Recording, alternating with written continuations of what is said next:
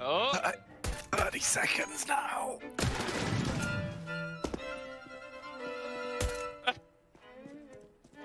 Dude, I know you're close. Like, yes! Get fucked! I should have stayed. Yeah, he went right by you, mate. Fuck!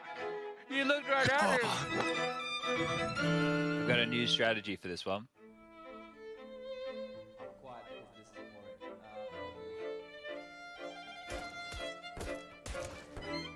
Hello. Fuck. Harry, now that is mega braining it. Right? Yeah. It's us. I like the attempt, Trace. Oh, no. Oh shit. Trace? He doesn't know. Oh shit. Trace, you've done it. You've actually done it. You slipped the net. Trace, you're about to get got. Oh god. No, don't move now.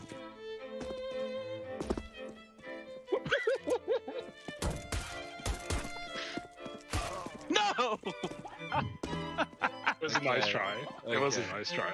Me and you up against the big man. 90 seconds. We got this. I want, He's fine. I want you to keep a cool head on your shoulders, okay? Dude, my head's cool. Where the fuck? I'm gonna call this round a lock. Good job, guys. Yeah, Harry definitely. It's just not gonna happen. I hate to say it. Sound is a bit misleading, I think. He's shooting the same texture over and over again. Well, it like echoes too, right? You know, Yeah. that doesn't help. It sounds like it's right here. Well, Victory! Very well done, Harry. jumping around in Palace right now, so. Yeah, Chattingham Palace once, dude. That was easy. Damn it.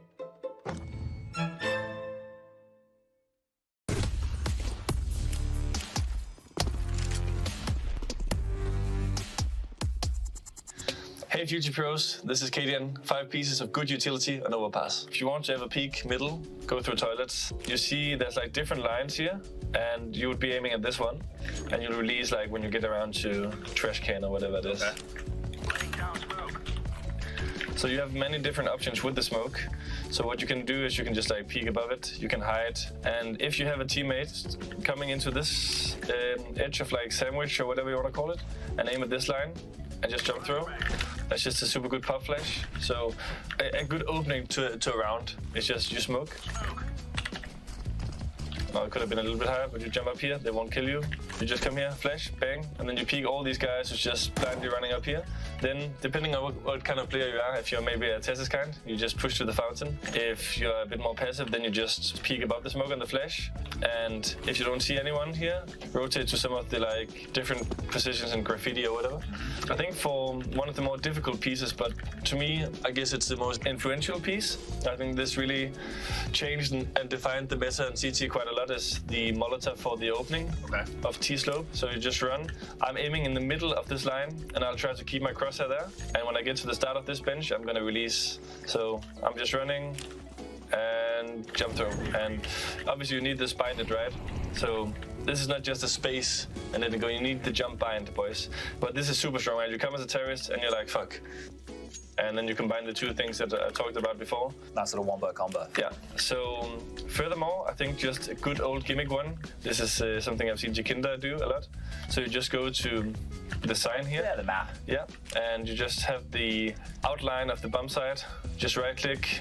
You hear them jump or you jiggle peek, and then you just release the smoke, and opa, you just jump up here, and this is super neat. Cheeky one way. Yeah, cheeky one way. It's super strong, and they won't really see you that well. And also, like running into a side like this, that is not comfortable at all. You know, you want to be ready for all these kind of small peaks and angles. This is again pretty basic piece of utility as well. But let's say you have one guy who's left without any grenades. He would just sit here, and my role would just be to like jump for information. When they come, you just smoke this. It's exactly deep enough that if they run up here, they're like, okay, he's not in the corner, and they just turn for side.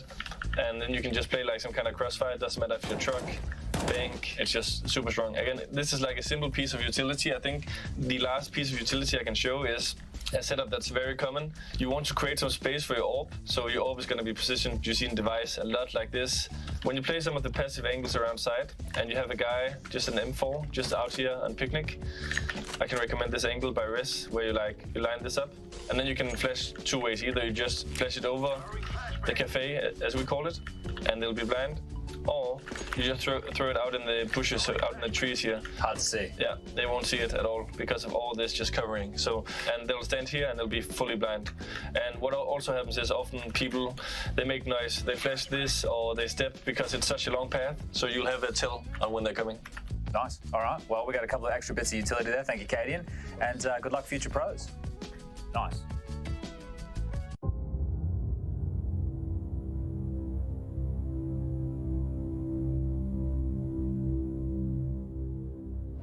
Cadian is one of the most recognizable faces, not only when it comes to Danish, but also global CSGO. Known not only for leading heroic, but also for how he celebrates his team's successes. But leading and celebrating aren't the only things he's renowned for. He's also a very efficient player. Let's travel back to IEM Gamescom 2015 and the match between Renegades and Cadian's SK Gaming. He needed just 2 bullets to stop 4 advancing enemies. Lashes are coming into B. They've gone with a bit more tempo. Oh, double shot! Takes down Yaman Sponge. He was missing earlier, but I suppose he makes up for it. Taking 2 with 1 bullet there. There's Cadian again! Oh my god! 2 bullets, 4 people for Cadian. Pretty fantastic stuff. And we said Cadian needs some confidence back, and well, if you if you need confidence, I don't think it gets much better than that. ESL Pro League is brought to you in part by Intel, DHL, 1xBet, US Air Force, Zowie, Monster Energy, CSGO Hub powered by Coil, and Gaming Malta.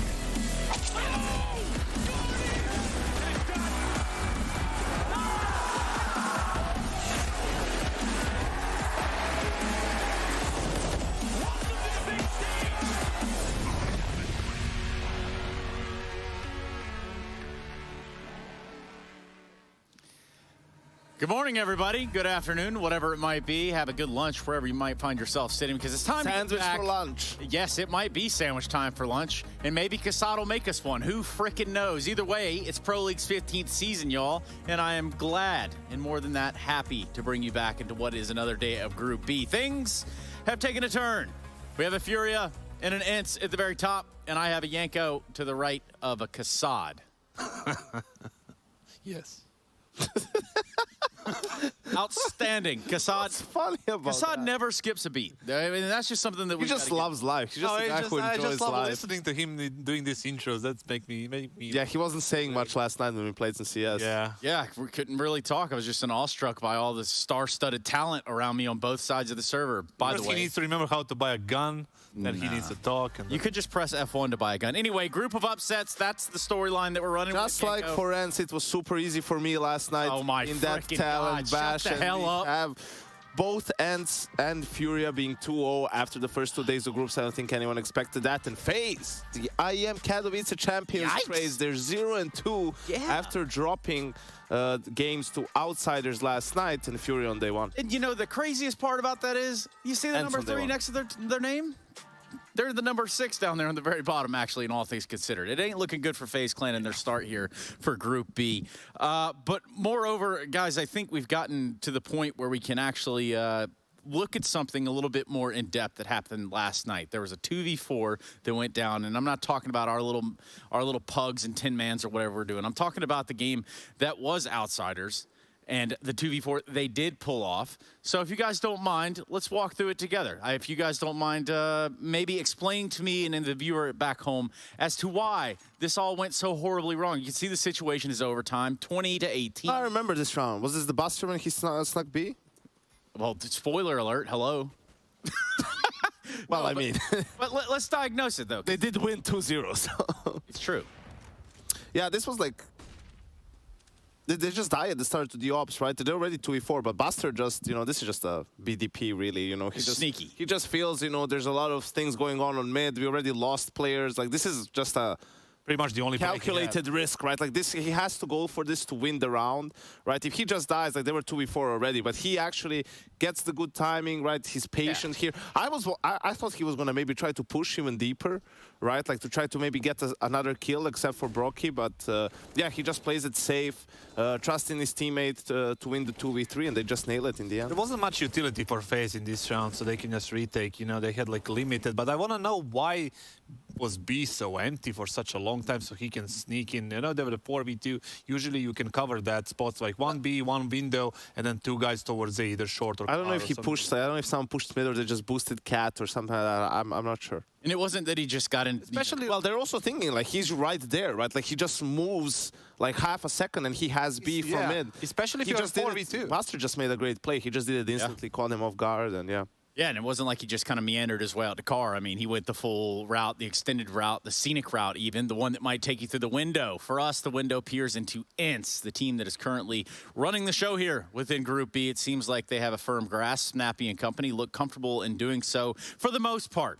Now, for Ints, Kassad, what does it mean for them to have a good start here? I mean, we spoke about this, that they have like good Pro League, you know, matches all over the place, like last season 13, season 14, and now they're doing it again. I spoke to one of the players, I'm not going to say any names, but he said like these guys... You're lying. And I'm not lying. These guys have only like a couple of tournaments to play in a season, and they're like massively preparing for a tournament like this, and that's why they're playing good. It's really hard to counter them, you know, and partly he's true, but all of the, I mean, other reason is obviously they have great individuals in the team that showed up, and they have a great caller in Snappy who is like making this thing work with such a young individuals right there. And you see Madden, you know, delivering yesterday again.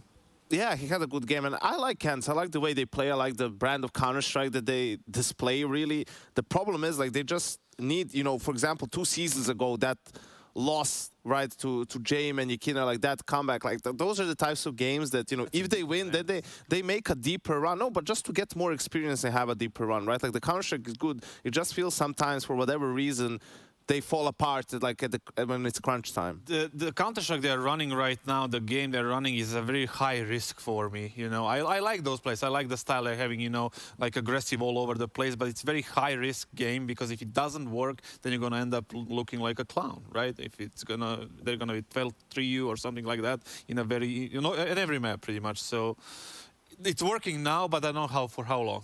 Well, I know what else is working on, right, or being worked on right now. We're talking about the Impact League. That's right.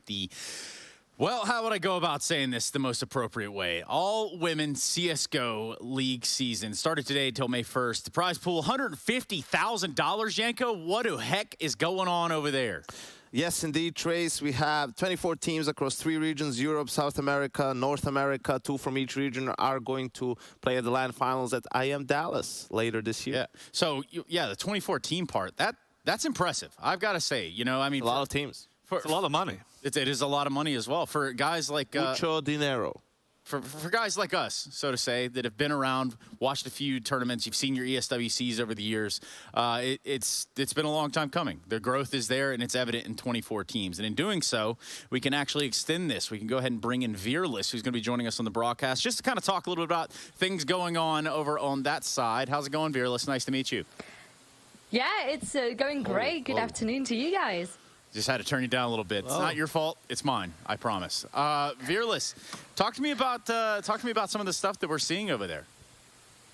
Yeah, well, so far we started yesterday. These matches have been incredibly fun, and not only we are seeing similar organizations that we see in male CS now transfer into female CS, which is super exciting. We have teams like Furia, MIBR, GOTS, and Ambush playing all here to battle it out for those top 2 spots per region, and finally, hopefully, we can go to LAN.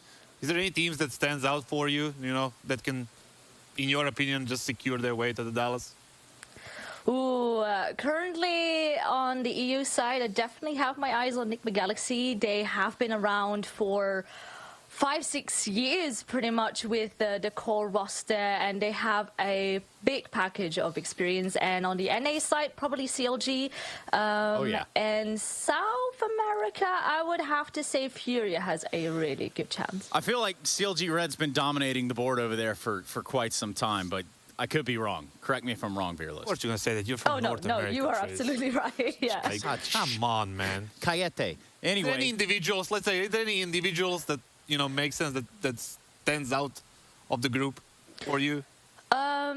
I would say yesterday we watched Total Nigatui, and in that game I was really, really impressed by Fiku. She, and actually the whole squad, is still pretty new to CS. We have only seen like recent stats of this year and the past year, and considering that they are so new and playing against a team like No55, which had, for example, Cressy in the mix, which is the ex-exit lineup, they heavily upset, and Vico on the op is so impressive. And considering that she is still a relatively new player, I really hope that squad can get picked up by a big word. Well, look, Fearless, it's been fun hanging out and whatnot. I mean, obviously, this is all digital. Can you tell the viewers where to catch up with the tournament? Yeah, so it is happening every Thursday and Friday. Starts at 7:30 Central European Time. First off EU, then South America, and then North America. And you guys can all follow it on the ESL_CSGO_GG Twitch channel. Yes, indeed. Thank you very much, Fearless. Hopefully we get to see you again. Maybe Kassad won't be as weird next time. Who knows? It was a pleasure. Thank you, guys. He's always going to be weird. Yeah, he's always going to be weird. There's actually no way around that. Also, is weird, Furia coming in here and putting it all on the table, Kassad. Tell me about the feeling of putting it on the table. Well, I'm talking about dinner. I put it on the table a lot of times when my team was playing. So it was, you know, back and forth, I guess. Back to you, Trace. I'm not getting involved. No, I want absolutely nothing to do with that. No, okay, sometimes you win, sometimes you lose. Yeah, and last night there were L's to be had. Now, Yes, L's there were are not in Furious hotels. camp.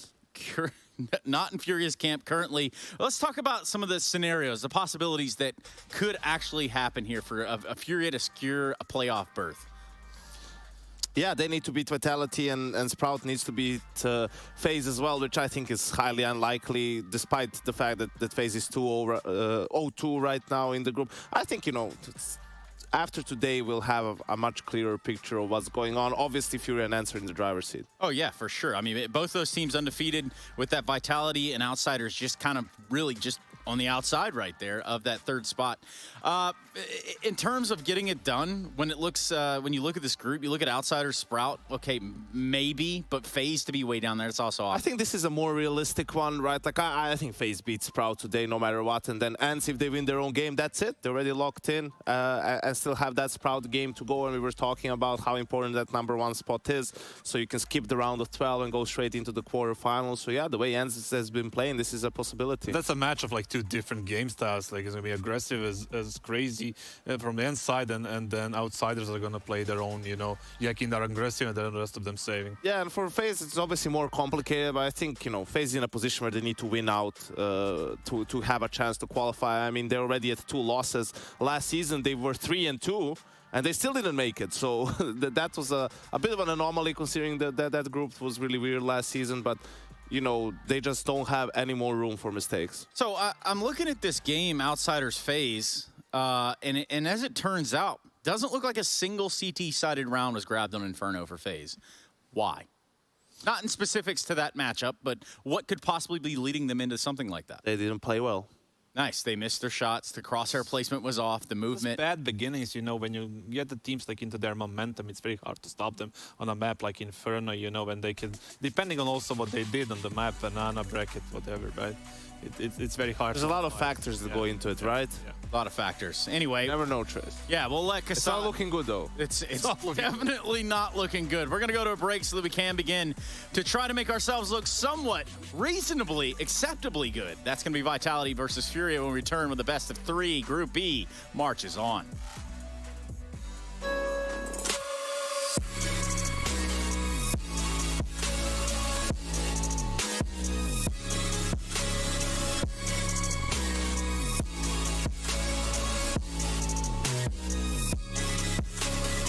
Love it, you wear it. What's your style? Get your merch at shop.eslgaming.com.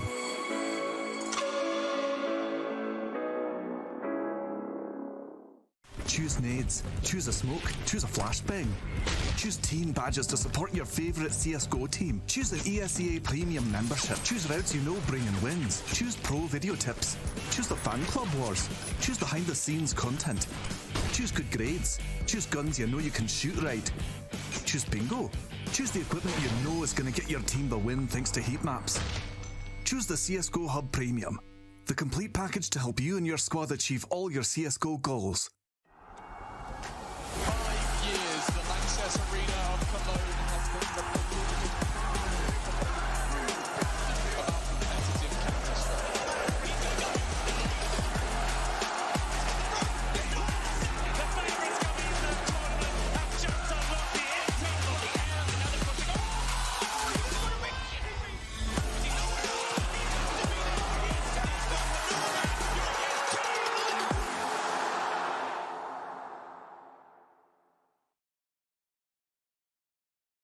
Ooh, idol, that's a strong word. That's a hard question. I think my Counter-Strike idol is nobody. I think everybody in this game is beatable. It has showed throughout all these years where we had different eras. Some players lose, some players win, but then the same players that win, they lose afterwards. It's always different. Obviously, first one in my mind is Simple, but I wouldn't call him an idol. I just think he's the best player in the world, and that's something that I respect him for. If I would have to say, I can say like Fallen pretty easily, because he was like at the start of CS. He just went like my job at doing Furia, like a captain, IGL, and also Alper, and he has a lot on his shoulders, and he did so many things coming out like a young scene like Brazil in the time back then. So I would say Fallen for those reasons, yeah. My old idol was for sure Barry, our coach now. But as it is right now, I love to see Kerrigan, how he plays it, and just I love his style around the calling. So it would be for sure Kerrigan right now. For me, when I started playing CSGO, I used to watch a lot of device. I don't have one like simple device that those guys following, of course. You know, I don't have like one specific guy, you know. So yeah, I think those 4 guys were the most like impactful in my career. I don't think I have really an idol. Back then, in Astralis Primetime, I always watched a lot of Glaive demos because I liked how they play. So maybe I would say him. But it's not a real idol. But I really just liked how he played.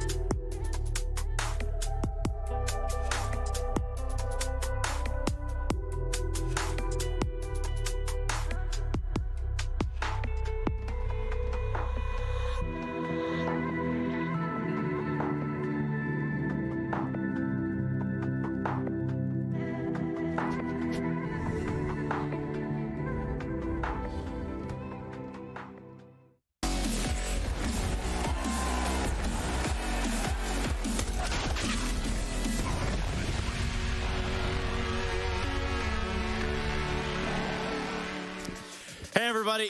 That's right, we're back. And I caught Kasad off guard. I love when that happens the most. Honestly, though, I couldn't do it without him or Yanko. That's going to be completely true. No retorts needed. Nothing else needs to be said. But I do think that we are not the only component of this broadcast. In fact, if I had to guess, it's almost time to get our stage manager, Ollie, to go get those commentators, wherever in the hell they may be. Ollie, go get them, man.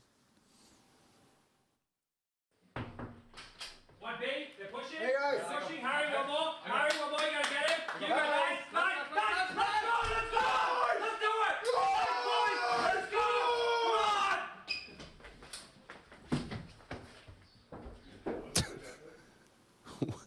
they're going their separate ways. Oh my God. I wish I had Chad in my team yesterday with energy like that.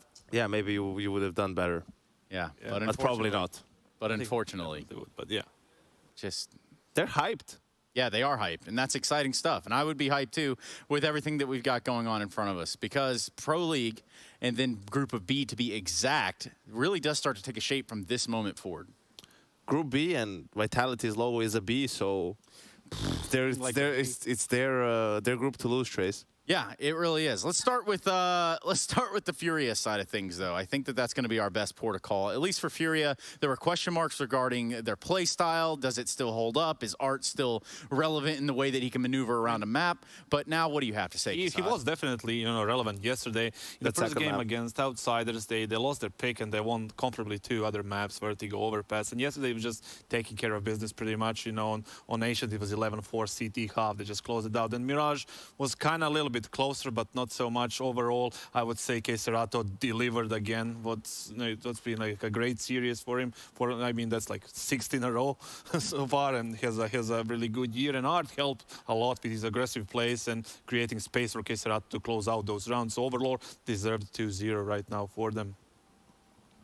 Sorry guys, I was on speaking of catching you off guard, sometimes, right there. Yeah, sometimes I'd be on the phone over here, even though I don't have like AirPods in or anything like that. Sure. Nonetheless, I'm talking about players to watch, or at least I would like to. I would like to talk about our Colex players to watch. So perhaps we collect ourselves and check it out.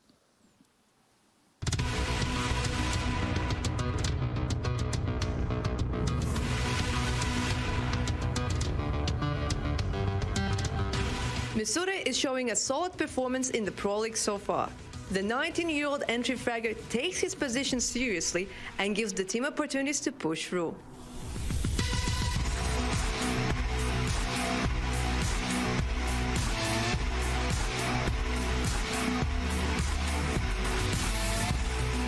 Will this tournament be a liberation from a rather bad start of the year? Safe delivers the results that Furia was hoping to get from their newcomer. As the aching spearhead of the team, Vitaly must do whatever it takes to shut down his quick reactions in order to claim a victory.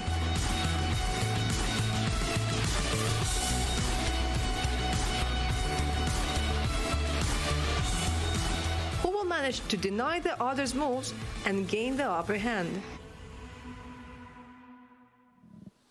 Yeah, and with the game at hand, they do have an opponent on the other side that has got accolades through the roof. Now, I'm not saying as a lineup as a whole yet, but I'm definitely seeing the trophies on the mantle for the side of Vitality. Yeah, I think also, I'm surprised Misuta had a 76 grade. I think he's much higher than that, mid to high 80s. But for Vitality, we were talking about him and probably Magus, because, who's going to be the star rifler, right? Like, Zyvu is obviously the star player on the AWP, Dupree more of an entry fragger, so to speak, although he has changed that role on some of the maps, right? And Magus has been the highest rated player of Pro League so far, right? Granted, they only played 4 maps. Compared to some of the other teams, but he has been lights out so far. Yeah, Misuta is a young gun that you expect, to take over that star rifle role right now. He has been delivering sometimes he really, kind of syncs with the team a little bit. When they play bad, he plays bad, but it's all gonna fix up in time. Definitely, now that they have Zonic and the whole system is probably, reorganized, and they need a little bit more time, especially him as a rifle. But Safi, on the other hand, it's very hard. He played in Pain, and I played against Pain. I played against Furia. Was it a Pain? Many times. It was more Pain. Plays in Pain all the time, I think is what he's saying. It was a bigger Pain playing against Furia than actual, Pain. Pain against Pain, playing against Pain. So a whole lot of pain, man. Oh, my goodness. Anyway, definitely it's a different style. It's a different style from Pain to Furia, And I guess as Misuta, he needs... Furia is a bigger pain than Pain is. You are a pain in my ass. All right. Okay, please take us to the interview that features Vitality's Alex. Wait, that's not... Hey everybody, right now I'm joined by Apex, the IGL of Vitality. Apex, it seems like your team is having kind of a slow start. You managed to win against Sprout, but they took you to double overtime on the second map. Yesterday, unfortunately, you lost to ENCE. Did you underestimate them? Not at all.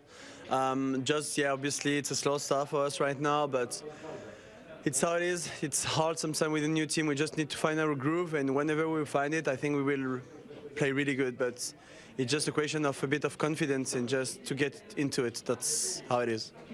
Well, it seems like you're having a lot of fun when it comes to off-server. Like the guys are always joking, like you're just having like a great time. How is Zaivu feeling right now? Like when it comes to in-game, does he still like struggle when it comes to the comms? Yes, a little bit. Obviously, his English is not really ready yet, but we knew about it. Zaivu is not as confident as last year for now, but it's normal. I mean, he's a human after all, and he just needs time to adapt to everything. His talent is still there. There is no doubt about that, and he will shine again soon enough. No worries about that. But yeah, it's tough for everyone in a certain way just to find our identity in the game, etc. But as you said, the chemistry outside of the game is really good, and everyone is working really hard to get through it. So it's just a matter of time. Well, today you're going to face Furia, a team that is right now 2-0, and they're kind of like the best team when it comes to America. What should we expect from the series? To be honest, I don't really care about the opponent. It's not about something I really care. I just know if we play our A game, we're gonna beat them. But we don't play our A game yet, so the only thing I'm thinking right now is just to get through it, just to get into our A game. And whenever we will do that, I'm pretty sure it's gonna work. And obviously, I mean, the interview is gonna be released just before the game, but we're not gonna play Mirage today. Mirage has been a map we struggle. Obviously, we lost it 4 times in a row since we have this roster, and we never won it. It's a map that they didn't play for quite some time, but we train it a lot, and we get much better on it. We didn't show it yet, but I'm pretty sure it's gonna happen. But today, there is no Mirage in the map pool, so maybe less pressure for some of the players because it's a map that obviously we feel maybe a bit uncomfortable right now in some ways, and it's gonna just get us rolling well and not thinking that we have Mirage in the map pool. So let's see how it goes. Awesome. Thank you very much, and good luck. Thank you. Interesting stuff from Spoiler alert. Apex right there. Not to be confused with Alex, who is a former member. Now, that's a whole different thing if it was so damn flustered. now. Yeah. So, anyway, there's not going to be Mirage. Okay, we can see that. There's also not going to be an Ancient. Well, that's a massive surprise what the Apex said there, right? I thought that was a lock-in pick for Furia. They already picked it in this tournament. Sure, they lost in the first game, won in the second game. But yeah, they don't decide to go for that pick and instead pick Vertigo, which is going to be an easy V2 in the second phase, and we get Nuke as a third. And Mirage is obviously, you know, removed. And I think, Inferno also an obvious pick for Vitality, their most played map with the new lineup. I don't know why they went for Vertigo, you know. I mean, I understand the reason, like maybe because they feel good on it themselves on practice and everything, but it's such an obvious punish pick simply because you have been playing Mirage relatively all right during this tournament as well. Just at such a punish pick, maybe they expected some sort of anti-strats from Zonic and yeah, I don't know. Maybe they feel like because they already played it 2 times, they showed a lot of good stuff that they had. Yeah. I don't like it though. Well, they have a lot of crazy stuff. You could also start T-side on Mirage rather than on Vertigo. Like Vertigo T-side, if you are 4-0 down, it can just spiral out of control. All right, Yanko, real quick. Does Furia win this or no? No, I like the maps for Vitality more over the course of the series. All right, well, we'll keep our eye on it. Thank you, Yanko. Thank you, Kassad, for most things. Thank you, Trace. And obviously, thank you for the lulls. Now, the lull in action does need to cease because it's time to get the map underway. LMAO, thank you very much. Love those fellas. Honestly, Chad is just chuckling like a schoolboy. I can't stop laughing when they're doing their segments. Yeah, I don't know. They really do tickle your pickle. And I'll tell you now, Furia versus Vitality. And the main analysis was that the veto alone has swayed them to lean Vitality's way. Yeah, I agree. I don't know what Furia are thinking here. I mean, you could have gone into Mirage, right? When we heard that from Apex, I'm thinking, oh, they banned Mirage, did they? Where's the ancient punish bit? Oh, never mind. Comfortable map pool for the Danish-French mix. And away we go. 3 smokes. Ooh, the 1x bet odds are still going to favor, well, I guess the favorites on paper, but as far as the group's gone, Furia looking hot to trot. This is a must-win game for Vitality. I was speaking to Gary over at the canteen, and he said to me, just the realization had struck him that they can ruin the Pro League chances of Vitality today. No one can afford to weather a 0-3. Flashes and smoke, bomb to be escorted up.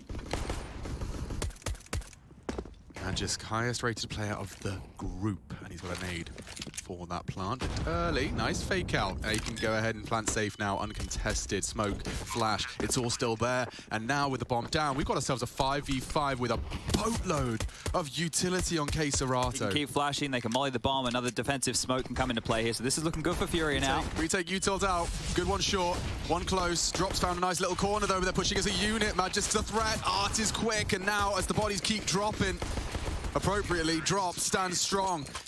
Combines with the others for a shutdown. Now, Alex, I do want to do a little bit of correction here. Vitality are currently 1-1. They beat Sprout in the opening game. It's FAZE who are the ones who are in a bit of a hot and heavy situation over there. They'll be playing Sprout later today, and so one of Sprout or FAZE will be able to pick up their first win. But you could see this here, the fake plan to dodge the nade and then just get that underway. So understanding the protocol utility coming out the other side. Good stuff from Furia there. Oh, well, Gary was wrong then. He was convinced. You're bang on. I did cast that game. 22-20. It was a close fall, but Sprout did lose. Apologies for that. Deagles and Kev are out, and a lot of smokes. We know they're drill here. Plenty of Galils. It does mean that they're prioritizing their utility. We'll see how long they can hold on to it, because they don't actually have full ramp control right now. So if they're planning just to keep dropping one-way smokes towards the crane, understandable, or keep smoking short so they can just focus towards the top of ramp and crane. But Art, he's a bit of an issue. He is so far in the event the #1 in terms of opening kills. Interesting smoke thrown out here from Yuri. He's actually going to use that to jump on over and go towards sandbags. So creating his own gap. And yeah, a nice way to clear sandbags. You like that from Yuri. Take some fights now. Still 4 players here. Need to find a kill. Nothing lethal on Zywoo just yet. Yeah, they're going to walk short, and that opens up the gates. It could open up the round. Apex builds into what Masuta started. Swinging in is safe. And he's done well on that one. Not ready for the Deagle of Magisk. He's managed to control it very well. The hand cannon's still a threat. Now they even have a number advantage. Yuri and Drop. Aggressive. And it works. Just as the smoke was fading, you could see they weren't anticipating. And now, well, Dupree, he's made of stern stuff. He has Yuri locked here at least. There's a one-on-one opportunity. Yuri's just got the patience of a saint. He's confirmed it that there is a dance on the site. Short is set up, and that was his opportunity. Dupree doesn't quite find the head. We'll make that 2-0. Yeah, and should be 3-0, right? Because that was the force spy right there coming out of Vitality. So handled by Furia. Sure, it gets a little bit sketchy in patches, but a great job. A couple of other little stats I was checking out, and obviously we've only had 2 games played for Furia. Well, 2 games played for everybody at this point. But as far as the event goes so far, they're #1 in terms of opening kills. They're #1 in terms of multi-kills. They're #1 in terms of 5v4s. And, well, they're #2 in terms of 4v5 conversions. But in terms of 5v4 conversions, you know, I've always thought Furia were a bit of a kind of hot or not. Sometimes they don't convert. Yeah, and one of the reasons for that is their trading not really on point, right? Their trading is middling of the pack, more towards the bottom. The thing that bails them out is their individuals. It's Yuri and K Serato who are 2 of the best players in the event so far. I think that they're maybe one of the most... When I say underrated, maybe it's just under-talked about duos, like rifle duos. Those guys, those boys are nuts. And I think half of the reason that they are under-discussed might have something to do with the fact that Furia kind of pulled out a shotgun and shot themselves in both feet over the course of last year. The junior situation? The junior situation, just generally losing Henny and spending a whole year trying to get back to where they were. I mean, I don't want to be overly critical or overly dramatic, but that's kind of how it struck me. That's how I would summarize it. And now it just feels like Furia themselves have the same sentiment. We're back. And we're going to chase the dream that we were supposed to be chasing last year. I like the Counter-Strike because the other night, it was Harry and Hugo who were doing their game, and there was an overpass versus outsiders, and they were talking about the cutting of noise and getting in their heads. So just some of the decision-making and the layers, it's not no longer Furia will run at you, right? There's actually a lot more to talk about with this team. So it's nice. It's seeing them grow into something more, and Art still does his mad moves, but they've got Safe who's brought in. You heard Kassad talking about him back from the Pain days when he used to play against them. And Drop is the one to me that... The more I get to watch of him, probably the better. I don't think I've seen enough to make a real... judgment. Yeah, it's tough with Drop. I think he's doing his job, but if he starts having some more breakout moments, have a bit more confidence, he could be that real difference maker for this team. Oh, definitely.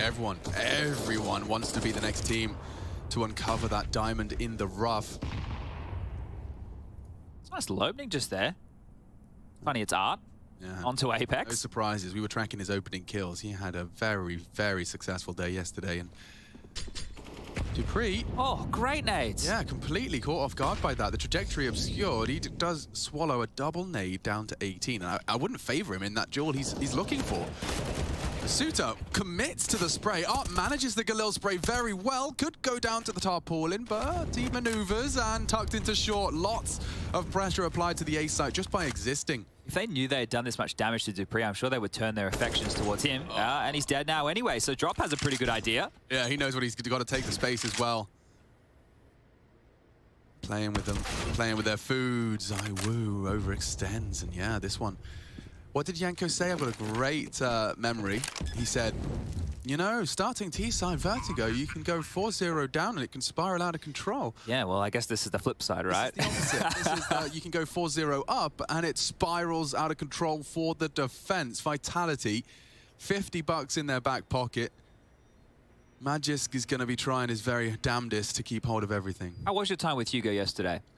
It was fun. It was fun to cast with Hugo. It was a throwback to my Pansy casting days. 2 hybrids walking around just talking about everything. And I didn't get to have my intervention with him. Oh. Maybe we'll have to have another one. Oh, no. Yeah, and unfortunately, well, we jumped into a full best of 3 10-man operation. I see. With Katowice crew and the Dusseldorf Dolphins. How did it go?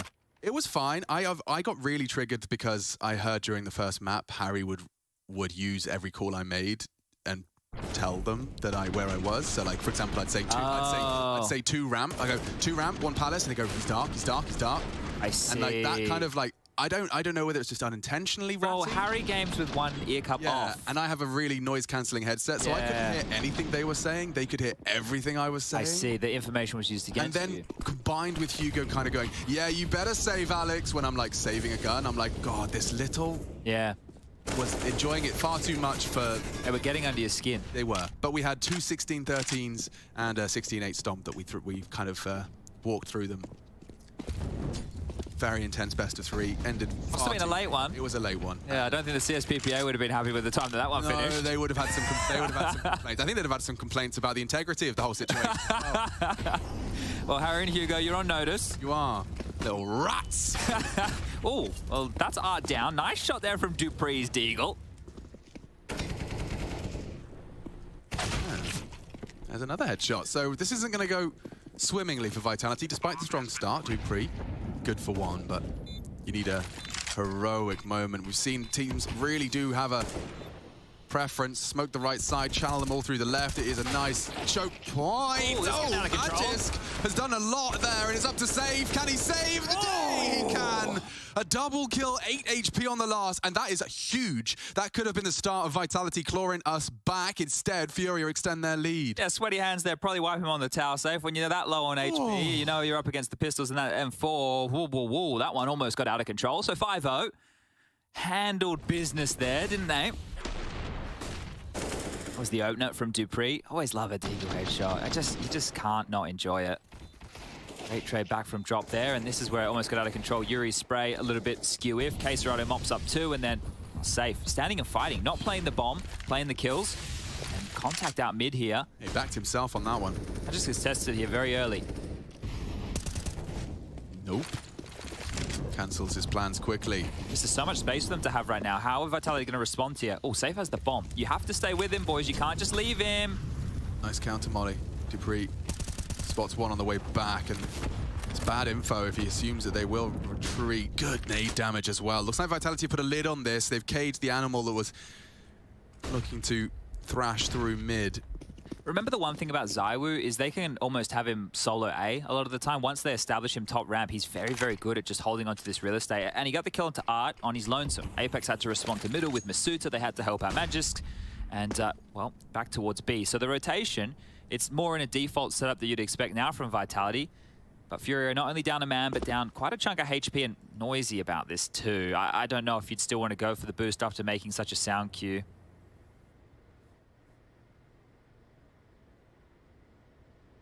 It's Vitality we're talking about. Now they know that with this setup they have answers on the jiggle. They know he's thought. Yeah, nice find. It's an easy one for Dupree to collect. Punishing round now. Vitality have actually dealt with this convincingly. And it is just safe. Hero of the last round. Gonna have to sit this one out. 15 seconds just to maneuver through and keep that AK on his body. I see some people jumping the gun on this whole ZywOo situation. He's had a bad start to the year, and now everyone's assuming that he's just forgotten how to play the video game. I also saw this whole conversation. It was a very, surprisingly articulate discussion over on the HLTV forums. Oh, really? Someone was actually trying to explain to the other person how the changing of your native tongue to your second language would affect your gameplay, and someone else just couldn't understand that. They're like, no, because your crosshair and your mouse and your hands haven't changed. And I'm like, God, have you not lived a moment in this life, in this world? Yeah. Look, the fact that you said you read something articulate on HLTV, that in itself is a miracle, right? Like, there. he didn't just say, lol, men's idiot. He actually tried to explain his position. Just quickly on the ZywOo situation, he's still the 4th highest rated player in this group. Yeah. Exactly. It's just... But with a notable drop-off. Yeah, and that's the crazy thing. If you're a god, when you start to bleed, we go, oh, that's the problem, right? So, honestly, idiotos. That's you. Elbow. Leave him alone. Apex is down as well. The site is surely open now. Magisk would have to save the day for the squad, and he is going to fight his way out of here. Has to get away now. Smokes are up, and it looks like Dupree has actually dealt with this. They were trying to poke and prod at B, but now he's in a dance with death and the round. All the ramifications of that death now to be felt. Bit of a nutmeg there from old ZywOo through the sticks, and Art gets 2, right? You see the missed shot into 2 kills. It's so punishing. You just know how frustrating it is to play against a team like Furia, where one man can make so much space and so much damage. It enables plays like that. Art causing such a kerfuffle on A that they just say, hey boys, they're probably going to have to acknowledge me. Why don't you stroll B? Dupree dancing with them. Is he really going to give this a crack? He's having a look here, and the bomb's starting to tick down. No noise made. Spotted here. If he could have gotten in a little bit closer silently, would have gotten away with maybe 1 kill, but K Serato executes, and that's going to be 6 now for Furia. Okay, Furia, we see ya. We see ya. Like, the fact that Art as well is still able to get away with aggressive moves. They're not the same aggressive moves, right? They're not the same maneuvers. They're different. But constantly over the last couple of years, having different ways to find that same traction. It's not easy, right? You can see like players of the past who were really good with Aggie moves like the FAZE and JWs. They were able to keep it going for quite a bit of time, but you have to reinvent eventually and have a few new moves. So good from Art to keep this up. Look, I love this style of in-game leading. It's so high risk, high reward. But I like, you get to be in the thick of things, you're making the call, you know what's going on. And then if you have these riflers around you, like the K Seratos, like the Yuris, you know that they're good. You know that they're good for a couple. Here it is again, out the smoke, 1 and 2. Masuta just absolutely wrecked. So fortunate with the leggy. Oh, it gives it away as well. So head on a swivel quite literally from Art. They're just looking everywhere. And good trading from Safe. Yeah, his pacing was nice. Showing up, K Serato winning the round with that duel on Dupree.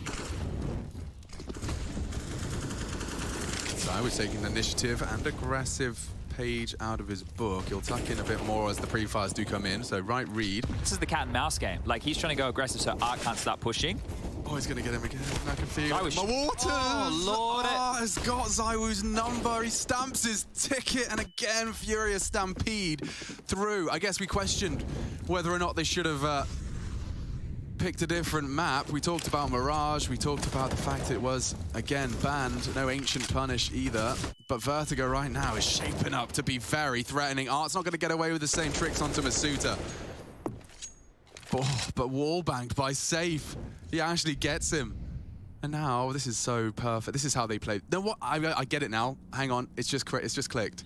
Vertigo is the perfect map for Furia. Yeah, well, you can be complete weasels, park people in every part of the map, cause a kerfuffle, make sound cues and fake you out, and maybe Dupree at least gets info. So quick.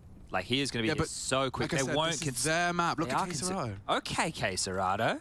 Hello. Dupree is going to be punching the desk. Mate, I heard you. I was right behind you. How are you accounting for me already? I'm meant to be the bloody bee holder. Yeah, no wonder. They must have so much fun on T-side Vertigo, because they can just fake you out, force the rotates, make you feel like a bit of a tit.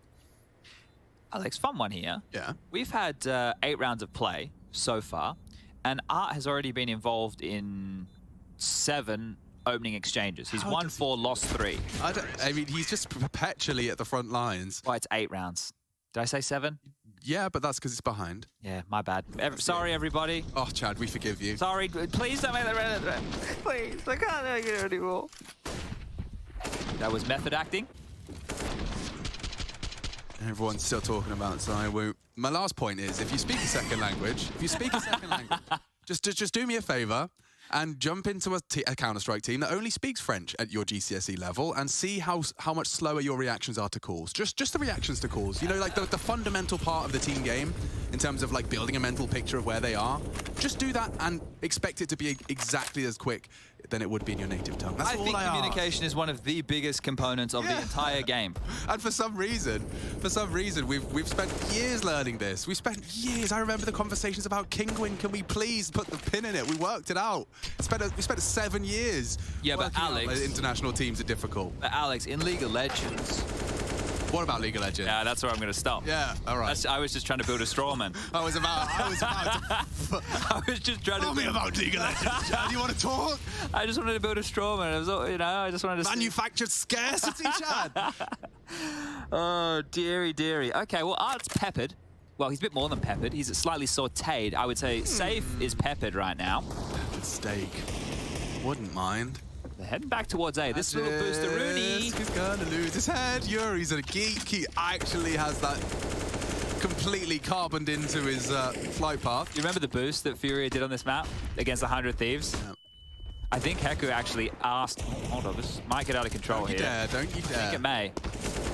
Oh, it is. Oh, it is. Chad's spidey sense tingling justifiably. There's no fakey boy maneuver here. This is not Furia at their fakey prime. Zywoo still has that M4, and so is a threat through the smokes. The smokes are still up, but Yuri's running out of time to plant. So you have to kill everybody and plant? I'm afraid so. Okay, well, he's got the lineup. Did some chip damage, but it's not really too much to write home about given the armored deagles are all they have and no kit. The spidey sense is a little bit broken today. No, it's just a little bit off. I think it was the next round. Hold on, let me fine-tune me knobs. Yep. And I forget that no one can see us. All this silly bugger stuff I'm doing right now, nobody can even witness. So, look, just pretend that I have a box in front of me and I was twisting the knobs, because that is quite literally what happened. Yeah, that boost. If people want to go check that boost out, I would go have a look. I would just Google Furia Vertigo Boost 100 Thieves, maybe? No, I don't know if I'm giving Counter-Strike too much credit, but I reckon you could get away with just Furia Boost. Furia Boost. I'm going to try. That's gangster. I reckon just YouTube. I mean, just Google Furia Boost. All right, let's see what the first result is. Triple boost on? Yep. You couldn't be more correct, Alex. I'm an expert at Google. And I'm not. It's quite seriously an ESL Pro tip as well. Wow. So future pros. If you want to hear Rushley's voice, head over to the YouTubes and you can check out the boost, which when we witnessed this going down, it was actually mind-blowing. I won't lie. Yeah. Anyway. I want to feel connected to all of you human beings watching and enjoying the broadcast today. What are the ones not enjoying the broadcast? And if you're not enjoying it as well, I would advise you to prioritize your time a little more. Don't spend it doing things you don't enjoy. I guess if you're a Vitality fan, you're probably not enjoying it too much right now. Okay. We can't do anything about that, I'm sorry. Out of our control. But like I'm just saying, it's a lovely sunny day in Germany. It's Friday. You've got the weekend coming up. We've got a very fun Counter-Strike game. I just want to see how learn how you're planning on spending your Friday evening. I'm sure there is probably a little bit of work to be done. Couple martinis? Yes, Sponge was touching his knob, Roberts. I know, but that is... See what he did there? He got it. Yeah, he did. He got it. Connection. He got it. Let us know. What's your Friday looking like? You got a cold beverage, a fresh orange juice with some ice cubes clinking around? You're going to be listening to some smooth jazz. Smooth jazz? I don't think I listen to enough jazz. Multiple mollies dumped here to kind of dissuade Art, but he's a stubborn man, old Art. Up he goes, and he's going to win out the fight against Zywoo again. How many on the opening kills, Chad? We're in round 10. That is going to be his 5th opening frag, and he's been involved in, let's say 8. 8 attempts. 8 attempts. Well, it works out again for Art, and we'll ascribe another one to his name. Successful. Can you take the rest of this round? I want to go count how many of them were against Zywoo. Let me just go and see how many times he's taken out the big man. Les yeux en français. Maintenant, monsieur dans le rang. Et tu es 3. 1, 2, peu. I said 3 instead of 2. 3 out of his 5 have been against Zywoo. Oh, jeez. Okay, so... And I believe that the 3 have been gun rounds. So you know that in Zywoo's dreams tonight, he's just going to have an Art wide peak in him. In some anime costume of some variety. Caserato's dealt with the only threat and the chance of us talking about this round. I'm afraid this one's looking a little dunzo. So tomorrow, Alex, did you know there's a football game here? I did know that. Tomorrow we've got 2 games. Yes. And there's even a 3rd game going on at the same time. So, who are they playing? Is there a rivalry? I'm not sure. I don't really follow the old people sports with the balls and the sticks. I like that. I'm stealing that. Old people sports. Let's see. What is it? Dusseldorf. But just so everybody knows, tomorrow there's going to be ambient noise like there's a crowd. Oh, really? Well, we'll hear it. We have to keep this window open. And that's right there. The train station's right there.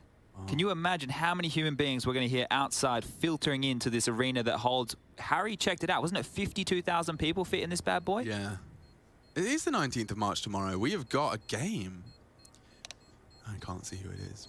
That's all right. I was really excited. It wouldn't matter anyway. Apparently it's Bundesliga 2. 2? Squared?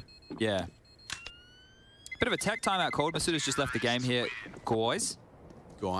And we'll be getting him back in ASAP. We'll just sort out the technical issue.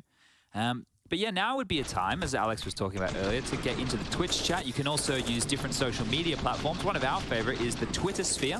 If you use that, if you use the hashtag ESL Pro League, that's probably the one that you should use, so the ESL account will see it. Or you can tag Alex and I. That's at Sponge SPUNJ or at Machine GG. Yeah, we've got Zach coming in with an early message. He's just talking about how much he's enjoying the new Vitality. He says, I think Vitality will be a beast team really soon. I love seeing the chemistry of Zywoo and Magisk beside each other. Oh, okay. That bromance will tally for a hell of a lot of kills in the future. And I'm sure he's not wrong, you know? I don't think that's something we've even considered. The boys, excuse me, over there. From Vitality have imported a lot of experience, and it's not like he hasn't had players like that around him already, but I'm sure just the more the merrier in that respect. We just have a bit of a PC crash, guys, so we'll get this back underway ASAP. But Zach, I'm curious if the amount of A's in your name was at birth, or if this has been added since. I think he adds an A every time he gets bodied in matchmaking. Oh, Zach, confirm or deny. Yeah, these are just some of the highlights. You can hear this music. We're kind of, right now, flying through space as the Counter-Strike is appearing on the galaxy around us. If I close their eyes and picture that now. And, well, our destination will be 51st floor of Vertigo soon. Yeah, baby. I'd love that. But back to old people sports. Yeah. The conclusion I had is that the one-to-one I found from football Twitter to in esports, like the one that runs parallel, is Call of Duty Twitter. Oh. Because it's more tribal than most. You know, like in Counter-Strike, apart from like the Royal Arena with all of the the adults that read the newspaper. But apart from them, most of the time we have like a full arena of people who are there to watch the game and have a team they'd like to win. You know, we get both. We have like, oh, I'm here to watch, and they can appreciate when there's a clutch on. Doesn't matter who it is, they'll be there to celebrate the brilliance of the clutch. Whereas for football fans, it's like life or death. Like, I define myself by the success of this team that means nothing. I see what you're saying. Too. Yeah. And it's the same in COD. Like, they, phase up and they're throwing fists, whatever it may be. Imagine if we had ultras. Yeah, well, I'd rather we didn't. Me too. I just think all of that type of tribal thinking can stay over there because that's unnecessary. Yeah, you can be passionate about something, but you don't have to be aggressively When you're walking up to another human being with a life as complex as your own, you're like, hey, your shirt is blue and mine is red, and that means I hate you. It's like, you look like a pillock, you know? And I'd really rather we keep that away from the lovely safe space that is esports, he says, with through grit teeth. It's good that it's good that people are passionate about something. I really like that. Yeah, and I don't want to take that away from them. No, they should be, right? And look, we can get into a deep philosophical conversation, but maybe if we get a couple more technical timeouts, because right now, everybody, what you're here to see is back underway. 10 rounds of play, and it's not a cracker of a game unless you're a Furia fan. And, well, I'm sure there's a lot of you out there watching right now who are. Let's stay on board with Art here because he's going to try. Look at this setup. This is one straight out of the Lanchan playbook. Two posted up on mid. On the Hugo box. Hugo box, as we like to call it. Going to give him the Hugo right here. No nades, I guess. In the absence of a Hugo, you just put another body there. Oh, Jesus, Apex, that's a wide swing. And Art is got another opener. I can't believe we're adding another to the tally. Yeah, keep him coming. Keep them coming right here. Look at all this pressure applied on A right now. They don't have any control. This is a minute 15 where they're already full up. Crane, nobody over towards the short. Alley, Ivy, Gap, scaffolding position. I could keep going. There's that many names. Yuri with a bit of a cheeky wall bang right there under the toes. But they're just going to continue to bear down on A here, and why not? Plenty of util for the explosion onto the side, the push forward off the one-way. ZywOo, is he going to be noted? Yuri's taking down Magus here. It's just ZywOo, and oh, he's found one. He needed to find another. K-Serato deals with that. And Alex, I think the score is about to read 10-1. Okay, and damage control. Like, so it's, let's say we've got Vitality fans listening in. Yes, what we should do is get Vitality to send them all a box of cereal. Yeah, we're doing damage control. One complimentary box of cereal for every game they lost. That's not bad. The left shoe of their Adidas pair that are out there. Just the left shoe? Just the left. To buy the right. Well, next time there's damage control, we'll do the... You got a marketing degree? I don't.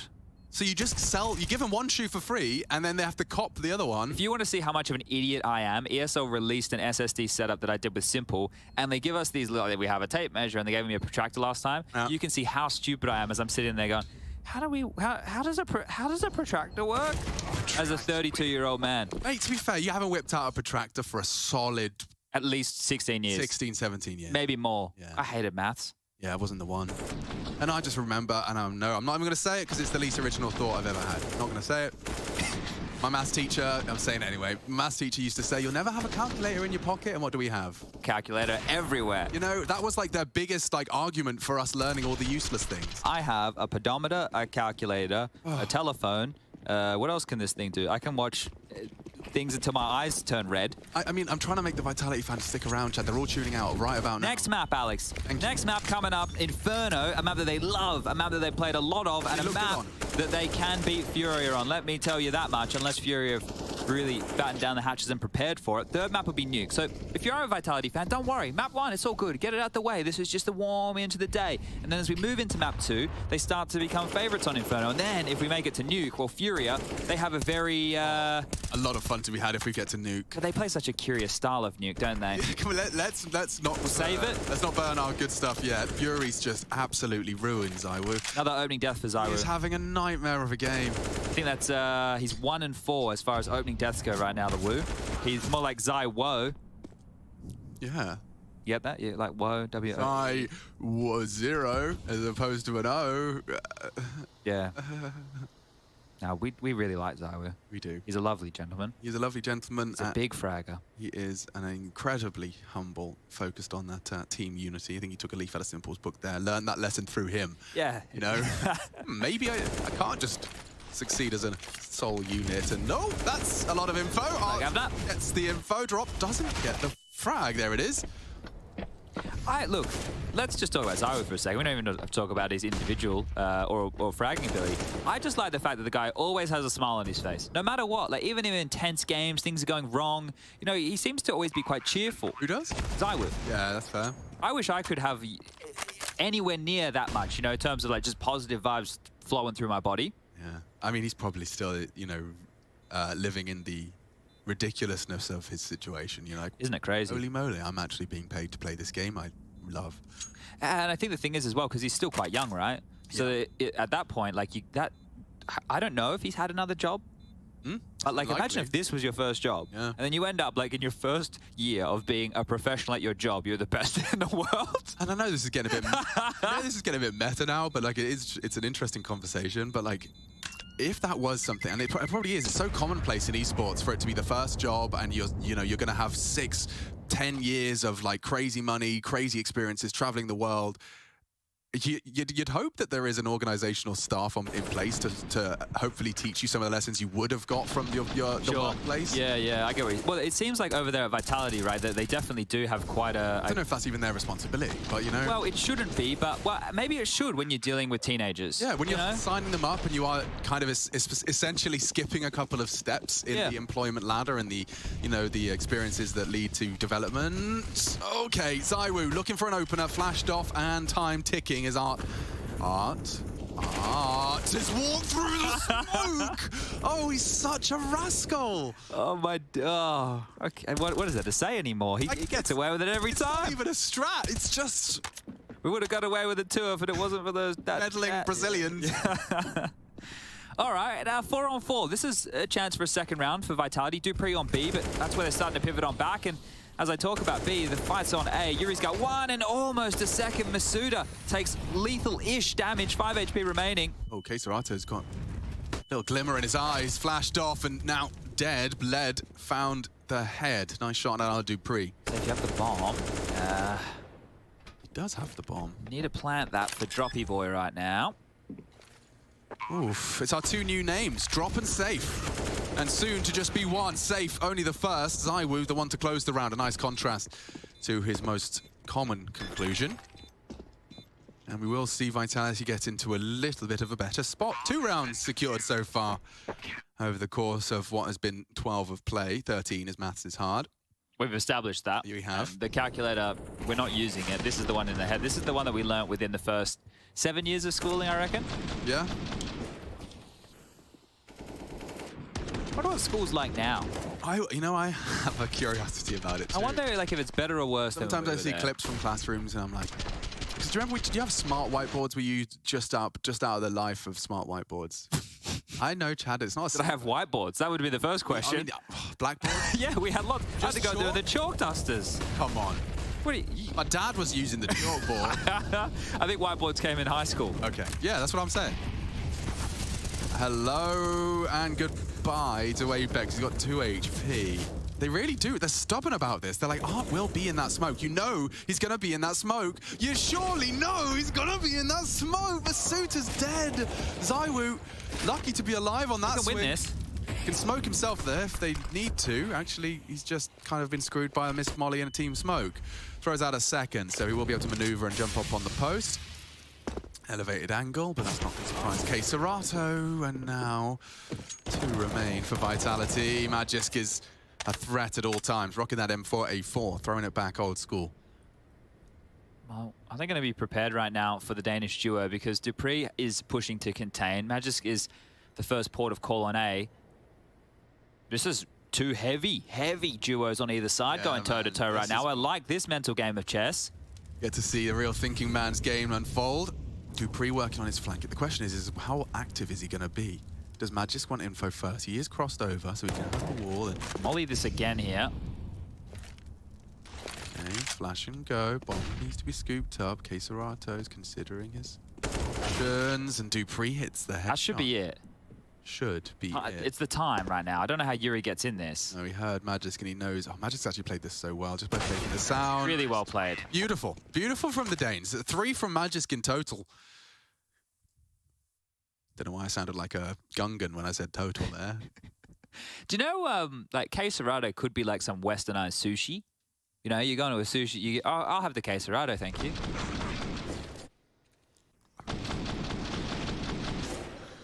I'm slowly converting to sushi, actually. What's so funny? No, nothing. I was just. What's a Gungan? Well, exactly. My brain. I don't know if you know this. I'm sure you do. Is that I tend to speak before I think. It helps me with commentary most of the time. Sure, yeah. I can tend to just keep a stream of words flowing out of me at all times. But Gungan were an amphibious sentient species, the native inhabitants of the planet Naboo. Oh, okay, from Star Wars. Naboo. Okay, all right. Remember the guy that goes... Oh, that was... Okay, yes, I do. Yeah. I do. I said total, I had that like was some phlegm, it went like... Jar Jar Binks. Yeah. Yeah. Yes, I see. Okay, all right. That's one of the Star Wars movies that you can all skip. But let's have a look. This could be 4 for Vitality here, and this at the gates on the way out the door wouldn't be too bad. They'd be looking at 3 consecutive rounds and finally getting some wins under their belt. Very important so the individuals are warmed up, even if this is still a stomp in the second half and we quickly trundle on over towards Inferno. But again, an opening kill onto ZywOo. This time it's Yuri who hits the lethal blow. And you saw through the X-ray how he was maneuvering, completely different approach and the same result. Furia, they have got the recipe perfectly ironed out. I was going to say like the Spice Girls. That's not what I meant. There's 3 of them. Oh, the Powerpuff Girls. Yeah, yeah. And they put their rings and they connect them. I think that's Captain Planet. Oh. And what about when they combine and turn into a mega... Power Rangers. Okay. As our childhood. Well, this could be a very tasty-looking B execute right now from Furia. They can get B lobby control for free. Magisk is floating over towards default right now. We could have the site completely laden with flames, but if Apex keeps pushing, this is not an angle that you tend to clear where Yuri is holding. Oh, Yuri steps out, so they know now it has to be B. Yep, and he's gone forward. Yeah, that was a gamble. He rolled the dice, it's Snake Eyes, and now 3 on 2. They are going to walk in with his man advantage. Apex is low as well. You can see that it is all onto Dupree. They're going to walk through this. He's got a supportive flash. Catches the bomb on Art, but they do swing through. Apex could win this. Has already ironed out the first and the second. Big one from Apex to give them 4. It's not pretty. It's great for Furia, and they're looking to convert their punishment here. Vertigo, 11 rounds to the good. We're swapping sides, and we'll be right back. Stay hydrated.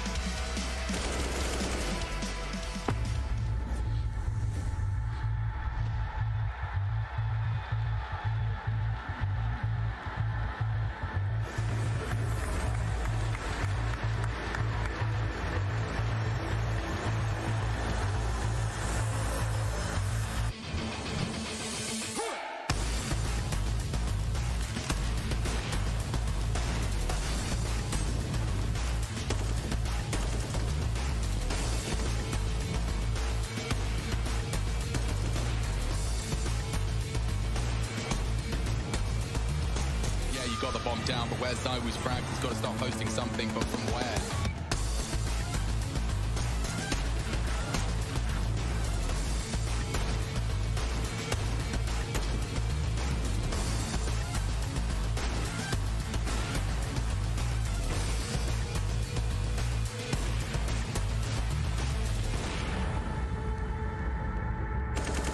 Zywoo, he's just got a slight gap under the smoke, and it's enough to catch Boomich in transition.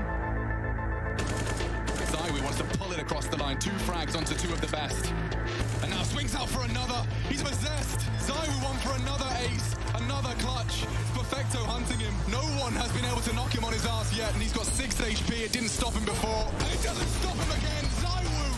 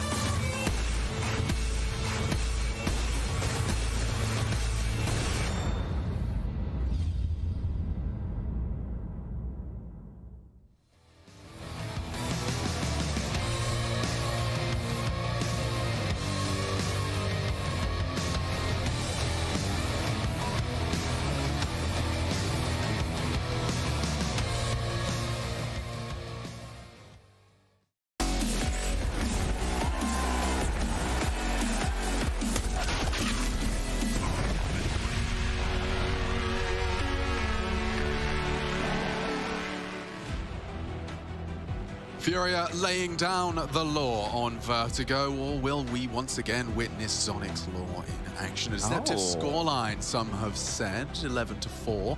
Vitality on the T side. Still a smile on Masuta's face, that's good. Zywoo had an absolute nightmare with Art and Yuri finding him on those smoke sprays. Opening kills are plenty, and rounds 2. Furia 5 away from taking the first in this best of 3 series to start off your Friday right. Quite the head-to-head. Dupree, Magisk, Zonic, joining a blend of the French best. Masuta, Apex, Zywoo combined. And 4 across loudly to the bridge. So someone wants info. Safe is brave enough to give him the lordy. Yeah, that's long range on the Glock. 1x bet leads Furia's way. That's swapped since the start. Running out of bullets here, Alex. Yeah, but the nade does finish the job nicely. Matt just caught some flack on that, and now drawing the crosshair for only a moment. Zywoo good for first, but Yuri and Keserato whittling away at what little remains. Yuri with a pair of frags, and that's 12. That very well could be the start of a conversation about map 2. Yeah, great stuff there to convert the pistol. It got very dicey in the moment. You saw the crane peak and the top scaff peak, and neither really landing a whole lot. But if you can just plug the gap that is short, the Glocks coming up can be very domineering. But if you're able to stall them out with enough bodies, they go in the choke point, you have the superior pistol, and, well, you saw what happened. So 12-4, 4-spy back for Vitality, and the 4-spy didn't go great within the first half, did it? Let's see if they can change that tune. ZywOo with the biggest of the bunch into a Galil, the rest with the digs, and, well, Smoke's prioritized here again. But Vitality have a hard time of things here, right? It's the T side of Vertigo with light U2. You need to hope that you get gifted a kill, and if anybody was going to, it would be Art.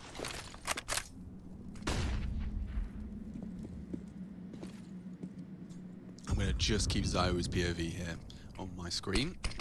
The Galil cam. Galil cam, exactly. I can take cursory glances as to how that's progressing, but they have put some weight behind it. You can see that full investment of single rifle. The thing is, right now, they are just waiting for the util to limp on out, but Art hasn't thrown anything. So that's a bit of a problem here. And, oh, Art, you haven't thrown anything, but you're actually starting to push. What are you doing? 1 and 2, almost flicks into the third, but that's the Galil. How does he get away with that? He had a full bag of utility, and he just pushed randomly. I'd be so frustrated playing against this man.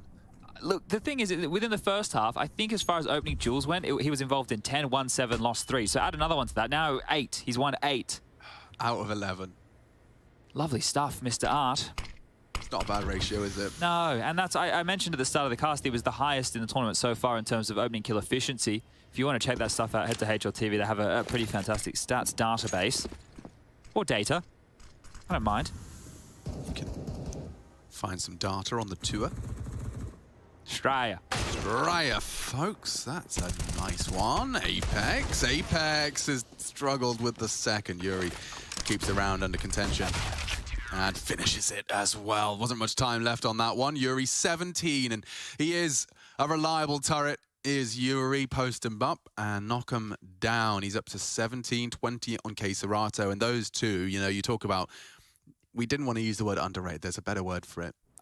Under-discussed. Yeah, because I don't think they're underrated. No, like when we talk, we speak usually to their power in collective ways. We speak about Furia's power. We're not being specific in the same way we are with other pairs. I'd say it's a bit nuanced and weird, but there you go. Yuri's great. I think the two of them are sick. Like, their decision-making, the thing is, they're bought a lot of space to then operate in, but they still can do opening work. You've seen that throughout. They're great CT anchors. Oh, he's done it again, Chad. He knows they're against just the pistols. Art has bought 64 bullets of absolute mayhem, and they're coming his way. Come on, man. I hate this gun. I really hate it. I dislike it more than most things. And that, you know, God damn it. Every time he buys it, you know what I have to listen to from Rush? I gotta listen to Rush 1, 2, 3, 4, 5, 6, go, well, Art buys the Bison. They're major winners, Art. They're major winners. They lifted trophies. You can't buy a BB Bison against them. Well, you know who we have on the 1s and 2s today? Because Rush is still having his sabbatical. Yeah. It's Jakey. And doing the camera work on the side is J-Raz. J-Razzle. I did think we've got some incredibly high skill third-person views. Yeah, Jay really, he's done some geeky stuff. Yesterday, there was one that he did. He had it, so Drop was the last guy surviving, and there was an AK drop from the balcony, and he had the camera so that, like, Drop went to hold up a second, I'll get back to that, because Art's doing something crazy. Man just knows. There's no way Art gets away from this. Like, there should be no... Thank you, Magis. Thank you. Yeah, he had it so that the camera angle was there. As Drop tried to throw the nade to blow the AK back, the bomb went off. But it was really cool camera work from old Jay. Heat nade down. That's going to chunk 2. Masuda and ZywOo soften for the M4 and continuing to spam on through. They're finding more damage. Peppered is ZywOo. He's dead. Safe's got another. Oh, let's just fight round, should we? No, let's just win the round, actually. I think that's what we'll do. And they will. Inferno. So yeah, that's a map. Inferno's a map, and it could be a very competitive one. This Vertigo pick. You know, if I'm Vitality, this loss hurts even more. Not because it's 16-4 even. This loss hurts more because I've just accepted Mirage ain't my vibe. Yeah. I've just made it clear Ancient's not my vibe, and now I'm proving that Vertigo's maybe not my vibe. At least not against the best Vertigo team. Map pool shrinking a little bit, isn't it? It's getting really hot under my collar trying to find a map pool that I'm comfortable with in a competitive environment right now. They are going to have to get to the drawing board fast. Obviously, this is just one game. yeah, they really still can come back in Inferno, and then I think Nuke is honestly anybody's. But right now, look how hot Fury are looking. This is nuts. It's a morale breaker. If he was to catch ZywOo, this is a change of pace. A double from ZywOo. Guys, go now if you know you wanted to get back in time for the death segment, because you might be able to quickly go to the bathroom and get a drink before Yanko, Trace, and Casada are on the screens. I don't think you're going to miss too much here. Minute 10 on the clock. Magicson, Dupree, rifles short, have to go up against 3 on the other side. Art continuing to patrol over towards A, parking the bus is K-Serrato. When the link man have dropped, well, he's making his way to the right bomb site right now. He's resisting the temptation.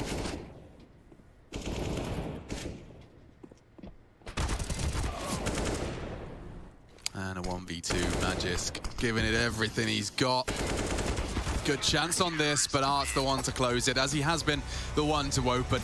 Just 20 rounds played as we conclude our first map. That is crazy.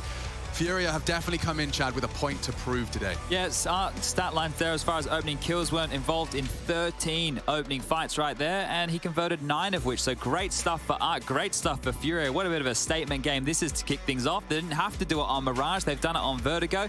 Inferno coming up just next, but it looks like Heku is trying to get one of the players down there on the sidelines for a little bit of an interview. A hard talk for Vitality now to have as they need to wake up, get going. And so far, they're 1-1 within this group, and things are only going to get tougher from this point onwards. Yeah, Chad, right now I'm joined by Gary. We already got to talk yesterday, but we'll keep on talking because you guys keep on winning. Do you think that Vitality got surprised that you didn't pick Mirage and like try to keep their like 0% win rate? Yeah. I'm sure they didn't expect us to pick Vertigo. Yeah. I mean, right now you absolutely destroyed them, and I hope that they will still be able to do like their best when it comes to Inferno, because we want to see like some really good CS. We already actually saw them play against Sprout, and Sprout managed to get them to double overtimes. Did you manage to learn a lot from Sprout, like from that demo? We play against Apex team a long time, so we know how they play. They know how we play, so it's like always mind games. We are prepared to play Inferno. Yeah. So this is going to be a 2-0? Yeah, I hope. Okay, good luck. Thank you.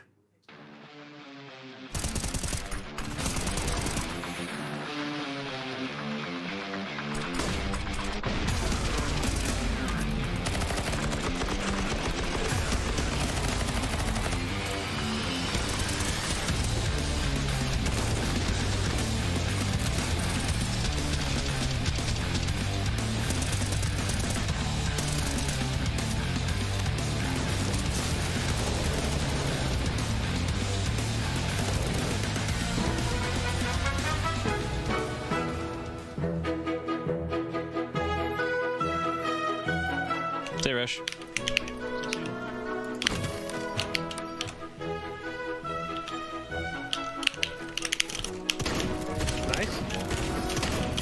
Nice. Doors, not looking at us. I'm going for this.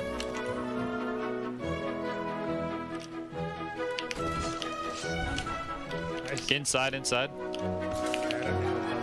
Yeah, I see him. Going. Oh, I can reach him in the hole. Oh no.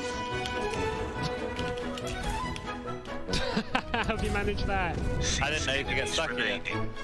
Did you know you could get stuck I here? had no idea. Alright, should we see if this works? Yeah. Oh, saved. Oh. One more. Yeah, hold on. Strafe. He's looking at us.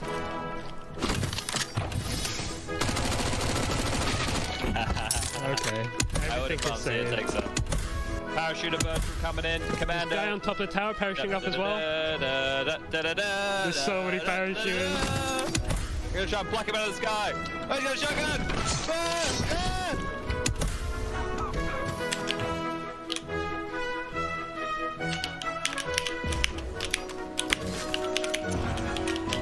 Nice. Get out of that, I'll be impressed.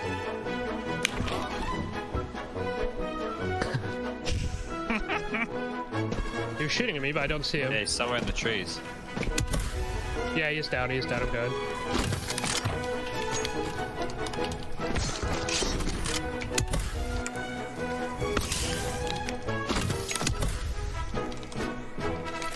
Under the... Oh! Perfect. How about that one? That's pretty nice. Impressive performance. Thank you in advance.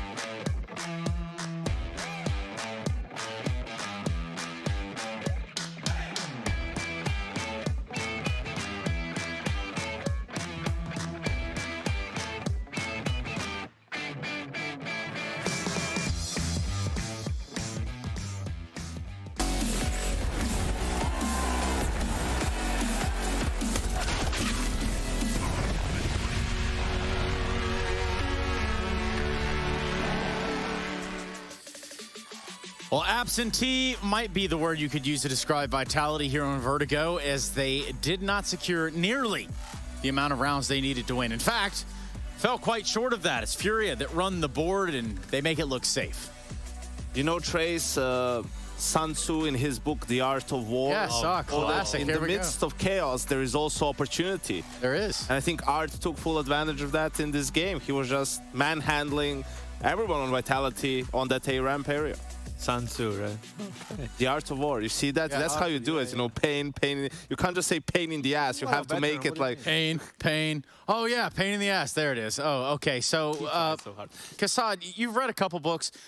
In Dr. Seuss terms, what would you make of what we just saw? The thing is, like, we spoke about, you know, Furia's core, Art, Yuri, Keiseratov. Will they be able to deliver, you know, on these big games again? And they did. All of them had 20 kills. I think Yuri had 21. But what was most impressive was the T side and how they played it, right? It was, they started off with a pack mentality towards B side. They won it a couple of times. And the thing is, like, when that happens, the CT side need to reinforce that B side. They need to send more rotations. And they just went on A. The problem for Vitality was when you face them on ramp, you lose. When you go back to the site, they just walk up to you and you lose again. So they were completely helpless on every part of the map. The problem for Vitality was the same problem we have in our pugs. Is like someone dies in the first 15 seconds of the round. Guaranteed. Every single time. It's like the game is like, we can talk here about this. Dude, like playing like 4v5 or 3v4 every round just sucks. Like, it's not just the man disadvantage that you have, the numbers disadvantage, is that in that position, every good team, which Vitality is, like, you're going to have to try and do something,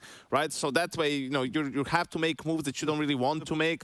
They're riskier, you get punished for it even more, and then you're down 11-1. The problem is that they start playing aggressive, they got punished. They play defensive, they got punished again. They went to B, they got punished there. So it was maybe like, they like it. Wherever they go. Yeah, maybe they're just a bunch of masochists. Maybe. Maybe it's time for our Air Force Aim High head-to-head before Kassad says anything to get us pulled off air.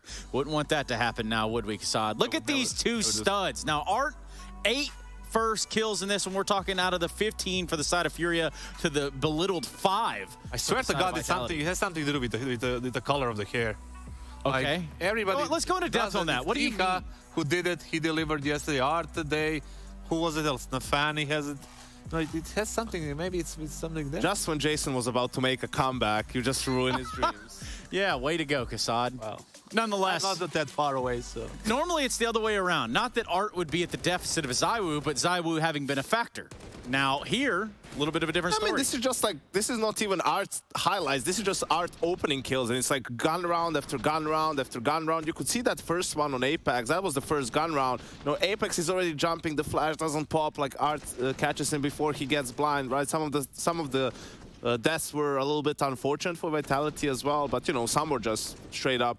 I believe misses from ZywOo as well. Maybe they got, you know, surprised by the vertigo pick. They didn't have anything prepared for Art. Maybe they expected Mirage there, you know, and they had some stuff prepared for the Art. Yeah, I agree. They're just completely caught by surprise here. From the interview with Apex and then with Gary as well, I think they were completely caught off guard. And then the question is, like, you know, are they really that dependent on preparation so that when they do get caught off guard, when they get thrown a curveball that it looks this bad? I don't believe that. I think it's just also, you know, an off first game, really. Like, they were too slow to get into it, and Furia was firing on all cylinders. Are we done? Game yesterday as well. Are we done with the conversation? Put them on the last game. You guys cool? You hear that, ESL? Wild man now. That is Yeah. Kassad speaking just for himself, might I add. No, are we done with the conversation that is communication within the camp of Vitality? Yeah, let's say so. Well, I don't know. It's Well, what do you mean? You mean like comms? Like Well, yeah, I mean, in English? what we're looking at here is an international team. Yeah, I don't think so. I think that's still a conversation to be had, and it's going to be a conversation for a while. And I think it's the one thing that will hinder them from, being that Apex number one said team. himself that, a couple of players are not like English ready yet, right? Yeah. So they need some more time to kind of, it's not easy to think of one language and translate to another and then say those things in the middle of the round, While smokes are flying, flashes, you're smoking your own molly, like you're trying to stay alive, like you're trying to figure out. It's difficult. And also it's... would say No. Trace would say absolutely nothing. No. Trace would say that Inferno's next, and Kassad, be careful before you get smoked. It's not just about the communication. It's also what Apex mentioned. It's like the culture, the identity, right? Like French way of playing CS and Danish are different. So you have a French in-game leader with a Danish coach, right? Like there's a lot of stuff to still be figured out there for Vitality. They all need to be on the same page in the game. Furia 2-0? No. Okay. No. Well, you heard it right from Kassad's mouth, and Yanko's as well, that we're going to be jumping into that second map. And that's right, it's Inferno. Ladies and gentlemen. No. Yes. It's not looking good, Tris. Yes, it's not. It's not looking good. I'll be honest, Vitality. It's not looking good.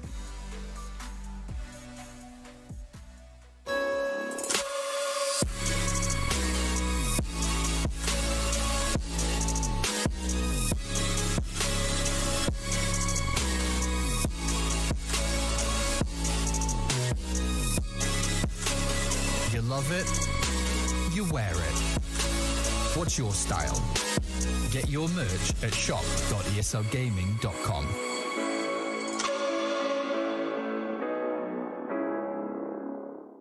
Choose nades, choose a smoke, choose a flashbang. Choose team badges to support your favourite CSGO team. Choose an ESEA Premium membership. Choose routes you know bring in wins. Choose pro video tips. Choose the fan club wars. Choose behind the scenes content. Choose good grades. Choose guns you know you can shoot right. Choose bingo. Choose the equipment you know is going to get your team the win thanks to heat maps. Choose the CSGO Hub Premium, the complete package to help you and your squad achieve all your CSGO goals.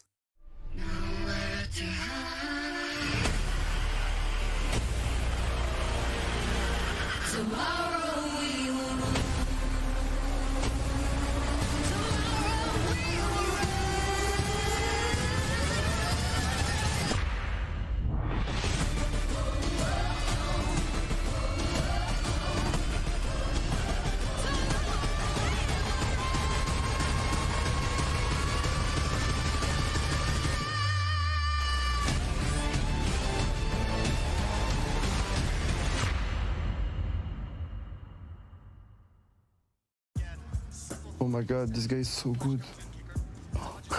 2 at the same time? 3? 5? Can't imagine someone as good as him, man. What are you watching? Oh my Look at it, he does it so well. Everybody? With everyone. Look, again. Again? The fuck? He's so good. It's so good. Then he's waiting? What? No. Oh, he's gonna take all of them. Not the ace. He takes the ace. ace. Oh my. That's exactly what we need, man. Oh, just like taking him like, look.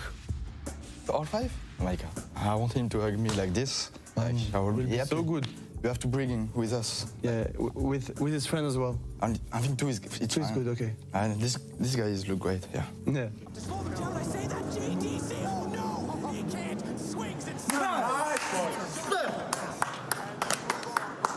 No. Let's win a major first. Of course. What do you mean? Time for history. Rebel's a tendency. Fight the entropy. Channel your rivalry. You're playing for fortune to come. You're hearing the sound of the drums. It's too late to backtrack, but back your back now. Keep your feet on the road and stand up. You've got what it takes to fight back. Don't stop until you black out, out.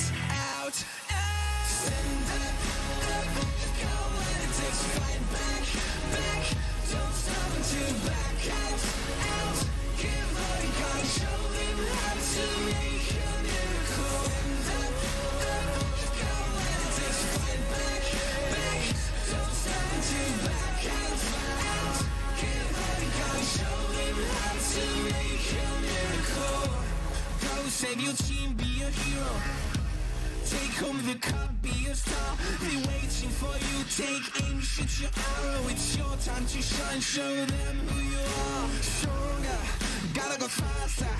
Gotta get better. Gotta work harder. It's fight or flight now. Get up now. Go with the move, go for the goal. Lead up the stadium, you know how it's done. Stand up, go when it takes to fight back. Don't stop until you back out. Give all you got, show them how to make a miracle. Stand up, go when it takes to fight back. Don't stop until you back out. Give all you got, show them how to make a miracle.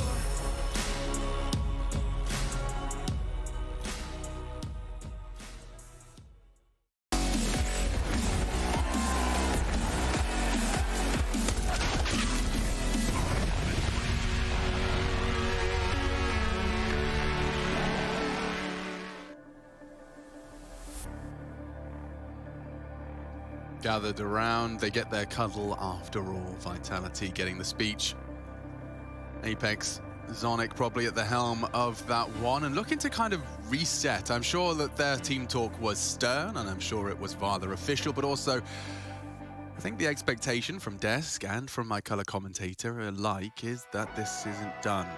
That there is a good grounds for Vitality to get up, dust themselves off, and prepare for a battle on Inferno. Furia, it doesn't look like this is a map that have the same kind of synergy as the one they had on Vertigo. No. You have a look at the stats here, and the numbers tend not to lie. It's actually looking like Furia, since the addition of Safe, are yet to win a single Inferno. Currently 0-3 now. Some of those losses have been against G2 and VP, or the Outsiders as they'll be known. And yeah, it's a hard resume going into a map that you haven't won before, doing it against Vitality, but you're going to be confident if you are Furia based off of that little play you just had on Vertigo. But one of the things if you're Vitality, now you're T-side, you get to dictate the pace, you get to choose where the fight's going to go, you get to set the tone and the pace, unless one man has different plans. It's going to be Art here, see if he can cause any more of that chaos, see if he can get stuck in and find some more opening kills, because you would say he's probably done his job today, hasn't he, on Vertigo? He had enough over there, but let's take a look. We go into the pistol round. Fury are going to buy a little bit of utility, a kit and nade for Quesarado. Art is going to have a smoke, flash, and a HE of his own, and 3 towards B early. They're biffing mid. There's a P250 for Zywin. Art has done it again.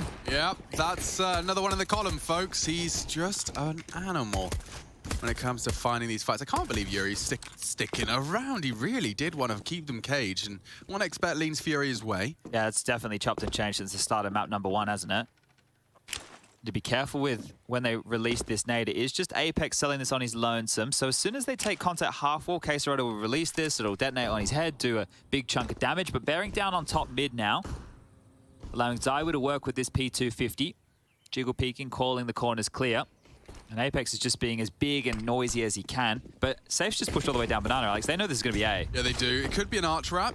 And that's what Quesarado was responsible for.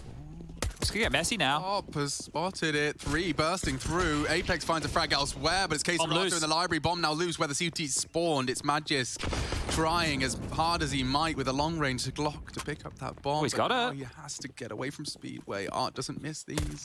Oh! Art doesn't miss these. What a shot. Hello. And it was winnable until Art happened. I don't want to be an Art simp, but it's all everything he does is round defining. I love it. I love watching Art play, just keeping it absolutely all over the map here. Sheesh. And that right there was a little detail during all of this. Apex actually went all the way back towards Chicken Pit. You can see him getting the kill in the back of Safe's head. He tucked in expecting that type of banana re-aggression, which he was bang on about, but the bomb getting marooned in spawn was the undoing, and Art hitting a couple of crispy one-bangs there. Looks like Vitality have had enough of the forced buy losses. We saw quite a few of them throughout this tournament so far, and this time they will just be taking an echo. Apex is staying in spawn. This is a French tactical timeout here, ladies and gentlemen, boys and girls. I don't know if we can, production. I'm going to put you on the spot, but this would be a great time for like a pip just to put it on Apex to see if he is just sitting there talking. Yeah. I don't know if we can do that. I'm asking a lot right now.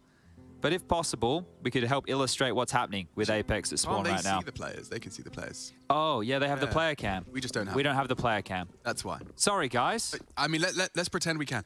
You can see the way he's talking. Yeah, the way Apex... Yeah. The way he's gesticulating and moving. I see, yep. Is a layer to the broadcast, I'm afraid. It's too much to ask. We're a bit in the dark there, guys. Sorry. It's about to get, I think... all of them. 3. Drops, steals 1. Drops dead, and Cake Serato's got 3. Lovely. Where are these cheeky unsilenced M4s coming from? We're seeing more and more every day. Unsilenced M4s, that's what confused me, yeah. Where are we seeing these silenced M4s from? I know where, you know where they're coming from, Chad. The M4A4, yes, indeed, the A4. It's been a weird one. A couple of players are starting to have probably given it a good go and returned to what they know. It's curious, right, isn't it, though, to see it? Masuta, and it seems, is that King Serato's purchase? Yeah, I think I saw it yesterday as well. Drops. It is a question I will answer. It is not his, it's Art. Art is rocking the M4. All right, fair enough. Well, AKs are out right now for Vitality. Oh. That's an opener. Nice from Dupree. Yeah, and Dupree is dead. Art dead as well. Stuck around. This is a very messy round. Yeah, they should have the full A site. They know there's gaps. They're trying to jump through that flaming hoop, and mission complete now. They're across default. Bomb to be planted. They've got smoke for library. 2 smokes, to be specific. I think Apex is just, or rather Masuta's thrown one out now. Deep lib. They should save. Oh, yeah, they should definitely save now that he's been dinked. The fact that they were trying to at least see what was going on was to get a kill in transition, but now I'm going to hold on to these 2 M4s. Money is not flush over there with it in the early stages, and a great response from Vitality early, so that's what we want to see. Dupree go kill. Yeah, catches a swing of safe, and the rest just spirals into a lovely even trade, which favors that of Vitality. Yeah, the top mid fight there from Furia, it was all in, right? They weren't playing a standard hold by any means. They wanted to continue to contest within that choke point. They might be used to the FAZE games that you guys are playing, where everybody just wants to pick boiler and holes and window and mid and die, and then you play a 4v5 for the rest of the round. But this was all over Red Rover real quick. 1,400 loss bonus going to come into the bank balance. We can do some quick maths right here. They can go for a buy, and probably most likely will, knowing how Art likes to operate with things. So 3.7 for safe is the highest. In terms of those who are having a rebuy. A drop a FAMAS. You get a couple of SMGs in the mix. But here was the opener from Dupree.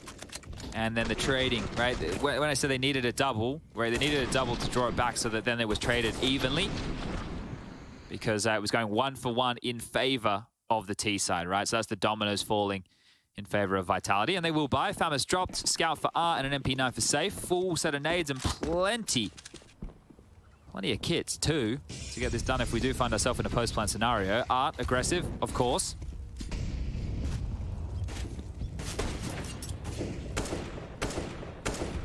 They know the scout's in play now, so that's one piece of information. You don't want to get tagged up from Arch or Library or anything like that. Want to use your smokes, and that was almost an opening.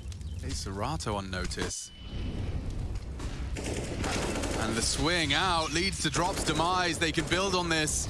Charging in, look at Apex go. He could not have taken more initiative. Charges across, gets to pool, asks for a re-smoke, and the rotates here. So Art's going through. Going for a boost. Oh. Not anymore. Apex actually is far too aware of what's going on, what's cooking in the Furia kitchen, and they're already tail between their legs trying to escape some damage control. Good spray. Apex will go down, but mission accomplished. A double to open up the site. Now, I don't know if that M4 is retrievable here for Yuri. I know he has a FAMAS, but you'd love to upgrade it to an M4. He's currently just still perched over towards apartments, not moving right now. Masuda to contain any of this, but 2-2. This is already more like it. You know, you're seeing a bit more pep in the step, a bit more aggression. I mentioned they're the T's. They're the ones who get to dictate where the fights are going to be. You've seen it in top mid, and now you've seen it top banana, and the Danes have been key in both of those openings. So good stuff for Magisk in this round. Does Masuda fancy his chances? Certainly not flush for cash. In fact, himself really could use the cash, but he's walking in nonetheless. Bomb's about to go. Yeah, the biggest issue here is if he dies with nothing and that M4 gets picked up by Yuri, that's a very tidy upgrade. So needs to consider his choices here. Has Dupree alongside him. Maybe this has been part of the speech. Boys, what are we doing? Let's just shoot them. I know that sounds ridiculous, but that's actually sometimes what the conversation in those huddles can be. Let's just take the fight. Let's have some confidence. Yeah. It still comes with the nades. It still comes with the teamwork. But there's an element of it about having confidence. And it's such a key within Counter-Strike. Diagonal mousepad gang on Dupree. Good to see. Some excellent representation. Apex, though, he was just so aware, in tune with what everyone was doing. All of his kills there came from just knowing where they should be and thriving with the spray. We are going to be seeing a max 7 in play. Art has fully invested. It's on brand for Art, I suppose. Let's see how much he can get done with this. We're playing apartments, which is one of the best areas to find himself with this weapon. 3 towards B. All this hinges on is that the B players don't go down early, so that he can at least try and threaten with it. Dupree finds himself saying shotgun apps.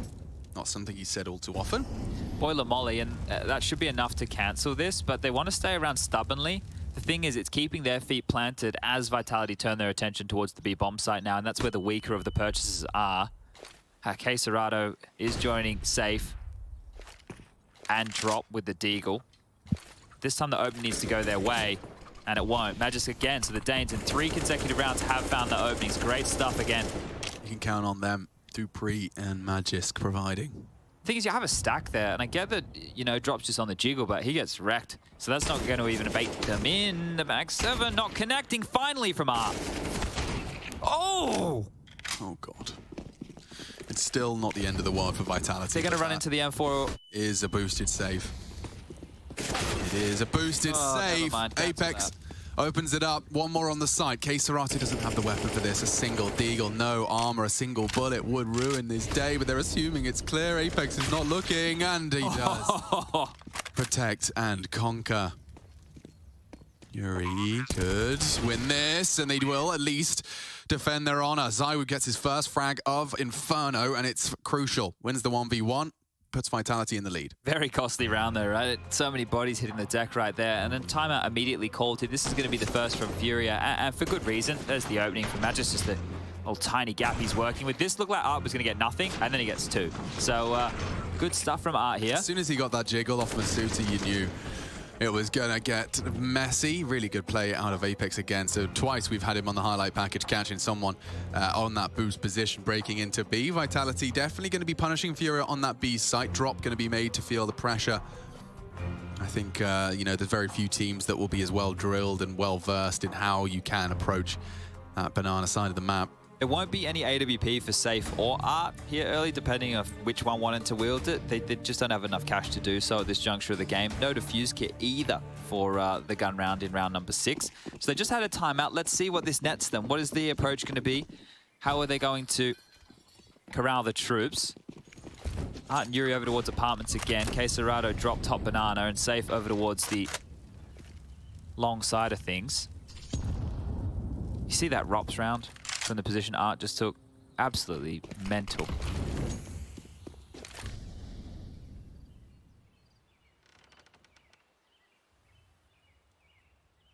Apps pop, Alex. Yeah. They have got a nice setup for this, though.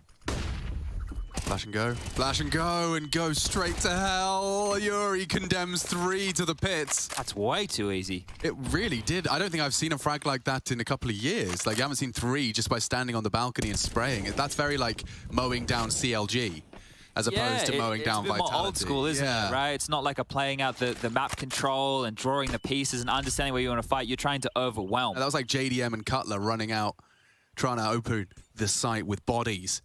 Chad Burchell's familiar with the strategy. I think JDM's coaching the FAZE Valorant team now, and Cutler was playing with Hazed and co. I don't know if he still is in Valorant as well. Well, yeah, they were some of the first we lost in the Purge. Well, could just be a save round from Apex here.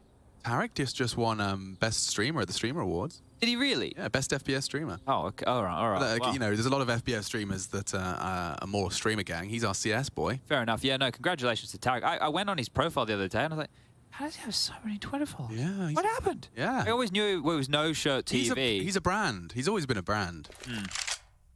No Shirt TV originally, wasn't it? That's where he used to eat cereal and not wear a shirt while he would play video games.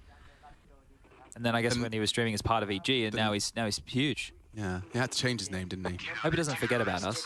Me too, yeah.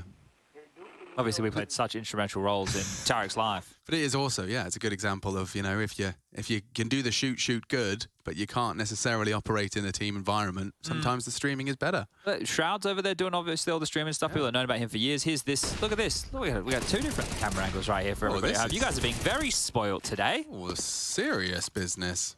But yeah, that's really rare. I haven't seen someone not have to move off the balcony and get 3 kills in years. So that's an odd one. Vitality looking a bit discombobulated. En français, c'est discombobulaire. Ouais. Ouais. I'm just making that up.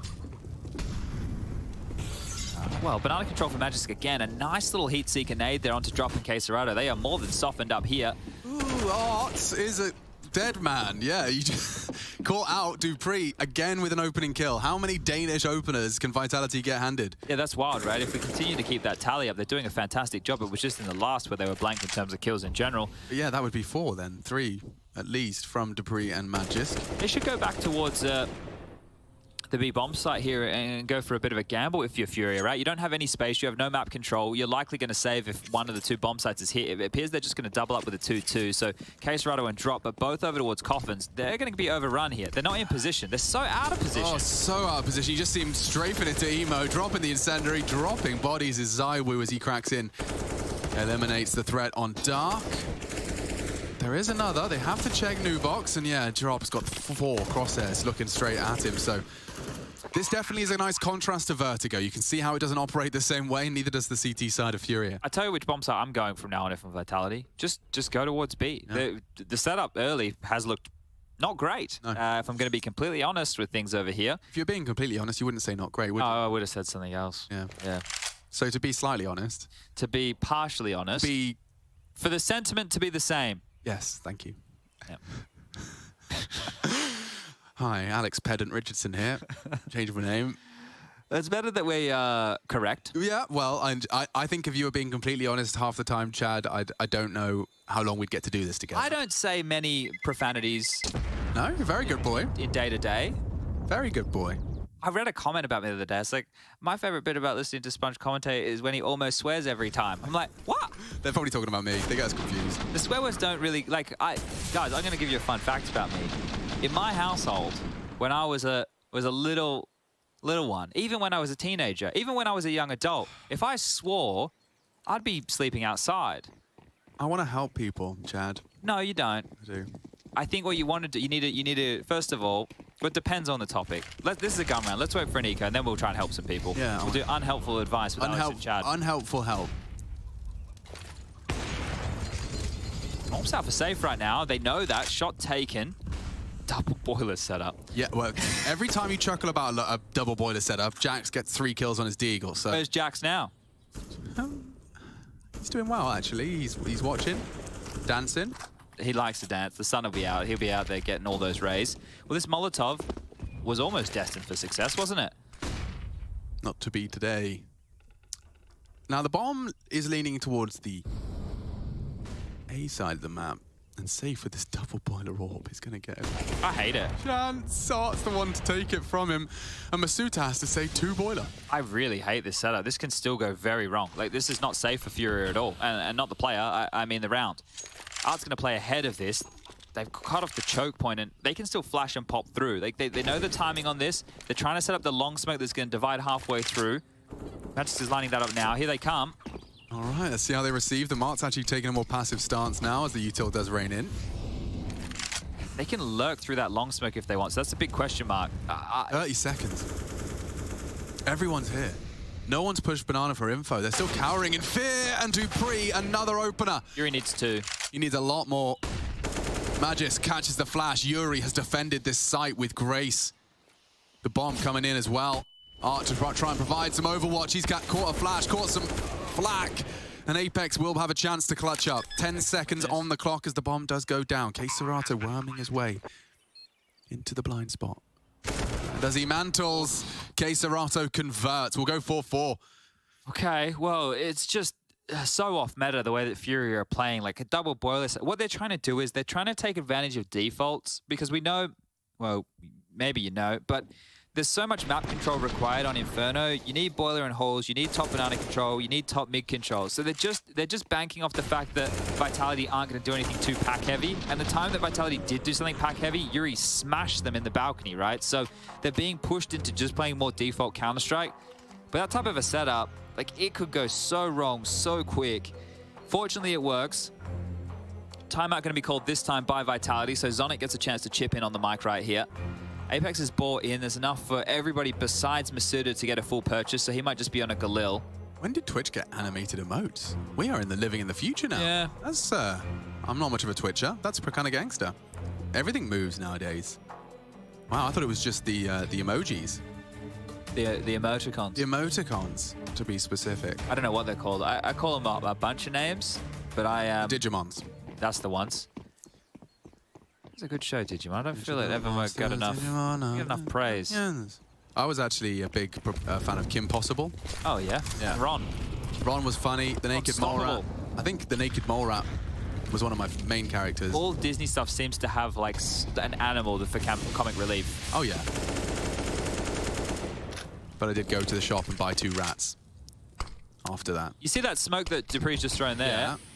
So... You want to talk about it? We call that one the 1-2 pop. Smoke bench. Bench smoked. Yeah, bench smoked. 10 seconds. So good attempt there, but he can re-smoke it. They've given him another one. He can throw it from... Oh, Magisk, stop it. Stop it, Magisk. You're alone. There's 3 of them there. He's managed to keep the feet planted as his whole squad charges in, and yep. Chad said it. He's going to be honest with you. It's over.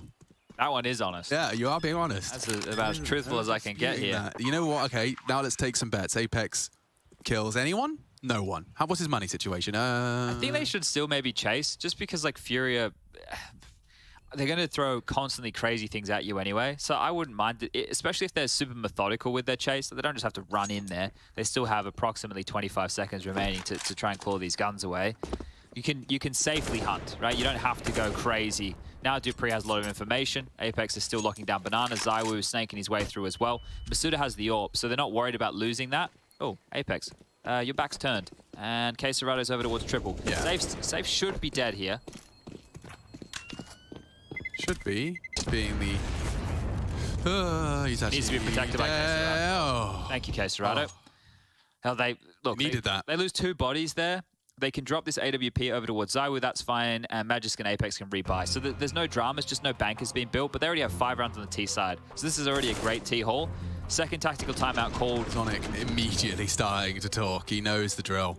He just wants to get every second out of that timeout. Yeah, I'm curious what Furia does here, because, like, Zonic in this situation can just go, hey, Apex, let's expect this aggressive move, or let's expect that aggressive move, because, you know, what have they got left over? All right, let's take stock, take a bit of inventory, because it is a timeout call, and you could see Gary there really trying to rile the troops up here in a big way.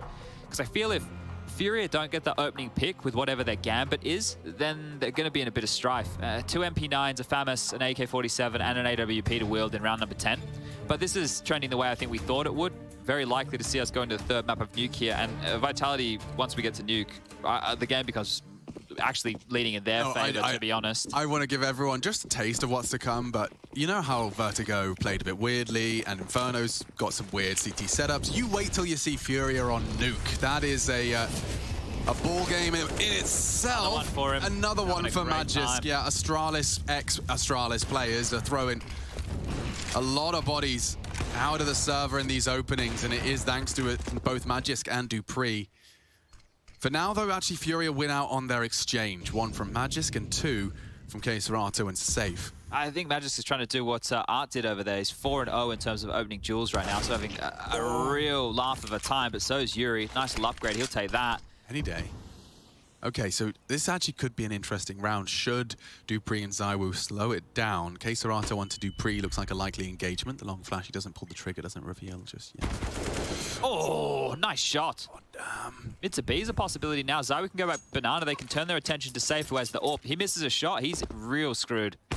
Oh, shame he's pulled the pin there, and actually Safe has managed to catch Dupree. Means he can focus his attention now on Zywoo, likely Banana. He doesn't need to communicate in a 1-on-3, does he? Good point. Keeps his lips zipped and focuses all of that attention onto his crosshair. Safe, ready, waiting, and very quick beheading. We'll go 5-5. Bit low on the cash now. Vitality are going to have to take one on the chin. Yeah, does Zonic call a timeout now? Because what's happened before was, you know, Furia took one, then they won the round. Then the next round, Zonic took one, and then they won the round. So I don't think there's enough cash, as you mentioned, to warrant a timeout here.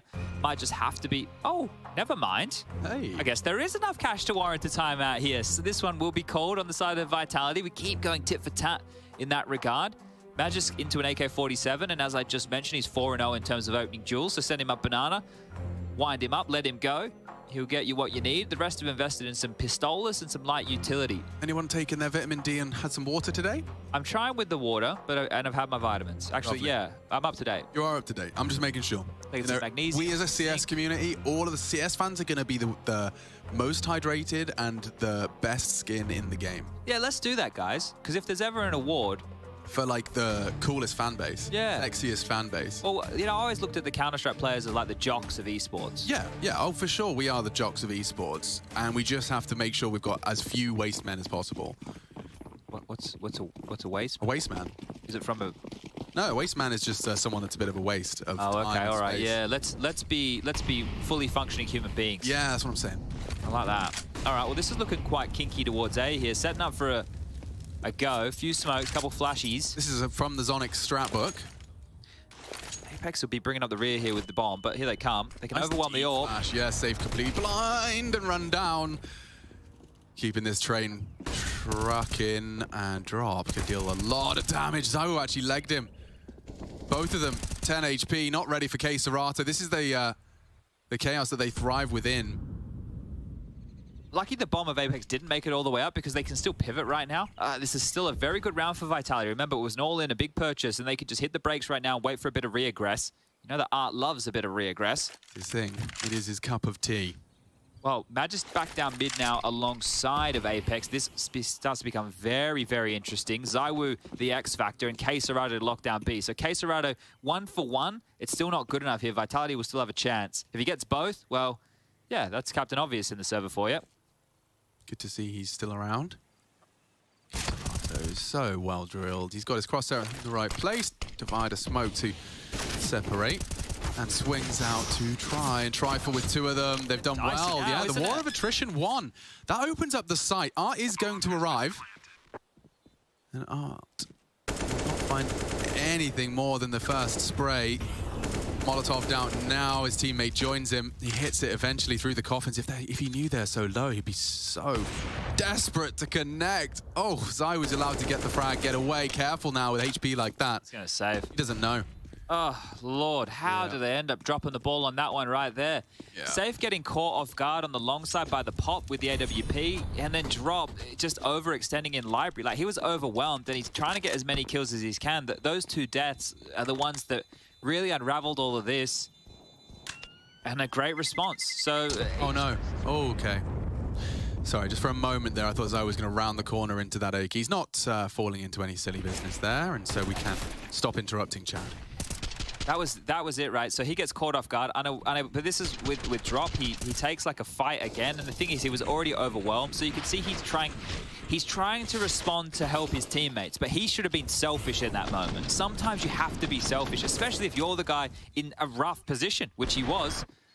But to buy again, of course, the AK was the only weapon they retained, but they're able to get up a FAMAS, an MP9, a 5.7, and a Scout. So this truly is an odd buy, and this is a big push. Yeah, drop can ruin everything on that one. Good awareness. Apex has actually dealt with it, so competitive now for Furia.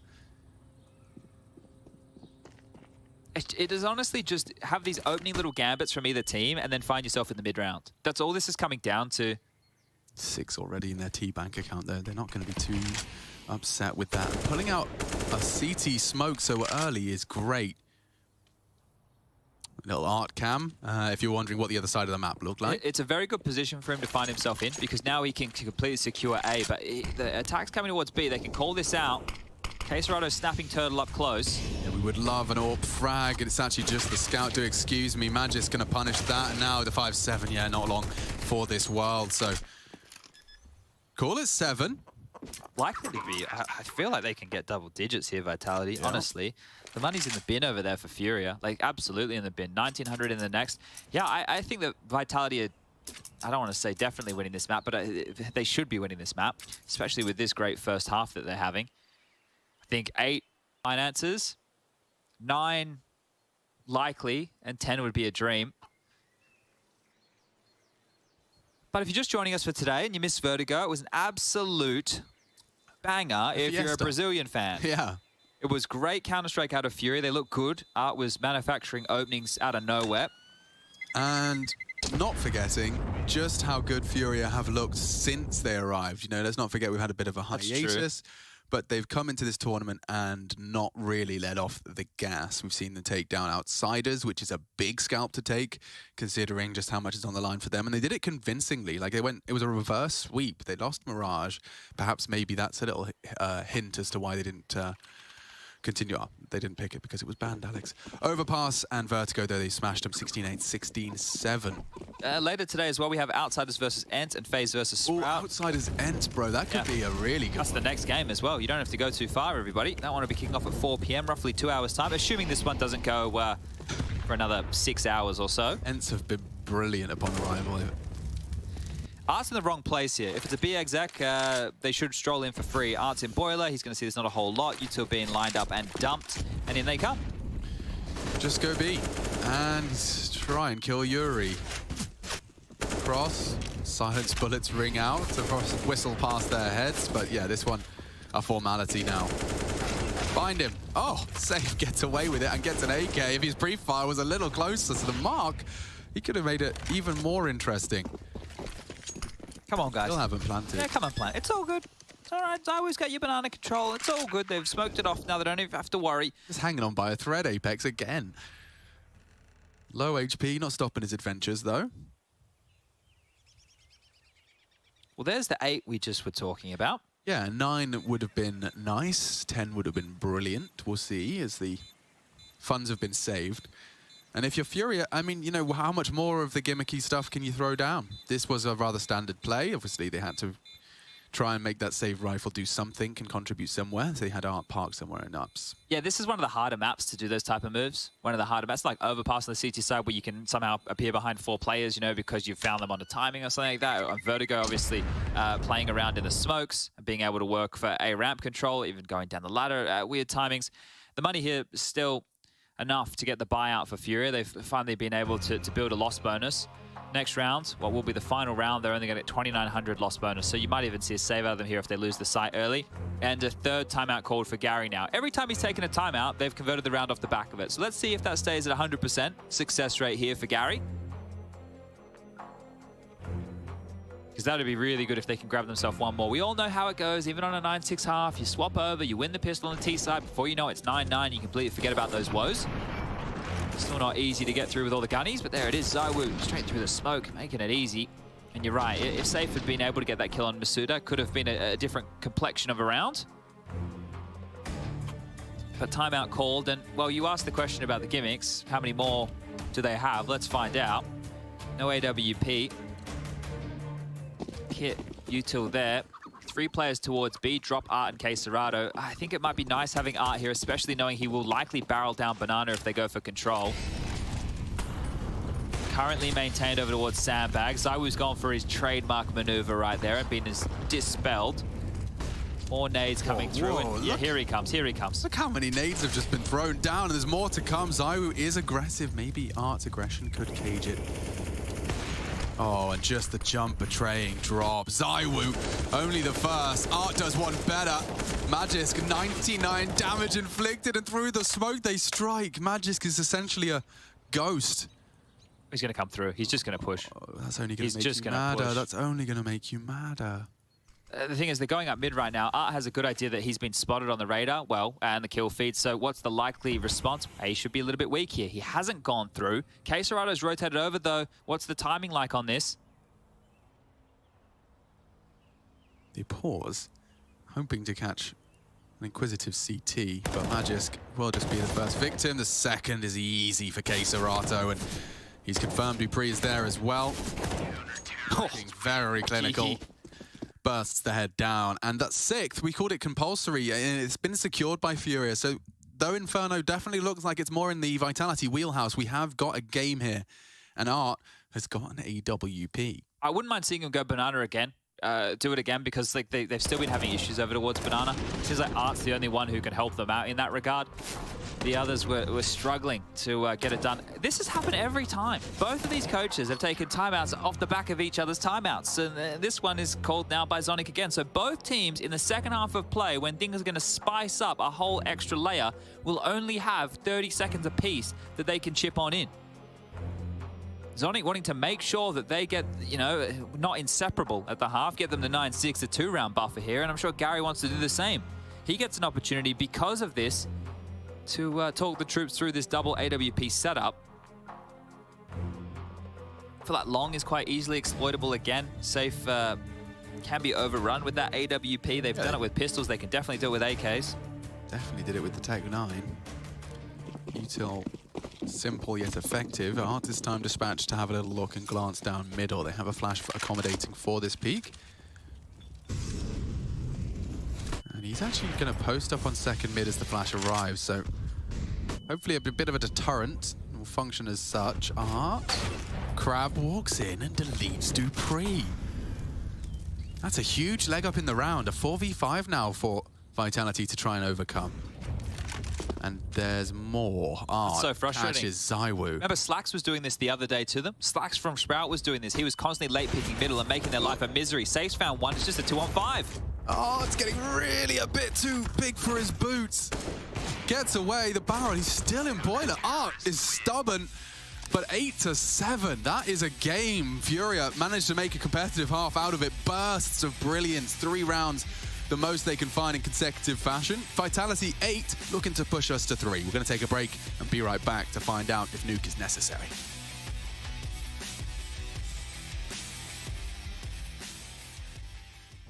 Long. Maybe Brazil. I'm playing against flash. They smoked Art. Flash. One more, I think. Yeah. One more. Come with me. Nice. Go shot. One more. Nice. Let's go shot. I come back. The Shirato is maybe there. Careful. Yeah. I'm only pit. Wait. Nice boys. Good job. Nice guys. Good round. Good trade, guys. Good trade. That's exactly what we need to do.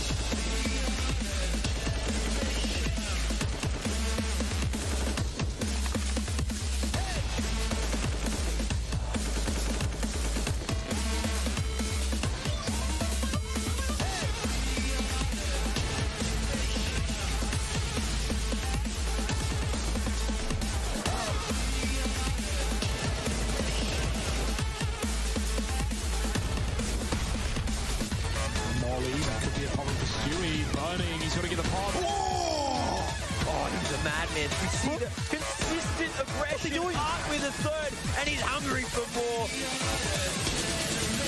Hey, oh, it's a collateral Zephyr and Leaf taking in one shot. Art is nuts.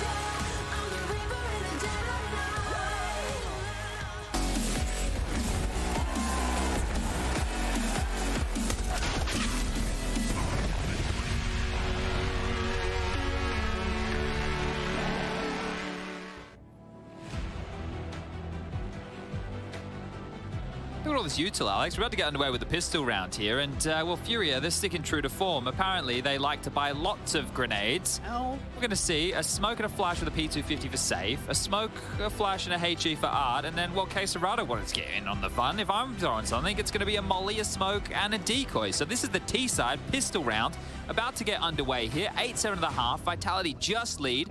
But what master plan does Art have in play for us? Yeah, this could be fun. They just can't die before they use it. That's my pro analysis. Precisely, my dear Watson, as 1x bet odds at the top of the screen is still favouring the Brazilians.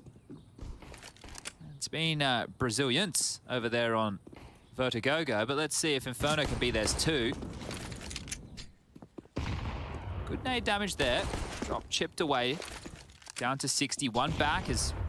That does a lot more. 25, and Apex has fallen.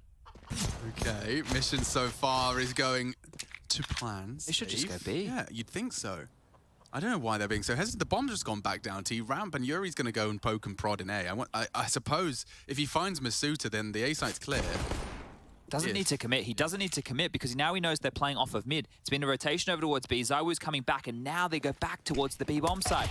Oh, here they come, and Dupree does track a nice one. Art's gone. Magic's back of the site. They can molly him out. They can molly him out. They'll just shoot it. This is over. Yep. Oh, is it? Hold up. Zywoo exists, though, and that's always a threat. That nade that he has, if it finds safe, wrong direction towards triple. Well, Zywoo's good, and he has the kit. Let's see, can he pull out one of his little magic moments? Mathieu Zywoo Herbeau. Walking on in, looking for trouble, and it's 3 predictable angles. That's all it takes, safe. One click of the P250, Frenchman's brain splattered across the coffin. We go 8-8. Now, this is curious because in the first half, I don't believe that Vitality went for the force buy, right? They went for the save, and then they got the AKs out in the third. So let's take a little bit of a look as we get these juicy little highlights here. Good stuff from Drop there. If it is going to be the force buy from Vitality again, I can confirm before we get back underway, it will be. So a couple of 5-7s, a couple of digs, and plenty of smokes. That has been the key when talking about Vitality on these rounds. How good they are at blocking off choke points. One way to deal with that early is a little bit more aggression. Go for a contact play, go heavy utility, take some space, force out this utility quickly. Not seeing that just yet, but the nade is a decent chunk of damage. One back from Apex is shy of the mark. Chip damage onto Quesarado at best. Oh, and that's a lovely find. Straight through the smoke. Apex just trying to maneuver. See what he dropped there. There's a smoke. Yeah. So one of those key smokes is already gone on the ground. Yeah, just by going for a little... I mean, you can't even call it aggressive maneuver. The smoke was up. It sprayed through. It took an extra liberty, right? Yeah, that's it. that's That's it. And they're into B for free. So the other 4 will have to hold on to what they have. Art will continue to probe here with Quesarado and safe. Drop will pick up the bomb. And Yuri, well, he's the man closest to any frags here. He's in boiler. So what's going on the B side? Doesn't matter for now. It's a question mark. Does Yuri want to get interested? Does he want to get curious? Does he want to find them, or does he just want to sit and wait? I suppose Yuri's probably one of the more restrained individuals on Furia. You know, there's a lot of people I would assume are already shooting at people, but... Yeah, I expect Art any second to just see him appear. Well, they are hunting. He's overtaking Drop. It's a race now. This is a full hunt Through as well. Banana, takes a hard left, and across the line. Here we go. Well, Yuri has utility here. See what he decides to throw out. Oh, this is going to be a very sour note if they do lose what little they brought in. They're just looking to have another bite of the cherry. They just want to have another go. That's all they want. That's all they desire. Why are they waiting so long? Maybe it is just caging. Or nade. Just... Oh, this is not as peaceful as it could have been. Art does use his MAC-10 to find one more, but some Deagles and some Kevlar is saved. It really isn't that much to celebrate, regardless either way. Gary's got a bit of a grin on his face right there. A little bit of a cheeky smile. I think, and so is Art, one's starting to creep onto his face as well. And this is where the round ended, right here, guys. Because they were leaving Apex to solo B. As soon as he's gone down, you can see the X-ray right there. There was a player starting to rotate. And now they're going to start 4 players B with Dupree solo A. 2 HEs, a smoke and a flash. Deeks short. How much can they really hope to get out of this? Furia destined for 10 now in case... or unless they make a bit of a mistake. Nice nade down the back pocket. Well, this is great. Caserata should be punished here. Should being the operative word, because he gets 2 on the Galil. And the USP of Magis stands his ground in the flames. I can't believe he's still alive. Well, Really this is very interesting. playing with fire. It would be more interesting if there were more players in Banana to get these guns. Yeah, so now instead it's just going to be a naked P2K. A slightly clothed Deagle on the Dane. Dupree. Well, we don't want him to be Drop. indecent with the Deagle. No, certainly not. Here they come. Just combing through the map. Have you ever seen a beach sweeper? A beach sweeper? Beach sweeper. If I know Australians, that's some sort of bug. I don't know the actual name of it, but it's like the tractor that goes along the beach, and it has like, it's like a comb at the front. It's like a bucket that like Is it to collects all kind the of trash. comb out all of the used needles and stuff? With that, but mainly like bottles and stuff. I don't know how. Are there a lot of used needles in the beaches where you go? No, I just presumed that would be something that I wouldn't want. I wouldn't want in the sand. Oh, yeah, that is. Yeah. You know, like if I was making a list of things I don't want on the beach. That's true. Yeah, used needles is one that you'd hope it would Especially find. with the whole barefoot vibe. I don't know Nothing how. quite like it. Don't know how Bare feet. fine the teeth are. I need to finish my sentence because I just said there's nothing quite like it bare feet. There's nothing quite like it bare feet on the sand. Okay. No, like on the hot sands. I'm not one of those. You can speak to Harry for any of your feet complaints. Nothing quite like. Okay. No, yeah. it's nothing quite like it. Bare feet. Bare feet, Chad. Nothing quite like it, mate. Oh, dearie me. But on the hot white sands. Yeah, I see what you're saying. Yeah, I love that. Must feel nice between the toes. Doesn't it? And apparently, my dad's a bit of a hippie. Are we grounding? We're talking about grounding. Yeah, we are. My dad's a bit of a hippie, and when I got the vid, you know what he did? The only advice he had for me was like, "Are you taking your vitamin D?" Yes, Dad. And have you heard of grounding? I see. So he had me standing in the park with my bare feet. I did feel better, but it might have something to do with the whole being outside and touching grass thing. Yeah, well, that's your touching grass. connection with Mother Nature. It is, yeah. Just getting back to the world, and there's some crazy studies. Just put your feet on the ground, guys. That's the secret, apparently. Away from the needles, though. Away from Avoid the needles. Once the beach sweepers had his... Stay away from the tetanus. Jeez. So, top mid Molly there to deny a short side peek. Cyber was picking from long, so Apex will have been spotted on that jump there. Caserado safe and Art working on that banana control. Another smoke towards the half wall to deny access for now, and nade on the boots of Apex here.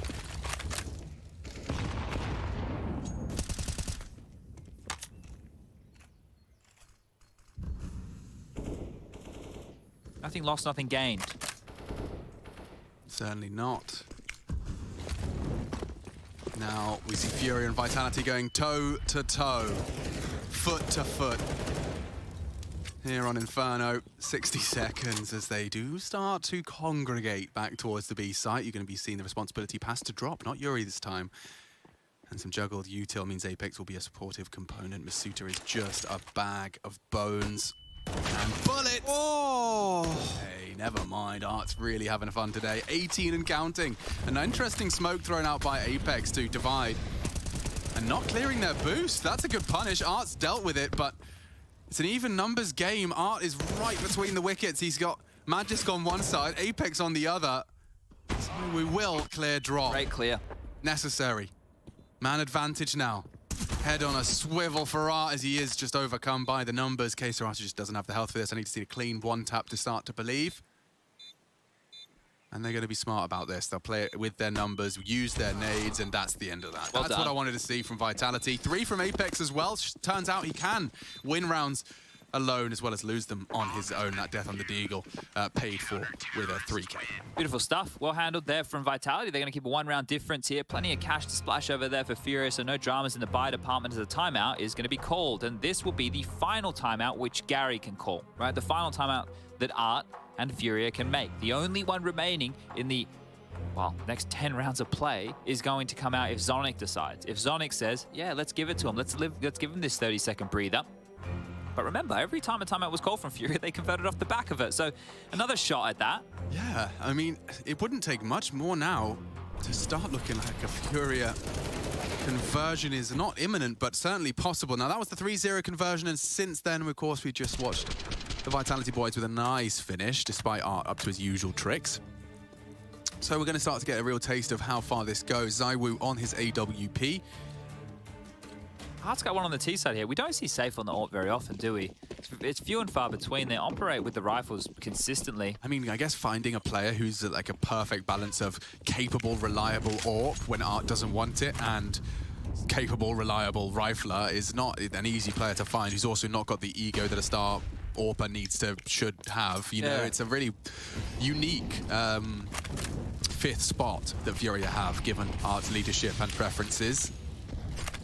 Bang, good nade, chipping away. I actually want to check in on that utility. Is that what you were about to do? Yeah. Oh, okay. Hang on, revenge. Revenge is struck, and it's served ice cold. Apex takes down 2 through that half-wall smoke. The rest should just be a formality now. So early, 60 seconds, but these boys have got a 2-man disadvantage. It's not like it's not possible, but it's certainly not probable. ZywOo posted up on Boiler drop. If he does continue this adventure, he could be a dead man. They have to manufacture a pick here to make this interesting, and I don't know how they're going to do that. That was Safe's chance. It was on the slither. He's already been smoked off, and he's been playing with Art for too long, apparently. He's not dead. It's forced a rotation at least. But the bomb is here, though. There's no way Dupree doesn't get this kill. Great teamwork. Really good stuff. Well, this is handled now, isn't it? I do like the new box smoke as like a theory, you know, like when you can't model. I didn't quite get what I thought it would. But if you're full grey screen while behind it, it's not. It's actually operating as a nice little bit of cover. And there goes drop down. As we see Vitality post their 10th. We are trading blows now. That's 2 on the trot from the defense. They might even get another round here consecutively, because the money's not fantastic for Furia, and as I mentioned, there's no more timeouts for them to take. So if they even wanted to have a discussion as far as the money goes, they don't have time. It's just the 20 seconds of freeze time to get it done. They're dropping some stuff across here. Art's been given a Mac 10. Let's see what he can do with that. Kevlar on him and drop. Pistol upgrades for everybody besides Quesarado, who just has a Glock and a flash. Deep mid smoke combined with the molly, and fast banana they go. Art needs to get an entry here, and he hasn't, but the trade at least. Something. It's something until Apex makes it nothing. Dissolving at his hand. Safe, looking to be impressive. He's only got the smoke out before he dies, but Vitality will, as you prophesied, convert the freebie, the gimme. We get the AKs back out, and looks like Art doesn't have the funds for all the fun. Maybe he'll... oh, actually, Safe has dropped him something here. They're juggling the guns around still. This might be another faster play, actually, Alex, because Quesarado has ended up with the Mac 10 out of all of this. Does he have the spawn? Yeah, he does. He's got the first spawn out here, so at least if they want to apply a lot of banana pressure, he can run straight out first. But if he goes down with nothing, that's going to be hard to swallow. That just really wants to fight. And he's run necessary straight into drop. Already the man advantage, the Mac 10 spotted. Good utility. He's going to have you basically locked in. ZywOo, though, look how proactive he is. And they know the AWP's here, though, right? They know the AWP was here. It took a shot. They can quickly try and scurry up middle. Yeah, but the utility implies this is an all-in A. You can see Masuta is hightailing it there. Great chip damage from the nade. Dupree has done one better. Drop down. Art posts one for Furia. We are into the site with a man advantage for the South Americans. Long fight for Quesarado. Oh, and he gets it. ZywOo tracks nicely in the smoke. The two of them, Dupree and ZywOo, combining forces. Yuri's looking for Dupree right now. You can see him starting to walk down mid to try and find himself a better angle, and I think that shot from ZywOo with the jump back is securing the round here. So tit for tat continues. And that was an opening kill from Drop that was mandatory, right? That push from Magis was a risk, and if Drop doesn't get that kill, the round could very quickly spiral. But the reaction, you're wondering, why is it so quick onto A? Well, they knew that ZywOo's AWP was spotted over towards B. So they were quick to run down the top mid and A positions. So maybe what I was... Because I was about to ask you about Furia's trading, as in it always feels like whenever there is an engagement, Furia are very good at leaving with the man advantage, and I'm sure there's nuance to that. But you used used reaction as opposed to trading, and I think that might be a better word to summarize it, because sometimes they go for these one-man missions or these untradeable positions, which usually we're critical of, but they're not untraded because on the other side of the map there's space taken, there's fights taken, and that's where Furia's power really lives. Yeah, if you can pull information out and then react accordingly with that information, right? Instantaneously. Yeah, so they're able to get ground off of somebody else's death, right? It didn't die in vain. We were able to convert off the back of that info. But guns back out. Let's see what the changes. Aggression towards Banana as they're boosted. look to boost around the half wall. I guess they've canned that one, some flubbed missteps. But they do have control, and they're trying to go up mid here, Alex. Very quick. Oh, once passed. ZywOo didn't shoot. Does now. Mission accomplished. Dinked.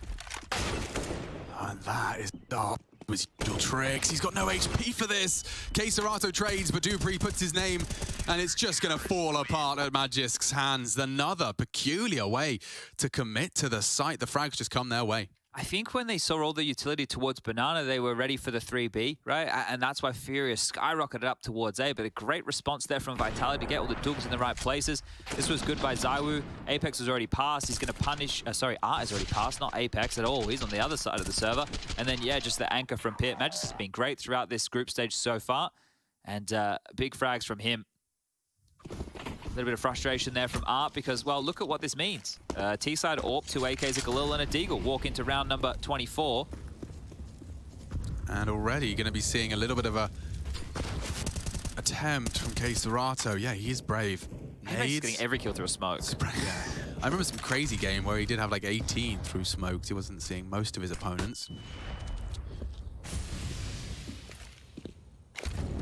Oh, Dupree's going to have to extinguish or run. And he just takes safe and gets away. That's the opposite of what we've been talking about with Furia. That's funny, but not ideal. In fact, Vitality, they are going to be smiling ear from ear unless that happens as the regress comes through. It's the woo. It is the woo. He's going to have to give them a whack. Or wait for his team as the smoke makes his decision for him. At least he can call the pit cross. That is a big gapperoonie. He's dead. Chad Birchall with the weather. Well, they're both short. And Yuri with the AWP, looking to be racking them up. He is just sailing towards the top of the scoreboard, having a lot of fun while he's doing it. Apex doesn't have anything to contribute. Remember that 2-on-2 that we saw on Vertigo? I believe that's how the Swedes say it. Where it was Magisk and Dupree up against K-Serato, yes. And it was so well played and everything like that. This time, Vitality tried to do it by brute force. Like, there was no need to run in that regard in a 3-on-3 situation because it was a 3-on-3. ZywOo gave away his life, and at that point, then it's two players having to retake a bomb site that is very difficult to get back into. So, not the same level of team play that we had seen throughout, and the game now will be 12-12. Remember in that Sprout matchup, it was like one misplay quite late. Obviously, Rouse had some wonderful clutches, fantastic work from him, but it was one misplay late with a player over-peaking, and then it was going to go all the way to double OT. You want to avoid that, definitely if you're Zonic, first and foremost, and Vitality need to avoid that if they want to go to the third map. So Dupree getting away with a cheeky one here, and, well, it still managed to fall apart. So this was a 3v5, I believe, Alex. 3v5, yes, indeed. That ain't good. No, the opposite of it. They're down to the Pistolas here. Apex with the save rifle, boosting him up into the Fallen boost, actually, with an M4.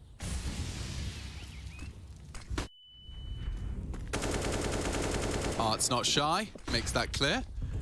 Even Safe willing to post up on the unknown. So we're trying to be a rascal in the smoke as it fades, but just the USP, how threatening can you be? Yeah, he will give that up.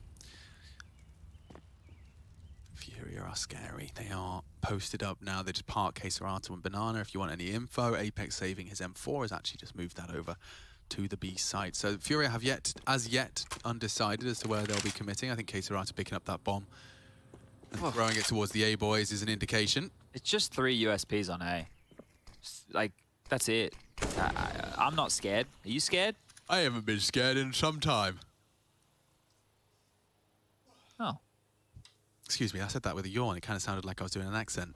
What accent would it have been? Bored uncle. Bored uncle? Yeah. Okay, we've all been there. We've all had one. K-Serato is walking into B.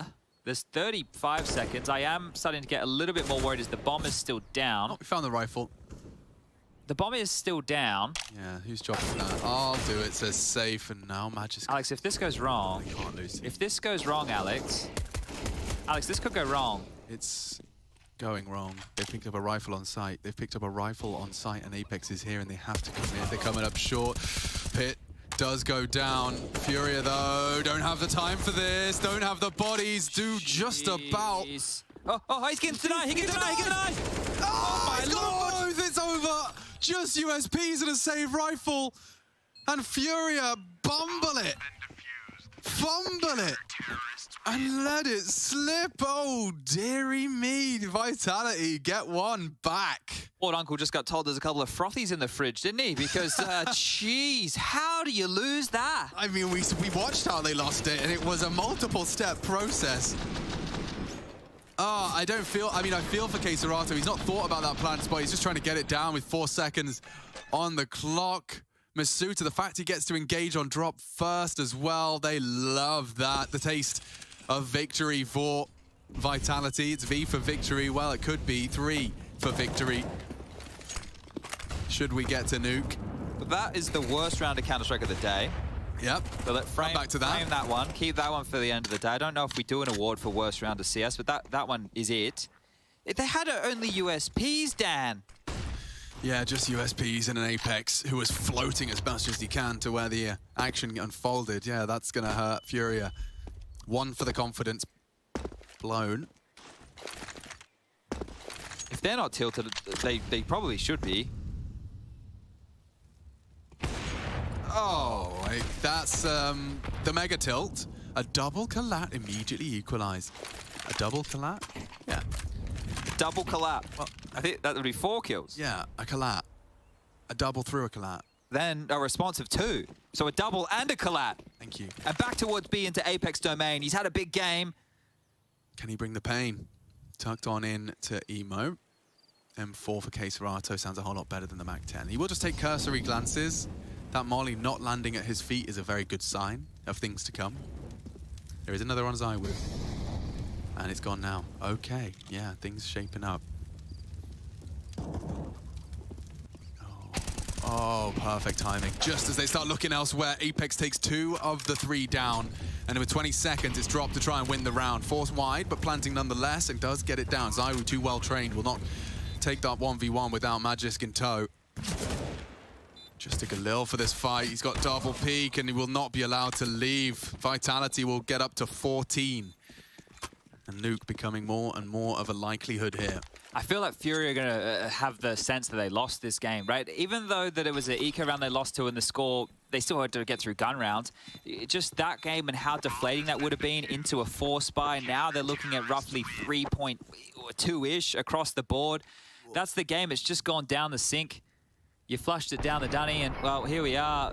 That's the collat again. The instant response here. There was 2 that came on in. Keserato and Yuri both finding some damage, but Apex didn't have to do anything to get the kills, right? Obviously sitting and waiting, being patient, allowing them to make the misstep, not clearing their corners. And a big play from Apex here. He's getting fired on up. You can see halfway through, he decides he should probably stop screaming down the microphone and continues to do so without. Well, it's light by. It's Furia with a lot of early banana control. A lot of early banana control. Might just smoke and go. They are. Yeah. They are. Okay, very quick round incoming. Masuta, panic button hit. Well ahead of the incendiary. They can swing into the site, but they have it already. They haven't got the bomb, but they've got the site. They've got the ground. There's 3 here from Vitality to defend. They have so much utility to try and deny. You can see the nade in the hand there of Apex that's meant to go when the bomb's going down. Another resmoke towards spawn. The thing is, Safe can plant here. He's on full HP. The nade shouldn't be too much of a problem. Here it comes. Oh, late as well. Still does something. Nearly finished off Yuri. Do they go for this, or do they set? No, they have so many nades. They can retake. Look at all the nades, the mollies, the smokes, the flashes. Yeah, they can do this. This is going to be a complete fiesta. Take a look. Mollies, smokes, flashbangs, all to be deployed. The floor's going to feel very hot. Very few options available. Keserato stands for a few, but look at that flurry of frags with the CTs off the flash. They know where you are safe, and they will not let you go. 15 secured, and I mean, you can't fault both teams there. Great from Vitality on the retake. They had all the nades because it was so quick, and I guess that is one of the reasons we default. I don't think Fury are expected to get B for free. No. That's why the bomb was still down T-stairs and it took a while to get there. Because if they knew that they were going to get it for free, they would have had that extra utility to make a mid-round move, right? So they could have stalled out a bit more or pushed through or something. But it gets very, very desperate here. You can see Safe's like spam because he sees a barrel around the corner, completely giving away his position. And at that point, you know the round's over. Magisk committing through his own Molotov to get that frag as well. Very gangster maneuver. Yeah, this is looking a lot like Nuke now. One more round here for Vitality. Oh, and it started miserably. Look at all the damage. He doesn't even need to see ZywOo to take the AWP out. Dupree activating. Oh, he didn't catch them, but they are walking mid. He'll have Boiler as an option as well. The thing is, you're not going to go back and clear this window. But if they do go... Oh. Oh, loves a peek, and he's walked straight into Masuta. Masuta dances with two, knocks their heads off, and now 3 clicks away from that third map. They can do something with this, though. They've got 2 CT, excuse me, 3 maneuvering into safe. He has the bomb, but he's already cut 1 down to size, and now with the bomb lost on Banana, it gets very uncomfortable for Yuri and Drop. Will they be expecting both here? Suda knows that something's up. But can they somehow profit from the fact that they've got both here? They're both looking this way. And Drop's dead, and, well, Yuri can try, and as hard as he might, to make a round out of this. He's got 2. Dupree and Yuri now. Oh, he smoked off bottom Banana. That's the thing. If he smokes CT, he could have had a buffer. Dupree coming through spawn, can't make a step, but has been given enough time to be close here. He's got nades as well. How does Yuri position himself? Oh, it's going to be a head-to-head. It's crosshair, crosshair. Oh! He is far too well trained. That's round winning and indeed map defining. We will conclude. Inferno, Dupree closes it for them. It was a lot of openings from Magisk and Dupree this time. He closes. Nuke required to separate these two teams. Our 3rd day of play in Group B of ESL Pro League Season 15, and we go the distance.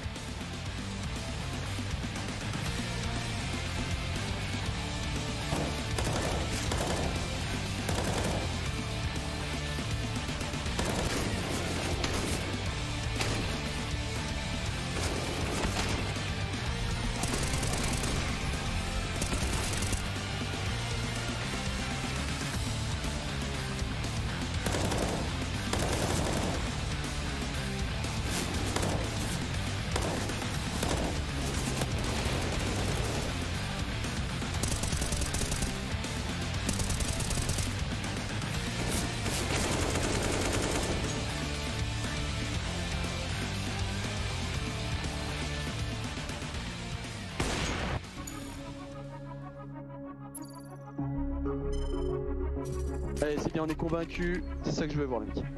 Ils ont un AWP, normalement le FAZE doit avoir un AWP. Ouais, ils sont pas tenter quelque chose. Prise vodka, rapide. Allez, go.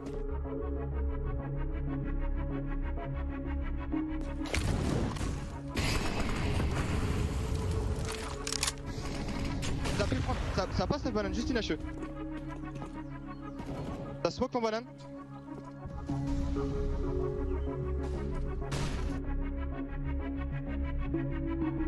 Ouais, quand vous voulez, je flash. T'as pompier. TP. Non, et avec votre cul. Allez, go récupérer la banane. Par contre, attendez un peu, les mecs, on est même pas prêts. T'as re-smoke ton banane. Ah, qui garde le mid. J'ai pas entendu que t'as demandé. Tout garde le mid, s'il te plaît. Les infos et tout, on va aller retravailler la banane avec Jason. On va assurer, je vais mettre une balle au bois, nique sa mère. Ok. Garderai la vessie par contre. Voilà. Je te mets une smoke carbon, essaye de chercher un kill. Essaye de chercher un kill. Might be able to swap this away as long as they get the opening kill on the way on into this B bomb side. If Kyoji could just be a fake element here, so they've given him a limp smoke. He can work with this. Ah, spawn. Yeah, they know it's going to be A. Je sais pas ce qu'il fait. Il a ici smoke et back. 23 secondes. Ouais, go attendre un peu. Quel derrière la mollo? J'ai mollo back. Vas-y. Non. BP à gauche, pas tout. Oh, and the bodies have dropped. They've got 1 second to spare. Je joue headshot, je joue mes dual pen. Je pour ta gueule, non, je pour ta gueule. Pour l'instant, j'ai raté un peu. Attends. ZywOo's now on the flank right now. This is some heads up counter strike. They're coming quick shots. They're alive. Exactly, and he knows it. Vodka. Vodka 2. Survival, integral. He has gone down early. It's not bad if he can isolate. They're not even looking. Not even looking. He's got the 1v1. He's got the flash. Forces S tag off the bomb. Calls his bluff. Gets the info safely. ZywOo's mastering this thinking man's game. Light on time. Has to sit it. Gets the info. Nice. What a turnaround from Vitality. 4 to ZywOo's name. We will discuss it now. 2v5. On est vraiment des tops en fait. Attention.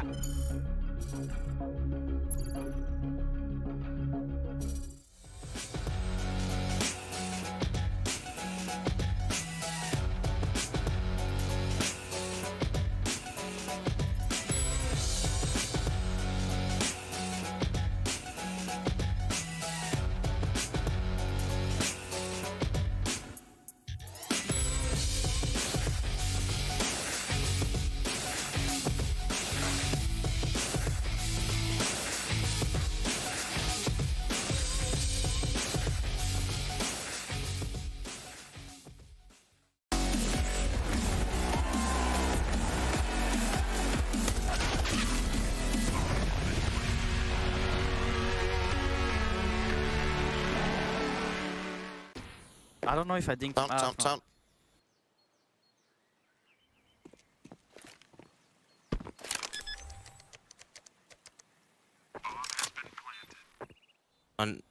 Yeah.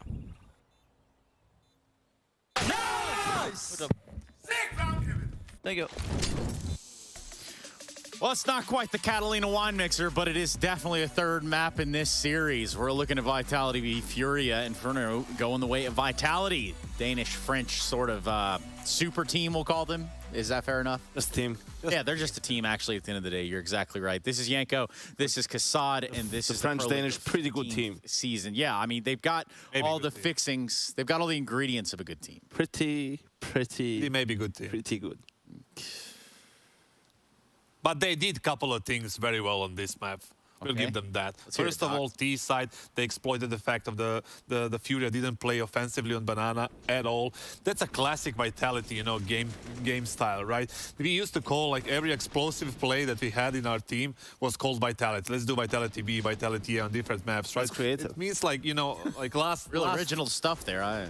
Last tick of the molly, you know, things like that, and you just explode and go. So Furia didn't really play aggressive. They didn't adjust at all. So every finisher was on the B side. Every more entry kills happened on the middle, and they just go back and finish on B. The second thing they did well on the CT side, they didn't give away those entry kills. As soon as you get that under control, you're gonna have a decent CT side. Obviously, there was a couple of, you know, couple of post plants and some tricky situations, but they managed to get that under control. They were always in the driving seat. I think there was also a change of philosophy in between the maps. I think the conversation must have been centered around, hey guys, like, you know, they're bullying us right now. Like, it's like, let's take the game to them, and you can see it.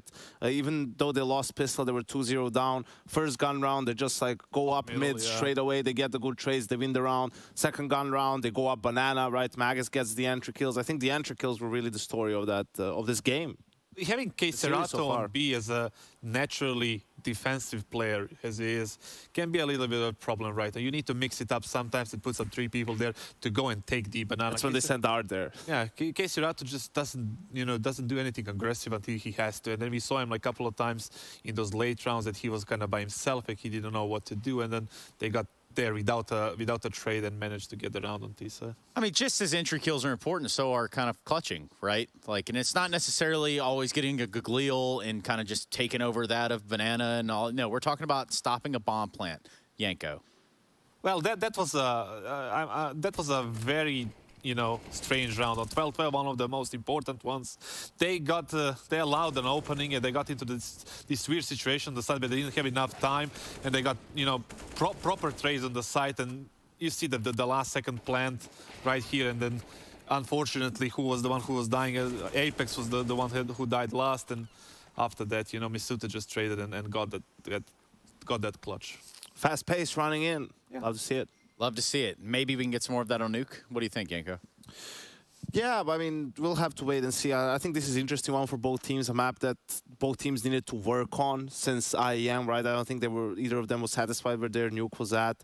And we'll see. I think it's, you know, even the birds on the tree know the Furia likes to abuse door on this map on T side and go like, they have to change that and do more. It can't just be the same thing all over again. Furia is running a different type of default. They're not running outside smokes, almost any of them. They're just running like pressure door, just run out of hut. We used to call something like that Furia default, right? Furia creativity default. again. Which would mean you pressure door, you get any kind of contact trace, any kind of contact. As soon as that happens, the guy from hut runs out, tries to trade. We would use that mainly when we know the op is not playing towards ladder, or so he cannot really, you know, rotate really fast.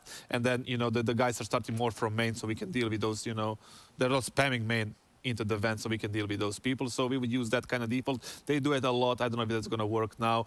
Apex, at least before, he was playing really good from main side, you know, and defending that door vent kind of pushes. So we'll see, I guess. So difference makers, though. We can talk about players and, you know, who's going to do this, that, and the other. Is there any specific way to look at the play styles of what we're looking at right now and say, like, hey, Furia can turn on the jets. They can push into a site. They can turn on the speed and make it happen. Yeah, I mean, Vitality did the same thing to them right on Inferno. In a way, I think this game so far has been revolving around openings and like who wins the fight early. Those teams usually close out the round and turn it in their favor. So if anything, you can't stop getting entry per se. Sometimes like the other team is just outplaying you, but you know, just kind of make sure that you're disciplined, that you're not giving away unnecessary kills, right? And that you're not getting caught off guard by something that you really shouldn't be getting Sonic knows that Fury is going to play aggressive at the door. They used to stop him. They stopped him at the major. It was 16-10. I don't know if it was nuke or something, but they had a good answer to those aggressions, you know, especially on the map like that. But I guess we had this. I agree too on Furia. Okay, well, it's been said. Also, I agree too, because Furia, #1, Vitality, #2, at least in this series so far. We're up 1-1, everybody. We're going to settle the score on Nuke. This is Pro League, and you're watching it. Come to Brazil.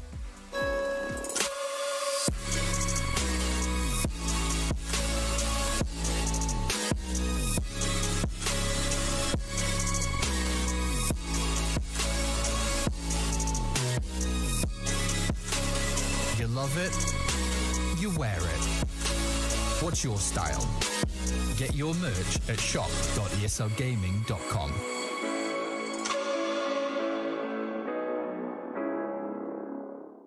Choose nades, choose a smoke, choose a flashbang.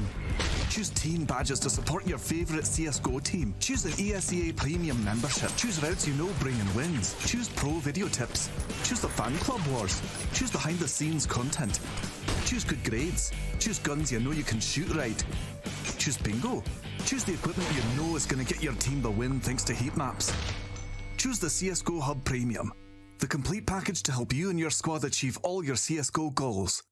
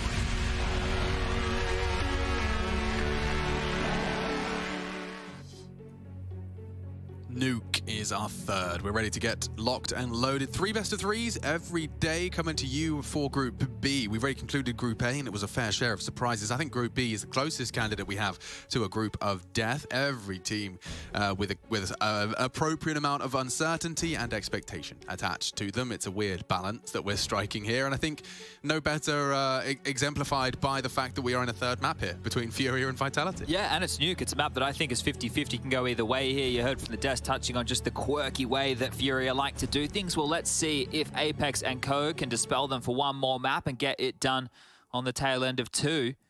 Vitality will be starting on the T side here. CT start for Furia. Julie's dropped it into the hands of Yuri to have some armor alongside. Traditionally, when you see that, it's going to be on top of Heart, you know? What's not traditional is a Tech 9 Kevlar Dupree coming in. A bit more old school, isn't it? Old school look, yeah. We used to get a lot of those.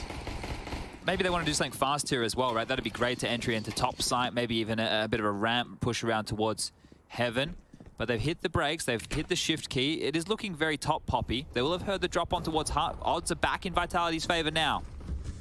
1.69. Apex drops the Molotov to force that Hut player off, and now they can focus all of their attention onto the Julies. Yuri, 2. Not only pistols, but frags. And the rest just falls into place. The CTs deal with the problem. Magis creates a new one. Nice tap onto drop, but what is he supposed to do with this? You don't have the health to have fun with this one. He's going to have to hope for the fight comes to him. Yeah, hope they overpeak, right? That would be the only... Well, they did overpeak. They do. And they're still overpeaking. It's Furia. Guy, I know he's 1 HP, Yuri, and I know it's tempting. Magisk is scary, though. He's a capable fragger. He came into this today as the highest rated member of the group. I think after this, if Caserado and Yuri have another strong performance here, they may even be overall in the tournament so far some of the highest rated players. I would say without a doubt in my mind probably top 5, but obviously this map is going to be very dependent on that. Art's been chipped away at. Just harassing him now, aren't they? Making his life a misery. I mean, I respect Magis for making a round out of this, at least attempting to. You know, he's not going to go quietly. And that's what had to happen. Yuri will leave with 3, so a very worthwhile investment, getting him armored and Julied up. Yeah, I heard Hugo and Harry hating on the Julies yesterday, and I used to be a Julie hater, but that's back when the price point was higher. I am now all for it. $300, you can drop 2 pairs if you want to be generous. I think that the problem is we don't see them do anything crazy, but I think situationally speaking, they can be good, right? It's in certain scenarios. I don't think buy them every time. Like, I'd rather have a pair of Julies for what Yuri was dealing with than a P250. Yeah, if I had to choose. Sure. So makes a lot of sense in some situations for sure. This, I was about to say, is a pure eco, but no. Art's just gone with the USP. So he's got the head armor, the USP, might get a chance to pop some noggins. Good bit of fun. It's a good way to make sure that he can buy something a little bit juicier in the next round of play.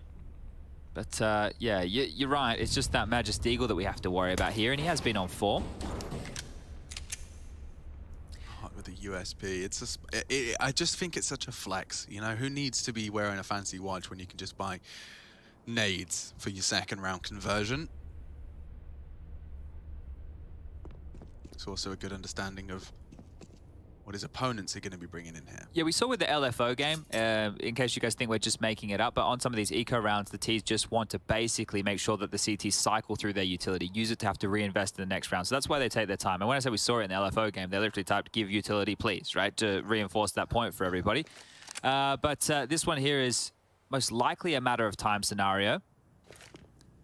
Flashes aren't going to pick off the back of this. Definitely. And spots a lot. In fact, he heard the boost and is getting overrun. Just 2 on the USP. That's perfect, really. Can't complain. Gets some kill reward, saves his schmeckles, and now he's got enough to throw the AWP around if he fancies it. Yeah, exactly. And that's going to be curious because does he give it to Safe or does he use it himself? Because we've seen it quite equally shared at the moment, haven't we? It doesn't feel like either of them have been AWPing more than the other. I'd say there's a slight T art bias. True. Yep. Maybe to use it more as a can opener than a door closer.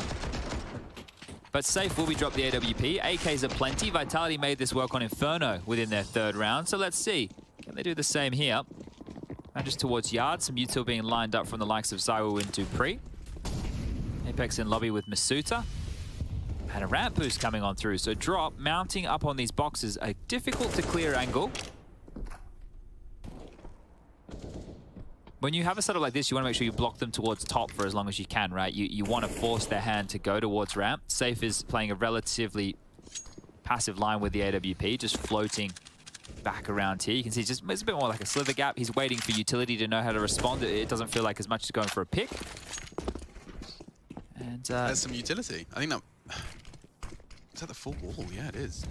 T drops out his incendiary just to stop the easy passage. Then they are going ramp, so Drop, how many are you going to get? Oh, he's got no one to bait for him. He needs a minimum of one. Yeah, but he has got Art to bait for him. That would be great. Safe's caught one outside.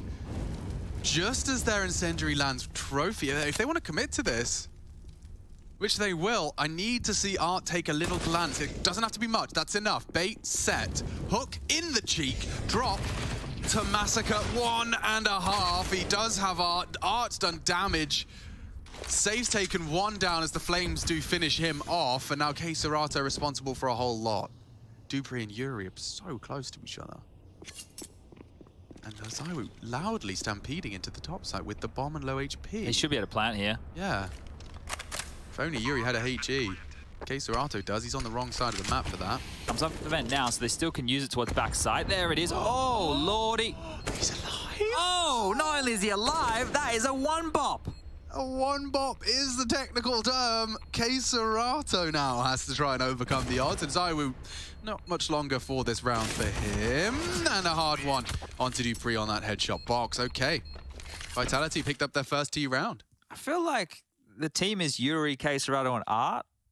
Yeah. And then the other two. And like, I know it's early in this game. It's got nothing to do with the reflection of these first couple of rounds. Just like, you're such a good position drop. Like I said, you have to get one minimum. What I'm really trying to say is he should get two from this position.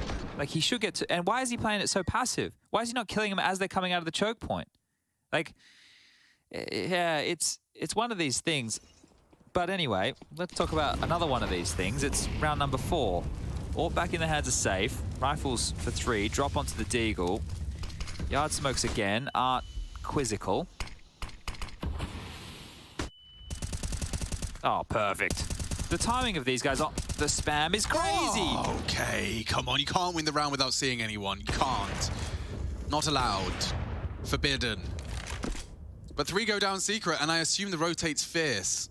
Yeah, it's Art's already tucking himself deep into the stairs. And if I'm Vitality, I don't even know who I want to go first. It's going to be Dupree or Zaiwu. Zaiwu's nominated himself.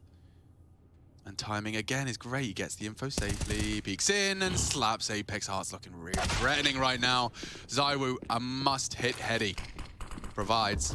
Drop. Smoked it. Doors are open though.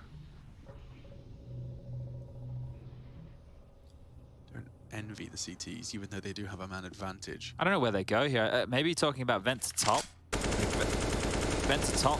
Maybe Dupree's position needs to catch somebody rotating if they're not wanting to go vent to top. But you can see Masuda here with the bomb. More wallbangs just to seem a bit more threatening. And who's accounting for this top site right now? K-Serato's tucked. And oh, 2 of them here. Yeah, they got this covered.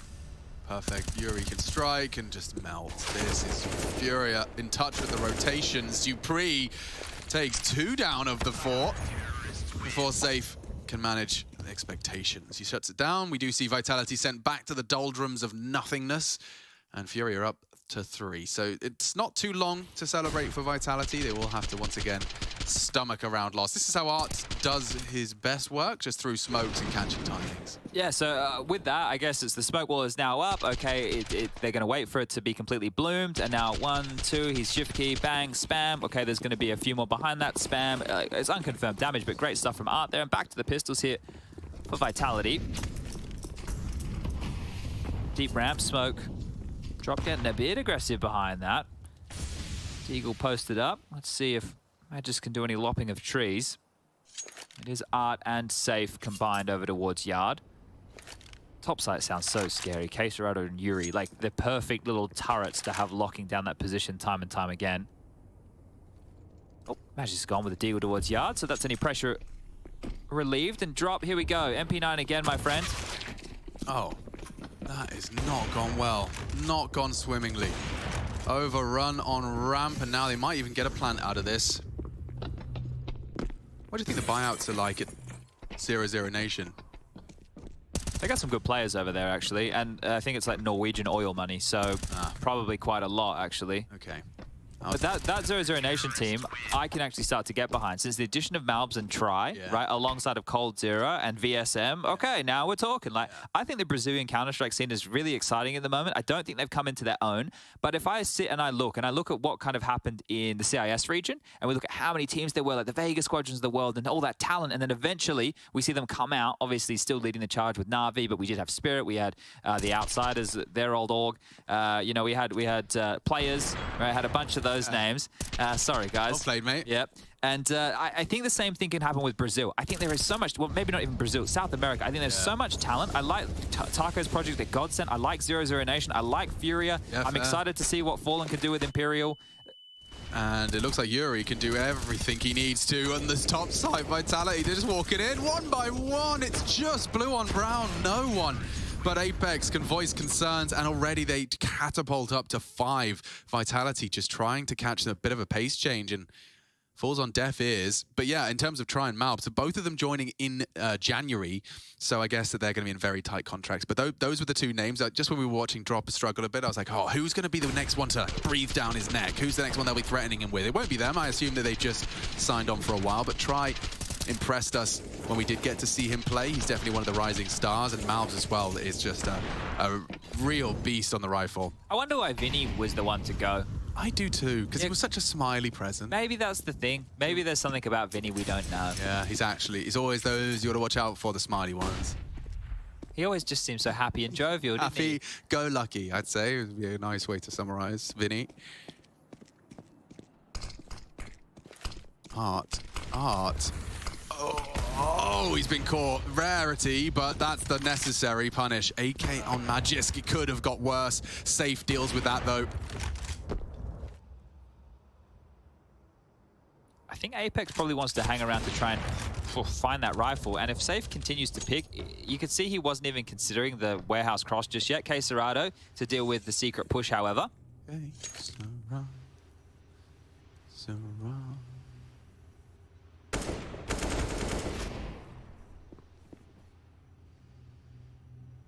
Now let's play a little game here, Alex.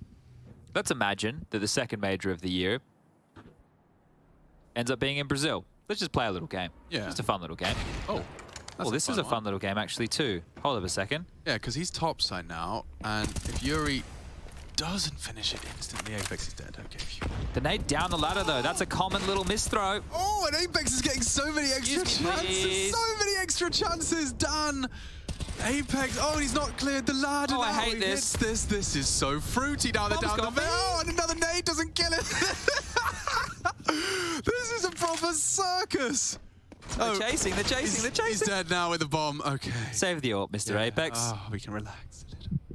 Anyway, the little game I was playing. So let's pretend. Imagine if the second major of the year was in Brazil, and Furia in like really, really good form by that major. And you've got K Cerrado. Imagine the Brazilian chants in an arena for these boys. Yeah, no. It would be actually deafening. It would be deafening. We've done a couple of events in Brazil. Yeah, there is none, actually, going back to my previous team cheering point. There's none quite like the Brazilians when it comes to cheering for their teams. They also venomously hate everyone their team are playing against. But I'm not going to start an argument with the entire nation. They are the most passionate fans, I think. Passionate is a word you could use. That's the one I do use. Yep. Bang. And Safe isn't gone, nor is Zywoo. But Art is. And that's no fun for anyone. Art, again, an opening death in. That's 2 in a row on Yard. And they've lost the AWP. Vitality, they need to convert this. There is no excuses now. No excuses. Just happens to all of us, guys. Same as pimples. If you're sitting there going, man, I'm 22 and I still get zits. I still get them too, boys. Don't worry about it. Yeah. Just the way it goes. Well, how do you win this one, Furia? I'm working it out for him, right? They can't. I crunched the numbers. And you've come back and you're saying 100%. Well, did I say 100%? You said they can't, which would imply 100%. It's a They cannot possibly. Yeah, no, there is no way out of this. Yeah, 100%. Well, where's Drop? He's chilling out, right? Yeah, he's hanging out. Drop, you need 3 kills. So he's tried the boost. He needs 3. Tried the box. Now he's trying the off angle. I think he's gonna get 1 and done. Or none. Oh, that jiggle really bested him there. Masuta shuts down and opens up the ramp. Save. No, it's safe with an F. Sorry, I am struggling with the pronunciation. Same as Gary. Yeah. Do you want to try get Gary? Not really. You don't want to try it? Nah, I like Just Gary. try like G-Y, Gia. Gia. Yeah, and then Eri. E-R-Y. Gary. E-R-I. Gary. Gary. You're doing it perfect every time. Gary. I have to do it for everybody forever. I suppose you wouldn't be having to consciously think about it forever. It would be something that would happen over the course of like maybe 2 weeks. Porgy. Like the G in Mirage. That was a really helpful one. That was a helpful one. The really unhelpful one we got was from NIP when they were like, yeah, so like pho, because it was using a Vietnamese dish, which it's actually pronounced. Chad went on holiday there, so he goes, it's actually Barcelona. It's well, if you're going to use something to make a pronunciation, at least get it right. We're talking about pronunciation right now. Yeah, it is very appropriate. But yeah, FAZE isn't quite how you're supposed to pronounce it. FAZE, which is how we would say foe in the Western world. Like a foe? Yeah, like as in phone. Oh, I was thinking like your enemy. A foe. Oh, that one works too. That one works even easier. Really appropriate. That's all I'm thinking about. FAZE. But those are the 2 opening deaths that eventually were converted. So a nice chill round. All is well and good. Gary. Gary. Oh my God, you're doing it. Thanks, guys. Been training for this all my life. The thing is, I like Gary because what I do is I think of the snail from SpongeBob. Oh, that's nice. Gary. Gueri. Or Guy Fieri, if you're feeling creative. That's another way to do it. Yeah. Well, timeout called and taken as buys back in. And they bounce back against Furia. They continue to go on these streaks, 2 with the pistol, then the first gunny went to Vitality, 4 on the trot since, and then 1 bounce back now from the French-Danish mix. They even mixed their logo, or maybe not the logo, but the coat of arms, maybe. Coat of arms, I do like that. On their chest. Yeah, like proper jousting knights.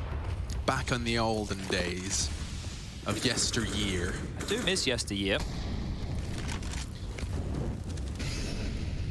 So we're having a little bit of a looky-loo here with the AWP, and he's helping Magus cross. Or Magisk. Molotov. Buy some time. You're doing your Corey Dunn, but about... No, do your Corey Dunn. Corey Dunn? Here's your Corey Dunn. Oh, God, I haven't listened to him in so long. Josh does a good Corey Dunn. Does he? I know he's very deep and visceral and American. Magisk.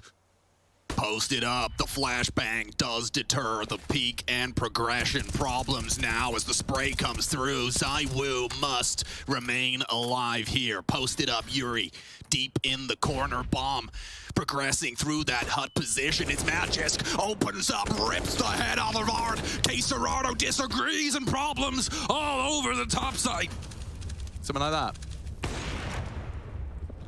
Yeah, that was pretty much bang on. I closed my eyes, I thought I was back in early North American Counter-Strike days. That was great.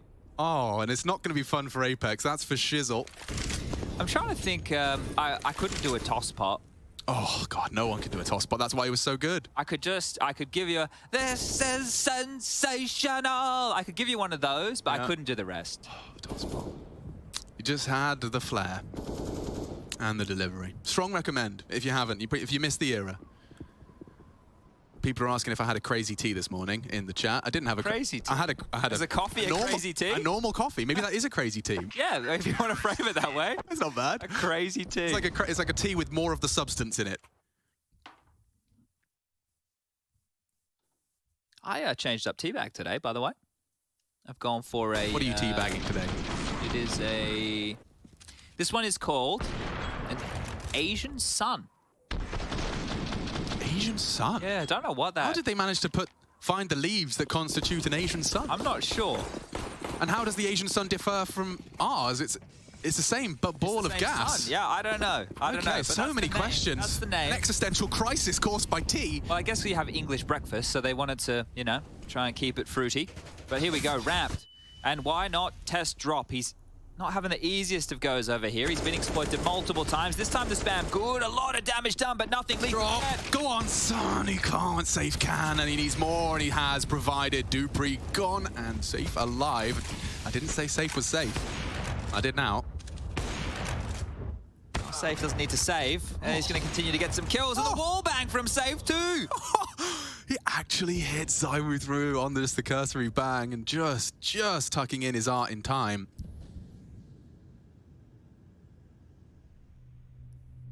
Art leaves his post, but there is very little for me to get excited about here.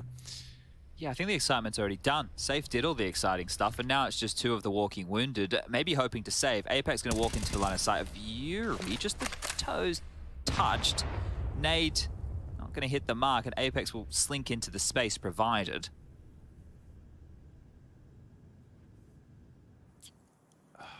I mean, he's going to get peaked, isn't he? Or is Yuri, he's on a very tight leash right now. I think Case Road is in the vent, and we also had Art go lower, right? So... Look how much fun he's getting to have. He catches Yuri in the most passive of angles. And now, bomb is up. This is... How is this happening now? They were both lower, and Case Road just pushed through the molly. Can't process this. Now, Zywoo's going to live through that nade. He's got a smoke. A 2v4 has taken shape before our very eyes. Zywoo caught on the wide. And now Apex an impossible clutch with his HP this low. He can't afford to wait for the sound. He has to take a fight now. Oh, he's done it. He gets it, isolates the 1v1, has to just play time, play safe. He wants to strike now. And Keserato saves the day, but Vitality, they fumble a brilliant 2v4. That could have been magnificent. They had 57 points of health, Chad. That was really well done by Apex just to get so much space. They respected them a lot there, and it came back to bite Fury in a big way. So many players going on down. Unlucky, but great attempt. Very, very good attempt there from Vitality. This is safe. He was having a field day, right? This wall bang, we saw the tag there. And at this point, it felt like all the gas was out of the tank, but Apex was all the way around, kills Yuri, who had the little joust with moments before. You like this, right? Bang on with what you're saying. If they wait until they tap the bomb, then he's going to get found. So going for the peak.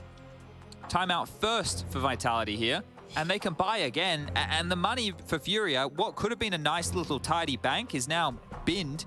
It's the bin juice for them. They don't have a lot residual remaining if they do lose this one. Drop's now going to try the org in his hands. See if that can find him the kills that he's looking for. Because if I'm Vitality, I keep punishing Ram, right? I keep trying to... Because you could get the first kill, maybe have a little bit neater utility to deal with safe from the heaven position, or do some smokes to force a rotation. But 8-2... This could still go wrong for Furia. I know it looks great now, but there's no reason Vitality can't break them and get back into this game. Dupree, quick out, flash there, good. And Dupree gets an opener onto Art this time round. And that's it. Perfect play. Slinks back through the door. Yeah, but I don't know. My untrained eye sees a lot of the success of Vitality hinging on one of Dupree or Magisk finding an opener. Zywoo, of course, has done it once or twice. Oh, and a stray bullet catching Masuta on his way back out yard. So late wall of smokes. We've got loads of time for us to set this one up. And you can see the mix-up. They've decided to deploy Safe's orb in ramp. So yeah, that makes sense because as we were talking about it, potentially getting exploited towards ramp, you put your guy with the biggest gun. They've put drop in an angle that may profit them here, depending on which smoke wall we see land. It's going to be... Requires 4? I think there's a miscommunication there. That wasn't necessary. On what the smoke wall was looking to be. I don't believe so.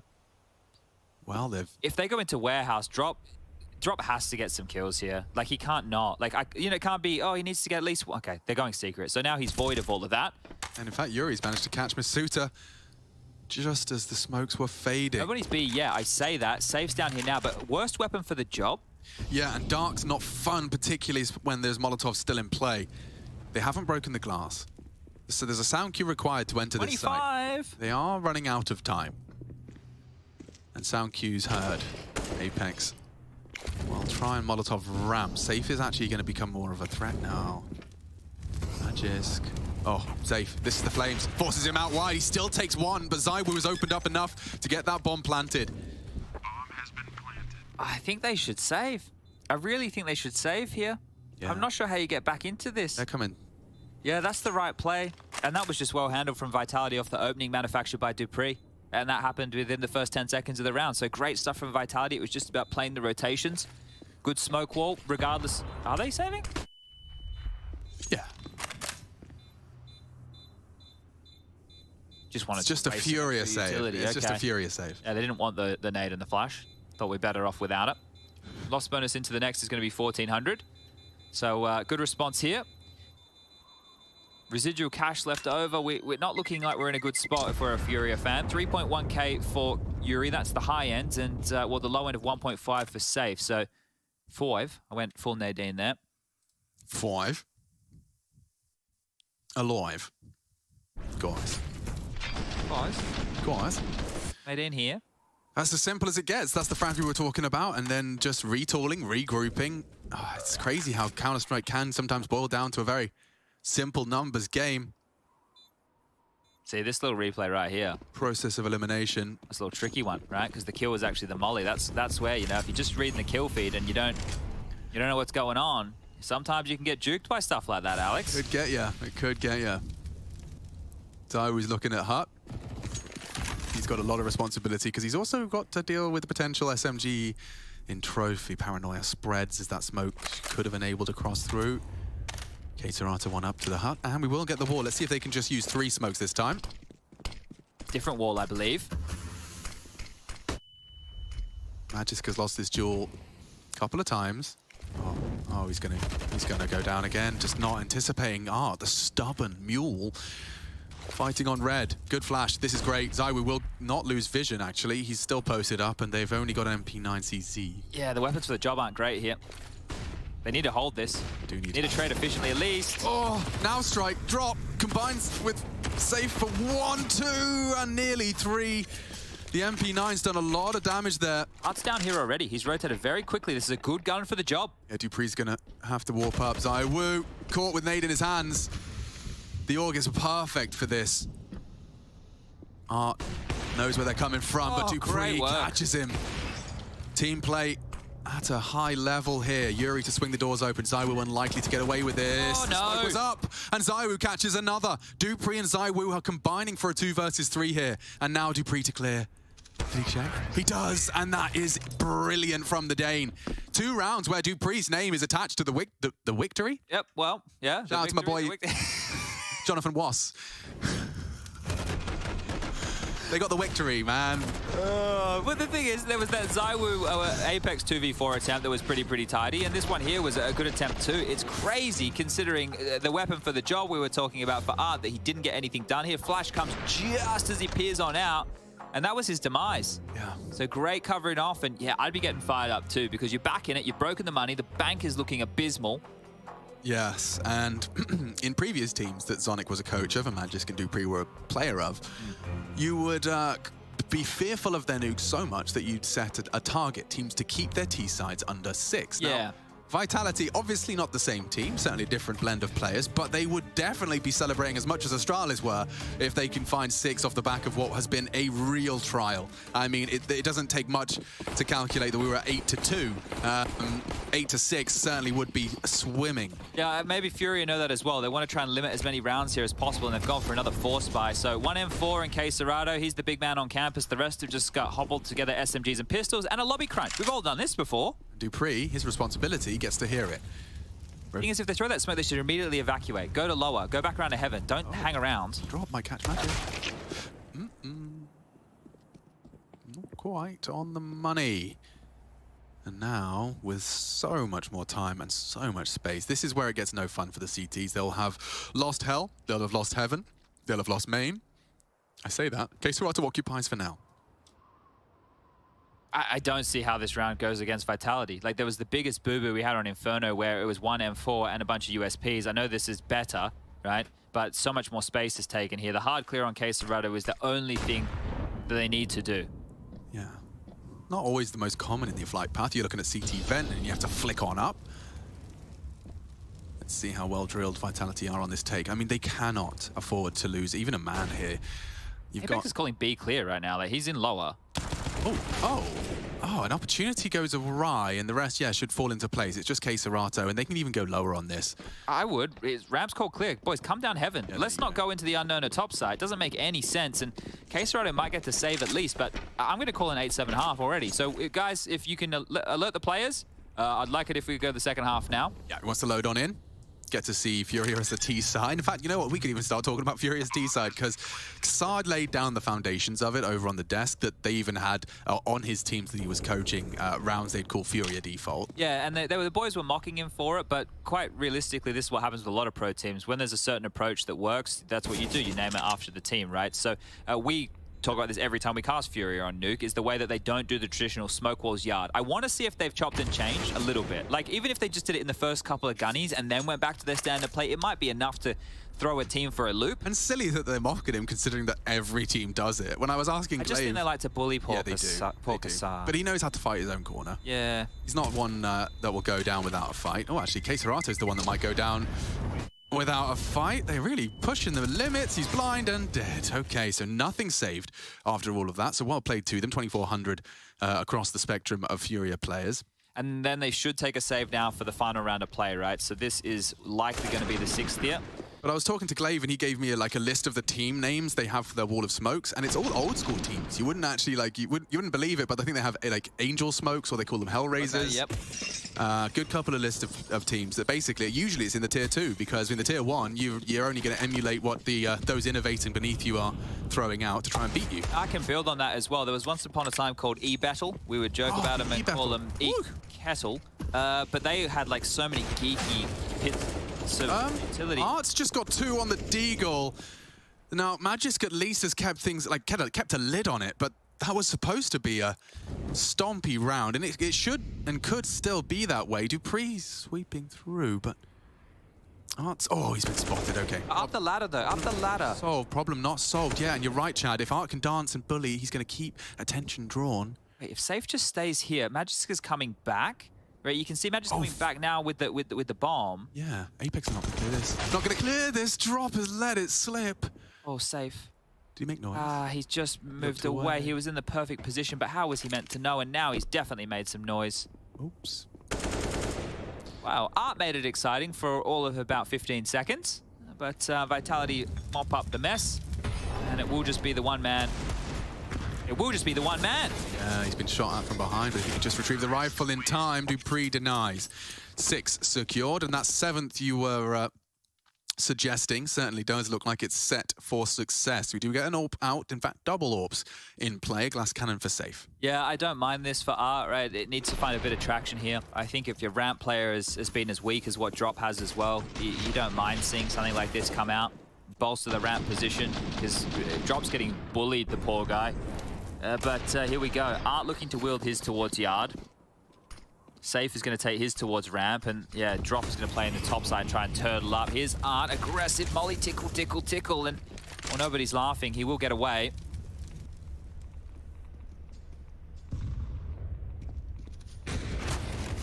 Oh, he's taking a re-peek. Yeah. That's the kind of punish you need, though, and Dupree's always good for it. Well, we've seen how they operate in the 5v4 advantage situation, so I would assume this is going to find itself shaking out the same way. Because Art's the guy dead, so he's the only real risk taker. Everybody else doesn't look comfortable taking the risk necessary.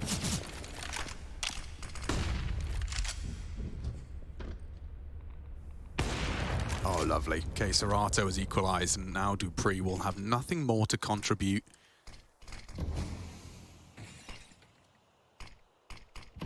What does Magisk walk on this? Does he want to go warehouse? Yeah. But it implies that there could be a whole lot more down. Secret force of rotate. Magisk has gone down. Drop has shut him down.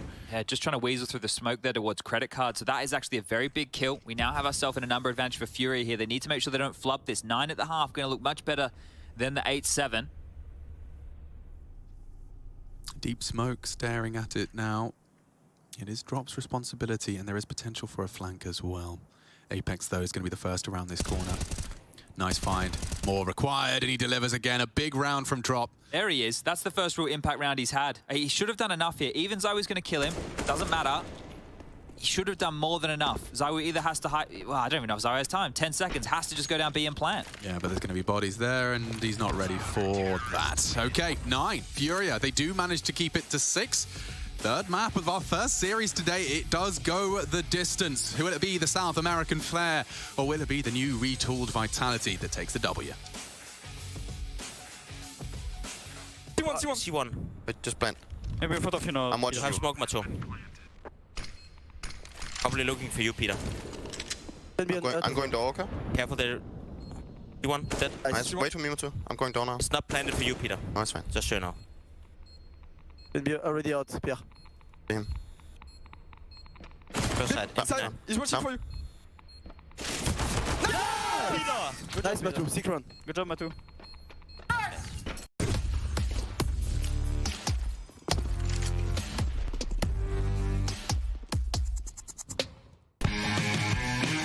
Hey Future Pros, back on track and back to Nuke. Today I wanted to show you a molly you can throw that will land on hut at the A site. To throw this molly, you first need to shoot out the windows on the right skylight. Then hop up onto this vent, realize you're on the wrong side, and then hop onto the left one. Position yourself so you're over the center of the vent. Aim along the bottom line of the coping, then run forward and throw the molly immediately. This molly will blanket the top of hut in flames and force a CT player out of position. That's it, and good luck because on T-side nuke you are gonna need it.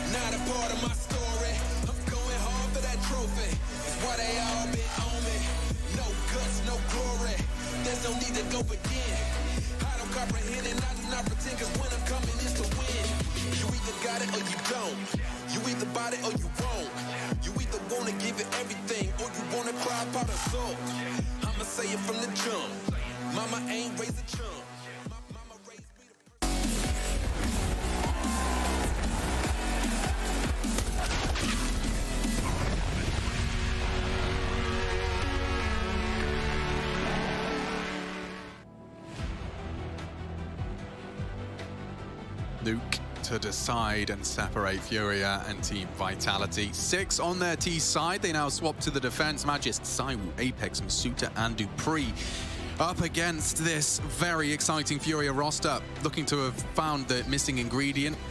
We get to see Safe in action now on the attack as well. Serato looks like he wants to walk on in quite quickly here. They're known for their pace. 3 through the heart. Here comes the skylight flashes, and Serato eats his own teammates. Flash leaves time for Magist to adjust, and now the counter util's out. The frags are in. Apex 2 on the B2K, and just knocking them down where they stand. Only Art doesn't get a chance to really voice concerns. It's a triple out of Apex.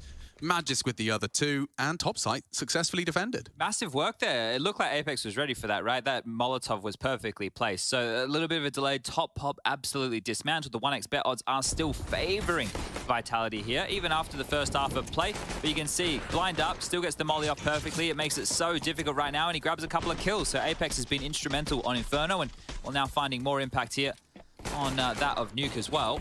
But let's get back underway because, well, Art has a Galil, the rest of his team are Eco, and this is where we really get to sink our teeth into the way that Furia want to approach. Jesus, that actually wasn't far off. T-side of Nuke. Now, I like this from Dupree. No, Dupree's he has had enough. Yep. Yeah, that was just a straight up, okay, you want to see what I can do too? I can hold W and shoot. Yeah, it's quite easy, actually. Yeah. In Europe, when people hold W, you know, then we just sit back and we punish them. So you're about to cop a bit of that, and I can do it as well. So, breaking news as well, just in case you missed it. MBK has been replaced MB Cut? Yeah, that's true, actually. He has been replaced on Mouse. He's benched, and JDC, you may have seen him play in Katowice. He was standing in for Bemis, who was unable to get there because of illness, has been promoted to the main roster. I mean, it's there's two conversations in that. It's a Mouse with once again and exemplifying the power of a academy roster and using it very effectively to keep players cycled in, but also MBK gets one event, 2 events. Yeah, 2 events, and 1 with the full roster, so that's pretty rough, but it's pretty rough for He was Art fragging too. as well. Yeah, his aim looked pretty crisp. He was playing some good CS. Yeah, it's a tough one. But yeah, Art, he's had 1 round run down by Dupree, and this one cut short by 90 damage to the face. Yeah, but you're seeing what we're talking about through lobby. Where's the smoke wall's yard, right? Where is the cross to secret? Where is the late L block? Well, they only have 2 smokes, so even if they wanted to try and manufacture something towards yard, which is where they're starting to head, they can't do a full wall, right? You can have a couple of options here. I guess you could smoke off in front of main, and then you could fight more towards heaven. If they get across to red safely, then they can just do secret smokes, but usually you drop the first smoke so that you can't be spotted on the cross. Fortunately enough, Vitality aren't spotting that deep. So there's a positive, but I don't see how Furia win this round. And I know there's still 50 seconds left, but I'm just calling it as I see it. He's repping those 2014 hollows there. That must be quite the costly little AK, huh? I would imagine so. Top split. Oh, lovely from Magisk. Safe as just in a 3v3, and it's still a standoff on this top side. Drop down elsewhere. Safe's got the bomb across. Will he even be able to get fully across? Bodyguard in Yuri. He's got a lot on his plate to defend, but the bomb now down. No smoke, just a flash. Attention's in the right place. Need 1 to separate them. Now distracted, another find, but it's Apex just trading in the numbers advantage. It's 3 versus 2, goes 1 left standing. Apex to defuse, hoover up any util he can find. Good plant with the loss bonus where it's at right now of 2,900. It's going to put Furia in a little bit of a cheeky buy situation. It's going to be 2,900 plus the 800, so maybe we can see them go for another AK buy that will be just as light on U2, or they could go something that's a bit more Tech 9 Mac 10 heavy to have some pace behind it, try and get a vent drop, try and overwhelm ramp, try and go for a top pop again.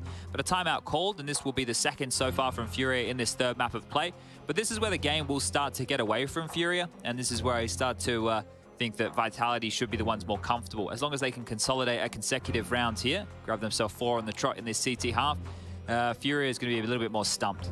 Their T side, it's curious, but it also makes them a little bit more predictable in terms of what fights are coming their way. You can see Yuri up there on the top rope. During all of that, getting himself into a position he would traditionally play while locking down A, but just not enough to get that final kill.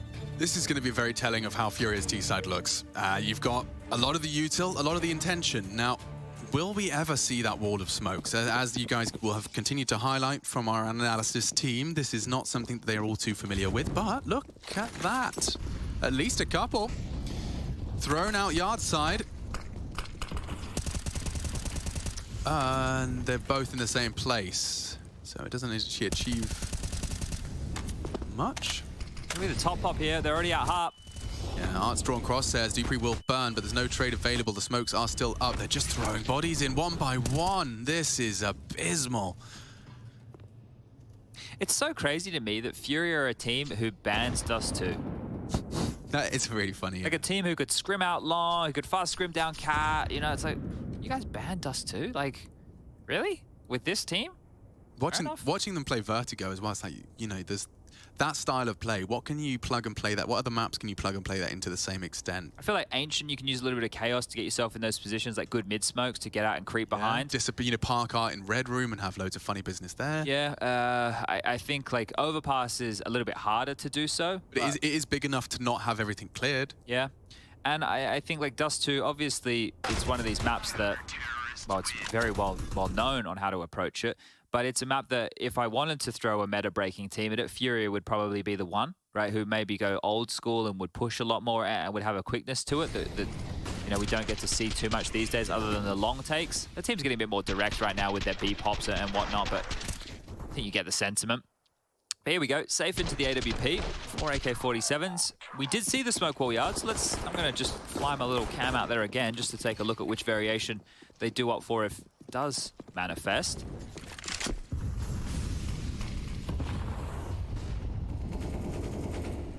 taking their time here at the start, just waiting out any early nades, and actually drops found Magisk very early here in the piece. Yeah, that's a big find. Very early. And it could lead to more. Zayu doesn't have an AWP for this, and now that smoke means it's either credit card or no info. He opts for credit card and finds safe. Bomb's loose. Finds the bomb. Finds a 4v4. He knows he's going to get hunted. Good crosshair and positioning. Drop a second frag for Furia. And Zayu could be next on the chopping block. He has called upon Apex for some assistance. A great kill. Yuri confirms there's more. Drop caught. Dupree activates towards lobby. Kesrodo needs this kill back. Oh, and he gets it. Well played indeed. They know Zayu's warehouse. This should just be a 1v2 in the post plan. It's a 2-1 alive as well for Furia here to close this one out against Zayu. He still thinks he's being hunted over towards warehouse, but they've slinked in towards the top side. They can plant that bomb. They only have flashes to work with. Does Zayu go for this? It's a winnable 1-on-2 situation, but he doesn't know where either player is right now. He could use his molly in a multitude of different ways. A second smoke there if he wanted it. Element of surprise, a priority. They have maneuvered into lobby, and that's a safe bet. This is the clear, no door though, and he's been spotted. Baits the first, looking for the second now. Yuri. Hut here. Probably hut. Time very sensitive, and he's got the smoke for this. Oh. Nice, can fake it. Swing out, and Yuri's ready. First bullet out of the AK into the head, and he's trying to get the salt in the wound as well, and loading his mag into that corpse. It's 10-10. You can see a recap of how we got here. Both teams winning their map picks puts us on nuke. That right there was quite risky, right? Because the molly towards the bomb was the, oh, well, he can't beat this, but still had a smoke left over. And right there, Yuri didn't push out immediately. He actually sat back out and waited for the swing. So there may have even been a couple of extra seconds if Zayu decided just to go for the sit. Not to be the case. I thought that kill from Dupree could have been the round, but Drop did good. He got 2 kills in that one. His impact was few and far between, but we're into A, and oh, down and again. Of A, yep. I think Vitality's top side is pretty hard to break there. I agree. Very experienced veterans at this. Apex not going to win out the round just yet. Match is far too wise to your wicked games, Yuri, but the bomb plant's nice. Drop past to pull off the impossible. Oh, great tap. It's a start. He knows there's one ramp, he knows there's one vents, and he's dropping the flames to isolate. Fight, he needs to fight if he's done that. Oh, he's just been wallbanged, actually. Straight through the box from Zayu. Makes it hurt, makes it count. And we're going to go tit for tat here. Only one gun round so far for Furia within this second... Oh, only one round in general for Furia so far within this second half of play. So they're going to keep their head above water. Guns can be dropped. On the other side, these plants are really good, right? With the loss bonus where it's at with the plants, this is one of the positives we can look towards for Furia to stay threatening. But you're right, the top side, every time they've tried to go quite quick, they've just been handled. They've just been dealt with. Yeah, but that gauntlet was thrown down on the pistol. Like the way they repelled the top side pistol. And it just has been the same kind of vibe ever since. Just maybe Furia through the lobby are going to have to kind of expand their playbook if they want to exploit Vitality. Admittedly, picking your poison ain't easy when you've got so many aimers on this squad. There's always going to be someone you have to trifle with that is a name to be feared. Zayu in your yard. Just to note that Gary didn't do a lot of talking towards the tail end of that timeout. It was mainly a couple of nods. I think we saw a bit more from Yuri, a bit more from Art in all of that. So they still clearly have a plan of what they want to do. It's 5 AKs, no T-side AWP. The only individual lacking utility will be that of Safe. You can get one flash at best or a decoy. Everybody's least favorite piece of utility. Or maybe if you don't know how to throw any nades, maybe your favorite, because it's useless, just like your utility. Quick top util. They're stubborn about this. They really want to prove that they can beat out the top defense. There's the first. Tumbling. Dupree not going to go down without a fight. 3 on the transfer. He takes down Yuri as well. Safe can't win his duel, and that leaves Art. Not only is his position known, but his teammates are gone. What a mammoth 3K that was. I don't know. I thought he was getting 1, and he leaves with 3. That's beastly right there. That's the round defined. In the absence of 1, the other Dane takes his place and frags for 2. Art thrives in the silence, and so will we as we observe him try and piece this puzzle together. Bomb disconnected from him. Yard is being cleared. Maybe that's something he's anticipating. It feels like Apex might just catch him. And he does. No plant this time round. Really starting to run out of options here, Furia. If they got the bomb down again, we could have seen another gun round, but they just keep throwing their bodies on the line. And this is why their off-meta style of nuke, right? There's a reason it's off-meta.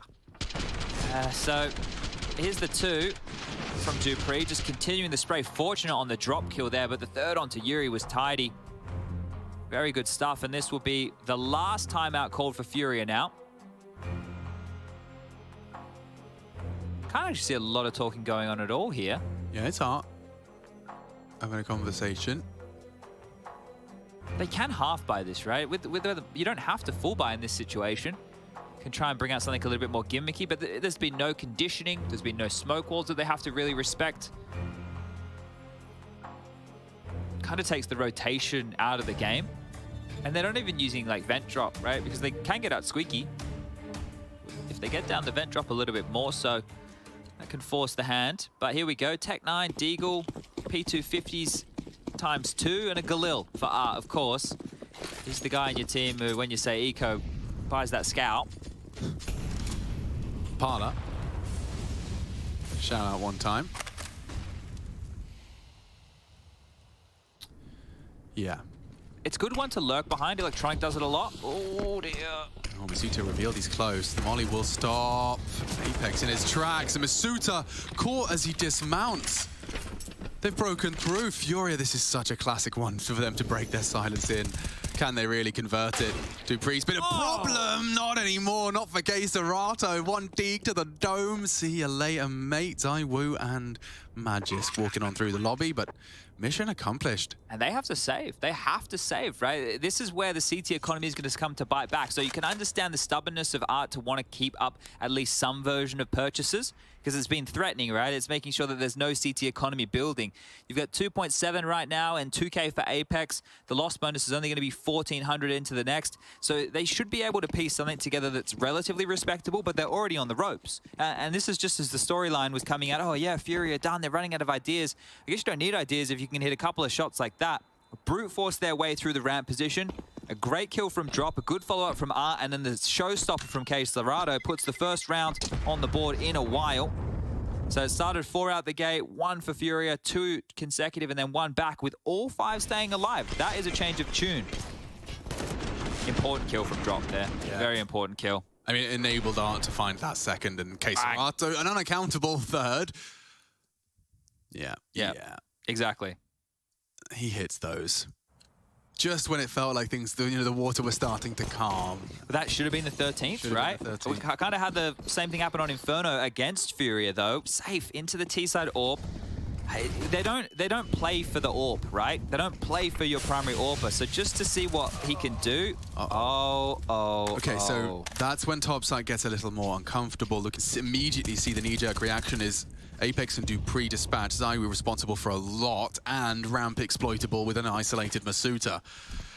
Safe, has a partner, but won't progress. Starting to get a little bit worried right now. Like, what are Vitality meant to do here? Do they hedge and then save? Yeah. If it's the other side, if they're picking correctly? Do they go for an aggressive maneuver as a unit? They're currently spread out. Apex is down towards lower. Zaiwu and Dupree to fortify A, and considering the drop down, they probably will go aggressive here. Squeaky smoke, they know that is denied. And Apex is actually joining Masuta over towards ramp, so they've foregone Yard completely. Oh, double up on the vent here. Oh, yikes. This boost is getting a bit more vogue. Oh. Serato right side squeak. Dupree knows. Surely Serato goes down here. Get a couple here. Over the smoke, it's going to be a nice little view. Oh no, Yuri's toppled them both, and Furia kicked down the door. Round 1. The silence then falls on the T side. That's a whole nother conversation, isn't it? Yeah. They can spam back. And that's how this round opened up. 12-12. All right, Furia, not done yet. And all 5 likely to stay alive again here. That could be 2 consecutive rounds with 5 players keeping their head in the server. It's crazy how quickly things can go from Sunshine and Rainbows. Well, Sunshine and Rainbows took a complete disaster. You know, it felt like the power was all on one side of the court, and it's just like that. Swung. 2 rounds is all it takes, and a hero rifle on Art around some Tech-9s, breaking down previous round. Now they're on a bit of a hunt. He'd love to take everything away. Apex has called that there's one walking towards you. Masood is going to be more alert than Apex is anticipating. Oh, okay. Well, Art's got him all the same. It's only Apex that saves. And we will see a 12th. So now we're starting to see some T rounds on the board. Fury have won 3 of the last 5 rounds of play. Okay, well, this is the silencer squirrely now, isn't back. it? Yeah, it hurts on the other side, doesn't it, CTs? You feel a bit of that force? It's a really nice and astute observation that these M4s are becoming more of a priority. Admittedly, it may have just been the only thing available, but I've seen some players opt for an M4 or 2, depending on their position. It's just Apex and 4 USPs. Where have I seen this one before, Alex? Yeah, but I don't know if the story ends the same way. Apex got a lot on his plate. He is going to go a little aggressive. Silo could end him, but he's ended drop. It's not going to deter them. He confirms there's more. Flashed off on red. Oh, come on, come on. Oh, he is doing it all. Oh, my lord. Okay, he can't get away as well. He's forced the AWPer off of Silo. The bomb's committed secret. This has got legs to it now, Chad. They've only got USPs, though. What do you call? Do you want to group up? Do you want them to roam together as a little silenced USP pack? I don't know, because with the number advantage, you don't necessarily have to, right? You're going to be able to You're not going to win any duels on your own. But think about this. If they leave yard, if you let them slink on down and go towards lower, and they continue to hit the brakes, there's more information now for Apex. You can go scoop up these drop guns. And if you go and get these drop guns, then your retake with 5 versus 3 becomes a lot more doable. So don't throw away the life. Oh, we'll throw away the AWP. Gun, yeah. Good find there. Jay the Gun Watcher, I think, is his new official title.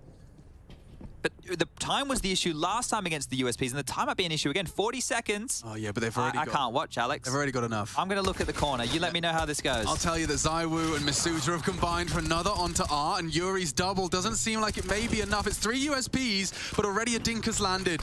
K Serato to defend Furia's honor. He has to plant 20 seconds, and they can bully him off of it. Fake out.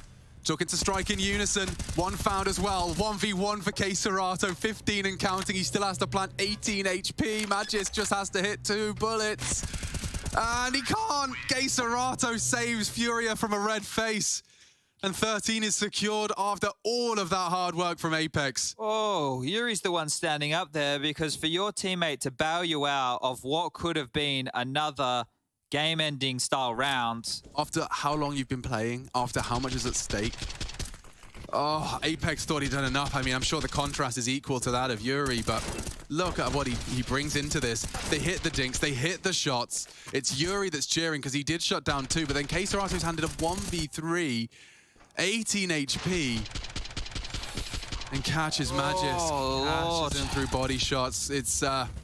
It's a close one, folks. This game is going the distance. This is going to be quite the fiery end to a long, hard-fought series. Whew. Fill your lungs with some fresh oxygen. Take a deep breath. Oh no, what is this? And a wall Never of smokes. seen before. Furia have thrown an actual 3 wall of smokes. The diagonals are in. Oh. This is why they don't do it. Lads, I mean... there's 3 different positions you have to stand in to throw them. Oh. Zywoo, cheeky bit of calf. Maybe it's intentional, Alex. Yeah, sure, man. Oh, Art's actually made Dupree look a bit silly there, and now topside's open. Maybe it's intentional, because it means they'll be looking yard, right? Yeah, exactly. Oh, fudge. Well, I think a save for Vitality here might have to be the only option. Bloody hell. You never know what you're going to get. It's always fun with Furia. It's a variety bag, you know? F in Furia is for fun. Yes. Capital F. For fun. For fun's sake. For fun's sake. I think that's what Dupree said. You saw him slap the desk before. He's just been swung on early. He's hot. He gets fought by main immediately. Yikes. And there's... Oh, okay. Oh, there's some Omega lols going on today. Oh, that wall of smokes. We'll see if we can catch that on the replay. You don't get bigger than an Omega lol. I think that's the biggest of them. You get like a wide peepo happy. Well, they're trying to take the guns away. Risky business. The Firewalker Art has tempted the fate. Apex will drop another. The bomb should be going off momentarily, and should be them holding on to 3 rifles. Or riffles if you're a Dane on Twitter. Riffles. But here it is. Now we're well and truly at the business end. It all goes to plan. everything went as calculated. Furia forced another Vitality timeout. It's on it because there's trying to spell it out to them. Lads, I really don't think they're going to throw a wall of smokes. I think that and if they do, they can't. They can't. So you can actually just rely on top side, focus on that. It's where we're strong. Jeez. Let's stay strong, shall we? Look, stop showing that replay. I think that would be wise and advisable if we want Dupree to play again tomorrow. Yeah, but we oh, Dupree and Apex, two players who you know you're always going to get a fun reaction out of. Fun on the other side. V is for fun too, apparently. Very fun. Very, very fun. Okay, well, timeout subsided. Guns out, buy in for both sides. No CT-sided AWP, mind you. Safe as is. And here we go. This is 15, potentially for Furia. Came close on Inferno. Can they do it here on Nuke? All right, let's get into it. Aggression into Safe's AWP, and Apex is just trying as hard as he might to give them an early advantage. It doesn't get better than that. Vitality, no AWP, but a 4v5. A 4 versus 5. Can they build upon this? Zywu spotted out, lives on.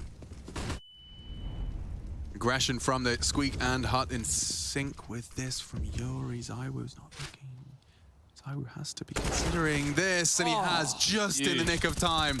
Another body drop by Apex down to just 16 HP. Art so vulnerable, susceptible to a wide swing, doesn't come through. Well, they don't have to save. KSRO has 8k, Drop has 7. The Deadmen, they still have above 5, so should give it a crack. Or even if you can't win the round, do damage. Take as many guns of Vitality with you as you can right here. They have max loss bonus, but it's the win bonus that's going to come on through. Pretty close to each other regardless. But just make sure they have to drop a couple of guns. Make sure they have to reinvest heavily here. Don't just let them walk away with a clean sheet. Testament to Art's confidence is that he looks for ramp on that 10 HP. Keeps them looking, forces a smoke, 30 seconds. Now they can wait that out. It's Nuke. It would be a fine margin. I feel they have to walk through. Very fine margin. Drop's posturing to do just that, maybe on the reload, and hope that the Hut player is caught slipping. At this point, then maybe just save if you're not going to try. Seems that way. And it's going to get worse if you don't run now. 10 seconds. They've got another headshot. Do they have time to get the bomb down? He's going to try Drop. If he plants now, it should go down. So how many can he take with him? One more. Oh, go on. Get this kill. Go on. Takes the head of Zywu, closes the door and dances with Apex for a second longer. He started that in yard. He closes it in the low site. Damage is dealt though, chat. Yeah, and good damage. The magic number of 3. They killed 3 players there. You can see Apex is going to quickly make his way back up the vent to find the AWP. Jay, great stuff. And scooped up there to carry that one through for Zywu. So, well, that's the bounce back. 4 consecutive rounds from Furia. Stalled on out here with, well, a clean, one that started clean from Vitality. It was a very good opener. Zywu with some impact here. Now they have to drop the guns across. They have to make this buy work. It shouldn't be too many qualms for Vitality. As I mentioned, Furia have plenty of cash. It feels like we're due potentially in overtime, considering how good this series has been. But here we go. What's the change up? Do Furia try something a little bit crazy, a little bit outside the box here? Doesn't look like it early. Squeaky blown off. Quesarado to try and posture forward. They've extinguished for him, but they're not going to push the issue. Apex with another deep warehouse position. He's great at that position, is Apex. But look how much CT util has already been banked on out in the first 20 seconds. Yeah, there's a lot dumped. Did the smoke wall work this time? It's 2 of the 3. Hey, yeah, I don't know. That's a cross. He knows it's a possibility. When do they strike? Oh, it's ready for Apex. Wins his duel. Zywu getting danced on by Quesarato, and he has got the very slight tag, draws blood. Oh, Zywu just got saved there by the util. The squeaky smoke and the flash has bought some time. Masuda's turn. Oh, and it's more frags for Furia. 15 now looms as the bodies keep racking up. We're missing them. Only Magisk and a lot on his plate. They can go anywhere he wants, but Magisk, yeah, it would be a 1v5. There's no way they can give this up. And from behind, Yuri confirms our suspicions. So now with nothing left, Vitality high end, it's 3.3. It's 1 M4 on Magis. But think about the extra guns they lost in that round. Hunt, yeah. Yeah, in the 3v5 situation, they won out. The extra guns that they lost would be worth their absolute weight in gold right now. So this is going to be rough for Vitality to get this one done. Last timeout called for Zonic here to chip on in. And what they have is all they're going to be able to take into this. Make the pennies work, boys. Talk this one through. Vitality, they were within touching distance. At one point, it felt like they were riding off into the sunset. But that's Furia for you. There's a bit on the line here, Alex, as well, because if Furia win this one today and other results go their way later in the day, they can qualify for the top 3. For Vitality, look, their fate will still be in their own hands as the group continues. They're currently sitting 1-1. After this, if they lose, it'd be 1-2. But Furia would be, I would say, just one win away or some results going their way into being locked in for the playoffs of Group B already. So, yeah, another great game from them, continuing to show depth within their CS, and the individuals. Yuri, Queserato are consistent. And now, let's see if this will be the final round of Counter-Strike at this best of 3. We've gone the full distance. Queserato looking to start the round with a bang. Draws a smoke out early to patrolling the yard. They are looking to smoke it off. It's not gone to plan. We don't know. We assume it's not gone to plan.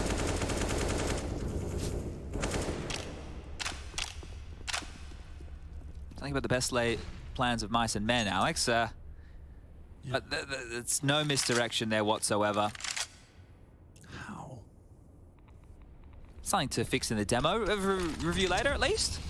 Quick smoke onto Squeak, buys time. They don't have the weapons for a duel head-to-head. They do want to use the utility as best they can. Now, no blood has been drawn. And we've got 60 seconds left. Masuuta's been a very stalwart presence, but it does seem like Safe is lining up for a top exec. He can throw some flashes, Skylight. Masuuta going to get a little knock on his door. Oh, out ahead of that. We'll have to fight here. Has so much space, though. If he goes around towards Heaven and they still do this top split, Safe Molly's backside. The flashes come through. There's the Molly. It's coming out now. This is going to hurt. There's 4 of them here. 4 here. They can wait for Art. They can just wait for Art. Let your in-game leader work. No one is addressing it. It's only an MP9 from the rafters. It's only an MP9 from the rafters. He's going to ruin their day. Magic's going to smoke. It reveals it. They're all panicking. No, he's let it slip. Vitality extend play. It's only Safe. Push from every angle, and we go again. Vitality, all the upgrades they could desire. A sigh of relief in unison from the Danish-French blend.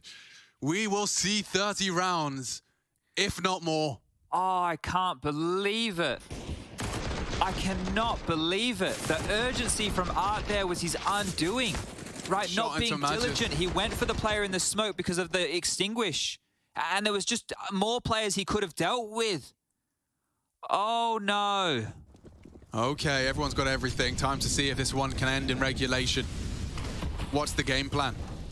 Art liked the space he found on ramp early. This time he finds himself there right out of the gates. Just a cobbled together buy pushes us to a full 30. Suitor's used his smoke already. Good nade. Softens them up, but they're coming. They're coming. And what is he supposed to do? Does he just give it up? Couple of bullets to ward them off, but they are committing, and he's got 0 help here, so they are going to lose ramp completely. Suitor's tucked lower. They have a player in the vent already to try and respond towards this site as well. They have plenty of smokes, and they even have the oversight of Safe's AWP. Yeah, that can go anywhere. That can hold hell. That can peek ramp. They can smoke window, door, and single. They could literally smoke everything off. Apex, they're here! Oh, he's just walked in. The nade looks great. The molly looks even better. Channels them all towards the left-hand side. Art walks through it and dies, and now a double from Apex. They're into the side. The bomb's on Queserato's back, and we're locked into a 3v3. He can plant towards the Astralis corner. Got no cover. It out, yeah, as I was going to try and progress with the AWP. Thank you very much. The CT smoke. Yuri and Zaiwu in an odd state of affairs, and now the bomb does go down. Everything to play for.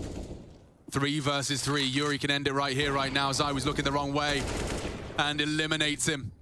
2 to go. 2 for the tally. Dupree, a lot to do, and only the first found. More close. He knows it. The door slams shut.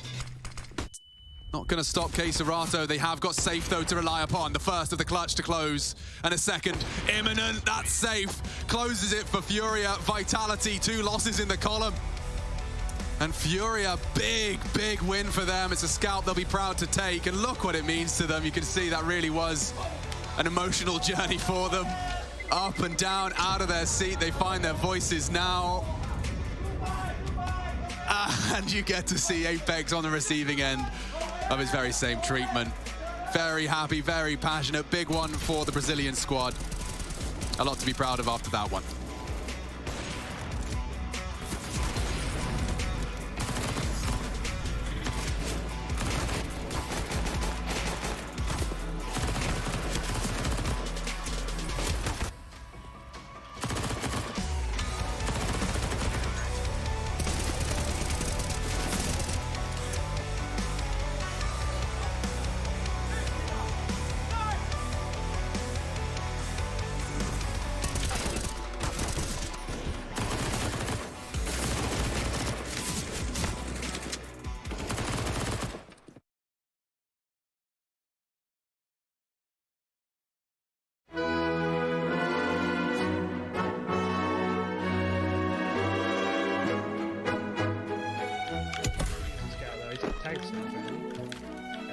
Yeah, I've seen him. I'm going for this.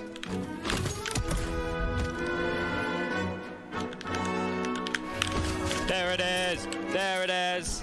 It's taken a while. Oh, it's beautiful. Oh, straight into a Goomba as well. Oh my lord.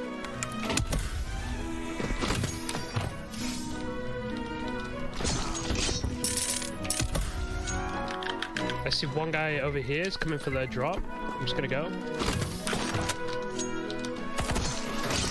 Push late. One more behind. Towards the tree. Go ahead. Sorry if I bumped you. Go and screw it.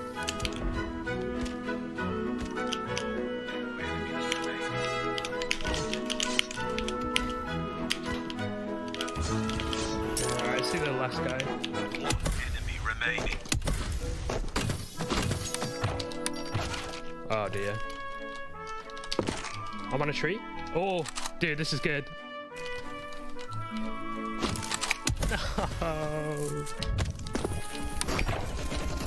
I got him. I still got 3 breaches here. Ah, nice. 4 enemies remaining. One below me in the town.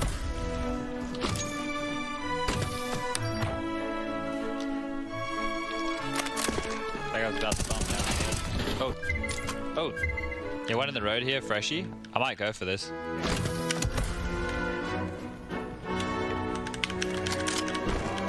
Nice.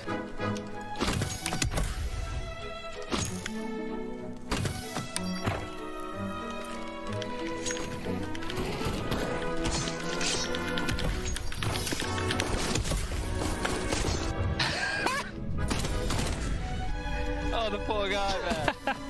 I was trying to bump mines at it.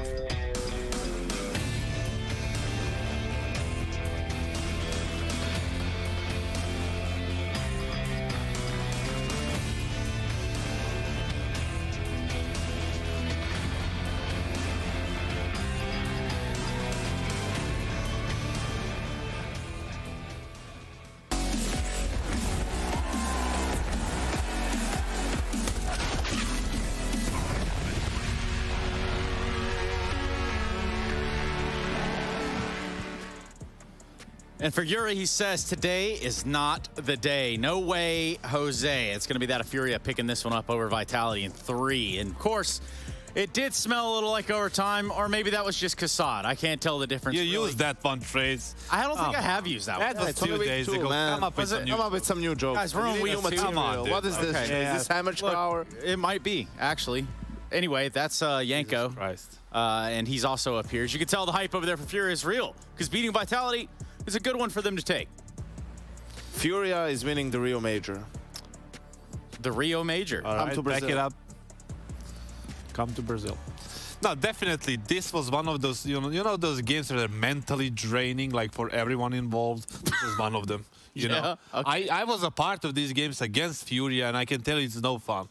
It's not fun, like even watching or playing or anything like that. It's so difficult right now. This is a classic T side they have. They kind of spread around all over the place. They used main a little bit more than they did before, you know. Just they usually go towards lobby. They don't show too many smokes, but now they use the main quite a bit. What they do is they pressure your economy, so you don't have too much utility. You don't have an op like Zaivo didn't have in most of the rounds, and they just go walk around, you know, around the map, getting the openings and play off each other and end up winning the half at the end. They had some crazy rounds, but you know, that's Furia. That's how they like to play, and that's how they win their maps. Is there still something to be said here? I mean, even though it's a little more even kilter here on the last map, was opening kills sort of dictated the way that this matchup went, and kind of indicative as to how the numbers look now here in Nuke.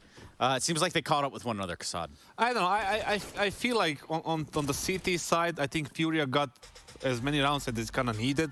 I mean, they were cheering when they got 8. That was enough for them. When they swapped to the T side, they just run their own game. You know, openings or no openings. Obviously, it's going to be super easier for them when they are a 5v4 than a 4v5, but they were just allowed to do whatever they want, simply because they were like pressuring the economy of the cities so much. And simply because come to Brazil.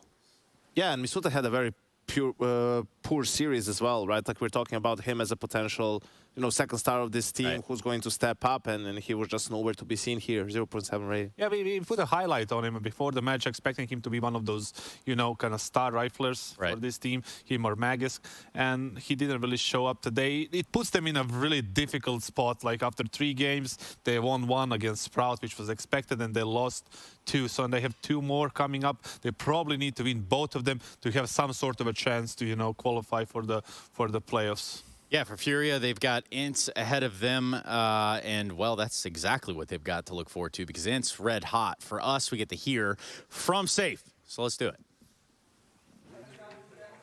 It took them 3 maps, but in the end, Furia are the victors. Safe, congratulations, you won against Vitality today. You had no problems when it comes to Vertigo, and right now we had like a really close map on Nuke. But when it comes to Inferno, the last time we saw Furia win Inferno was actually during the PGL Major, and it seems like you are still struggling. If you will reach the playoffs, will you focus on improving the T side on that map? Yeah, of course. I mean, not only the T side, but the CT side as well. We had some bad games in the past, you know, with this lineup, and we're trying to change things up. So we try to work some new things. But yeah, that's something that we need to work on. But I think we're good there. Well, while you were playing, I noticed that on your mouse pad you have like a little bee in the corner. Can you tell me the story of that bee? That's our...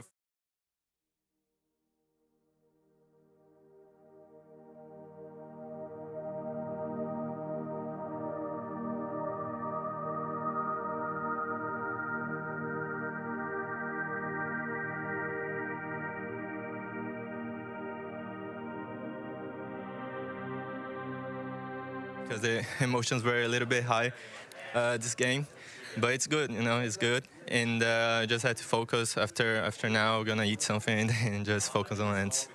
So you're gonna have a meal, you're gonna watch Ents, prepare, and hopefully tomorrow, like, I mean, hopefully for you and for the Brazilian teams, like, you will win. Maybe you have like a short message to your Brazilian fans? Can I say in Portuguese? Galera, valeu pelo apoio, tá difícil, mas é isso, é na raça e tamo junto. Bora amanhã e bora conseguir essa vaga pros playoffs. Tamo junto. Muito obrigado. Muito obrigado. Thank you, guys.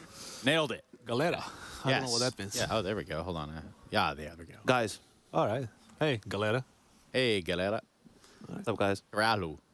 Yeah. Get it right that time?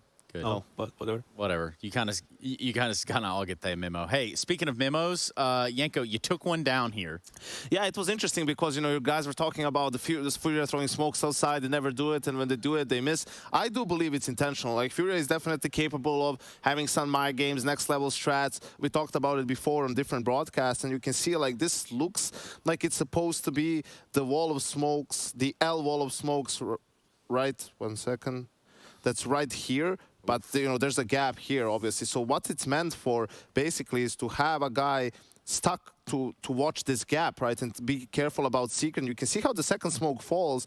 It adds a little bit of extra cover for them if they want to go and sneak main, and that's exactly what they're doing, right? So if a player was, you know, here, they would all be focused on the gap. No one would really be watching for this split, especially if this is something new that Furia added that they didn't do before. You can see they kill Dupree. He's completely unawares of that gap being open. They get a kill on Magus. Can they win a super easy round? You can see the score is 13-12. So if you ever needed, you know, to pull out a round from your pocket to win it, it's going to be this one. So that's why I think this is actually intentional from Furia and was a really, really nice little strat that they ran. Yeah, and for Kassad, you know, you're kind of a mid-round kind of guy yourself. So do you approve or? Yeah, but I feel like I don't really agree with Yanko, but I feel like it was supposed to land the right way. They were got to go to main, but you know the smoke didn't land properly. They did it anyway, and it worked. Yeah, I believe. But we use this like we had strats where we intentionally miss a smoke like Mirage. You miss the window smoke, so you keep the upper there, and you can do like a pop on B or A, delays the rotation a little bit, especially if you smoke market and so on. Like it's not, you know, teams do this. Yeah, they do that. And sometimes you have to adapt on the fly. That's what it's all about. Speaking of adapting, it seems as though Mouse or Mouse Sports have done just that. Here's the update. JDC to the main team over. That's right, Nathan NBK Schmidt. Now, let's talk a little bit about that. But first, just looking at the tweet response here from MBK, a lot of text to take in. But, you know, what do you take? Yeah, man, I'm, you know, happy for you, MBK, or sad that it happened. Can't read all this. Jesus Christ. No, but I mean, I don't like this from Mouse because we've been talking about it at IEM and here, right? The problem last year for them was lack of leadership and a super experienced player who could fill that. He had that. Fill that role. And MBK was exactly that, and the team was playing better. And now you remove him to add JDC. Like, you're back to now Frozen is the guy with the most experience on the tier 1 scene. He's 19 years old. The way the NBK said this, I presume it's true that he was not. His tweet. Yeah, 20 hours ago, and well, that's when he started playing, similar to me. But 20 hours ago, he was notified like that. It seems to me that was a lack of process in making that decision. Like, it wasn't a part of that process. Maybe it was from the top down, right? You know, it was just like, boom, you are inactive. We are playing the RMR and whatever they have. Right after that, possibly a major. You're not playing that. You're benched. So it seems to me that it's a little bit rushed. Maybe there is a, you know, basis for that. And JDC is a player that Cyclone worked before, so, you know. Yep, so that does leave Mouse Sports' Frozen, Bemis, Torji, Dexter, and JDC. Leaves us looking onward into Ints versus Outsiders. Ints, absolutely red hot to trot, and we're going to be talking all about it. Or rather, Paula and company will be when we return.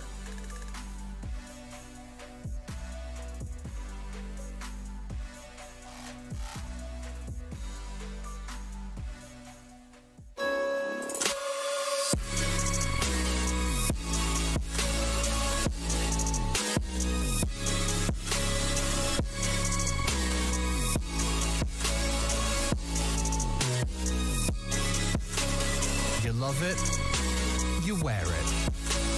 What's your style? Get your merch at shop.eslgaming.com.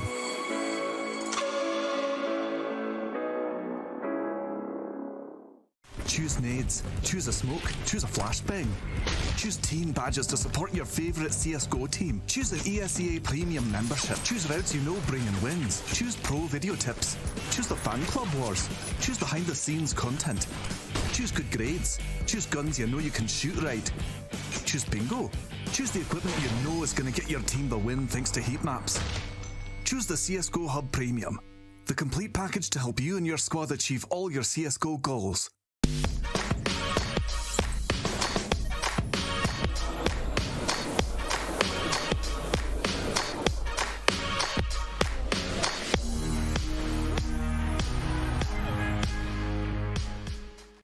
I'm scared, guys. Where are you? Where are you?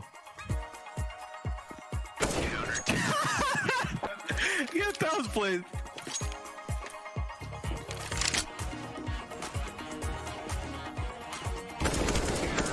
Why are you so close to me? I'm doing some tactics, it's fine. I practiced this map.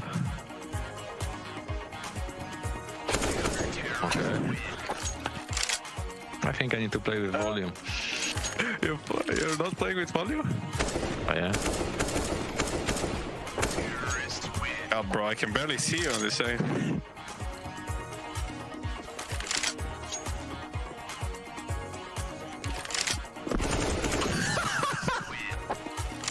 Okay, play like this, let's go.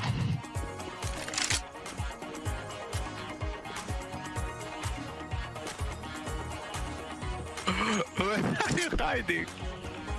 I'm not hiding.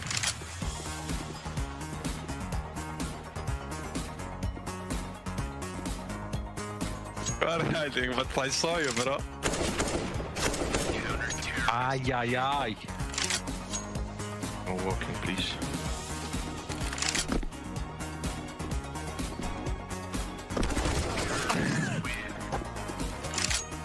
You play full volume. Oh, no. Okay. No. You're talking, but I think you're scared from me. I hear from different places than you are. Always excuses. Yeah. Marco Academy. Okay. Getting serious now. Bro, my hands are shaking if playing this 1v1. Need some experience. Okay. I saw you.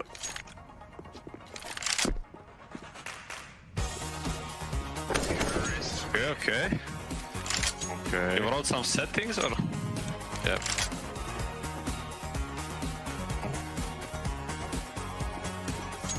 Where are you? I know where are you, but...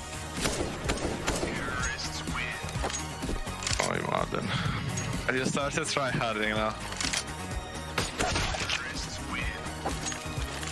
Hello.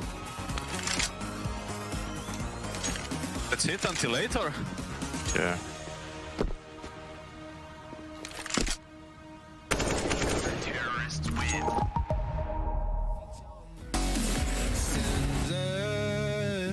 What it takes to fight back. Don't stop until you black out. Stand up, go what it takes to fight back.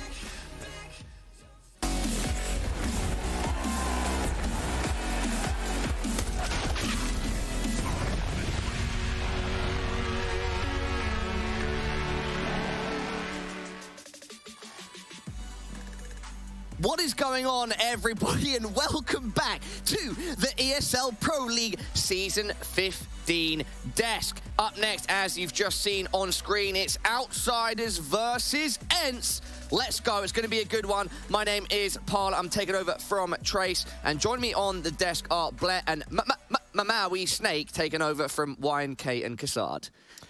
Wow. CSGO, man. Zoomers. Zoomers in the server today. Few Zoomers in the server. It was a kind of a stretch right there, but we're going to make it. We're going to make it through this, Paula. I'm excited for this game. I don't know if I'm going to make it through this. Why, Blair? Just get the vibes, man. Get the vibes. Vibes, right, bro. Fine. Vibe check, Blair. Vibe check. I'm just doing a vibe check. Do I touch you? Okay, you didn't pass the vibe check. That's one of the worst. You didn't pass the vibe check. That's absolutely one of the worst things Zoomers. I've ever seen. Boomers. Guys, let's just recap to everybody at home. Furia just beat Vitality 2-1. Crazy turn events. What are quickly your thoughts on that matchup? I am very happy to see this Furia, right? This is a team that we've been waiting. Like, look, over the years, we've seen them have their highs and lows, and they took out, they got in safe rather. They've been struggling a little bit to try and find their vibe, so to speak, and they found it. They found it. They're looking fantastic, taking us in 3 very, very big names already in their group. Yeah, I need a vibe check on Vitality, though. I feel like this lineup, with the names on paper, it's not coming together the way I think a lot of people would have wanted, myself included. However, I think they've actually kind of set the stage for themselves well, where one of their CEOs, one of the owners, founders, whatever, he said something along the lines like, it should take 5-6 months for this project to get rolling. And I think that the second language English part is really hindering their progress. All right, Blair, Maui, and everybody at home, let's focus in on the matchup at hand. It's Outsiders versus Ents. Off the bat, which of these teams is the favourite going in, and why is it Ents? It is Ents. It is Ents. I'm going to say it's I think Ents. at this point it is Maui. Oh, I mean, okay, all right. No. All right, if I'm going to take that one, Outsiders should be winning this with the players they have, the roster that they've got. It's got a lot of history, and what they did to FaZe yesterday looked incredibly competent. We don't know what we're getting day to day with Outsiders, but what they did to FaZe made me believe once again. Yeah, so yesterday, Outsiders versus FaZe. It took place across 2 maps. It was pretty hard fought at times, but overall, a very good performance by Outsiders, Blair. Absolutely. I think it also came down to the maps, right? Like for FaZe, they always go for the Inferno pick, and Outsiders are more than ready for it. Because, again, it's a map that they used to go for their own pick in the past as well. So Inferno, they made it look very, very convincing. The first half was very close, but the second half, incredible calling coming out from Jame, and overall, everyone popping off. Dust 2 was the punish pick coming in from Outsiders, and in fact, I think they were made to sweat quite a bit by FaZe. And unfortunately, or ironically for FaZe this time around, even though it does go all the way to double OT, they were not quite able to close it out. 2-0 for Outsiders, a very much needed win. Big shout out to Yakinda, who's been playing out of his mind at times and definitely showing he's here to prove that Outsiders belong. Yes. Kinder is a guy that I've been loving for some time now. Ever since he joined this initial lineup, I have just been head over heels in love with their style, how it moved from that slow, passive, defaulty style that Jame loves so much to having a little bit of fierceness, a little bit of explosiveness. Yakinder leads the charge so well, but so does Flit. I've been liking what he's been bringing too to this roster. And also, you gotta love how it feels like it's had a trickle-down effect overall on the team. Because you see Jame now, like, I feel like he's trying to change the definition of Jame time. Now he's popping off. He's being aggressive all over the map. You love to see it. We even saw a Jame time interview yesterday as well. It's great to have him on the camera. Hecker was doing the translating. I'm 100% a Jame fan. Are there any other players on this Outsiders roster that you'd like to see shine up against Ents? I feel for Buster and Kicker, they kind of seem to take turns having a good map, right? You'll have Buster really step up. Yesterday in Dust 2, for example, some huge rounds being won by him, and then he'll go a little quiet when Kicker steps up as well. Now, if both these players are able to kind of have that peak performance, so to speak. It doesn't have to be peak performance, it's just solid output of fragging prowess altogether. I feel they could, I have to agree with you, they could potentially take this one. Yeah, Outsiders are in a weird way one of the teams that actually have the most firepower in all of Tier 1 CS. When you look at their players, the history of them, the way that, you know, so long ago, it was Bustard and Kickert who were kind of the rising stars for the roster. Kickert was the highest rated player for some time, actually, for the team. Wild. So, I mean, there's everybody on this team can potentially step up, and in a way, they kind of need to if they want to secure a spot in this group playoffs. Let's switch our focus now to Ents and start off by looking at how they can potentially qualify to playoffs. So they would need a win today over Outsiders. That's why you can see the Outsiders logo grayed out. And they would need FaZe in the match later today to beat Sprout. If that happens, they guarantee top 3. And so far, you know, the story of these guys at ESL Pro League Season 15 is one of being giant killers. They took out FaZe to begin their tournament, or league, I should say, and then they took out Vitality, 2 teams that going into, they were not seen as favorites. And it's perhaps why now I see Ents as favorites against Outsiders. You have to at this point, right? And I'm going to be on this. Not if you're Maui Snake, Blair. It's fine. It's fine. He's from Maui. He's a liar anyway. He's not even from Maui, by the way, guys. Here's the thing, though. Like, jokes aside, like, you look at Outsiders, yes, they had a shaky start, right? And you're looking at the head-to-head. Ancient is a map they played back all the way back in IEM Winter. We've had changes for the end side.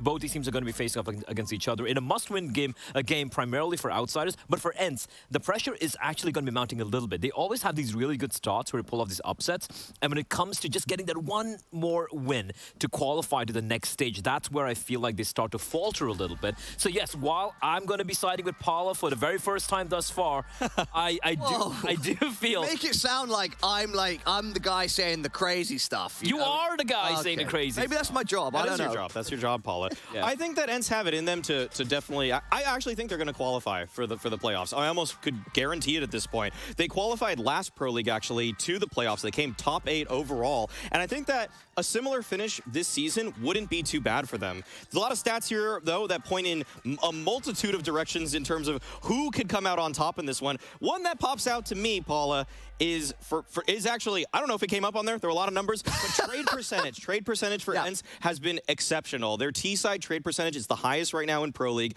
And when you just watch them play, they have each other's backs all the time. They play as a unit, and that's what you need if you're an underdog team. You need to make sure that if you don't go 1-0 on an engagement, you at least go 1-1. And I think one of the stats highlighted that as well. It was 42% round win when they're 4v5, a man down. That's not bad. That's incredible. Yeah, that's not bad. And That's VP's 26% or something, which is kind of rough.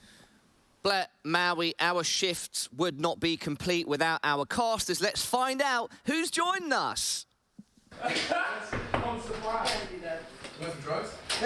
once more. Let's get ready. Let's head out, man. Shit, dog.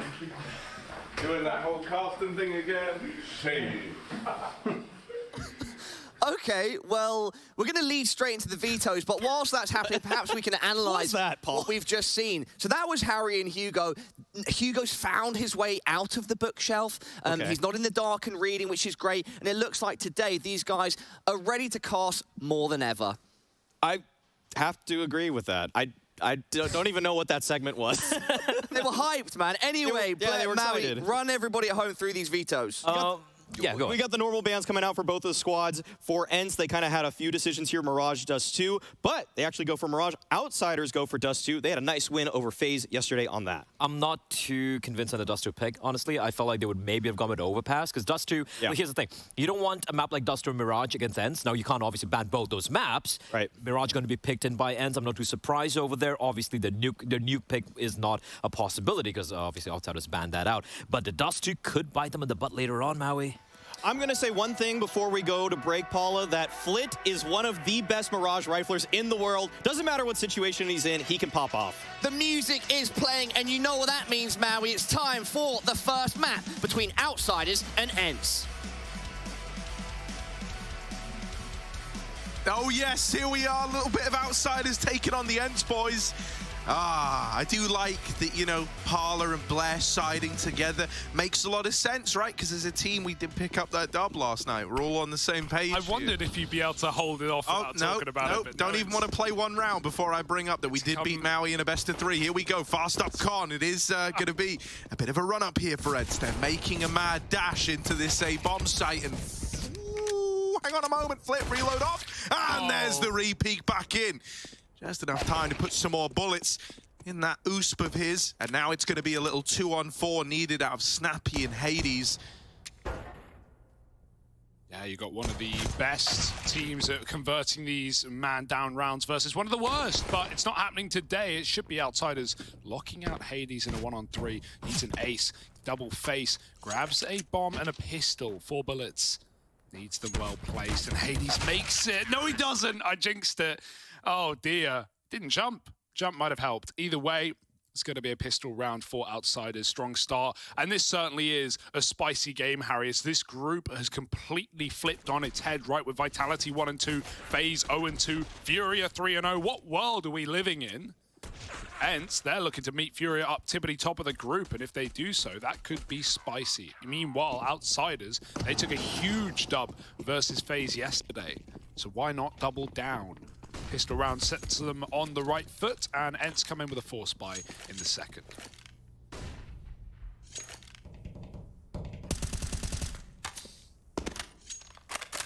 Yeah, I want to see what the game plan is behind this little force, right? Hades even on the Galil, taking it lower, taking it slower, tiptoeing his way in. Flip on the other side. And no head armor on this peak for Hades, so it's gonna come back to haunt him right away. Oh, Snappy, much the same fate. Lovely dig out of Madden, right? Does take one to the dome, but he's able to sustain. Spinks will open up with his deagle. There is another man in the jungle. Spinks Are you ready to deal with him? D has sneaking out ramp in the meantime, getting very deep into this A bomb site. Now he's seen 2 in jungle. Madden's rap has dealt with James. Oh dear, this is starting to go very, very wrong. What? Somehow Madden just runs past Kicker in the window, and now they know where he is. Oh my goodness, bombs down, Kicker looking for a way back in the 1-on-3, and he has isolated this site fight, running down Diha. Spinks and Madden, they're both fairly low. Bomb's not planted for Madden over in Con as well, so he could be a non-factor if Spinks falls in CT. Kicker's going to tap, hoping this bait's a peak, but he makes the step, and they know he's not sticking it now. Spinks eventually is to take a little peeky-weeky, but instead it's going to be Madden over the top of the stairs, and so the force buy means that Ents are going to hit the ground running, coming in with an immediate response here with the T-side force buy. Yeah, they've been really, really good on T-side, as Maui said, and I can't wait to see if Ents can get this victory. If they do today, Harry, if there are any Ents fans in the chat this afternoon, Ents can be guaranteed a top 3 finish just by winning, as long as FaZe also win. But FaZe, yeah, okay, they've had a rough start at things. They're coming in up against Sprout. FaZe are undoubtedly the heavy favorites in that game. There is a world where, you know, 2 games go the way of Ents and FaZe. Suddenly, you've got a guaranteed top spot for Ents, top 3 rather. So that's an exciting prospect. We love a diversified roster. We love an international team, and Ents have, ever since they cut off their Finnish roots, have been all over the place in that sense. Great results. Force buy comes in. Outsiders, Deegs out. James saving for that orb later in the round. And I gotta agree with Blair. I gotta agree with Blair when he says that we've been seeing James loosen up a lot on this AWP. It feels like he is going for rounds he wouldn't always go for. He is going for opening fights. He is throwing himself into the meat fryer, as you remember from yesterday. Yes.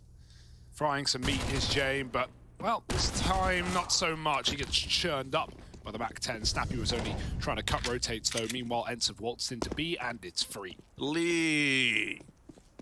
Indeed. Yes. What does that mean? What? It's a bleed. What were you trying to say when it's like how it's the noise a sheep makes, I think. But like it has like a speech impediment. Lee. So instead of bar.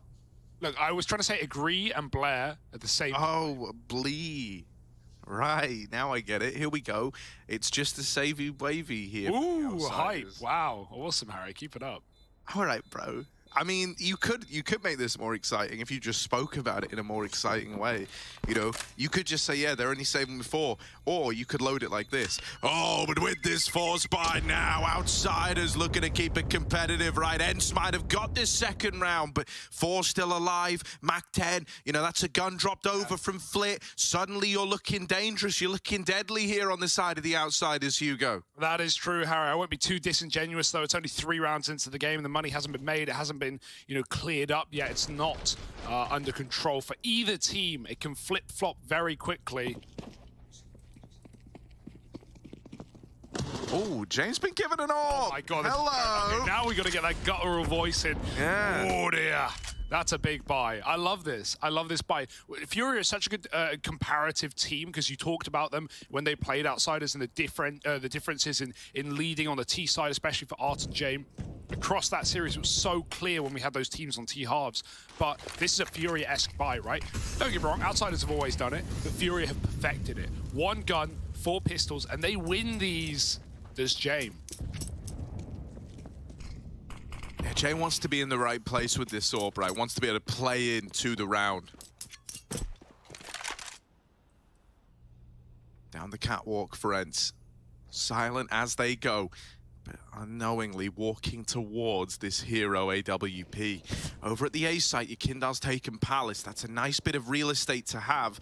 You kind of want him to best Snappy in this head-to-head. And Sir Flit will. That might force them into the B play, but no, they're not deterred. They like how deep Snappy was able to get in his little probe of the A site. Now just your Kindle left to find the AWP of James rotating onto the catwalk. He might get there just in time. With the bomb dropped out in the open, things could get weird. James fires off with the AWP and then knifes Buster for reasons that are beyond my comprehension. Oh, come on, come on. Plant goes in, can't spam him out, but 3-on-2, you'll take that. No kit though, Harry. How's the retake ever going to happen? Outsiders always saving these spots. The temptation is that you've got a buy coming up anyway, but Jay might just have to hang around at the back line, and if they don't get kills, to tempt them back in, it might just be an Ents round. I love the tuck, right? In this 2-on-3, Ents will not face, they will not fight, and they will not give Outsiders a reason to win this round. It's undoable. It's impossible, and Hades makes it so. James has to save. It's the right call. Scores on the doors, and clocks out. It's James time.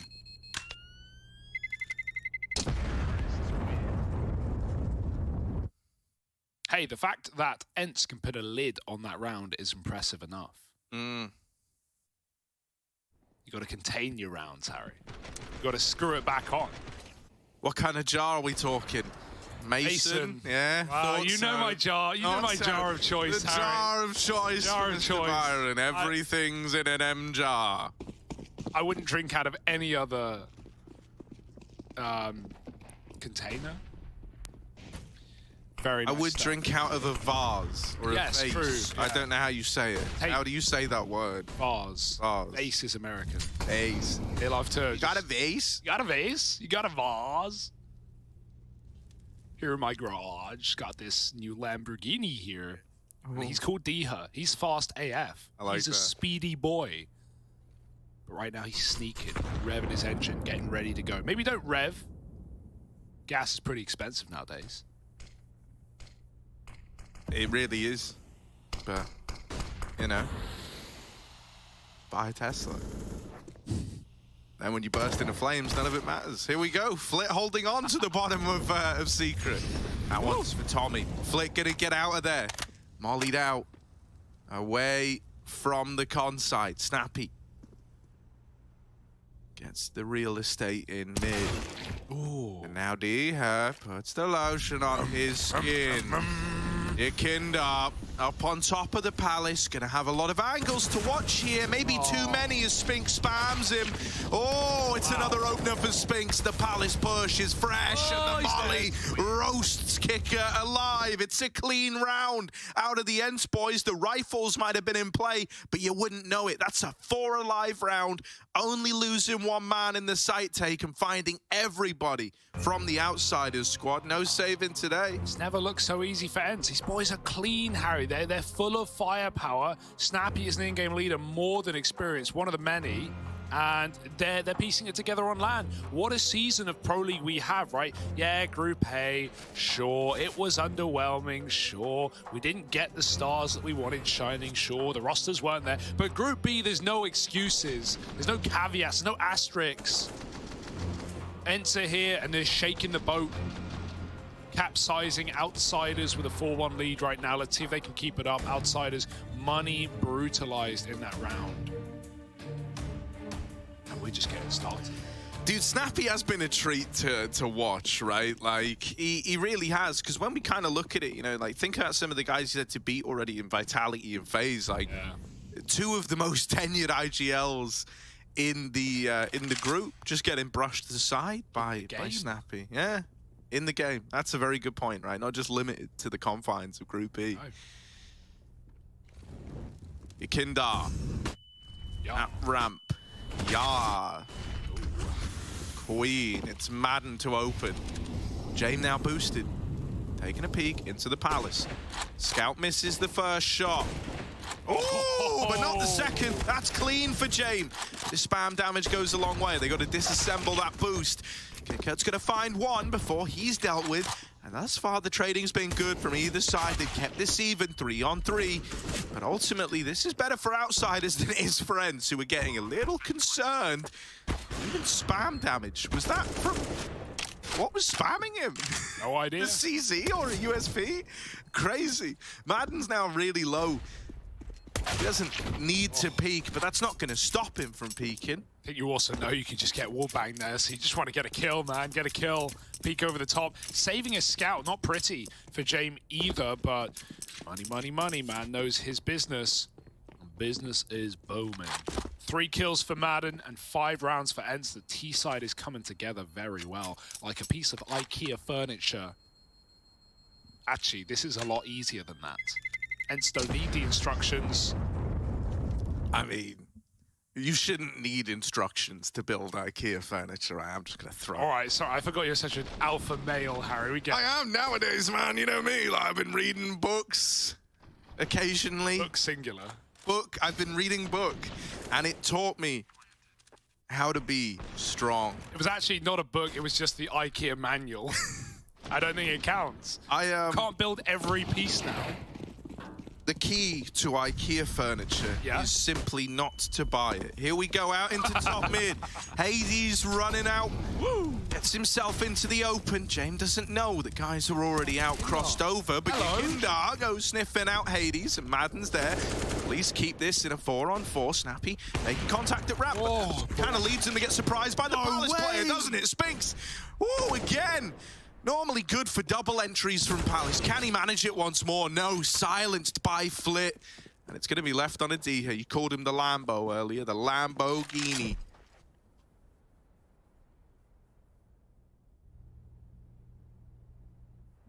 Lambo P. Oh, not anymore. Kick it. He's hidden in the garage. D has got to go hunting, and he can't find out where this man has gotten to. Orp is a long way away on Flit. Pushed in through under. D is going to get the plant. It's nice. He's covered from Palace, but now Kicker, he is the fly in the ointment. Diha got the swatter out. Nice molly. Kicker beats it though, and he doesn't tick in it. Oh, D has no idea. He's a dead man. It's a matter of time, and now is the time. It's going to be Kicker with the round 2 for outsiders. And I won't let you talk, so you can't laugh at me. That's going to be another round. I love that. And Ents will have to have the bomb diffused in front of them. And how long can I keep this going before I throw it over to Harry, who will insult me? No, I won't. You go. We build each other up. You know, we're like, you and me, we're like a colony of ants, you know? Yeah, brainless. I know a lot So about insane. ants. I lived with them for a while. That is true. Right? True, yeah. Flying ants, walking ants. Oh, I didn't discriminate. All kinds of ants, you know? Like, really. However many as long as they have however many legs an ant has, they were cool with me. I think 6, but maybe that feels too low. Or maybe, like, too many. It wouldn't be 8 because we'd know about it. Hang on. Spiders have 8. Everyone How many legs? Hugo, you take this round. I'm doing the research. 6, I was right. I knew it. I lived with him for so long. How could I get it wrong? Flying ants the same? Yeah, of course they are. Madden. Oh, little flash. Flashed out a middle. Flit's going to find him. Buster is dead. Refragging continues to keep up for Ents, right? Last round was very loose. This one is no exception. Snappy. Oh, he almost gets away. Flit stops that man from escaping 2-on-3. Diha in connector, but Jame on an angle. He is not quick enough. Diha. It's a Lambo peak. It's back. In-game leader dead. Engine revved. Flit drops the bomb. Diha in a 1-on-2 going through the smoke, and he's won the fight. No way in hell. Flit, apparently one of the best to ever do it, and he will. 13-5. Sick CT side rifling on Mirage. Maui called for it, and we are getting that delivery right now from Flit. Dude, yeah, I mean, Flit has been, like, if you want to look at kind of the one consistency that outsiders have had, it's been good performances out of Flit, and oftentimes they've been a prerequisite to victory as well. I think whenever Flit does go a little quieter, that's actually where we see the bulk of the problems start for outsiders. It was that Furia game the other day, if you remember, when we kind of got to Vertigo, I'm pretty sure, was when he started to slow down. I'm going to grab the numbers for you on that one, Hugo. Hit me.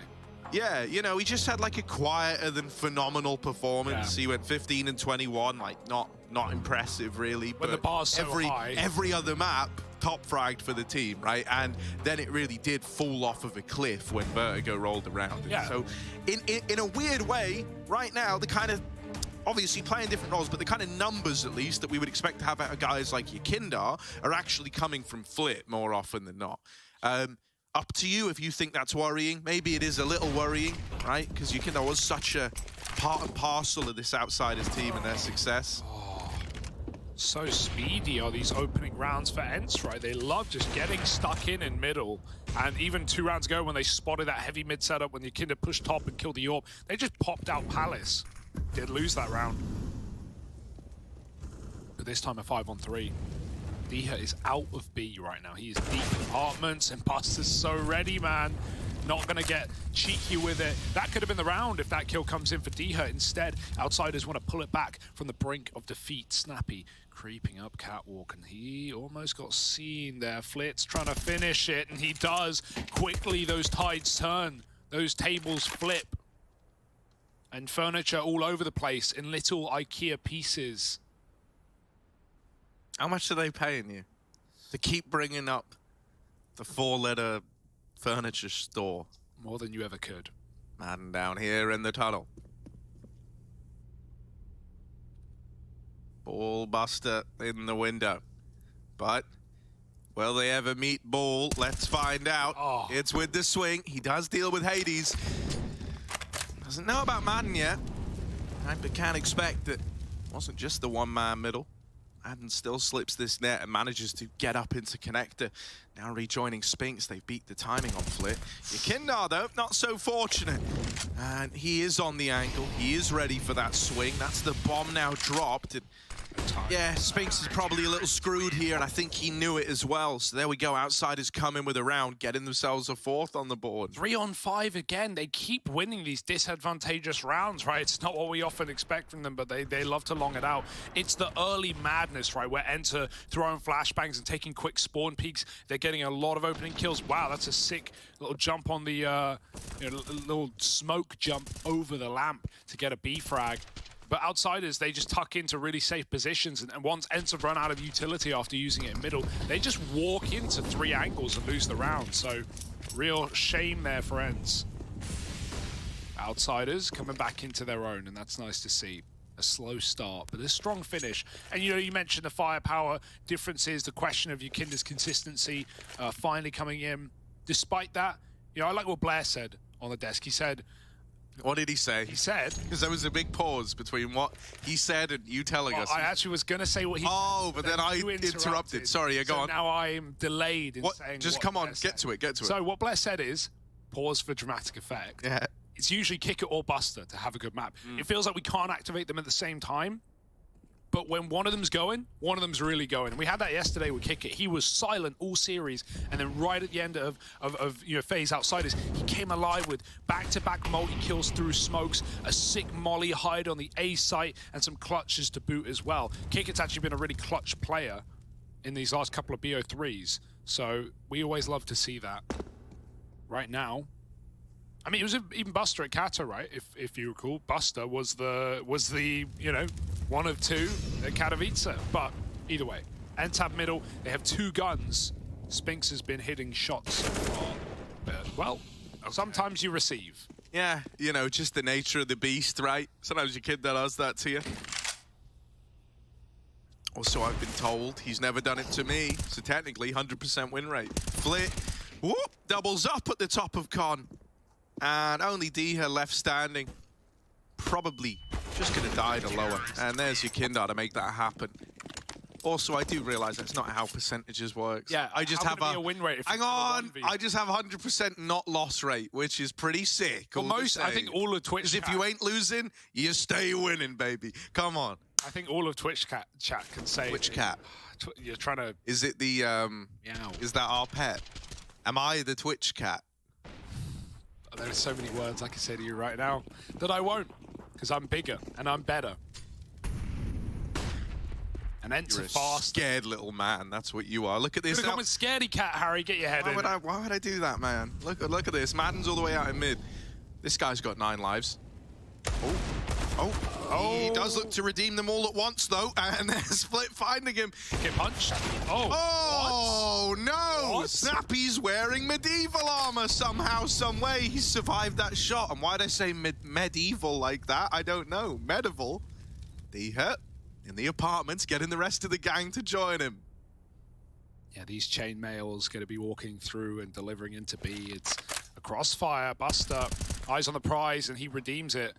A nade will kill Snappy. Oh, it's not deep enough, though. It goes forward. It does do a lot of damage, and damage is the name of the game right now. Spinks picks up a D kill, but no further than that. Buster and Kicker keep it contained on the B-bomb site, and Outsiders take the lead back. Given how this game was going, how it begun for Ents, it's quite a recovery. This was 5-1.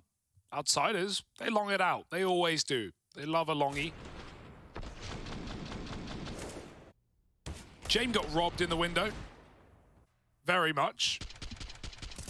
The wall bang to do 95 damage. But it's no problem. I presume they saved his AWP. It's all his teammates are there for at the end of the day. AWP comes back and Hades has his. He's had a couple of con picks in this map, but this time holding for a B jump. There's no one there. Outside is lean, heavy con. We might see flash peeks through smokes. Flit looks interested, and he is playing very well right now. 18 and 5, just doing whatever the hell he wants. He's freed up to frag out. Buster doing the same, hidden behind me. A little bit of cover. Flit on the smoke fade with a kill, and Madden tries to turn, but Flit trades that. 20 and 5, a 4.0 KD as Ents walk into MTB. This must feel nice though, right? You really went all in on middle. You tried to steal that real estate, but you at least get into B for free. And with James tagged crossing, he might never peek again. Bomb has been planted. Or he'll wait for someone to go first. Try and trade shots. Oh, how would you describe that in one word? Baiting. Oh. No, I'm just kidding. Hades holding for the wrap up the stairs. Uh-oh, they're getting closer. Still, he's going to be good for the first, but he's not ready for man number 2. What's behind door number 2? What's in the box? Oh, it's Yakinda here. Going to deal with Hades, now ready to move on in. Is he prepared for a truck player? Doesn't even get to see him. And I was right, James, never to peek that angle again. Past the tag is out like a light. Putting Ents onto 6, considering that starts as a 4-on-3. They do well to convert it. Getting the free B bomb site certainly helped get them there. Poor Kicker, he died for his captain. There wasn't even comeuppance. Yakinda, I don't know if he got tunnel vision. Maybe someone called it because he was super focused on that AWP barrel. But while he could see that, there was a player jumped up car. Yakinda could have taken 2 kills in that round. He could have headshot the far player and still won the fight with the AWP more than likely. But very possible he was tunnel visioned and he didn't realize until after the fact.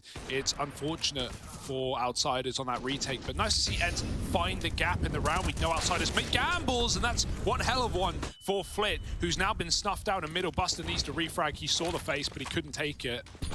Snappy's picked out a kill at A as well. All right, don't get 3v5'd again, Ents. This is a key round for money.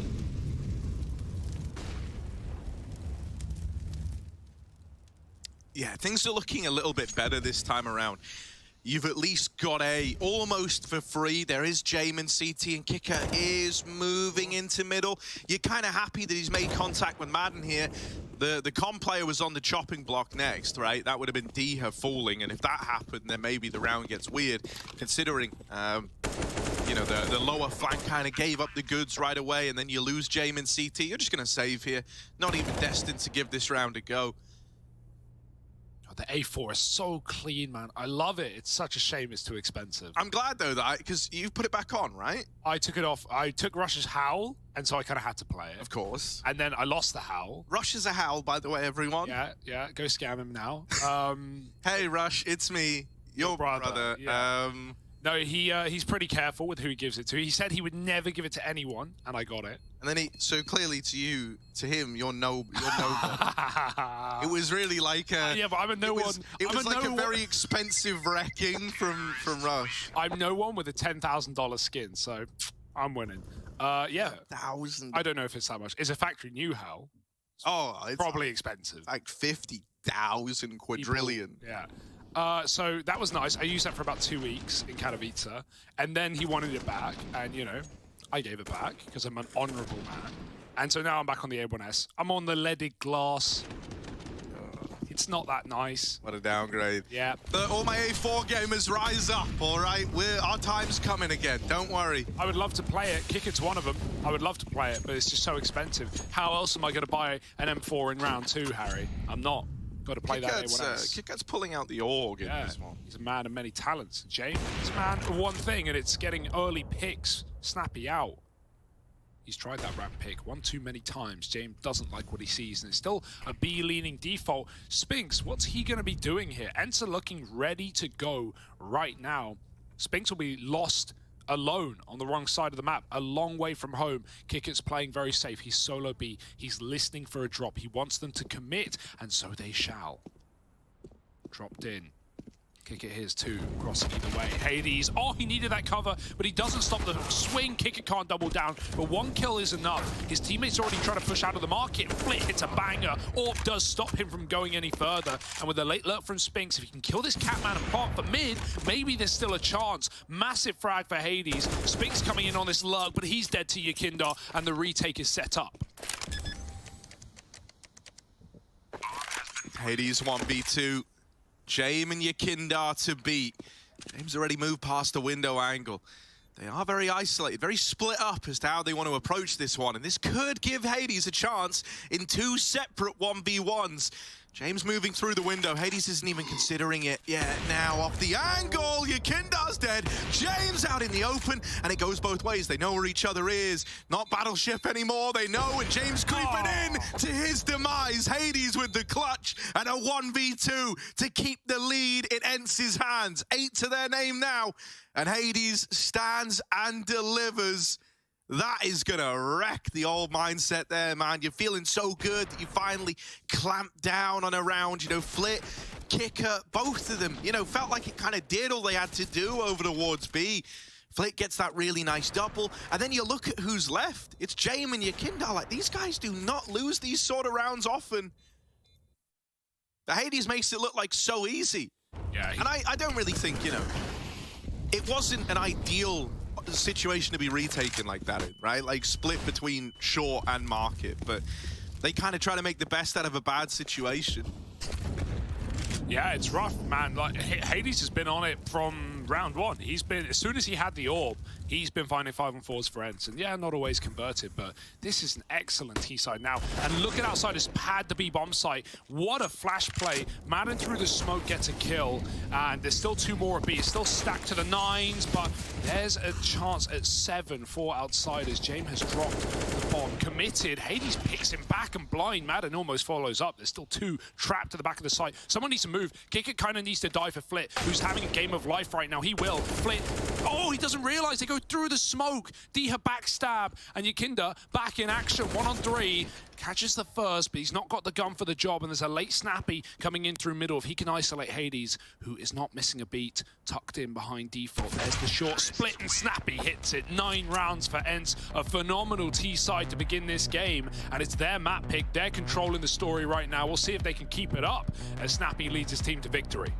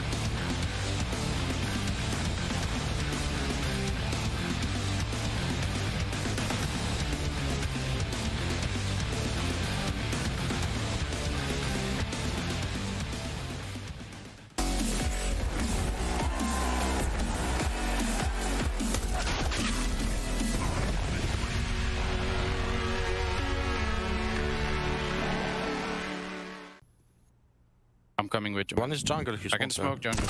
I'm dead. That's the connector player. Take one. Want me to smoke jungle? Move, I'm move, flashing move, jungle. move. Under roof. Smoke. Maybe balcony. Maybe balcony. I gave you a bomb, Madan. I think it's balcony, guys. Close to me, boys. Jungle. That's balcony. That's balcony. Short, picking me. That's He it. killed me. Jungle and short. Jungle and short. You hit. Yeah, jungle dead. Let's go! I like how Ence's team comps sound much like my Face It Pugs. It's nothing new. It's a full international squad full of star players, young fraggers, and loud mouths. We love it here at the Pro League. Yeah, I mean, you must play very different pugs to I. Normally, the teammates I have sound like this. That's about it, right? So here we go. Madden holding CT, but D has already pushed lower. At this point, you know it's an A player. Madden's going to open up with the first. Little Palace pop. They spill out with 3, and they deal with Hades down underneath the balcony. Now suddenly, they're spilling in. They're coming at you, and they're coming at you fast. Flit taking all this real estate. Let's try to go through. They're going to go down today. Flit deals with the first man. Spinks gives that one over for free. And his teammates are falling like flies. Snappy and D have got to do it together. And first, Flit causing problems. Still a nuisance. Oh, Snappy. He has left in the clutch. That's a nice last bullet to Kicker. Flit tries to run him around, but D is going to hunt the frag. There's still time for this. There's still a chance. It's planted for Buster over at ramp, but he will have to peek this eventually. Can just count a little first, and there isn't time anymore. Buster's there to lock the round in.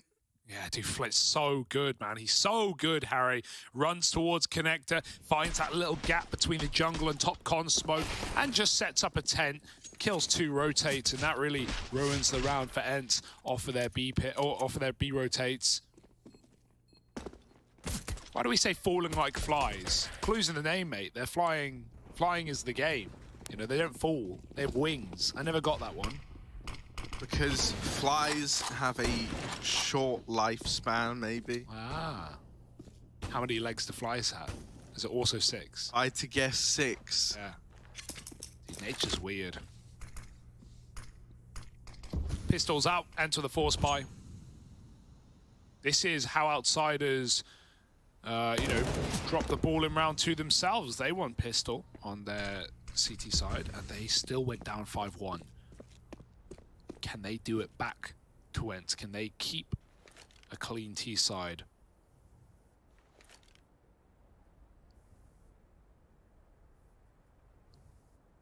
Hades has a scout, and he's not been missing much. Outsiders grouping Palace, taking middle at the same time. There's a B stack, but they're leaning away at the right time. No kit. Players need to hit their shots, and D-Hug gets caught in transition, moving spots. Buster in the Palace. Hades is going to miss his. D out 2 tags, needs a third. One more, Madden. He's found it. 2 bullets in the mag left up. They're trying to spill out of Palace. D-Hug's still... not D, sorry, Buster's still alive in that position, so they know it. They're going to hit a tick on the Molotov. James is out as well. This is getting weird. The scout can chip away, even with low players. A couple of well-placed shots can win the round for Ents, but Yakinda's up in their face from connector, killing Snappy, smoking Spinks, and with the bomb down, this round is now an impossibility for Ents. Oh, he just misses that Deagle spam. Ooh. And bloody hell. Risky. Oh, they're in CT. Of course they are. James. Oh, luckily enough, is there to deliver. And so outsiders, they find that conversion versus the force buy. They're about to tie this game up at 9-9, and there isn't really much that Ents can hope to do about that. Yeah, nice to see clean conversions this pistol round for outsiders. Well, the first of many, but this one should be easier. Just a nade for D. Rushing mid, perhaps. Pushing short at the same time, just getting up in outsider's face. They're here. James running amok first as well. James taking the spawns. Ooh. And now he's back to the back of the pack, I think, for James. Not going to do that again. Look, guys, I tried. James says, look, man. Y'all told me to go first. I did it. Look what happened.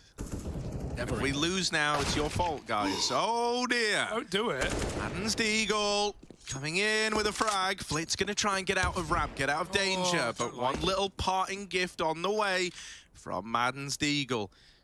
He's even aggroing in. Oh, my word. Oh, they're running. He's going to hear the feeties. He hears them. He knows they're in Palace, surely. Yeah, he's doubling back. He won't even flank. And that's right, because Jakinda's late through spawn. They're set up to deal with this. Hades got the gun, went CT. He's got cover, so the health doesn't matter. Madden, timing missed. Did they see him? It doesn't look like it. He's going to go up. Quick shot for Madden. Staying alive is everything right now. 40 seconds, and he's not going to land it. Reload coming in. Bit of damage, but he's baiting. He's buying time, rather. He's waiting on ramp. The nade is good for Kicker out of Palace. Maybe there's still hope. Yeah, this A site's reinforced now, though. You've really got to try and brute force your way in. Kicker's going all the way back to join Yakindar here at ramp, or is he going to fully commit? No, yeah, okay, he is. There's not time. You've got to go A. 20 kills. They need to go, and they need to go now. There's still this Galil in play. And with this triple setup, man, like, fragging might be your best way to win this. Yakindar dead, and there's the round. Ents do it just with pistols. That's almost entirely vanilla. Why did I say that was the easy one? Why? And James gets one digged out middle on a spawn. Well, one use. One use, rather. But how often do you see James just run out middle on spawns? And yeah, now he's never going to do it again. Look what you've done, Ents. Are you proud of yourself? Great dig shots from Madden, man. He buys so much time on ramp. You know, when he first joined this team, it took a couple of games for Madden to get activated. He was a quieter player, obviously having to fill in a lot of spots last second, but we saw what this guy could do on FPX. He was a tank. So we know the skill ceiling is there. It's not like Ents are a team that are lacking in firepower anyway with some of these young stars. So yeah, just what an addition. And when he is having a game like this, you can see the effect of it. An eco win to flip the script. James glass AWPing. Yakinda's low. And there's only one AK in this round for outsiders. Ents' route to running away with the CT half is right in front of them. But a 5-on-4 taken by Yakinda. And outsiders regroup on A.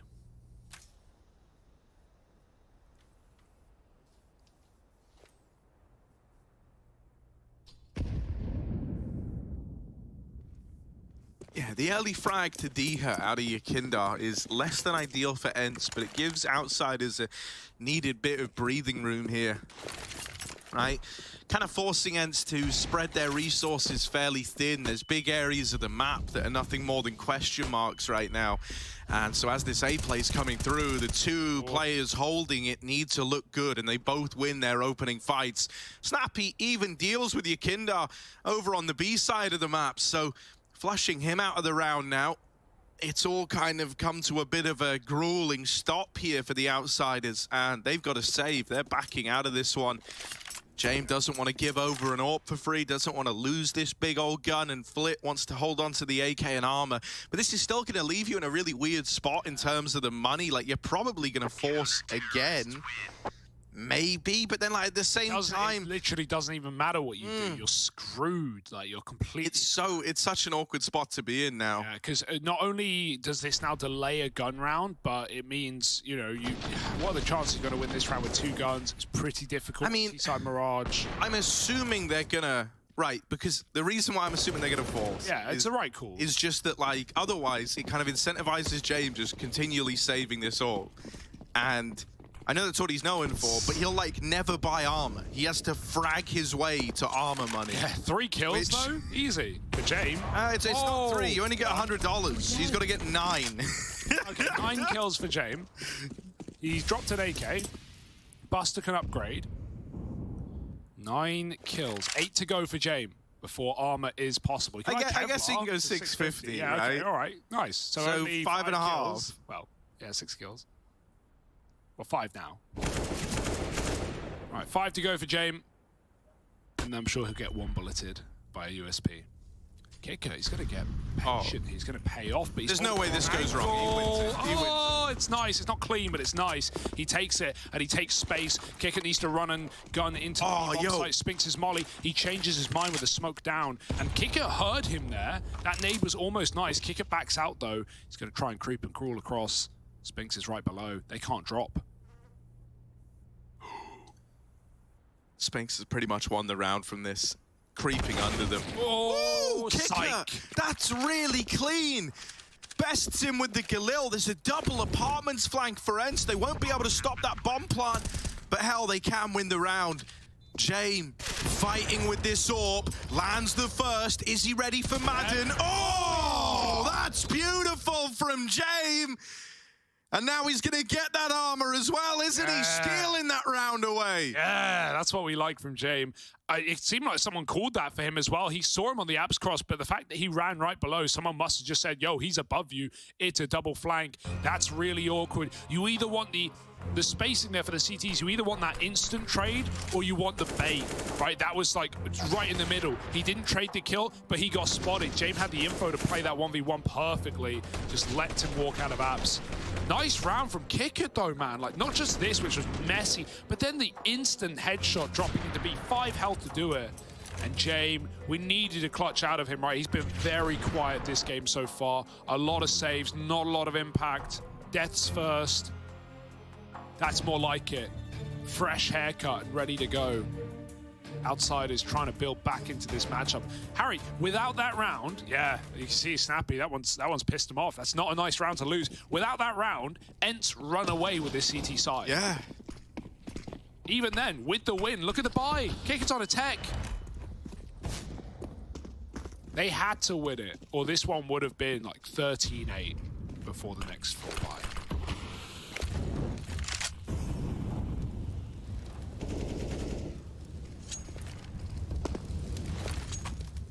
That's a nice nade. No, it's not. Never say it's a nice nade until it's landed. That's my trick. Dude, where did it even go? It was like right at your Kindar's feet, I swear. Walk through con. All right. You see a nade, walk away.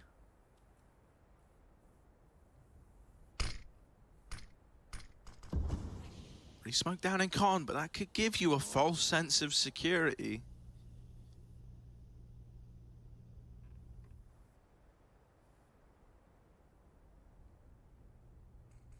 Kindar just waiting patiently, hoping that Diha drops the ball.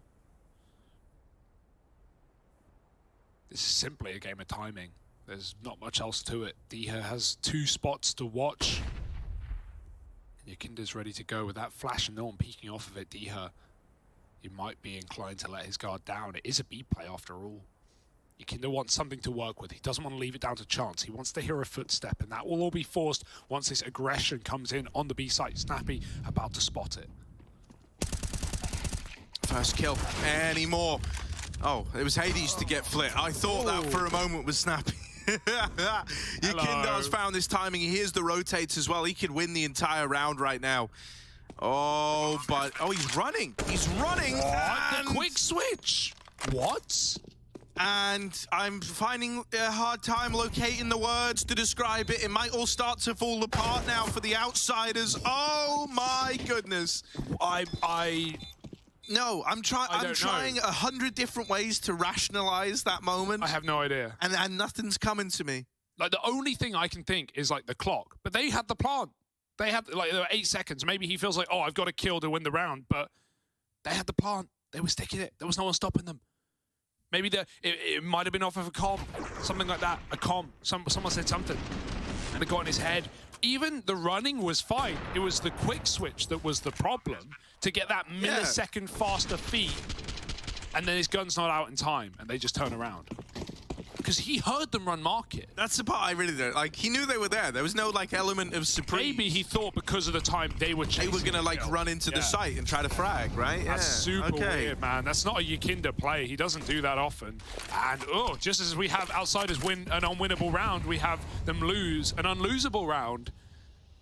All right, Ents, a path to victory.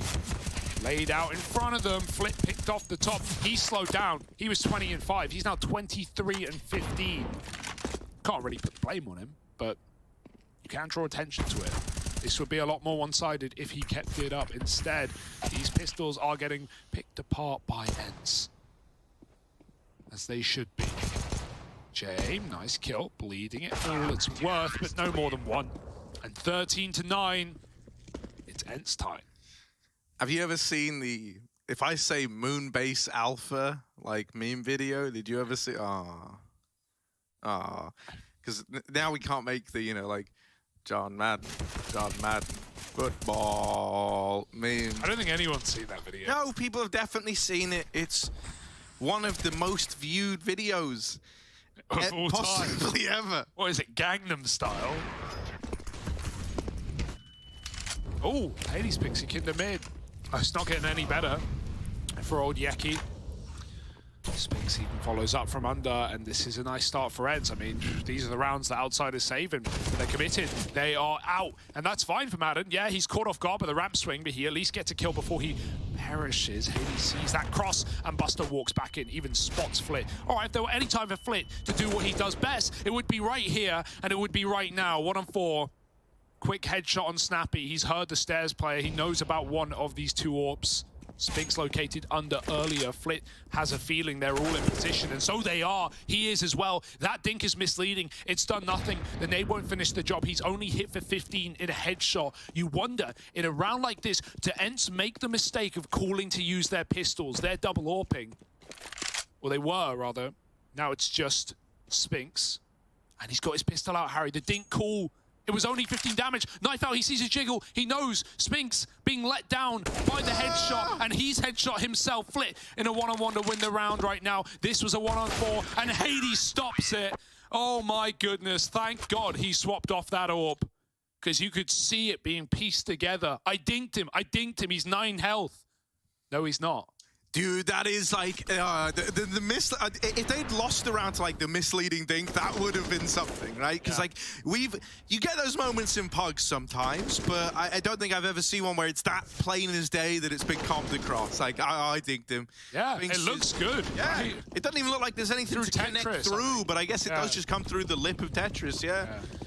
Well, nice round from Hades. A very nice try for Flit again. Like he's been rifling. That was a 1v4 that he almost converts. Rifling super well, and so that's why he's hero gun in this round. Snappy still gets a kill.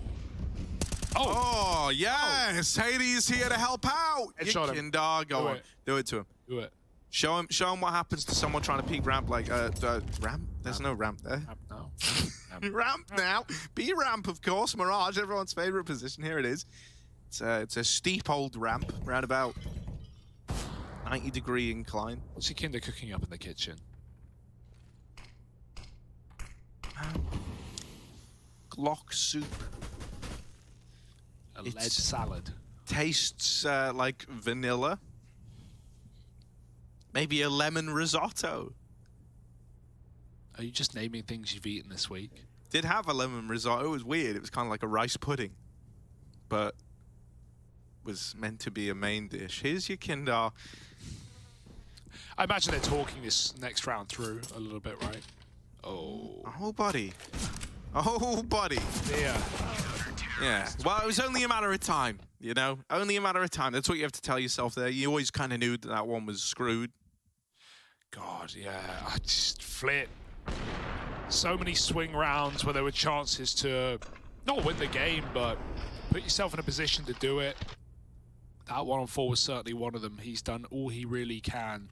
3 out of 4 into the Glock eco, into map point for Ents. They've had a spiffing CT side here. And one more to do it. Oh, I would clean that pot. Would not recommend cooking out of that.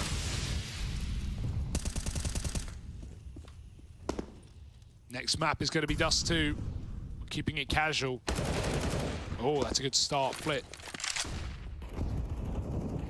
does eat the nade for dinner. Can they serve up a dub?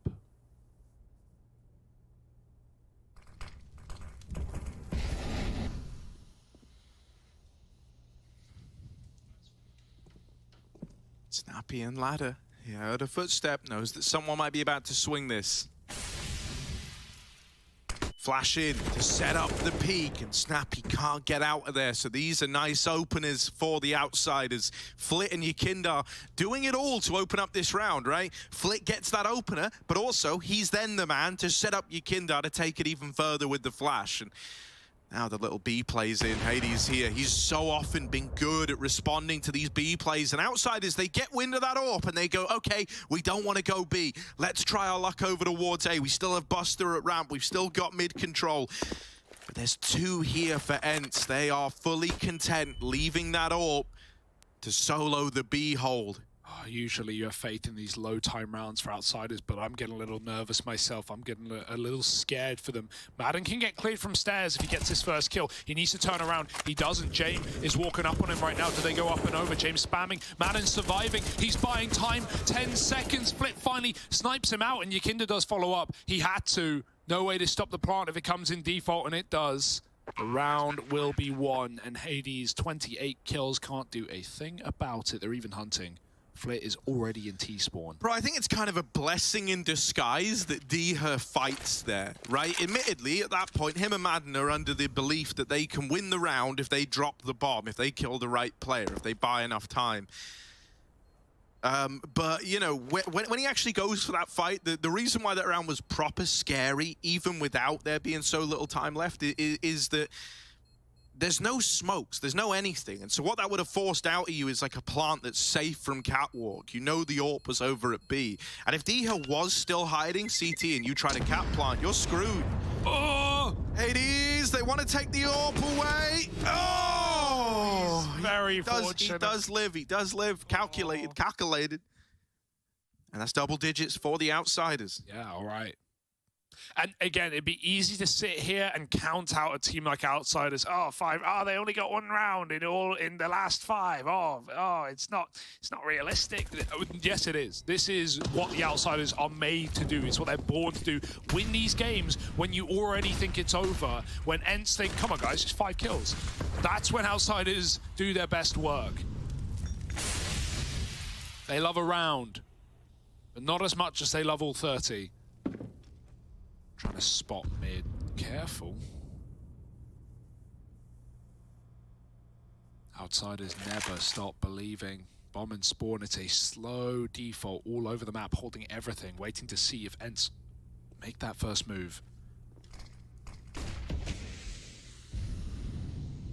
Finally been getting taken. Top mid smoke, con flash, all the necessities. Hades smoked out. Oh, that's a gap. Wow, that is one hell of a gap. Not a good smoke. That is an invitation. That's not a smoke. This is actually a problem. Oh! Flash for Flit is good. Him and Yakinda, they love setting each other up with these flashbangs. How has no one peeked Hades? They're in window instead. Hey, hello. Oh. Turn back around for Hades, but they weren't ready for Flip. Madden's still going to spot it and deal with it appropriately. They've lost this AWP. Oh, no. Oh, dear. The Kickert's got a clutch. This guy's given us some great moments in the Pro League so far. This is going to have to be another added to that list for Kickert. Swinging out. Madden sealed the deal. Doesn't even wait for Snappy. And so that sense, locking in Mirage. They get this one over the line. That's 2 coming through the pipeline next up. And man, for outsiders, that's a rough way for it to end. Yeah, exactly. Dust 2 up next, right? It's been a great map for outsiders. We saw that game against FAZE earlier, but it's been one that ENCE have had picked against them already twice in this season. And we already know how those games have gone. Wins over Vitality and FAZE themselves. They feel pretty prepared for that second map as well. We'll be coming up after the break. But first, a quick interview with Heku on the sidelines. Yeah, Hugo, right now I am joined by Hades. Hades, you managed to get the first map, which is Mirage. Next one is going to be Dust 2, a map that all of the teams kept on picking against you. When it comes to FaZe Clan, I think they got only 7 rounds. When it comes to Vitality, they got only 11. Do you think the outsiders made the same mistake? I mean, I hope so.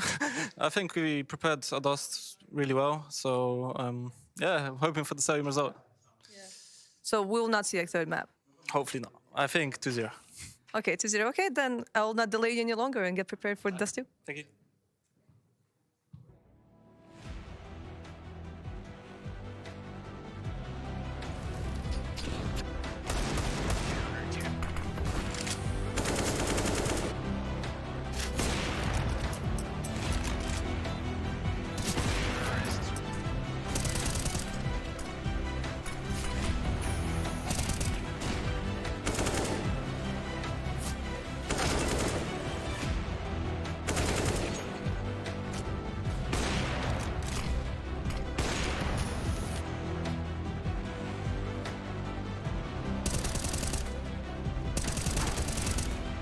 think you know everything about CSGO? Then stay alert and look out for the DHL drop quiz on the ESL CSGO Twitch channel.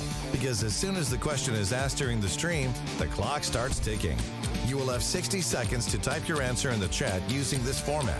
And keep in mind, speed is important at DHL. So the faster you answer correctly, the more points you get. Keep track of how well you are performing on the leaderboard. Will you manage to make it to the top and win one of these amazing prizes?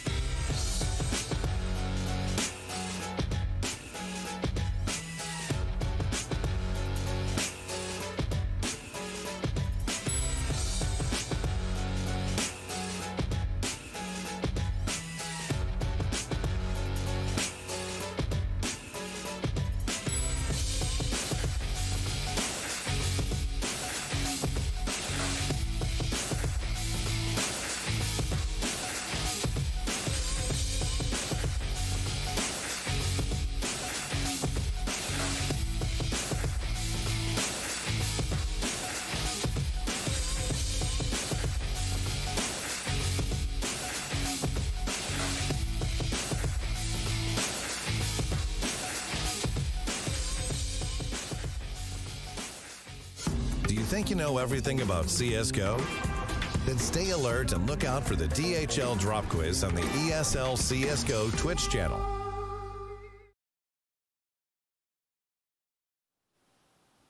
What is up, everybody? Before we break down Mirage Map 1 between Outsiders and Ents, it's time for our DHL drop. You all know at home how this works. You can see on screen here. I have a question and some answers, and then put exclamation mark DHL drop with the corresponding letter, and yeah, we'll get your responses. And so the question is, what was the highest ADR at EPL season 14, so the previous season, and who achieved it?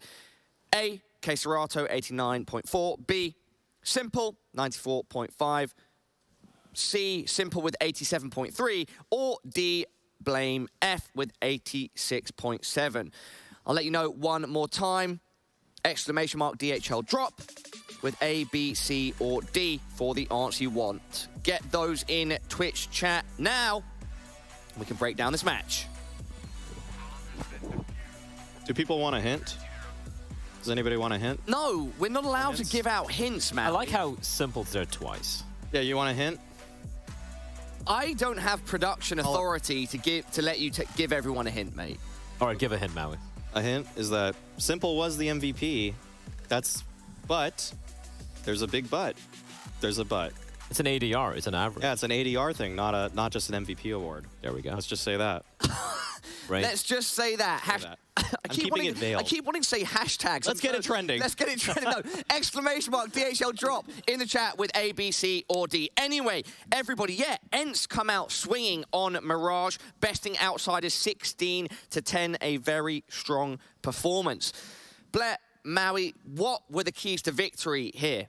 I think it's basically what we spoke about in the pre-game segment, right? We speak about ENCE and the trading ability. My, oh my. They won 6 out of the 15 opening duels in the first half.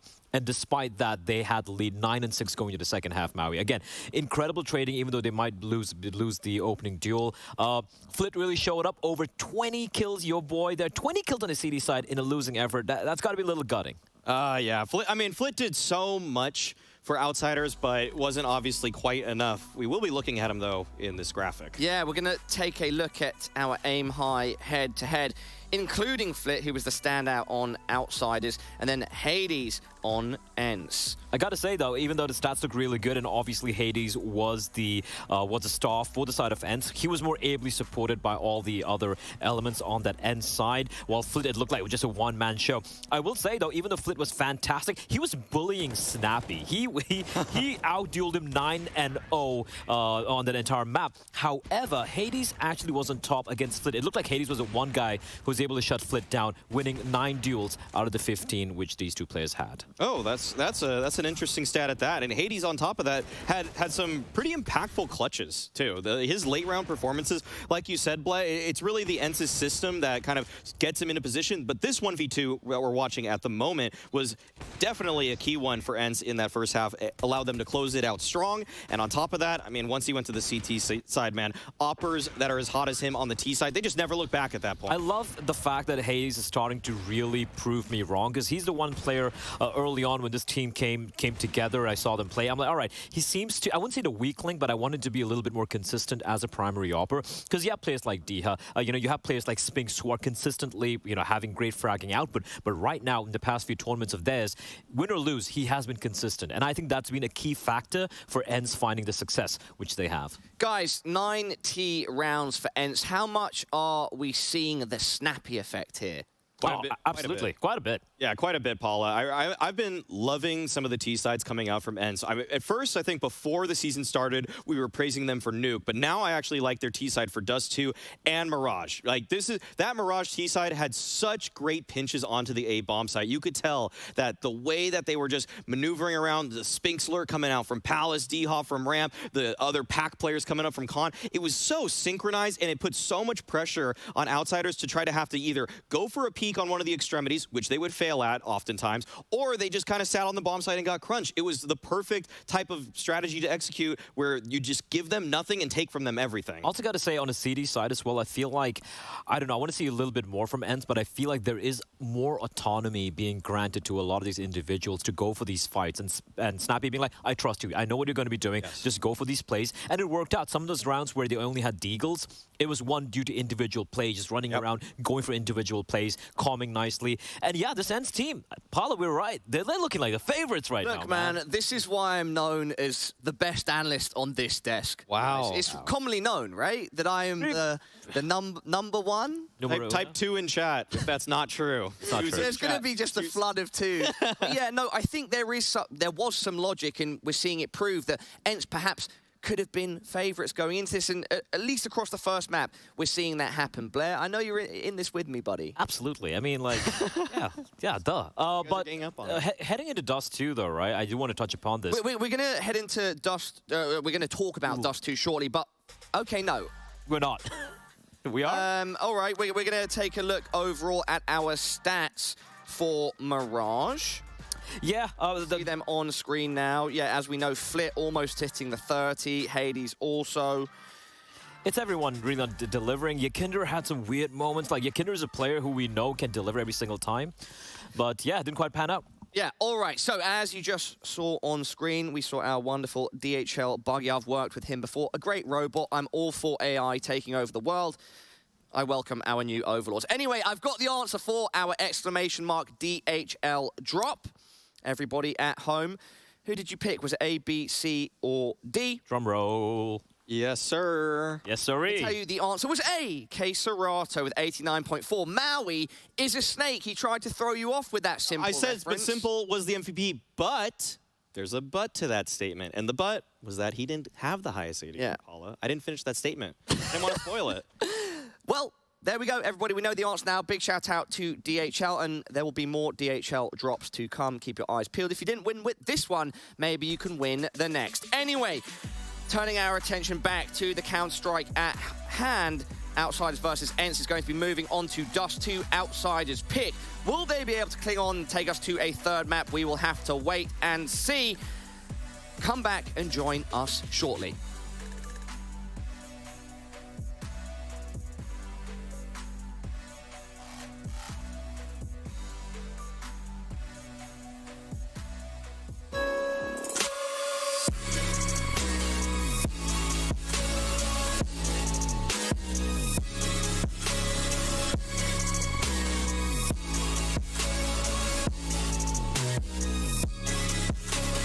You love it, you wear it.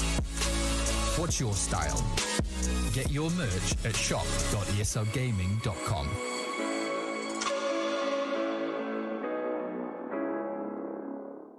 Choose nades, choose a smoke, choose a flashbang. Choose team badges to support your favourite CSGO team. Choose an ESEA Premium membership. Choose routes you know bring in wins. Choose pro video tips. Choose the fan club wars. Choose behind the scenes content. Choose good grades. Choose guns you know you can shoot right.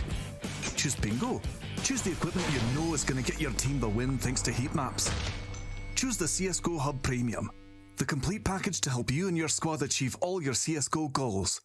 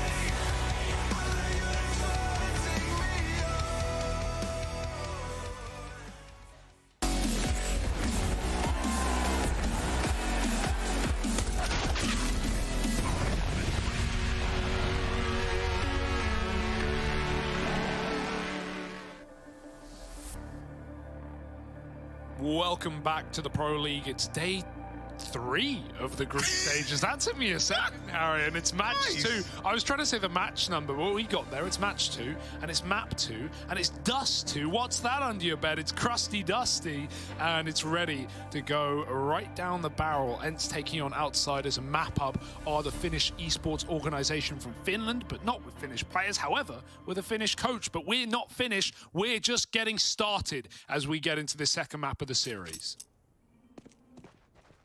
Yeah, right into this one. No, this might not. We're not right into this one. Right, not into this one. Right into the restart. Left into the not live, and we're not ready to go. But we will be right about now. Yes, I was wondering where the music was, and there it is. It's always a good sign when the music is playing. Here we are. As this time, we begin. Also, shout out Bastion.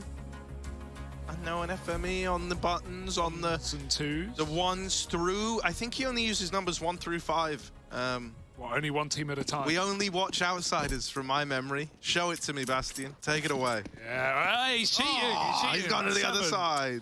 That's 7, Bastion. We're watching you. All right, let's get in. Some nades out for the Siders.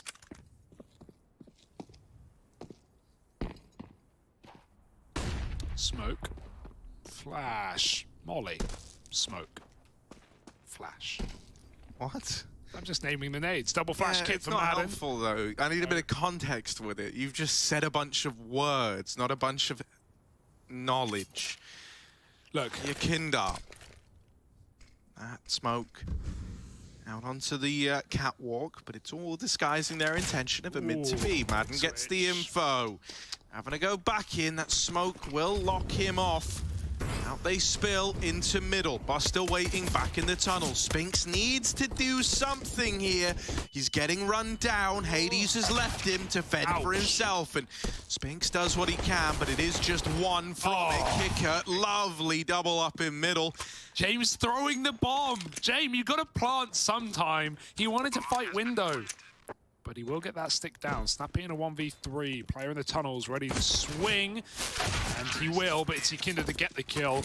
Nice round from Outsiders. And Kicker looking good to shut down the mid-rotate. This was the guy who came alive and saved that game FAZE just yesterday on Dust. It's been a mainstay of a Group B in the Pro League. Had a lot of Dust coming through. And that's the same for Ents as well, right? As we got a quick interview with Hades after the first map, right? Teams have been picking this into Ents. They've come to regret it, both Vitality and FAZE. And so Ents feel prepared. They feel ready for this map, for this matchup. They look to 2-0, but Outsiders already throwing a spanner in the works. It's kind of curious that we've had so much Dust, though, because if I remember right, at Katowice, I don't even really think it came up at all in the group stage. It was like the least played map of the yeah, game, so, you know, it's kind of interesting to see how we've gone from no Dust to lots of Dust, but that's the nature of Dust, right? You clean it, and it's gone for a bit, and then suddenly there's loads of it, especially if your furniture is dark. I feel for anyone who has dark furniture. Snappy, dark arts at the back of the A site. Professor Snapey here, dropping down. Came up with that on the fly, it's all right. Madden's moved in. Oh. They're going to hit the tag. They did it close. Full rifles for Outsiders trying to cross to the site. And he does the opposite. Dives out. Madden in the back of the boxes. Oh, it's messy. Transfer attempted flip. Keen rifler. And, well, so Keen Kicker kills him along with Madden. It works. It's a 1-for-1, I guess. Yakinda's lurking mid. They can't rotate. Not if he waits. Oh, but he misses that timing. Still can backstab this elevator player.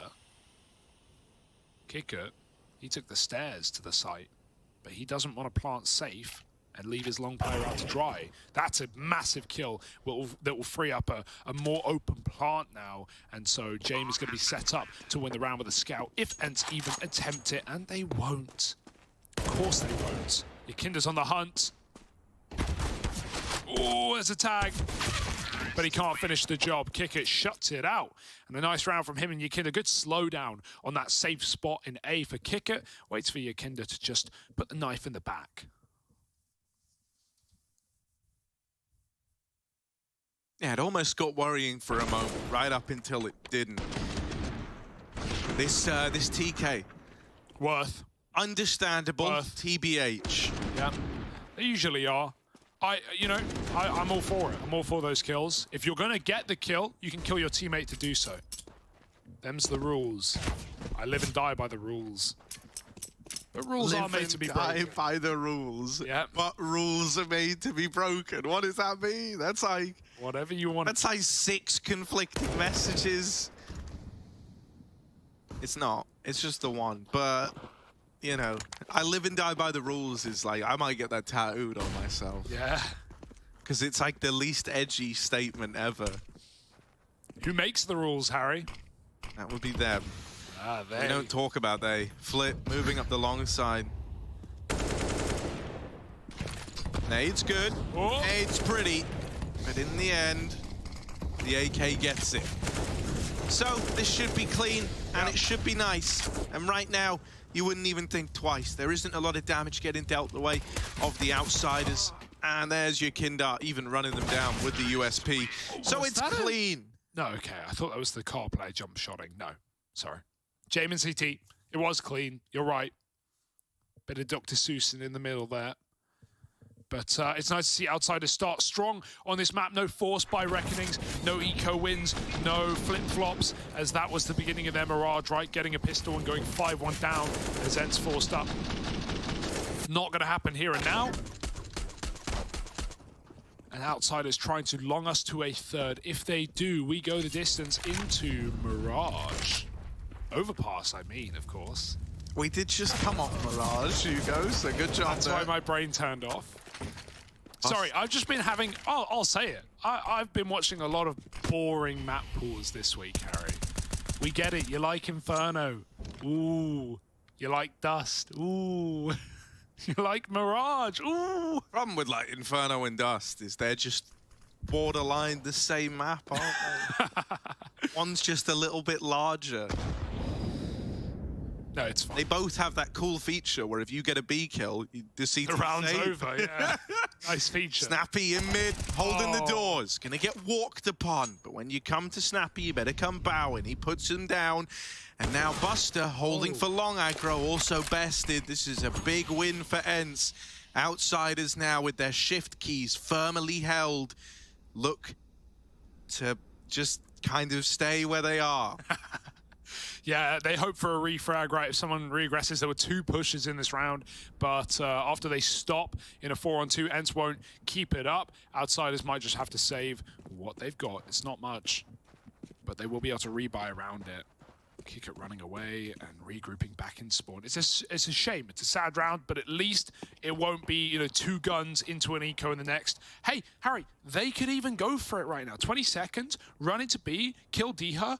Suddenly, you're in a fantastic position. They've got smokes for the post-spawn. They're going for it. This is so unlike outsiders. I love to see it. But yeah, D has won the round. He bought enough time. There's no time for the plant. It's a good exit kill. I respect outsiders for giving it a try, but it was a long rotate, and it was never going to happen. Ents on the board. Outsiders get some damage right at the end, and 3-1 as they reinvest.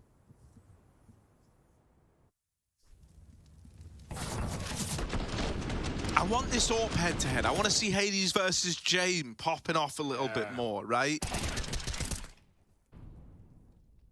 Jame rifled a fair bit back on Mirage. Oftentimes didn't really have like money to support AWP buys, especially towards the end of the game. So nice to see him donning it early on here. Madden tagged, crossing middle, Yakinda. Oh, buddy, how have you survived that?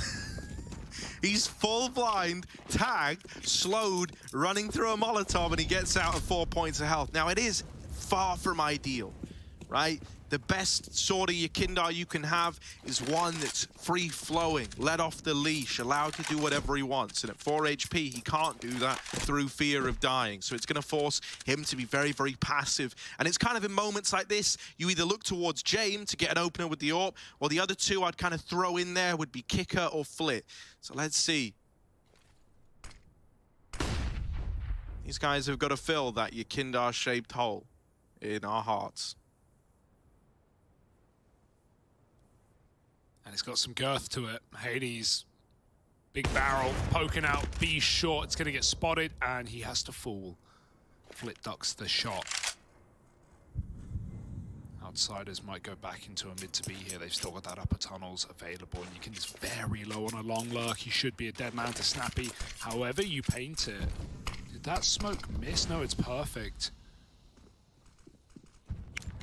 They get smoked off in the middle. James trying to keep up attention on the A side. It has drawn Hades back. This is a nice fake out. They go through the mid to B smoke, or through the mid smoke rather. Mid to B down. Spinks, pick your molly and pick it now. Put it down in the sight through the window. They're running up in the doorway instead, and Flit a path to success alongside Kicker with a double entry. Puts Outsiders in a post plant. Puts Ents in a save. 3 on 5. Snappy even had that quick flank, but Yakinda put so much distance he won't even die. And this might even be a 5 alive round. I'd love to see that for Outsiders. Build their money up early for a team that loves saving and loves, giving it up in 3 on 5s, 2 on 4s. You want your teammates to have enough to rebuy if you do that. You don't want to be left with skew if money. We saw that kind of kill them on the T side last map. It did ruin the entire promise of a comeback in a way, right? You could still have turned that around. It happened somewhat early days in that second half, but, you kind of feel the burn of it for a little while. Yeah. It was only bailed out, actually, because Jame won that clutch in the 1v2. For sure. You want everyone to be able to buy when you're going for these saves. So 5 alive is a nice exit for Outsiders. Forget hunting.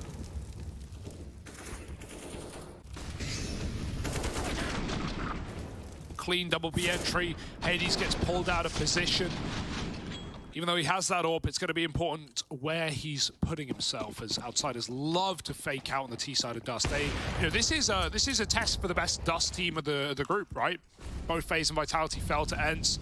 Even FaZe have fallen to Outsiders. So this is the answer to our questions. Which team is the crustiest?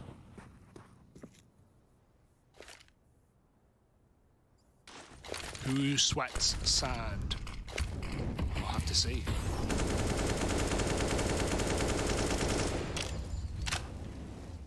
Just that smoke molly causes so much commotion, so much utility out of Ents. They will take space though, but this is still being held. Gekka's hoping for it. Well, I mean, if Snappy goes round and dies to T-spawn, they go A. That's gonna tilt you.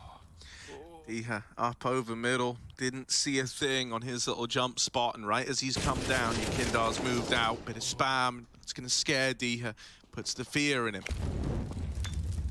Oh, I'm so full of fear, he says, as he backs up in CT, having to smoke that molly. Oh, I hope they don't come my way. But in reality, he doth. He do. Spinks at the back of the B site.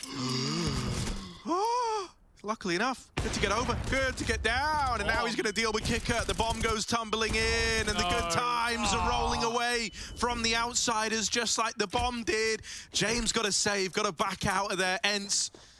It's a 5 alive round in response, and they're even hunting James down. Oh, the long push. They know what to expect out of Ents, right? Snappy's always up to no good in that position. They'll try to stop him last round as well, but they will allow the AWP save. James getting something out of this round. Ents fine too, though. With 4 alive, they're fine. And good timing for, or bad timing for Spinks, I guess, coming off the angle with the AWP, but good double despite that. Gets caught out of position in the open on B, maybe trying to shift up to stop a mid to B as all that util was coming in, but the bulk was through tunnels there for Outsiders. More standard pop.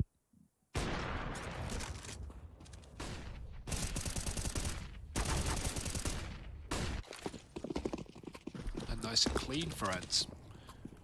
But we know Outsiders are very dynamic. They have a lot more to show, and one of those things will be long. Quick take, Snappy, forced off by flashes and smokes, even a Molotov to make sure he doesn't go through it. He might have to play the boost up in the site, get D here in position. It'll be Snappy up top. And Outsiders just late crossing, just right-click smoke. There's no lineup, no warning. Here they come.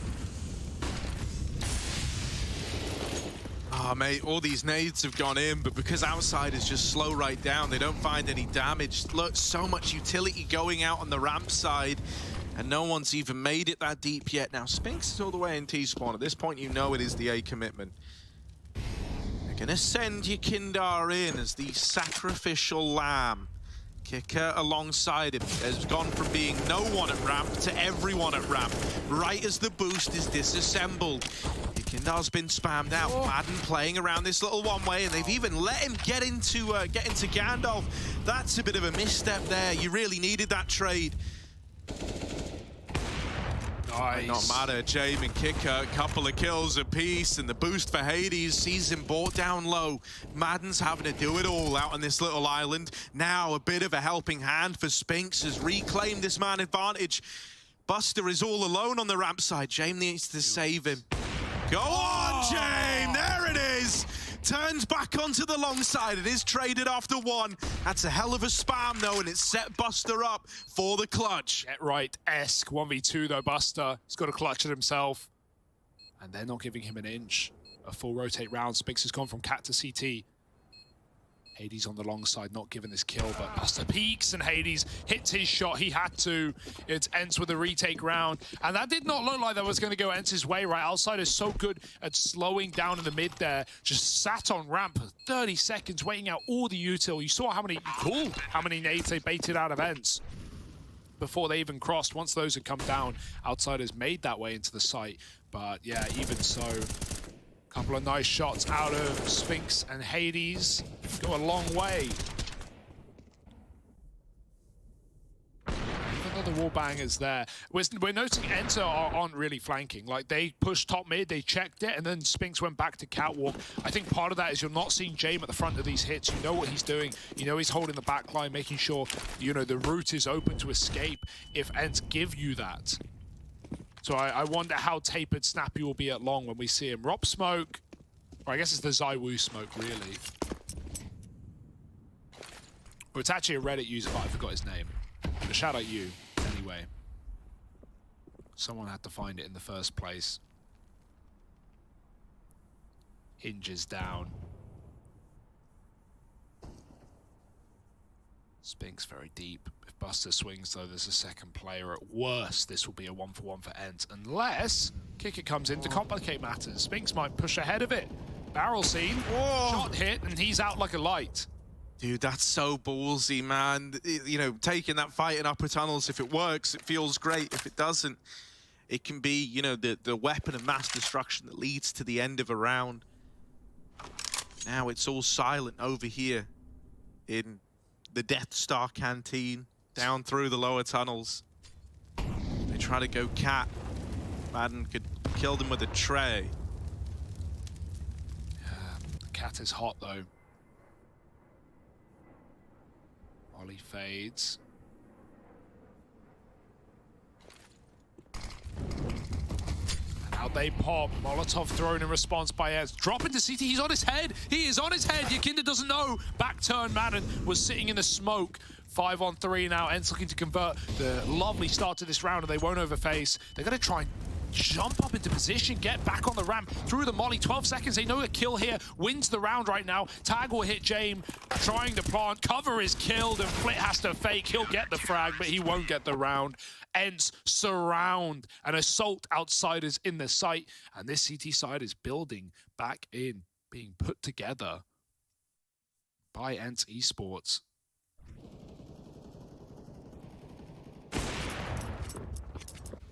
It's just such an exciting team, right? Like in an era of international rosters with FAZE, with Mal's, with G2, with now Vitality, right? I can't believe most of those teams have fallen short, disastrous, whereas Ent, a little more long-standing roster, with the exception of Madden as the latest addition. They're the ones coming out on top. They're the ones doing the dirty.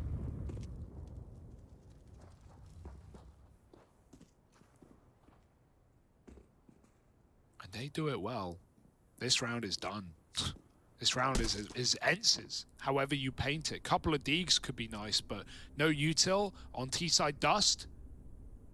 Not gonna happen.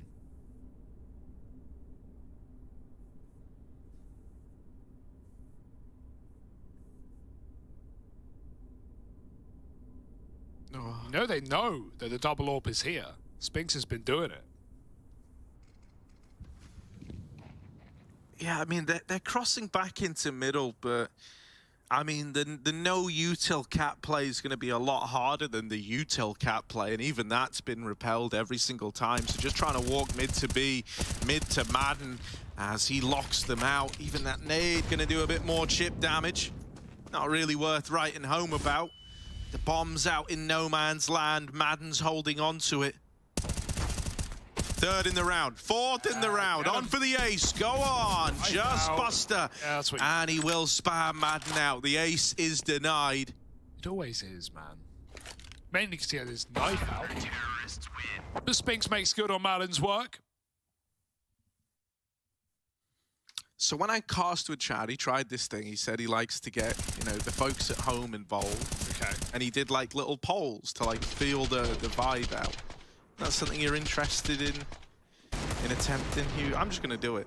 Yeah, why asking me? You know, I mean, well, because you're like the conductor of this whole thing. You're the one in charge. So if you think that Ents are gonna take this 2-0, if you think they're looking to keep their spot up top of the group, type XD. If you think outsiders are gonna do it, take us to a third, type cringe. Why would you do that? You've killed Twitch chat. Well, because Chad did it with 1s and 2s, but I think this is like a cooler way. So XD or cringe, what will it be? I'm XDing at the cringes. I'm cringing at the XDs. We'll have to see where the chat lies.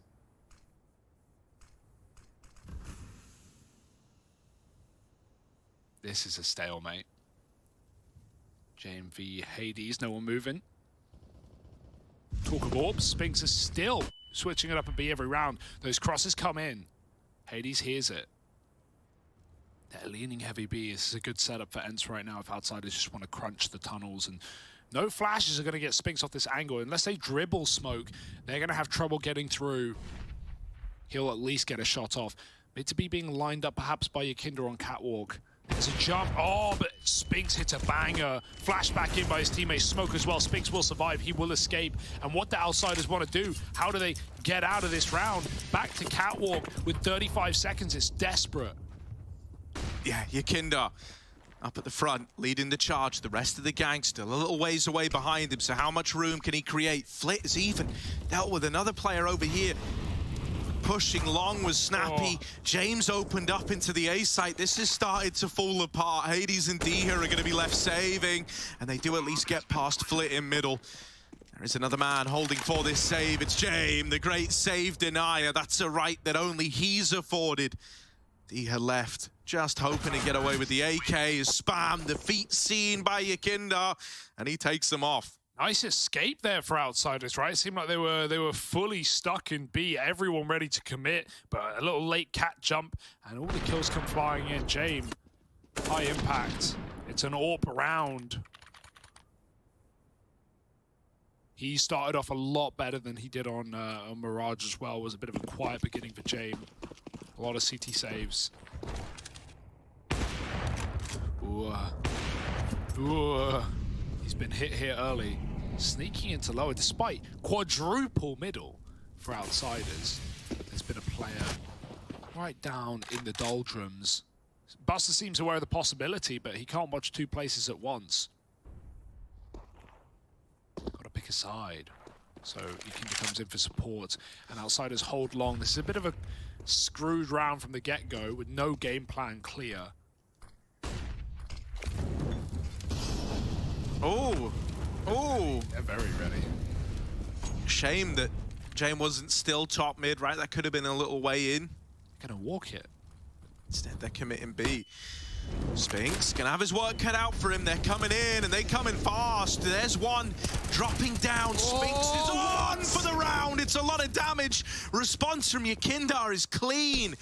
2 entries to make this happen, but he's low on health. James wouldn't take that bomb. This is getting rough now. Madden stops the plant, and James is throwing in to a 1v2. only knows about one of the players, and Madden just relentless in those peaks at the B site. That's full BM mode for Madden, right? He just does not respect them in those 2v2s, and he makes the right call, right? Yakinda, he's going for that cross after a double kill, feels like he has a bit of room. That B play wasn't telegraphed. It's not like, you know, the CTs knew it was coming and had a stack. It was just a sick, almost triple kill for, almost triple kill for Spinks. Hades took one of them. But, yeah, Yakinda, he sticks it. James holding the tunnels flank for crying out loud. And not going to be able to trade that kill. Just swung in the 2-on-1. You wouldn't do that v many AWPers. But someone like James, you can get away with it. It's a bit Orky Momo now for Outsiders money. Keeping almost 2k for some of them. Kicker might have dropped this gun. He's got nothing. But arming Flit is not a bad decision given the game he just had on Mirage. But we need more signs of that here on Dust as Ents start to take the lead away. All right. Snappy takes up mid. He's going to have his work cut out for him. Already up and past that smoke, and Jame opens the round. Oh, Yakinda's deked out Spinks. And I don't want to be the one to give you the bad news, but this should just be a save, right? You should go no further into this round. The AWP has done it, opening it up, helped by Yakinda's deagle. Of course, James dropping the bomb to Buster. Yeah, he doesn't plant. He does not plant. James is just like Rush, and I don't mean everyone's favorite like NA CSGO pro. I mean everyone's least favorite British observer. Yeah. He refuses to plant. He refuses to buy kit. I don't trust you guys. I don't trust you. You're not going to cover me. No. I don't understand his not buying kit one. Like, not James, like Rush. Trolling. He gets in your head. It's fine. He's easy to tilt. It's okay. Oh, you wanna play Danger Zone? You want to go Bump Club? Hey, first rule about Bump Club. You know, don't talk about it. Sick round though, right? We have the Jame effect 1 and 2 coming through, right? Previous round, he's not able to do anything in, you know, securing the objective. Right there, one pick into the B bomb site, and look at the result it has. Yakinda just runs and guns with a deagle, hits a beautiful shot, and Outsiders just win it. It's the way of Dust. It's the big Inferno, as you once called it many pro leagues ago. When you're against Jame, you do want to still sometimes throw that mid-nade. Fast out long, flashed out. Madden could not see a thing. Now all he sees are his teammates' eyes, or what comes from them at least. 4 on 5 Outsiders. Yeah, I love the call. Get the long pick, rotate instantly round. The only danger is Ents have actually re-aggressed and taken that space back. So despite the smoke setup, they know it's not a long take. Oh, it's a B play, and it couldn't be more clear. That is clean. Snappy scout. The only thing to put a stop to the B play is a $1,700 sniper, and it's going to get brushed aside with ease. Hades and Diha are going to be left saving again. Oh, that nade. Goodbye, Yakinda. The hunt is on, though. Jame wants blood sacrifices. There we go. Kicker wants them instead.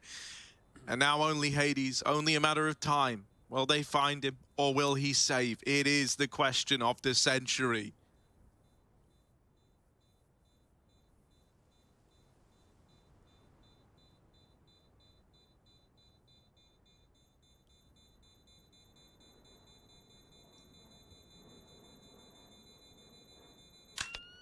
And the answer? Save. Oh!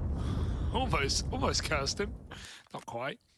7 up, Outsiders take the lead back. This has been a pretty back and forth affair. It was on Mirage as well, but it did feel like Ents always had control. This one, not so clear. The B plays have been the way in for Outsiders. Lots of late pops off the back of long picks as well. Has been really, really nice. Certainly a way to get rid of the AWP. Now it's just a safe gun around a few pistols. Jame is on the late mid peak, just in case, but there's not money there for it. Ents aggress off Cat instead. And of course, on the low money rounds, that's when Outsiders really get grimy. They hold everything. No gap left open, no stone unturned, but flip found early and Hades gets out.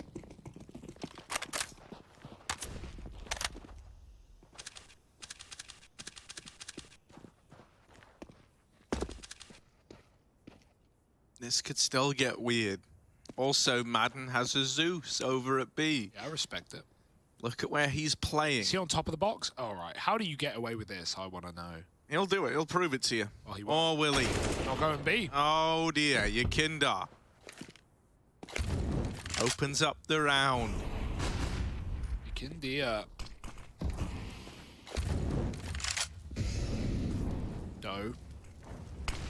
What's happening? I was going deer memes there. Gonna nade up. They will go B though. This might be the Zeus of dreams. They're out mid, however, and that kind of cuts out Madden's hopes and dreams unless he goes close door or window and leaves Spinks out to the tunnel. How's he meant to engineer a round for the Zeus here? No. Oh, the USP one for the USP. Quick kill. They've got a back turn. Hades has followed up. He still gets another kill, and they know he's tunnels. 1v2, they smoke him off. Should be outside this round. Yeah, you know, I mean, you're tempted in because you've got it so close and you're buying next round anyway, but this should be an unwinnable round for Hades. The benefit to saving here is you get an AWP in the next. So that is probably what he's being told right now, like, hey, Hades, you want an AWP? Give me that gun, buddy. Give you that gun, buddy? Yeah, I get my gun buddies from @JustHarryGG on Twitter. I think he's giving them out. He's real kind about it. Yeah, I mean, it was only made possible because, you know, like, I think it was Mitchman gave me a bunch. Yeah. Ask him as well while you're at it. Well, Hades will be able to get that AWP, and Ents will be able to field a final buy, but you can't lie. Outsiders are in full control right now. The true quest and test of Dust 2, the map of the group, so to say, is coming up key for Outsiders, taking down FaZe on it yesterday in a double overtime affair with some beautiful T-side rounds as well. CT has always been the problem, though. We'll see how Snappy's leading plays into it when we swap halves. Right now, quiet in the killing department, but long pushes have been snuffed out. Hades lower with that AWP. Oh dear, walk it. He's a dead man. Your kinder's not falling for your tricks. Another early opener. Gonna leave you in a bit of a rough way. Forces you to make concessions across the map. Is that the word I'm thinking of? It's a word. Spinks. And Madden still grouped over at B. Right now only one man in this A bomb site. And these are kind of the gaps that get afforded once you've got that early man. D-Hut will have his work cut out for him here. They're over at the catwalk. They've also got Kicker leaning long side. Not been terribly uncommon to see Snappy push those long doors.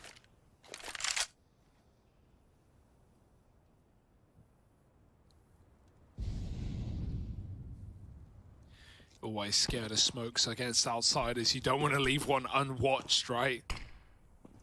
Players love going through him. Buster caught with nades out in middle. It's a nice grab for Snappy before the smoke blooms and he backs up into it. Now the cat player spotted. Yakinda covers as his teammate jumps to the corner. Beautiful headshot. Snappy coming up from spawn has been seen as well. They clean him out and this is a 9th round. Surely 2-on-4 on the retake. Double cap flank. It's going to get heard by James. No man better for the job with this AWP. They have a flash though. Blind shot. Oh, connect. Okay, the ball's rolling, and that smoke means maybe stoppage. Smoke him, oh, it missed. Okay, not ideal, not ideal. And now I steal, says Yakinda. In with 3 in the round, wants to try and make it 4 out of 5. Just Spinks left to beat, and there's Flit to close it, 9-6. Outsiders, phenomenal T-side, right? They go on a bit of a streak there at the end, trying to take us the distance after all, but can they? That's the big question, and we'll get an equally big answer in just a moment.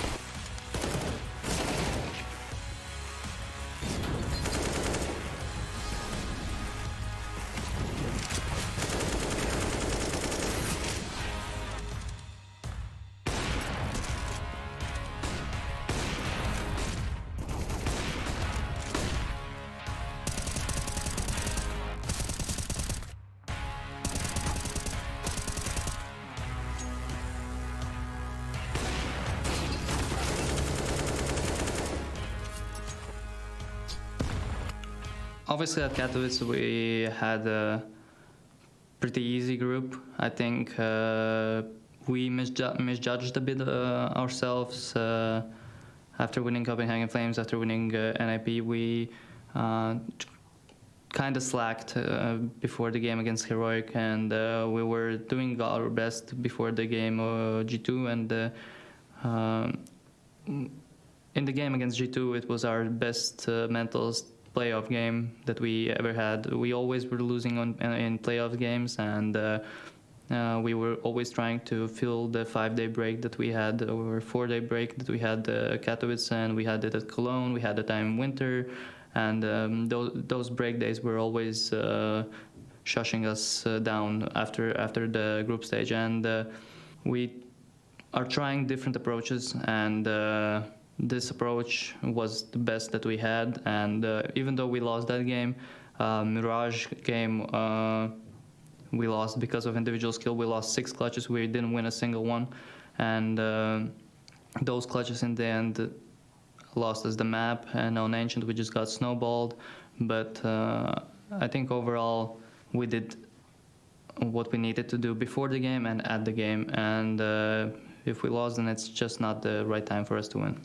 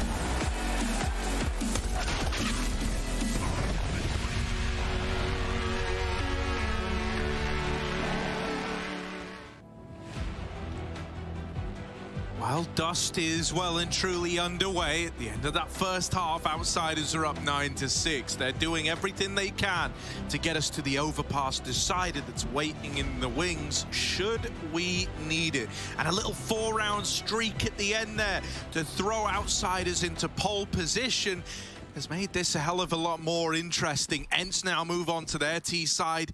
What if Snappy and the boys got cooked up for us already?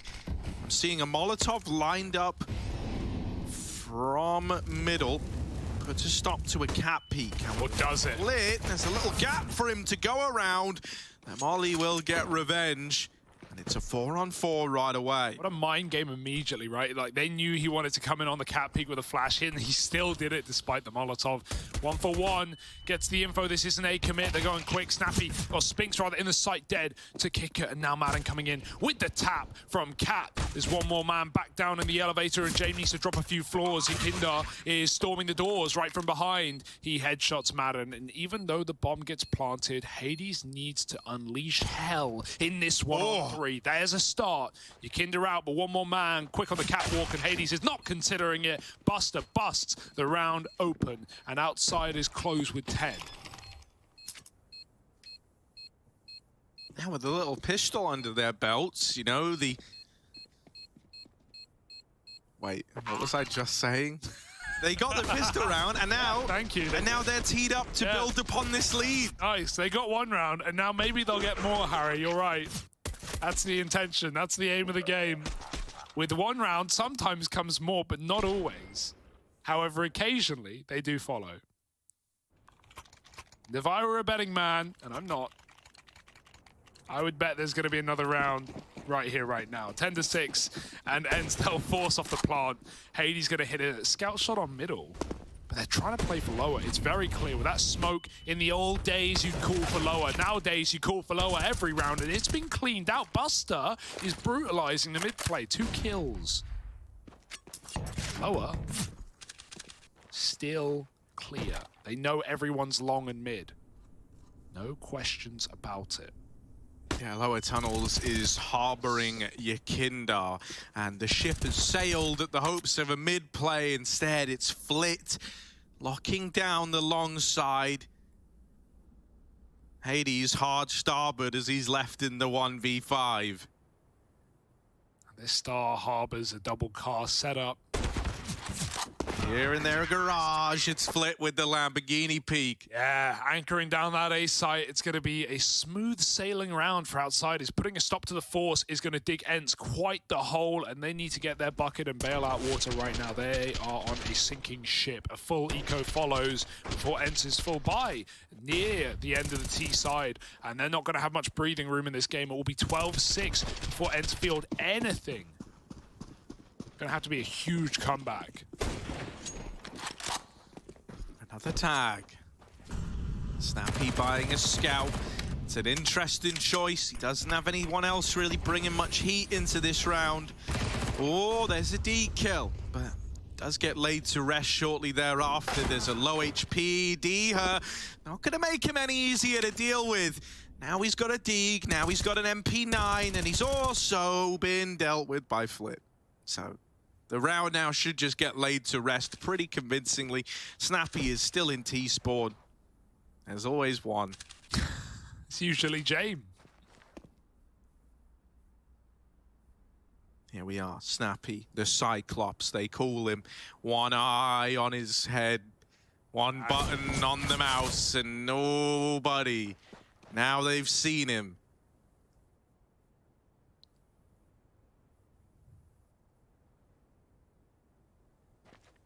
Now they know. Just do it. Get it out. Here they are, dealing with the scout in mid. 12-6. Right. Outsiders, they get the pistol, they get the conversions. This is the true test. If they win this next round, they are well and truly on their way to locking in a third. It's not a GG, but it's as close as you're going to get right after winning this late buy round. That's the risk of the T-side force on Dust 2. You rarely see it come up with the goods, right? Dust 2, very steamroll-y map, very snowball-y map. You get that first pick, you often run wild and close rounds. You don't, and you have a lot of trouble. But Ents have been, as said on the desk, one of those teams that have been so good at converting 4v5s. However, this is not the playground to do it. James down lower. Can't go here forever with that mid-smoke. They're going to be aware. Hades picks Yakinda. That's a good start. Let's see if this steamroll snowball builds traction. Oh, James. He felt like he had to go back there. Oh, and he's going back to spawn with a wallbang from Snappy. Hades might find another. They are feeding the beasts of Ents right now. Oh, loosey-goosey round, and Madden gets snuffed out, but it's still a 4-on-2 where Ents can group and win everything here. If you look at the scoreboard, just see Buster's alive. You know he's B. And so that leaves long completely open for the taking. Just some smokes to stop this AWP that Kickert's picked up, and Ents win the round. Look at Buster go. He should have this kill. Oh, the turn for Spinks. Sick. I'm never calling anything ever again. Kicker, his future is uncertain. It's a big question mark. Will he be ready? I don't feel safe to comment. He's in a 1v4. Can he get some? Let's find out. My lawyers have said I will not give my opinion. Legally speaking, he could get some. Oh, was that a timing being missed, or was it tactical? Saw him. I couldn't tell you. Kicker. I know they saw him. They're running him down. Kicker. There's one. And that's it. Hades going to trade. And hence get themselves a 7th. There you go. That was like a round without any cursing. Well, no, it wasn't. Apart from the cursing, right? But then, once it had become apparent, all curses were removed. Good frag from Snappy there, right? Obviously, the close mid players saw James running away, but maybe they calmed, just spam the door, please. And well, Snappy, he's good for it. And it's okay. That was their only way to get back in this game. Without that gun round, it's as good as a GG. Now they've got to build. And even then, James is looking to tear the tower down. He's done it. Hades hit with the AWP. James looking for a little bit more on the wide swing. But they won't reaggress. That molly keeps a bit of respect from Ents. They've got to go back to the drawing board, bringing their crayons to catwalk. And the hinge smoke. And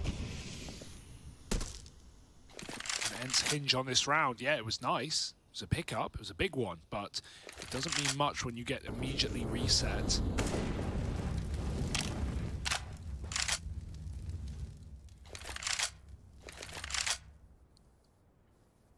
Kinda even all long. They made him money. Pit player. Oh, they hear him. Oh! That wasn't him shooting. Who it was? Yeah, that sounded like it was coming from the left, right? Snappy has Okay. an A1S. Okay. I was very confused. Now it all makes sense. Yeah. It was the Snapster making Silent noise. Whoa. Whoa. Dropping down. He does have the bomb. While Madden is all the way. Madden is in A. Madden is saying, come on, bud. Get the bomb out of middle, Snappy. Oh, Madden also doesn't want to go down. He knows that, like, right now, he's got the A site. He's giving them a chance in a 2-on-4. You can get this bomb planted. You can play for the short side. The smokes, yeah, They're going to go back for it. Going to try and just play around it, like, feign the idea that this isn't short control being held. Oh, Madden wins that opener. This is a 2-on-4 that still has legs on it, still has room to get out of hand. Madden's now been brushed aside, and Snappy, that's a double up. Oh, Yakindar's gonna cancel it out, and that gets the blood flowing right there. Outsiders pull up, they get it back under control. It's a damn good try for Madden and Snappy. But in the end, Yakindar rises above everyone and puts 13 on the board for the outsiders. Oh, Yakindar, yeah, had to hit it. A quiet first map. He stepped up, certainly, on Dust 2. And his first AWP in the map as well. Nets a 1v1 clutch after a near 2-on-5 is snuck through by Ents. That was a very nice try by Madden and Snappy. The double lineup with the A1S, delicious, but Yakindar's quick. Outsiders hold on. One round for Ents, and it's immediately crunched back. They got a bomb plant, though. That's just enough for them. But a frustrating round to lose. An NT, I'm sure. But time's running out for Ents here. And Overpass is drawing itself into the 4 light, if that's a word. That's not a word, is it? Look, it's been a short day, Harry. I'm not warmed up yet. It's been a very weird map. B spawn for Ents. As far as I'm concerned, there might be an AWP there. James has been starting B with picks a lot. Hades is going to go for his. The nade is nice. Lets them cross. I meant forefront. Oh, yeah, no, I know what you meant. That's what makes it even cuter, man. Well, right now, the M4 light at the end of the tunnels are in play. James, lovely, concise opener from the boost. Snappy, there's a response. Was that the back site player on B? I think it was, you know. Oh, my goodness. A reverse flusher, we call that. Kind of a gnarly way to get the opener. Now, are you ready for Buster? Oh. Smoke in mid. In the meantime, the bomb's returning to Snappy in tunnels, and Buster looks like he wants to take a swing in a moment. Oh, letting them creep on over. He hears Snappy dropping off now. He knows a man's made it into the site. First kill found, and Buster's going to swap position. Oh, he's manipulating the B hold. He's made Ents look like fools, and now just Hades and Diha left standing. Both hit. Oh, they just can't kill these crossing players. Very risky crossing from outsiders, but it's going to solidify the save. Dia's hunting for exit kills that he will not find on A, with 2 players spotted jumping over, plus the double for Buster. Ents know where everyone sits, but it's them who must sit back and relax with 20 health and give the round up to outsiders. It feels inevitable, Harry. This one's come crumbling. Of course, this would really spice up the group again, right?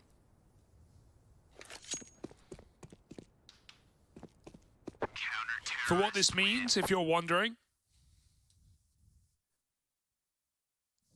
Ents, they're looking for a top 3 finish, right? Furious at 3-0 right now. Ents can be guaranteed a top 3 finish if they win and FaZe win later. That feels possible. I want to say likely. I don't want to jinx it. You know, Sprout have looked very good. They've held strong against both Vitality and Furia, but ultimately, FaZe are the favorites.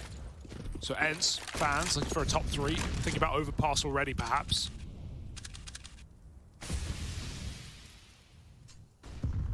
But for FaZe, if you like FaZe, you're not a fan of outsiders winning this game. Okay. So that can put FaZe in the bottom 3 if they also lose their matchup later. All right. Well, look, a little B pops in, and right now, ENCE are good for the open. That's a save right there. That's just a little B pop to find you around as you try to, you know, explain the standards to us all. And that one just kind of sails on by, doesn't it? And to keep 5 alive, it's nice, it's quick, it's clean, it's exactly what you want out of a B hit. Little rough, because, you know, Yikinda and Buster have actually been really solid over towards this B side of the map. Obviously, all kind of goes downhill early once those picks come in. And a 5 alive round is a real blessing for ENCE. It's just going to give them a little bit more staying power. You know, if them finding their first round came at some huge cost, you know, like some 1v1 that they narrowly get over the line, even losing like the one stage of the loss bonus, dropping to 2,900, that could be the difference between, you know, you just getting wrecked and rolled due to money or staying in this one. So now you've got 5 alive, you've got a bit of residual cash. It means that, you know, you've got that staying power to try and vie for overtime, even if outsiders get another round on the board. Not going to have those B plays every round, but they are nice when you get them. Yeah, I mean, it was what worked for outsiders, right? It's how they built into their T side, especially near the end with that little streak of 4. A lot of B ends. 14 to 8, taking a long spawn is Spigs, sending those rifles right out. Flick crosses to the pit, blinded are both sides, but he makes it alive, and he's got 2 teammates to swing off the back. There's Tuck behind the smoke and the bin. Snappy puts kick it in exactly that, and Flick swings out, but they're ready for him. They knew Yikinda will only get 1, and somehow, some way, this favors ENCE in a 3-on-2. Spinks follows up, and it's all on Buster, not the gun for the job. ENCE are just going to cross together. There's an AWP here he could try to get his hands on.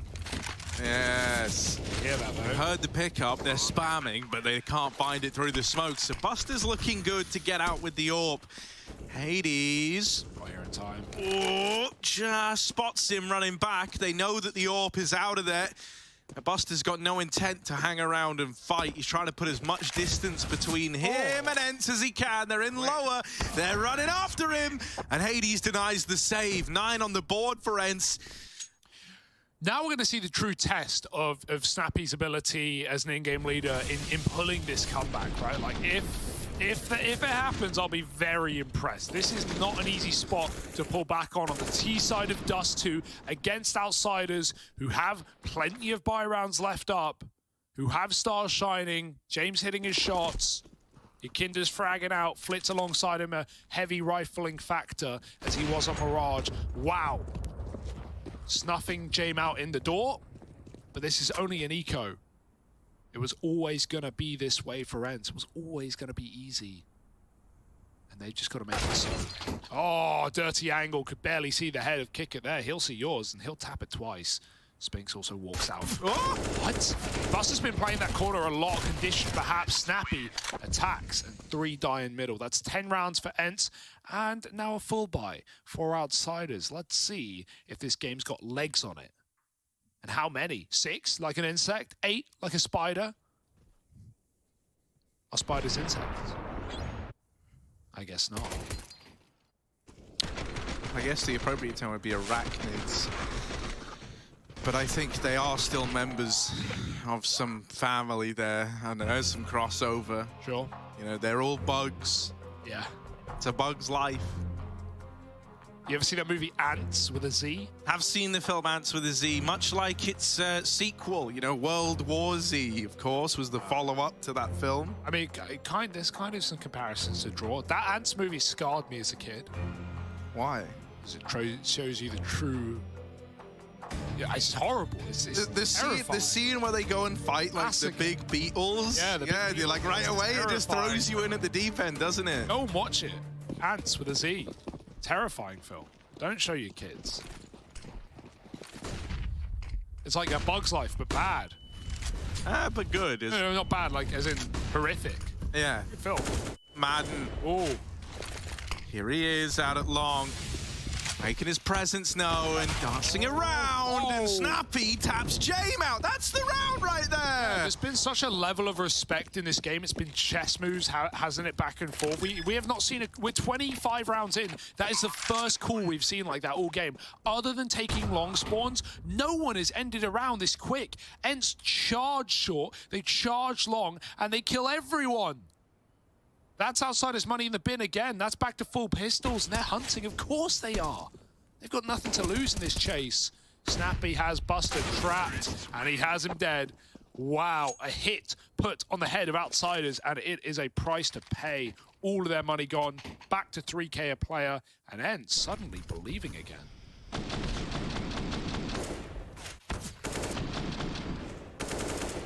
Yeah, these were wonderful openers from Madden at long as well, right? Like, the first one was already pretty gnarly, but the fact that you're able to fight from behind the blue bin and actually, you know, work a double kind of entry on the long side is mind-blowing. Snappy drive-by peep Jame as well. Snappy's had one hell of a recovery here. Their speed. Fast out long.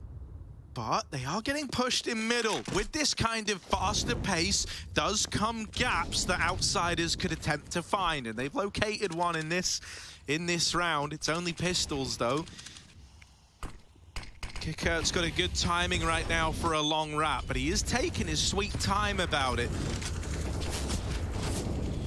Flanks being held at least, that's the insurance policy, right? Has picked Spinks through the car smoke. Jump shot flip, do it. It's going down, and it's for long. It's for that AWP. Do it, He's Flip. re-smoking. Flit might have to, Harry. He might have to go over. Here's that double flank, though, lined up. Oh, he needed one. He really needed one. Now they're back up. Now. It's gone. They're going to get shot in the back of the head. Oh, dear. Has killed Snappy over the site. 2 on 5. The time favors Ents. There is no kit, but all these guns are coming in, and they're running as well. Got a clear car. The lineup for Madden. Turning back to Elevator, but he's the one puts 3 stories down. It's Diha in a 1-on-2, and time has won him the round, it feels. They may kill him, but they can't stop that bomb from going off. Good damage for Diha, trying to finish the job. It's only a fake, though, and he knows it. Kicker gets the kill, and Ents win the round, but Outsiders, you don't get better ecos than that.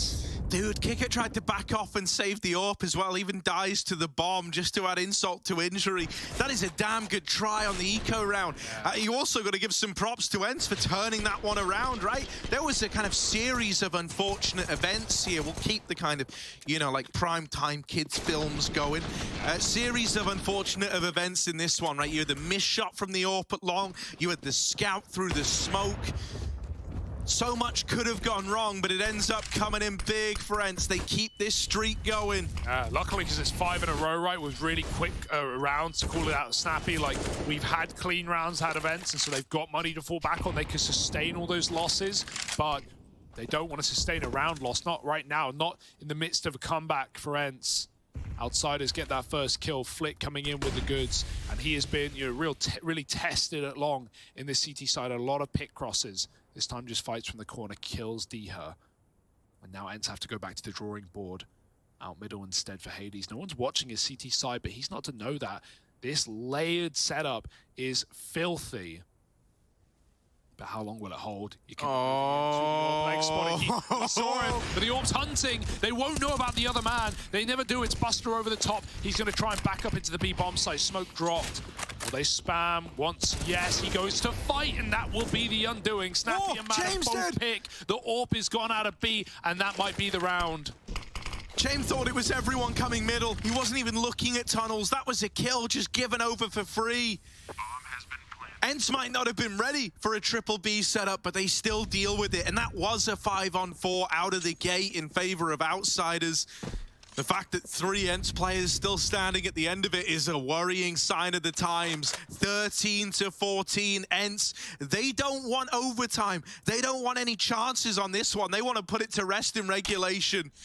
Going on one hell of a streak here towards the end. I mean, this is just shocking as well. Like, you're doing this against outsiders. This is the team that, yeah, okay, they love long and out games, 30 rounds, but they don't really have problems closing these kind of positions. And ENCE are proving to be problematic. That's 6 in a row right now. This felt done when ENCE won their first gun round, but immediately got put back on pistols. It's the pace change, Harry. It's the fast T rounds that we never got out of outsiders. We didn't need to. They had a 9-round half. It felt like they did their job. But again, those CT problems arise, and James, yeah, frustration as he just turns around from tunnels and gets swung by Madden. And that's, again, a 4v5 for ENCE. That conversion rate, that 45% conversion rate in man-down moments continues to rear its head. And now they have outsiders where they want them. This buy's still good, right? Couple of guns kept. AKs, AWP. Outsiders have chances. That's the one thing you can say about this game. They've had chances. But they need to grab them, grip them, capitalize upon them. Or ENCE will be 2-0ing this series.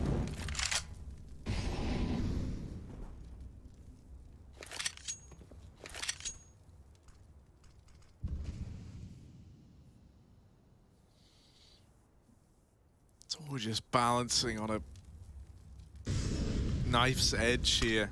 Snappy locking himself in middle. Flit's about to swing, and there's a trade at least. 1-for-1 on one of these AKs.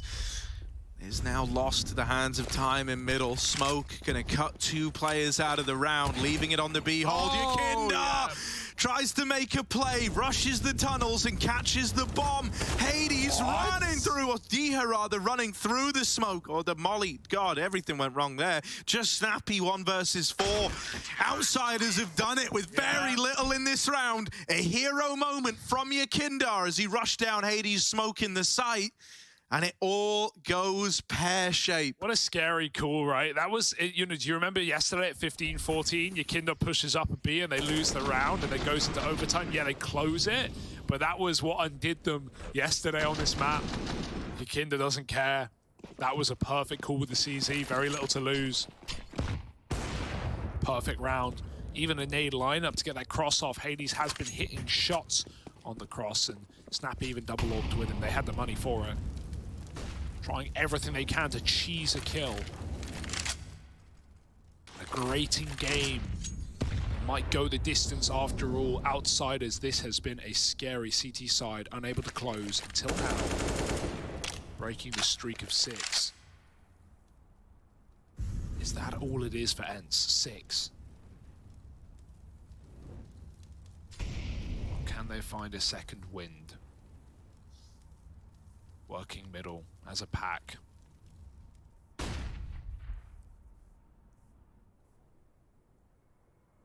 Looks like they want to go back to one of these A plays, but I mean, you can already feel how the game has changed, right?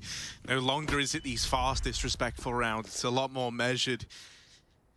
That bravado that's carried you forward in these last couple of rounds is now turned into trepidation. Everyone's worried. Yeah. Up short they go. Leading the charge, it's Madden up at the front, the rest of the team in behind him. And over the smoke, Unreal. Madden's got himself a little one-way. Flit dead, Madden's doubled up. James now left as the sole defender, the lone guardian of A site, and he does at least hold for the long component, but still, a 3-on-4. You don't give this a go if you're outsiders. Really? They're gonna back out. They have money!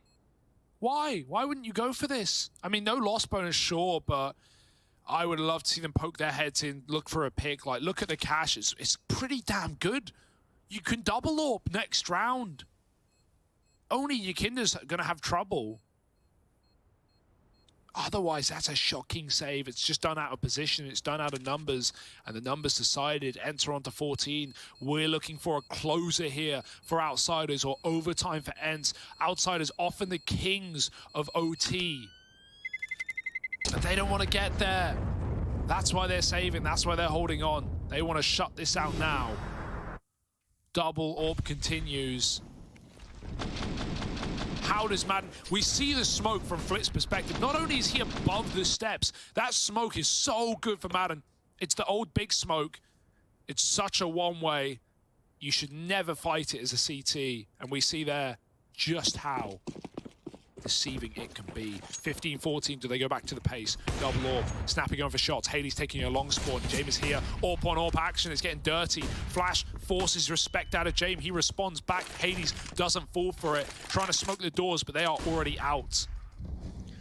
No one shot on the back of these flashes, right? These are like info flashes for James, trying to gauge what's happening at long, trying to also delay the push so he doesn't get run down. But you never heard anyone fire. James got one more flash to go in, and Hades will get one. Spinks is blind as well and still puts up the kill. They're both so low, 1 and 2 HP between the two of them, but it might never matter. Jay mollied a car is spammed out. Hades at 2 HP is doing it all to line up. There's one for Yakindar, still in with a chance, still low HP. Oh, it's not over yet. Yakindar might try his hand at a little jumpy wumpy. Buster throwing in the molly. Shots don't connect, but the molly's going to force a reposition out of the site players. They do get down to ramp. They get there unscathed. Yakindar's hoping, praying that one of these shots connects. If one of them does, maybe that spurs you on, but nothing's given over. No route back into the round. 4 outsiders. They're going to have to brute force their way in. They need to do a bit of chip damage. Double swung on the back of it, and now just Yakindar left. No HP on Hades, who's getting close up at the long side. Yakindar's holding for this. Oh, now looking away as Hades comes through and the no-scope finds it. We're going to overtime. Ents pull this one back. It looked like Outsiders had a recipe for success, but it turned sour so quickly, and now we head into bonus play.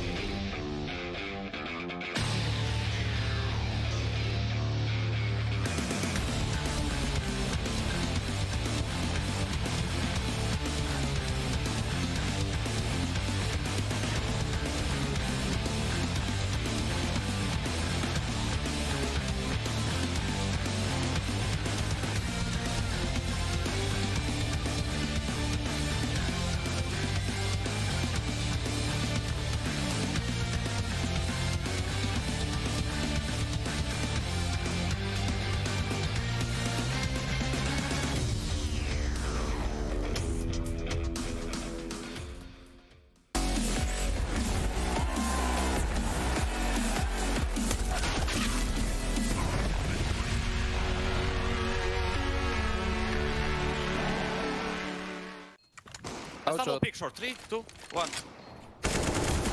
Nice, CT lost. Can go ramp, can go ramp. It's fine. Blank time. It's going up now. Come with the behind single box and blank time. I'm pushing. Your turn. Bravo, boys. Oh, yes, you could see how much it meant to them. The Ents boys celebrating, but the fight is not over yet. They've won the battle, but not the war here, right? It's still a long old affair as the night continues on into the overtimes. Ents managing to pull it all the way back, and now the outsiders, they need to show they've still got that same grit, that same staying power as this series drags on. Stone cold is Dastan. You rarely get a lot of emotion out of this guy. Focused, our outsiders, robotic right now. They at least get us more rounds, but can they get us more maps? Can they find us a third of overpass? Ents did an incredible job to even pull us to this point. Not satisfied with second place. A huge T-side streak of 6. 8 out of 9. Was it all for Naut? Walking B, they've shown some long control. It's forced a heavy A setup. We've still got this cat boost. Going lower into a mid to B is going to leave Enterman down. So if they just pummel and push upper all together, this could be their way in. Buster is always in the left corners. We saw how Spinks was clearing him earlier. Are they ready? Not this time. Snappy runs in dry. Man needs to trade and he can't. Diha does. Back of the site, buying time with a smoke on the Molotov. Is Yakinda. He's burning as he climbs up over though. And Diha's killed a rotate through the door. Diha doubles and somehow won the round. Everyone comes flying through. Outsiders don't want to play a retake. They want to stop the plant from ever happening, but they were ready. Show me the Diha POV. Load it up. Put that in my veins. Look at, mate, that was phenomenal. He was blind for 2 of them. Yeah, and he's really been struggling as well. He's bottom of the server, not even double digits coming into overtime. Look at this round from him. 0-4 in openers. It doesn't matter. He's a closer. 6 shots out of Diha. That's going to get Ents hyped up.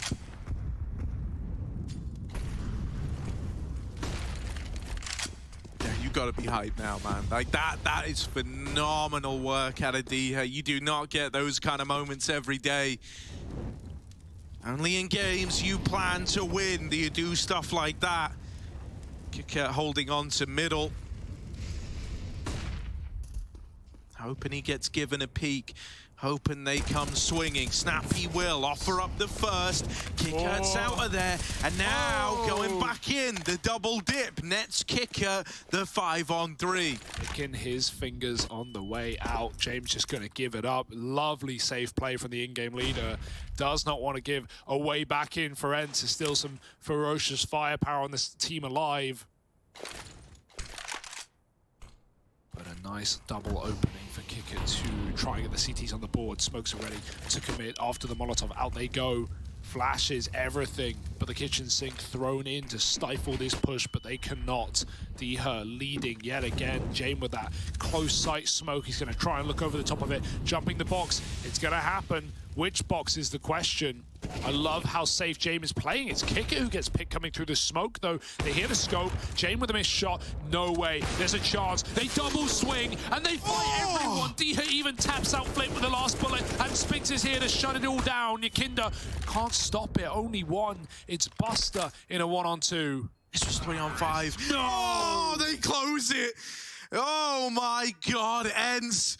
They never know when to quit. They're all laughing, they're all smiling to themselves. That falls off the rails for outsiders. That should have been a done deal. Jame is just trying to play the objective so safe. He's trying to play with his team, and it's his team who just get shut down around him. One missed shot, and look at those swings on the long side. It's the pace change, Harry. Remember regulation, where things were going bad for Ents? Then Snappy started to call quick splits, fast longs, through short at the same time, dropping quick mid to Bs with 4 players, catching Jame out in the B site on anchor rolls.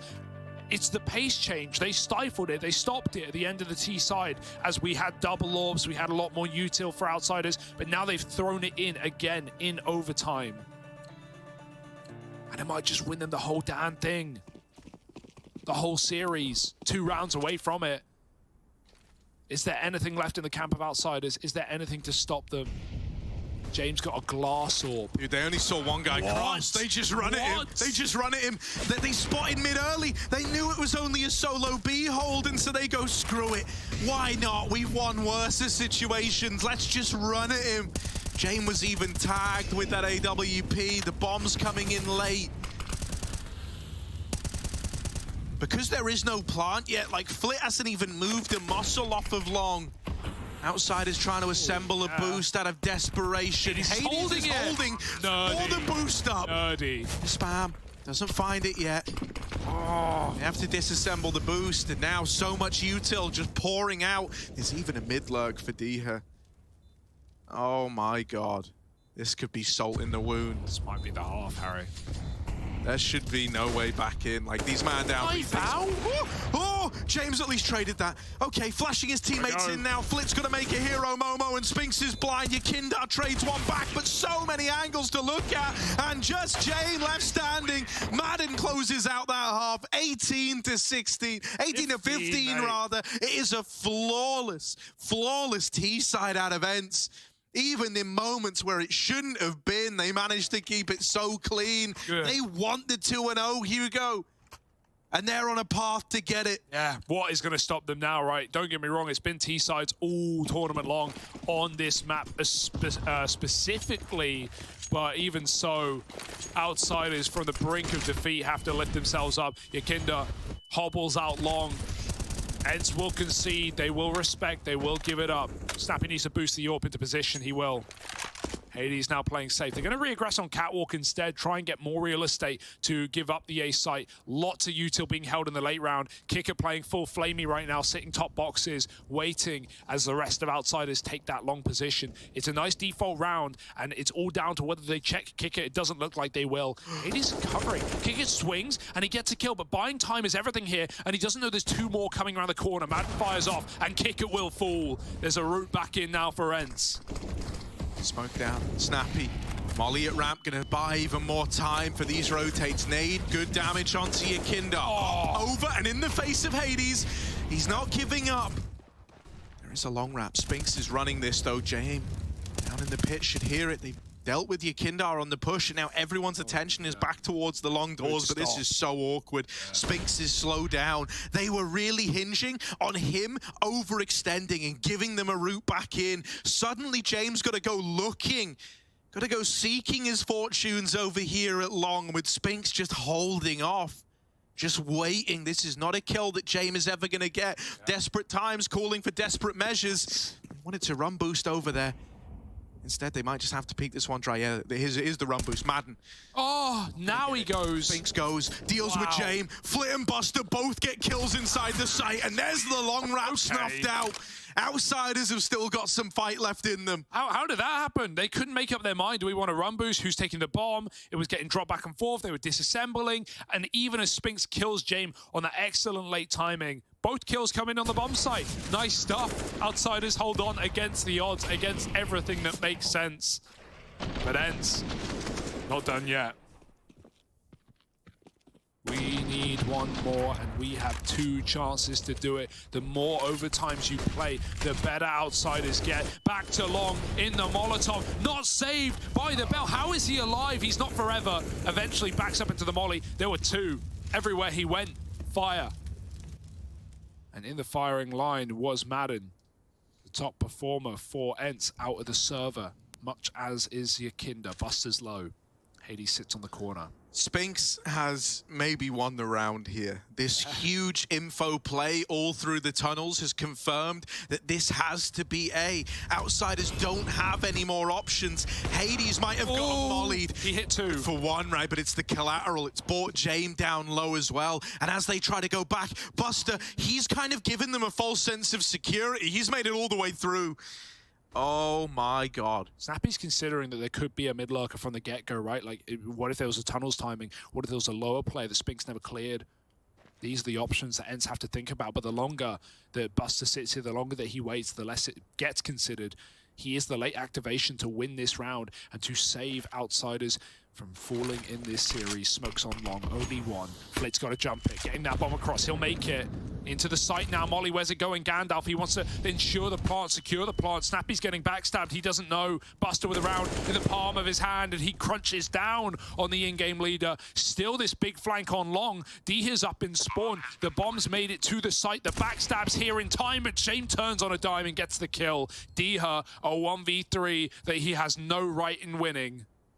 Yeah, James should just nail this. There's the closer. Here we go. 17-18, one away from double overtime. Outsiders, they've got that bloodlust. They remember what winning feels like now. Starting to emerge victorious in these kind of pivotal, you know, XVX scenarios, the 3v3s really, which was where it kept falling apart for them in regulation, you know. This has to be so frustrating for Ents, because both of these rounds have been long takes and they've known that and they've had full info, right? Like, there is Buster hitting the timing. Without that, the plant's never ensured. The round is possibly a retake for Ents in a 2-on-2, but it's happening, Harry. And again, the upper push, they know about it, and Diha still wins that fight. He should not be winning that fight. Buster was ready. They've done it back-to-back rounds. Ents, I can't believe they even had the gall to go for it a third time. But it works. And they back out into the mist 5-on-4. Oh, that smoke at long just adds insult to injury. Kicker, hello. Just going to stare at him through the wall for a moment. That's fine. A B kill here would be so freeing. It really would. It would start to misdirect some of these resources. Instead, he's just making noise, keeping a double B hold in play. James taking the bomb up the catwalk. Flashing himself into the peak, and now he owns the angle. A man down for the outsiders, and no route to trading this one out. They finally got to show us that they can do it in these man down scenarios. Yeah, and these are, what was the number, 25% win? A lot of that based off of saving rounds, but this is one they have to save themselves. No time to run away into the fire and flames. Hades hides behind the smoke. There's a lot of them. There's a backstab. Madden might do it on his own. Doesn't need to die here. Doesn't need to overextend. The kicker's already through the Molotov and rushing him down. Madden dies. Hades hits a no-scope. He's going round. He's going up. He's going over, and he's going down. 2-on-3. There's still a hope. Outsiders need that stick. He can't afford to die. Flitz hunting the kill. This is so dangerous, but the reward outweighs the risk. And now 2CT swinging, stepping loud. Diha wins his fight, and Flit in the middle of the site for the map, for the series, for the comeback. It's snuffed out, and Ents will win everything. 2-0. They shut it out 19-17. A near flawless T-side from Outsiders right back, but Snappy stops it with his squad. This is not a fluke. Furia Ents top of the group, 3-0.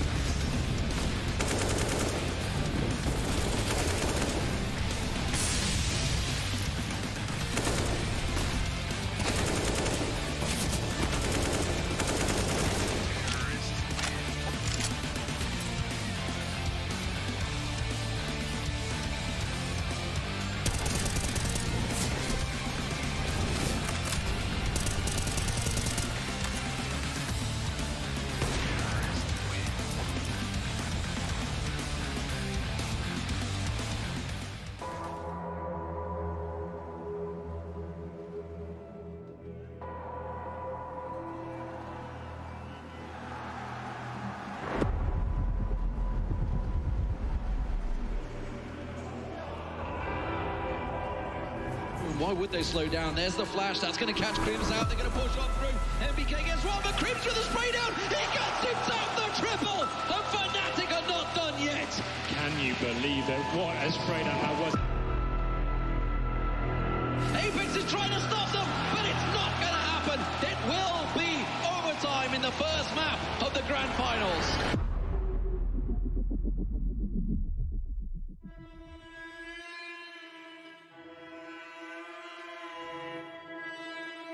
sheer confidence from Fnatic, sheer aggression being unanswered by Envious.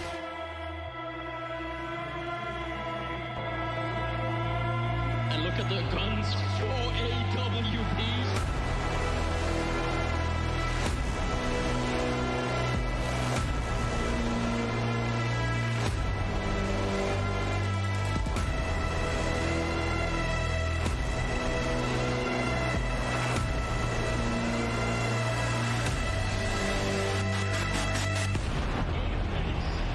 Not in this lifetime. He is destroyed.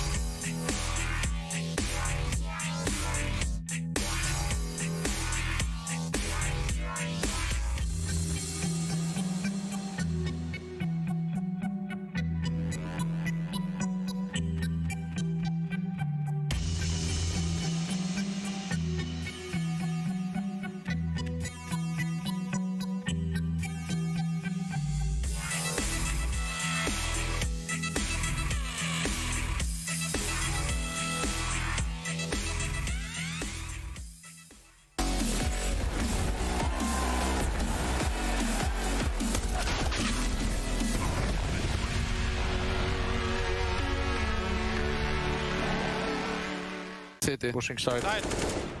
And one close. Side. Two side. One low. I'm with you. One ship. Last, not low. He's side low. I'm with you. Pass box. Let's go. Go, go, go.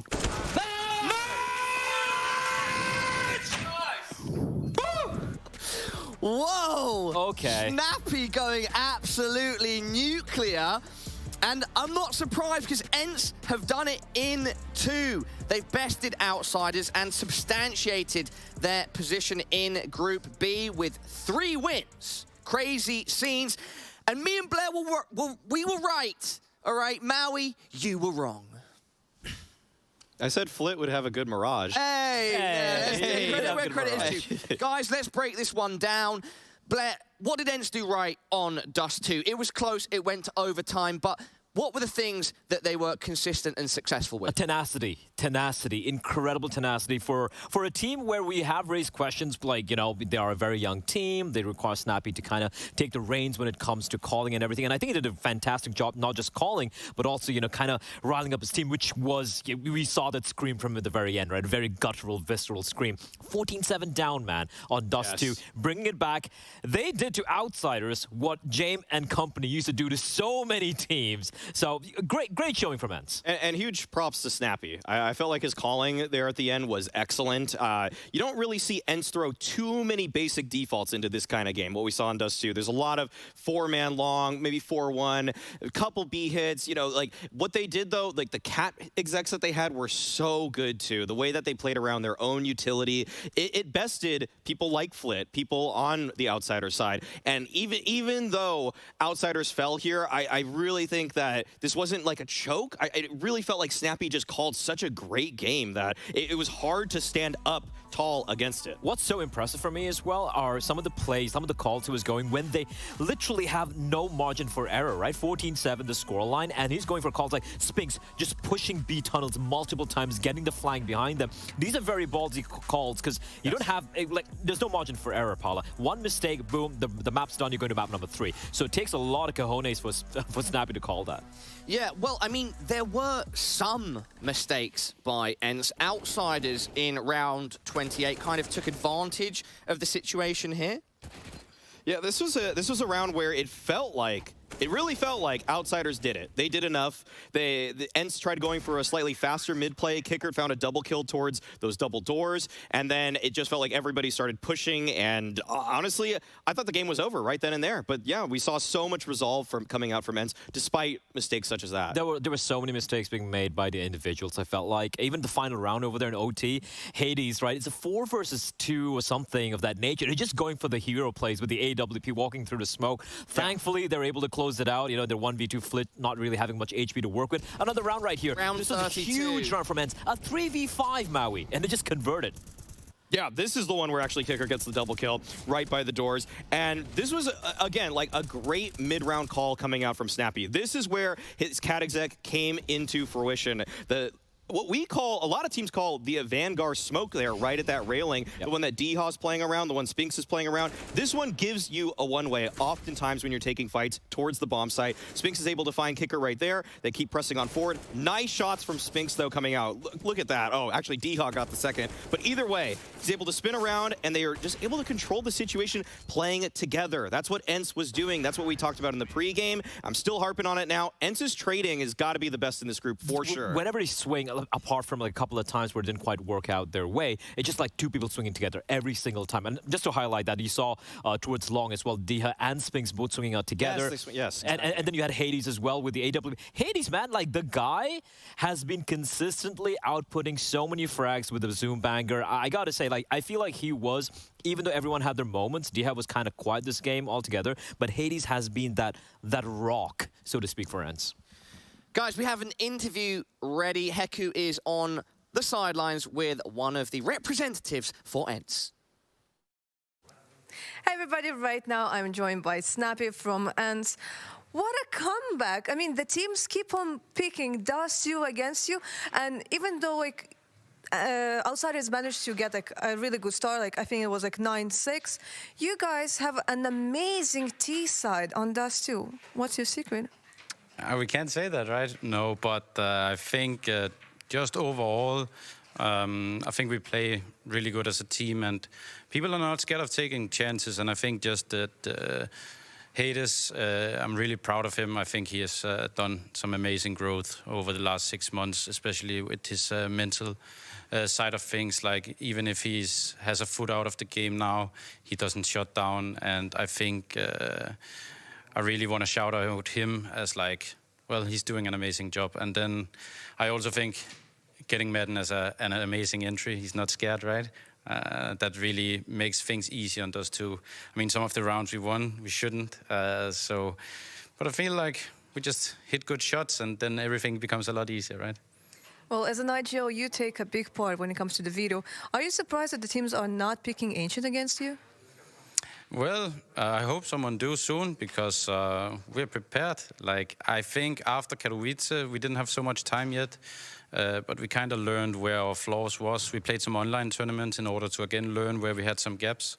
And I think we've improved our map pool a lot, whereas before Overpass, Nuke, Mirage was probably the three best ones, but we've been working very hard to get the three other ones up to speed, so I'm looking forward to someone else trying a punish pick. I mean, so far, like in all of the 3 series, your opponents pick Dust you against you. Tomorrow, you're going to play against Furia, and they perma-ban that map, which means we might actually see Ancient. Do you think it's going to be a really intense series, considering that right now both of the teams are 3-0?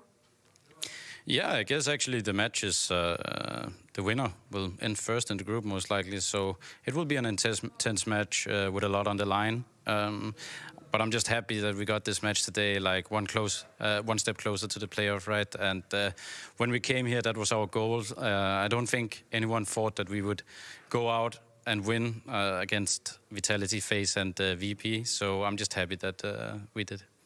Awesome. Thank you very much, and good luck. Thank you. Snappy is definitely, to some extent, correct. None of us, you know, were predicting Ents to be top of this group at the start of Group B. And, yeah, now they've substantiated themselves there. Blair, Maui, any final thoughts on Ents? Before you do that, let me remind everybody at home, if FaZe win their match against Sprout, our Giant Killers Ents will have secured playoffs. I'm glad you mentioned Giant Killers because that's something what we were touching upon yesterday, right? Like, they are the guys we thought as upset teams, but now they've taken out the 3 highest ranked teams in the group of death, so to speak, as we've been alluding to. So I'm impressed. I am so impressed and honestly so happy for them. I've been just liking what Modden's bringing. What we saw prior to this tournament, prior to this league, was a little bit cagey from his play. Too much of just the same thing over and over again. I didn't like it, but he's opened up a lot as an individual. I'm sure that Saw has worked with him. I'm sure Snappy's worked with him. I'm sure his teammates are motivating him. I mean, Snappy was there to praise Hades. I'm going to praise Modden a little. Yeah, big shout out to Madden coming on to ENCE and being able to provide the support and assistance they need, that extra firepower. Anyway, yeah, ENCE have substantiated their position 3-0 in Group B. Up next, we've got a very important matchup, FAZE versus Sprout. A lot on the line for not just the two teams playing, but the others in the group as well. Blair, Maui, everybody at home, they should not be going anywhere because we'll be right back with the pre-match for FAZE versus Sprout very shortly.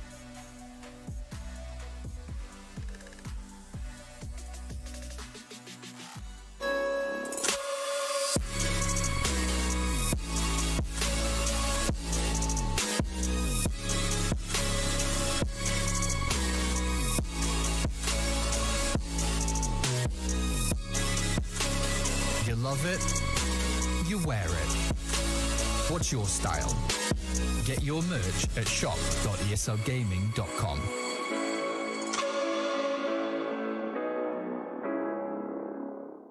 Choose nades, choose a smoke, choose a flashbang. Choose team badges to support your favourite CSGO team. Choose an ESEA Premium membership. Choose routes you know bring in wins. Choose pro video tips. Choose the fan club wars. Choose behind the scenes content. Choose good grades. Choose guns you know you can shoot right. Choose bingo. Choose the equipment you know is going to get your team the win thanks to heat maps. Choose the CSGO Hub Premium, the complete package to help you and your squad achieve all your CSGO goals.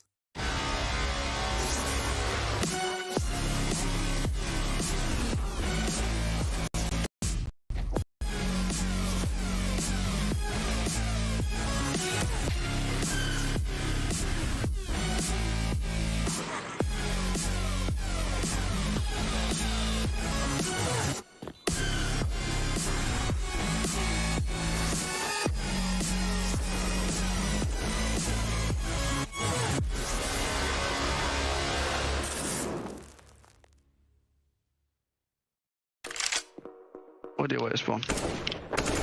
Yeah. Full ready. Oh, I know this map. I played this map before. It's really not fair. Yeah, but I don't remember. What is this? Getting anxiety. Oh.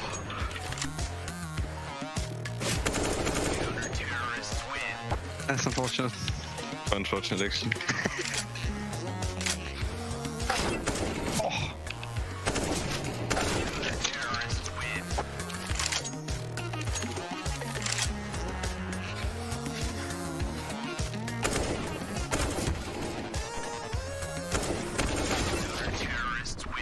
This will be a fast one. Oh, you can go down here. Yeah, I see it. Oh!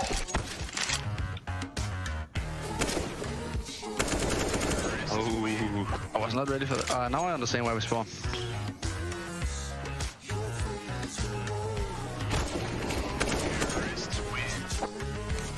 Brigade for me now. Okay, maybe not. What the?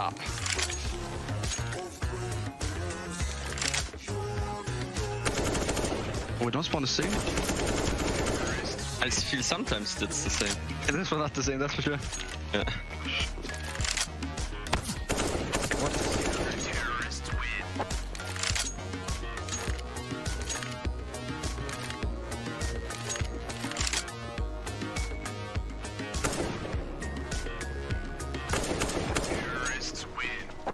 Sick shot.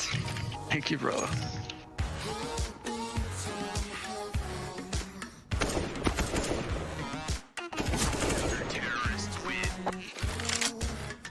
Match point.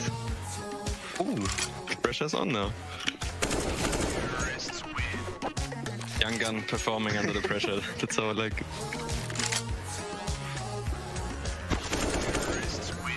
Come back, Simon. Are you getting nervous? Nah, I don't know what nervous is.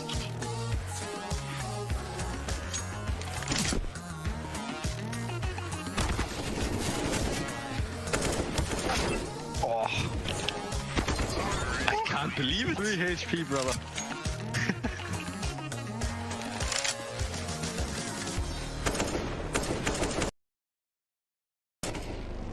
Oh. I made it, man. GG.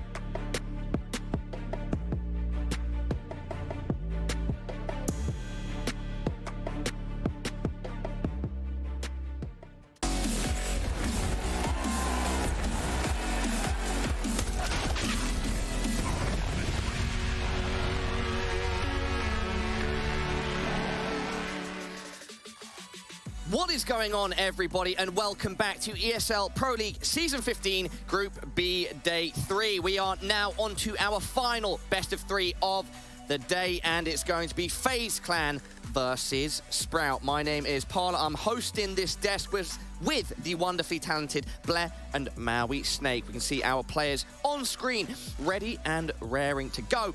We are going to start breaking this matchup down. Blair, Maui, we can't talk about this matchup without addressing the fact that FaZe Clan are underperforming. Underperforming would be an understatement, Maui. Recent results right there. They lost to Outsiders. Of course, one of those maps was very close, but Inferno, their map pick, getting absolutely slaughtered on it. And then, of course, they had that beatdown handed by ENCE, losing on both Dust 2 and Overpass early in the tournament. This is the matchup of the two teams who are yet to get a single win in their group. This is starting to draw the question.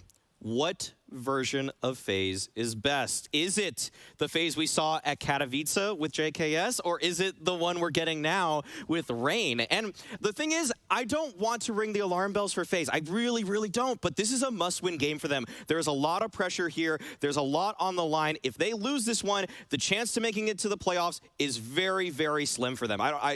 Is it there, actually? It's still there, I feel like, but it's no longer completely in their control. Right. Yeah, I mean, let's not discuss the scenarios without getting official word, but we do know what you're saying is absolutely correct. If FaZe lose this, they're in a very tough position. Yes. Yes, if not impossible, but we can't confirm or deny yet. We'll find out later.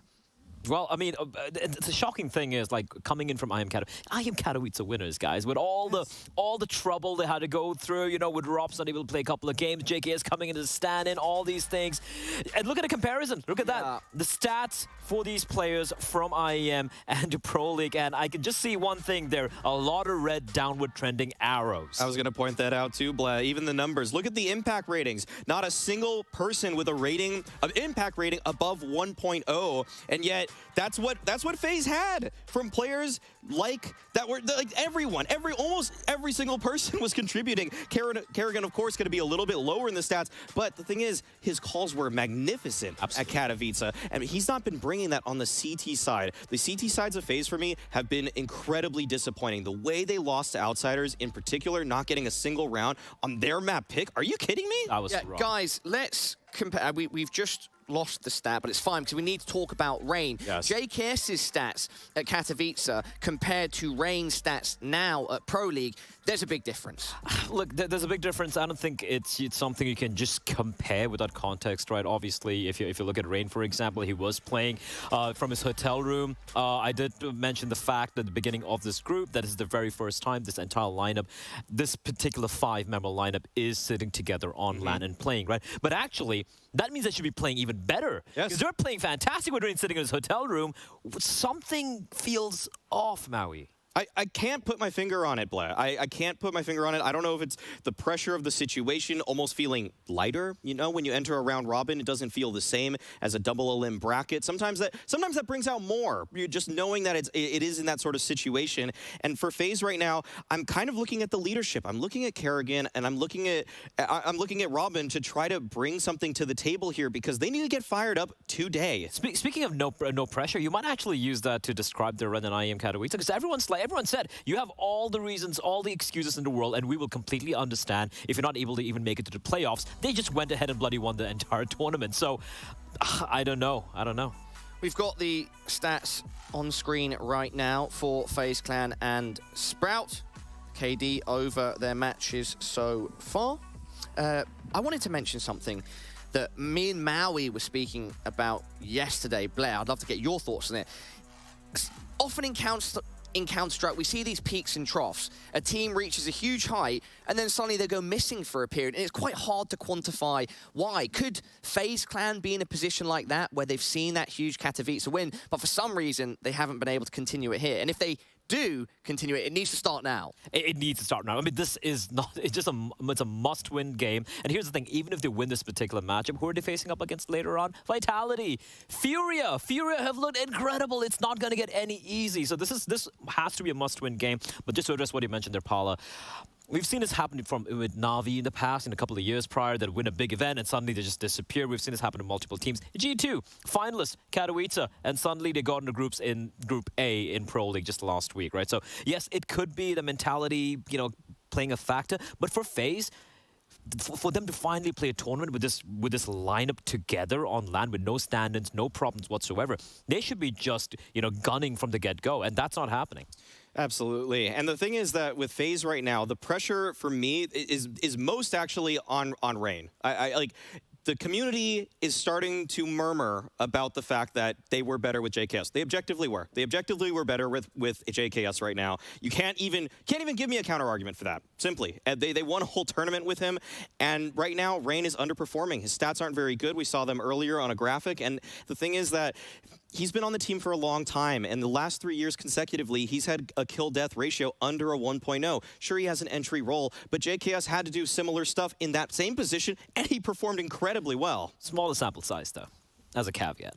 Last night, we did a talent 5v5 CS best of 3, and I would say that myself and Blair's team was kind of like the FaZe of Katowice, and you're more the FaZe of Pro League, Maui.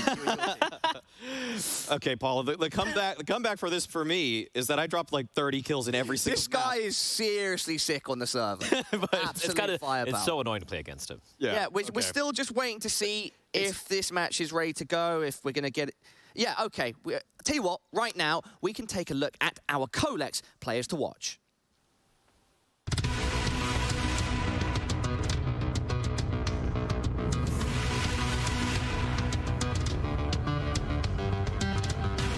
Starting off Pro League with a bang, Broky has clearly polished his op before the event.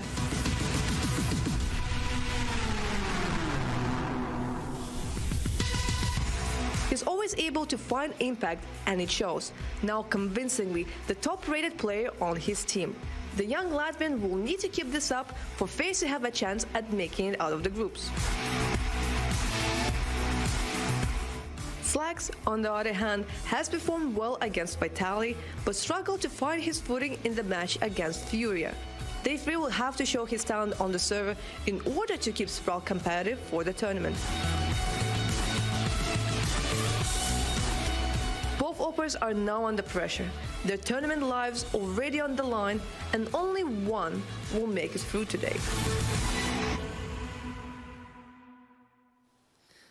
Okay, we're going straight into our vetoes, everybody. I was going to chat a bit about Broky there, but Blair and Maui, when these vetoes come up, run us through them. Any expectations? I think we're going to be seeing some typical bans. Sprout has been banning Nuke. FaZe always bans Vertigo. For the picks, though, I have a feeling that Sprout, I think they're going to go for Ancient. They want to try to punish FaZe. They've never played that map with their 5-man lineup. And, you know, Sprout, their namesake is there we go. Little greenery. So we're going to get that.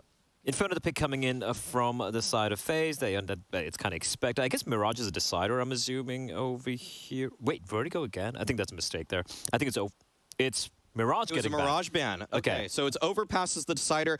I don't think we're going to reach there, Bleh. I don't think we're going to reach there. It's going to be in 2 for FaZe for me. That's my bold, aka very obvious. Listen, if it goes to map number 3, and even FaZe wound up winning it 2-1, FaZe lost. In a way. Guys, just to reference back to our Colex players to watch before the match is ready to go. Brokey, if he has a superstar performance, perhaps even someone like Rops, can they overcome if Rain doesn't show up again? Listen, Brokey has had a superstar performance, it feels like seemingly every map he's played on. He has been incredible, right now one of the highest rated players on the planet, and he just came off that MVP win in IM Katowice and is continuing on that trend. And I don't think it's just him alone, it's a system. Something's missing, I hope they find it. Yeah, well, we are going to find out, Blair, if FaZe find the missing piece to their puzzle and they can execute against Sprout. We're starting things off on Ancient, Harry and Hugo over to Goo. Thank you very much, Parla. Let's get gungy, let's get funky, let's get green as we see Sprout take on FaZe on Ancient to start. We love the map, we love the pick, but to FaZe is the question. Like said, haven't seen their full lineup on this map yet. We had JKS filling in for Rops at Kato, where they took down Liquid on this exact one, but time for a true test, time for answers to questions on this roster, and Slacks is not helping anyone's homework. Twist gets tapped out of middle, and we have begun. Runs. Oh, Slacks has found himself another. Rops is a little bit screwed here, might need bailing out, and there's nobody to help him. He's all alone. Oh, well, Carrigan was there to help him, but now he is all alone. Rops, they've stopped accounting for it. They don't know he's here. But still, he is in a corner. Literally and metaphorically, and there's Rahul's to lock it in. So, Sprout come in swinging. They grab themselves that pistol around there. Slacks the star, dude. Those P250 taps 2 of them to open up the round, and a third follows. Look at this. When you're out aiming FaZe, you're in for a good day. And yeah, a lot of expectations on FaZe to 2-0 this series. I think, obviously, you know, if this was the first game of Pro League, we'd all be saying that.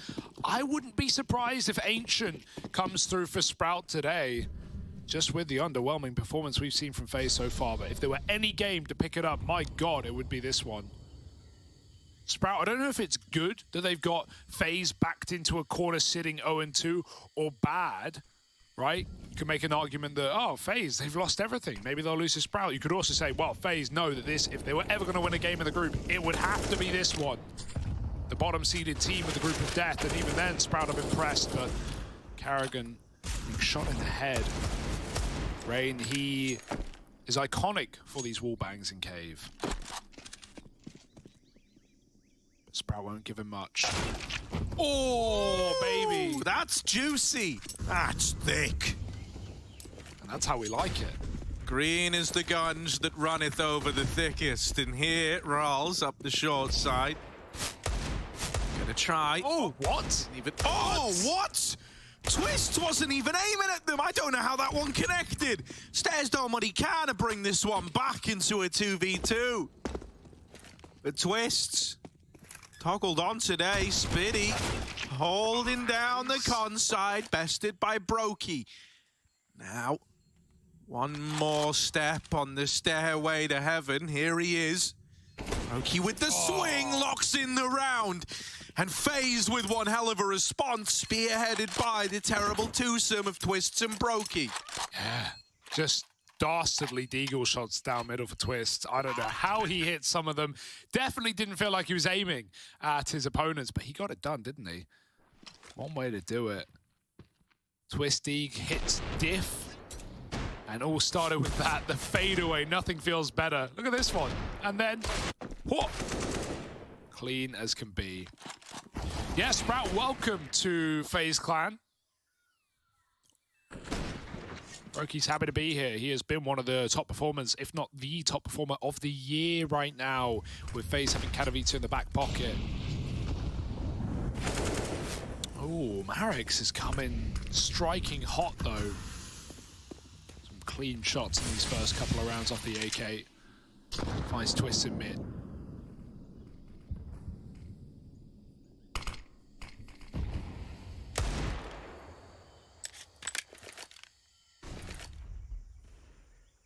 Double setup in donut.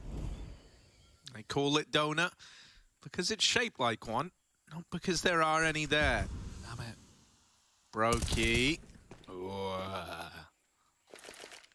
Spots Marix in middle. He's going to get smoked off. They do not want to go that way. That much is for certain. Nice.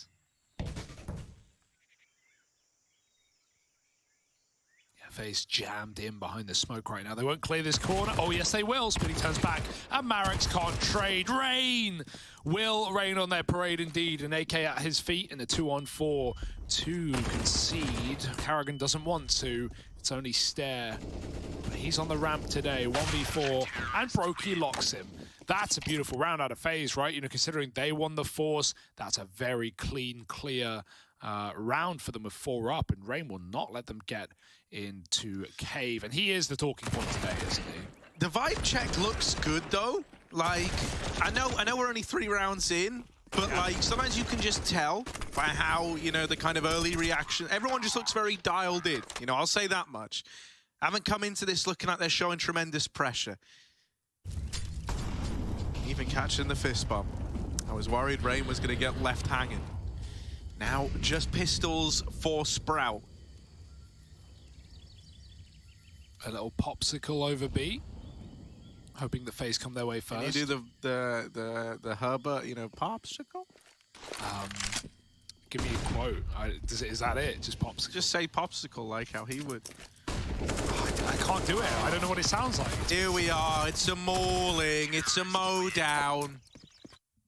And it's a disappointment from Hugo. Yeah, I haven't seen Family Guy in like a decade. No, it's not relevant anymore. Cutaways killed the show. R.I.P. It's probably a reference that I don't get because I haven't seen it in a decade. Nope.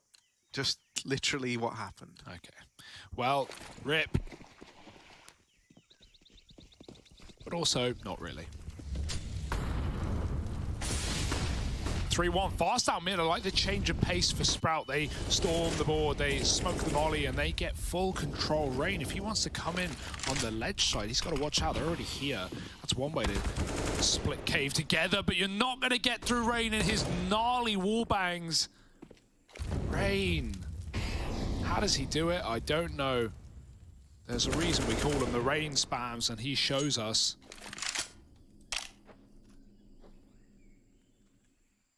All right, Sprout. Round decided for them. They're going to try and clear Cave again, but these 50-50 angles, oh, they're so terrifying. You've just got to gamble. Rouse will. Rain's backed up. No real support on B. It's Karrigan with an AUG from afar. Rain. At least one would be nice here. The spray is so close. 5 health the difference. That molly could tick over. Karrigan throws it. They're trying to come up ramp. Oh, in the molly. Marix in front of it. It's too deep. Marix found the gap, and he exploits B. 4-on-3, and the bomb planted might be a save from FaZe. Yeah, might not have a choice in this one. That's a crying shame considering it starts in the 5-on-4. The molly, the nade, all of it just missing Marix, and he goes on to provide all the openers in this round for Sprout. The one that got away ends up winning them the round. And FaZe just back on off. Sprout with the second, already coming in with another T-side round. You know, man, this is kind of a... It's a bit of a weird one, because, you know, if this was like the opening game of the group, a lot of us would have been sat here going like, hey, good luck, Sprout, gonna get rolled, aren't you? But FaZe are actually in really dire straits. They've had a very ugly debut here in Season 15 of the Pro League, you know, currently sat joint last in the group with Sprout, both these teams 0-2.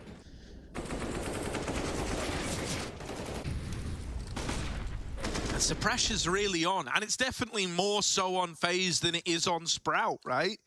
Don't get me wrong, I don't think they came to this ever with the intention of bombing out, but at the same time, considering the group they're in, this being probably the toughest one in the Pro League. Partly because of them being there. But of all the teams that have come through and shown up, it's been ENT, it's been Furia. It's not even been Vitality. Vitality haven't shown up yet. There's still time. but that's the most shocking part. It is the group of death. The death of tier 1. Who knows? Brokey, he does not look to go slow. Picks a quick mid-frag, and they might just decide to back out, leave Marix here for the late round instead as they split donut. FaZe have a lot of A-leading players. Twists, smokes them out, and that spam is ridiculous, Rain. All right. One way to do it, back to B, desperation. And if you know anything about this T side for Sprout, you know that Spiddy's going to be left lurking main in many a round.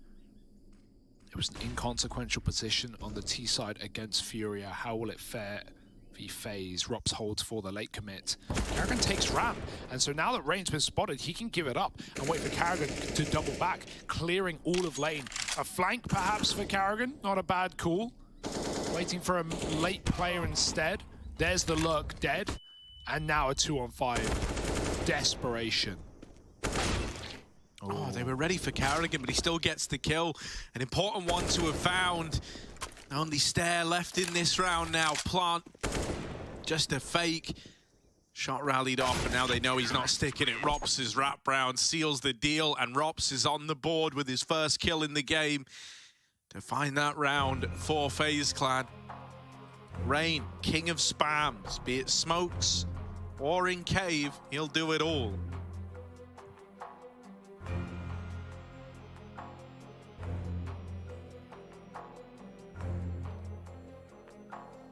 Yeah, I'm gonna have my eyes on Spiddy's T lurking as well in this T half. You know, when it is this obvious, FaZe are not going to be leaving their anchors off of A. As we often see on CT Ancient, it's a lot about floating, it's a lot about changing spots, rotating, calling mid-open, re-aggressing, and taking space back in mid-rounds. You can't have everything on this map. You've got to pick your poison. But anchoring down A, Brokey and Rops, keep it clean. And right now, Rain, eye test is looking good. Vision is assured. Twists over the top of the molly will not take a tick. It's the bug molly that Sprout throw, but not comboed with the common smoke on Donut. They're not taking middle, they want to keep it for later.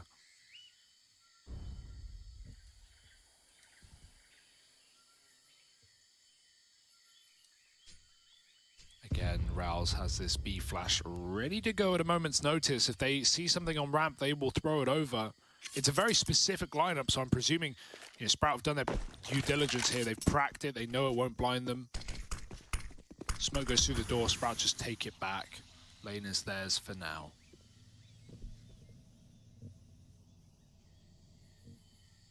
Nice boost. But FaZe have not been aggressive in the CT side at all. Yeah. Apart from one double mid take, it's been pretty chill. Oh, Rain trying to spam his usual tricks. Util now pours over to middle, and thanks to this lane control, you're going to be able to get a decent beat on mid. They leave A though, they go back and they get the bomb, there we go. They do get it. Karrigan's playing around the ramp smoke, does have himself in the firing line a little here, and there's only one man here to help him in Rain. Oh, they've both been tickled by the spam. They decide to hang around, and it's no secret anymore. That is really ugly. Rain and Karrigan both dealt with. The B site is now in jeopardy. Oh, Deagle spam. God, just get out, just leave, just write it off. I think it's all done. It's a real shame to see that so late in the round when, FaZe have 20 seconds to just stop a bomb plant. They don't have any util, that's the danger. That's why they're trying to commit with the site. But yeah, a boost up on long, a crossfire, a bait and switch, anything but that. They decided not to pull it back in the smoke after they get spammed. But the danger of that is, even if you don't hear it, your teammate will hear the connections and they'll call, yeah, you hit someone in that smoke. And so you can see Sprout, even after they re-aggress, they're so ready for more players there in smoke. Very weird round from FaZe, but Sprout will take it. Delayed until 10 seconds on that plant and they win it out. Not a mistake the FaZe will make again. Look at this, 15 on the clock when they're fighting for ramp. Just not a necessary bit of real estate. But they gave up cave. And now timeout, Sprout making the most of the early game, trying to win that money match. Put FaZe on pistols, but 3 safe guns will enable a rebuy for now. However, you do like how Sprout are taking this tournament very seriously. You know, it's not easy for them, coming in as heavy underdogs in every match. But so far they've impressed just in their staying power, just in some of their individuals, some of the young guns that have been able to perform. Double overtime versus Vitality, double digits in both maps against Furia. What they'd love to do is take a map to add it to the collection. If it was going to happen, it would be Ancient. Oh, back to the lane aggression for FaZe. This time a lot more decisive in taking this B control. They're kind of over giving respect on this side of the map. They're going to take all this room right away. Set up inside of main.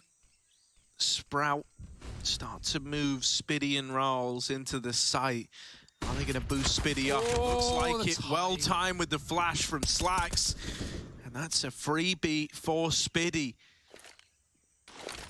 Rotates are already here. FaZe have got everybody to try and put a stop to this A play, but a man down.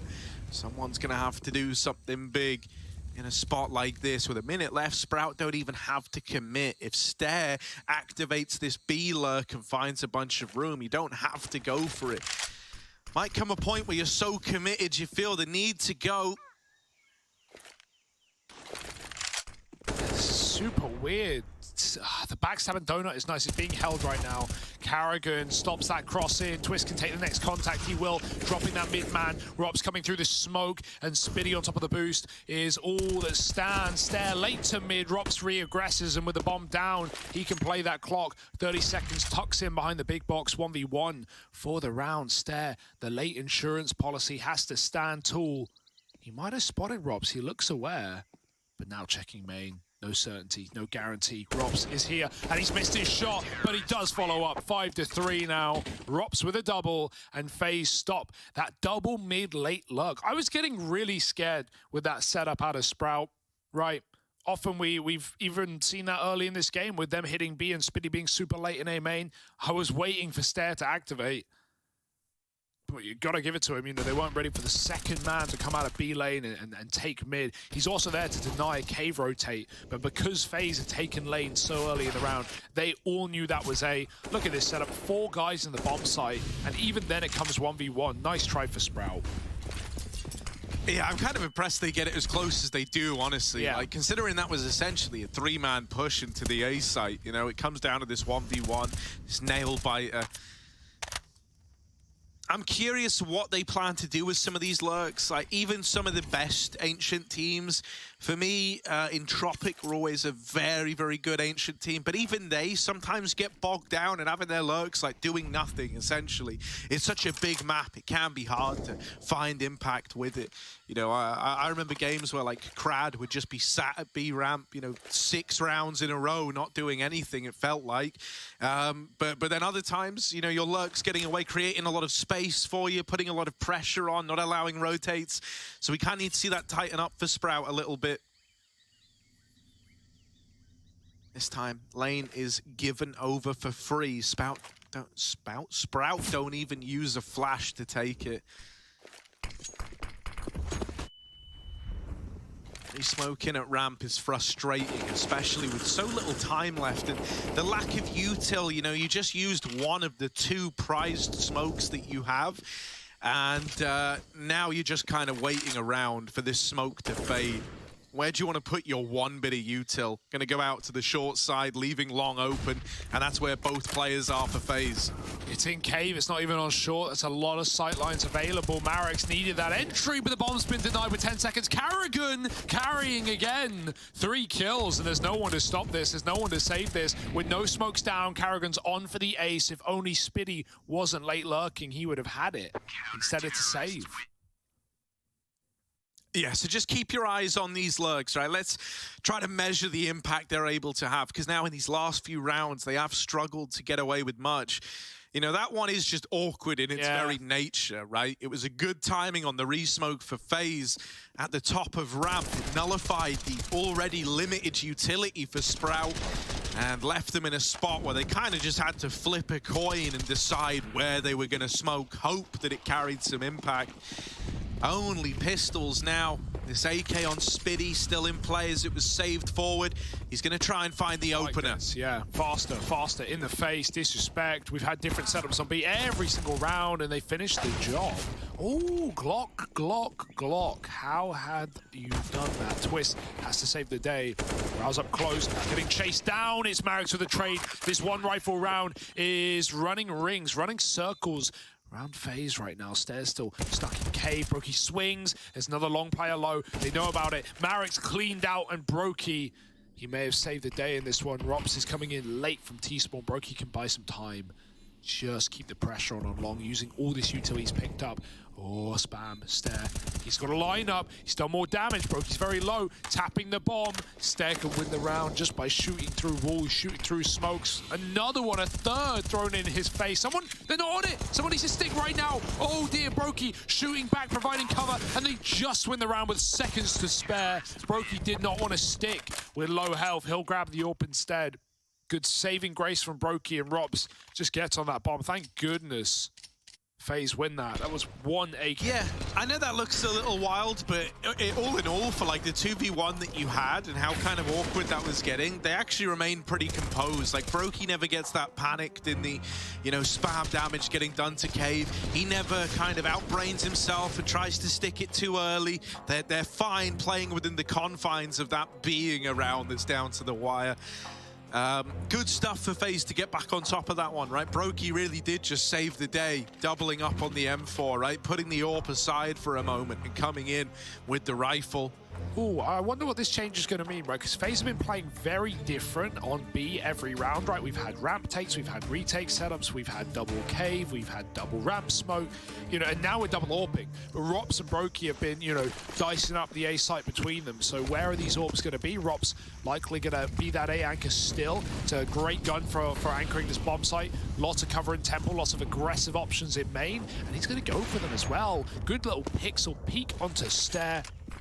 Brokey, meanwhile, had his AWP starting B, but with it being pretty calm out of the gate, he's going to rotate round, try and help out in middle once the smoke fades. Twist has full info, but with Brokey AWPing it, Twist can go back and watch A with Robs. This is the freedom that a 5-on-4 allows on this map. Floating CT sides. In fact, it's very aggressive. Twist takes mid. He knows that they're coming late in. They're going to boost over the top, and they won't see him as he's crouched. Oh, I say that! Last second on the edge of the smoke. Twist wins the fight. Good awareness.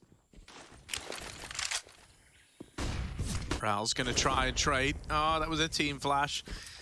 All good. Doesn't go punished either which way. However, Twist is hearing these footsteps going back, and he's now like, okay, they have completely given up mid, guys. I heard them running to B. I know they're going B. And so FaZe have fully lent towards this side of the map. Twist can even come up lane and look to play into this late. Oh, this is rough. Double peek, perhaps? Yeah, I mean, this should be undoable for Sprout. There shouldn't be a way in, and there's this double swing from the lane in cave. Marix all alone, just playing for stats at that point. Run down by Brokey. 8 on the board for FaZe Clan.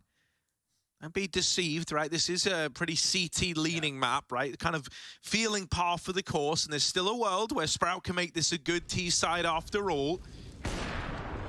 Yeah, 5-6 rounds, nothing bad there on the T side on this map. You know, you can do it. You can certainly do it. We've seen massive comebacks of terrifying proportions, so it's always a possibility.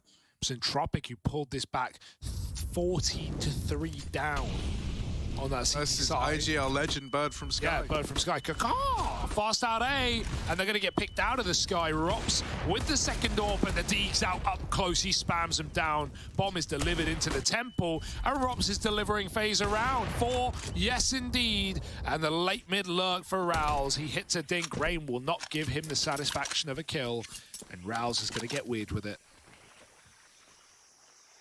Go, Rops. Go get it. He's given Rob's, a bit of room. Why did he drop the orb? He doesn't want it. Well, no, he wants to go hunting for the ace. Not every day you see this endorsed, but that's why he's dropped the AWP. And yeah, okay. They've now grabbed it on twists. It's pretty crazy, not having any gun. Hey, it just means you don't give them anything to save. Back Robs. Oh. Rao's wanted to hunt Rain, but he's going to find Robs. Oh, come on. Would have loved the AWP. Come on now.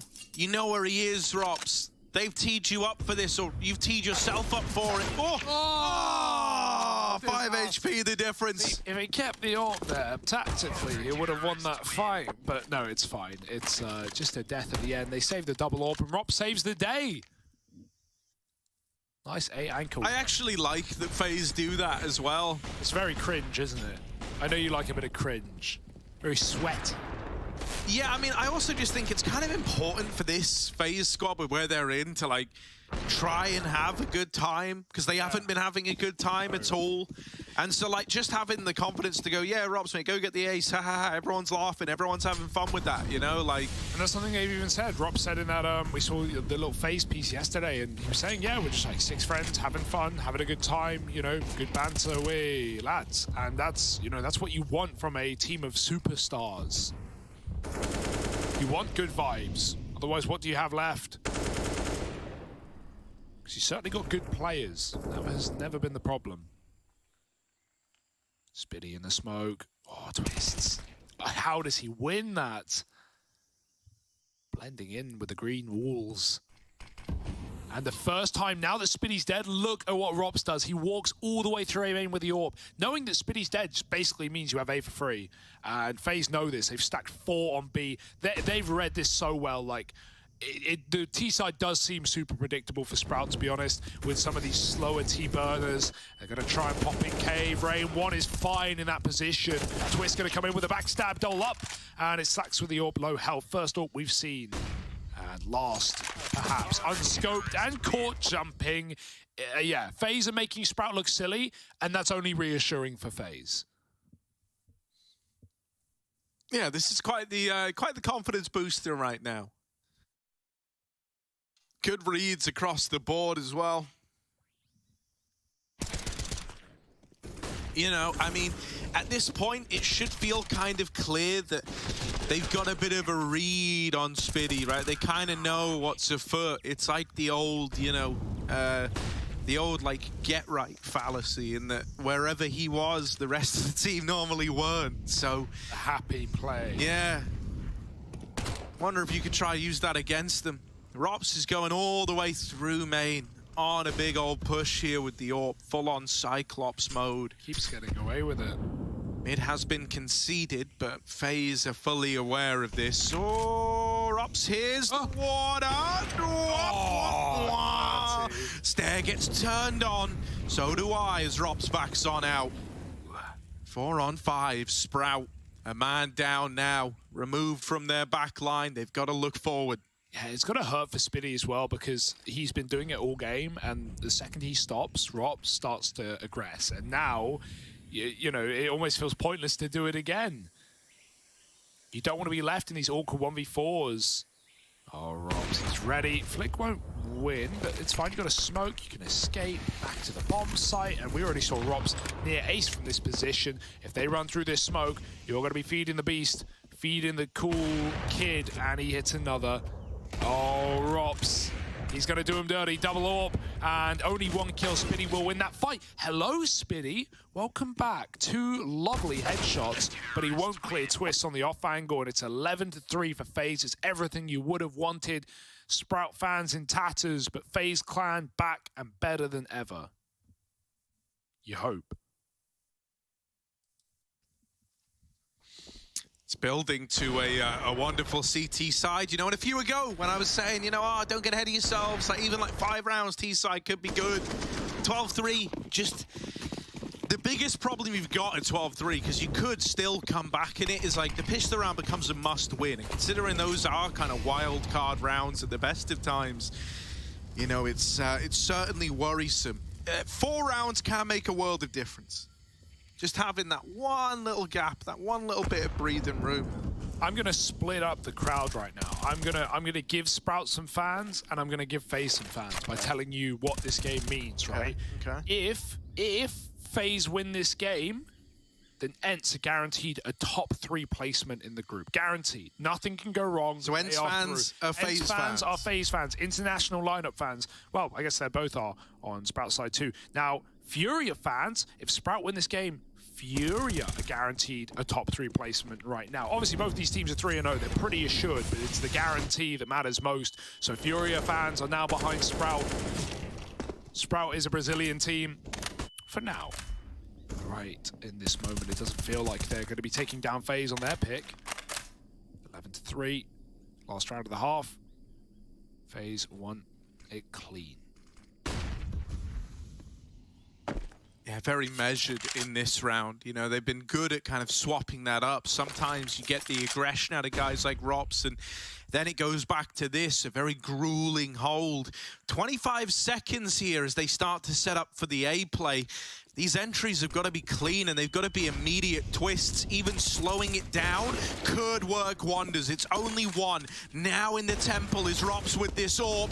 Oh, he's trapped. He can't get back in time, but he's dropped the bomb. Rops with the closer. Phenomenal bit of A-side orping out of this guy, and he's put 12 on the board for FaZe to close out the first half of play.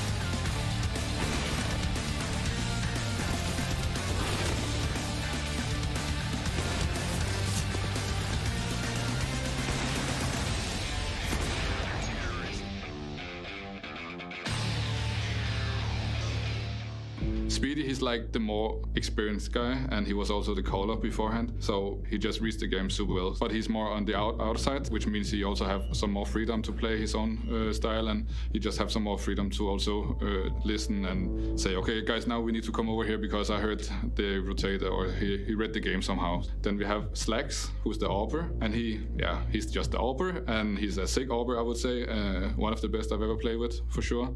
And he's just going for every opportunity he has to get the kills, but he also helps a lot with the calling. I would also say he's kind of a second caller, and just because he have his opinions about how we should play the rounds. And yes, and then we have Star. On some maps he's on the outside of the map, but also in the map control on the other maps. Of course he needs some more experience about the game because he's only 17 years old. But in sometimes, man, he can call the game on his own because he just feels it so much. And man, if he continues like this, he will be a superstar in some years for sure. As it is right now on this team, we play a bit more structured, but there's still space for the guys to have their timings, to have their plays. And actually, all of us are thinking a lot about how we should play this situation, how we should do this, and how we should do that. But Maris, sometimes he just thinks kills. And then there's me.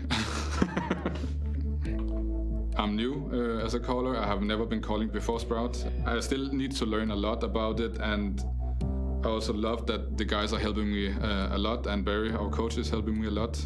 Yeah, Barry is an amazing coach. I love to get his opinion of the games because he is such an experienced guy, and he's been playing the game for 15 years, right? So when we sit and have the talks in the server, they all come with their inputs, and they all say that, okay, now you're doing a great call. Or sometimes they also say, why did you call that? And that helps me a lot because I love to get criticism, and I also love to get the positive vibes about it. But when we're not around the game, we don't need to talk about the game to have fun as well. So we're really good friends, all of us.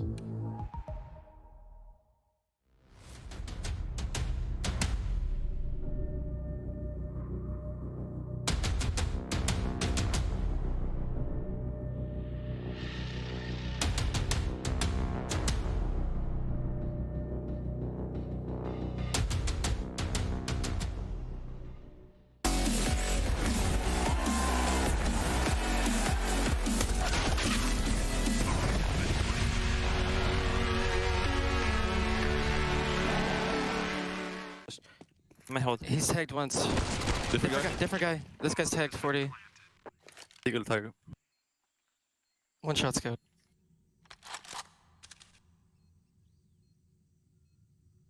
Nice! Good job, bro. Nice run, Russell. Thank you. Ooh, some very interesting sound effects there. Give me your best rendition. No, I can't roll my R's. There we go. That was certainly a damn good try, Hugo. Thank you. Also, I want to say Twist has a real future in ASMR. I would genuinely be down for that. Yeah, he could lick a mic. I don't, yeah. I mean, I think it's a little more complex than that. I don't think it is. Right, well, lane control taken by Marix and co. But FaZe Clan kind of might just hit the go button on the A play. It was an A-side retake setup for Sprout, and so this bomb plant's coming in regardless of if you want it to. Rain's made contact over at lane. Right now, there's like a whole different fight happening. These two are just kind of brawling in the car park while the real party's happening over here on A. Rals versus Carrigan. Mid-wrap, late for Twists, real late for Twists, and the fact it's taken so long is only going to make it more lethal. They don't know about him. Brokey is still finding kills in the site, and Twists is playing with them. Here he is. Oh, yes, it goes from ugly to damn gorgeous. Very, very quickly. 13 on the board for FaZe, and they're right where they want to be. That was beautiful until it wasn't, and then it was again. Like you said, that's a round for FaZe with the late mid look. Is exactly how Sprout won the pistol, right? With the double layered, or their first rifle, right? With the double layered mid flank. FaZe get it done. That might just be the beginning of the end, right? That might just be FaZe onto a map, and what a dominant map it would be. A team that has had a lot of trouble since Katowice, but this is a statement victory if they can get it over the line. Looking for a B pop. Didn't see much on the B side for Sprout in that first half, but right now they're all over it, mate. Fully stacked. Are they getting it on the heads of the box? I would like to go higher here. I guess no, you'd probably be too high to see the heads in that cave. I mean, I always like it, you know, like assembling like the Astralis-esque stacks. It's always good to be the one on top. Yeah. You always want to get higher. That's the thing. Higher the better. Taller. But instead, like, they're going for this kind of like boy band photograph type vibe. Yeah, the danger of being on top is if the player gets shot below you, you fall, and then you're inaccurate. Oh, that's some patience. The one flash from Rops on A is enough for them to be like, all right, boys, it's A. We've read this wrong. And in reality, that's with a T in it, not reality. Really? It's go through. Yeah, I mean, screw it. You've got USPs. And yes. And they're going to lose a round, US, please. There is the answer from Rain. One more Morale's left up. And morale is down for Sprout at 14-3. You can't expect anything else of them. Poor guys. Poor guys. To run into FaZe at this point in the tournament in a must-win game for FaZe Clan. A must-win. No other excuses. If FaZe lost, like Blair said, even if FaZe 2 won this series, they lose. Because you shouldn't be dropping maps at this point against this team. So, yeah. Would have been really nice to see Sprout perform today, but at the same time, I'm reassured by FaZe's T side or CT side. Oh, the T side, they won't be long if they can keep it up. May as well be pushing smokes at this point. Carrigan's going to do it, slipping the net, going underneath. Oh, they're reloading, but there's two of them. He's not ready for the second man. 5-on-4. Sprout with a chance after all. Spiddy. Eyes on the prize, and he's got 3 of them, baby. That's 2 in mid now. 3 eyes or 3 prizes? 3 eyes for the prizes. Just a bunch of guys out in mid. Rain clears this. Does he now? He will. Marix cut down. The X was very apparent in that. And now we have a little lean back into B. I like the Sprout have read this. They've not panicked over losing middle. They will have to leave Rals there, but they've still got 2 on B. And this is going to be fine. They can play a retake round. No kit is the problem, but a smoke available and the manpower. Some powerful men boosting up on the shoulders of their teammate. Oh God, careful, don't want to get wallbang or spam through. Rather, there's a bomb denial, 20 seconds running away. Sprout have set up perfectly to win this round. So annoying, isn't it? They get that kill and then just or run back on the long side, right? Get out of there. Yeah. Little loot goblins. We'll hear that in the team comp later. Yeah. Twist is smoked off. One's open. Crossing. Twist with a bit of spam, but it goes both ways. He can't hang out here forever. Gonna have to get the reload off. Rain at ramp.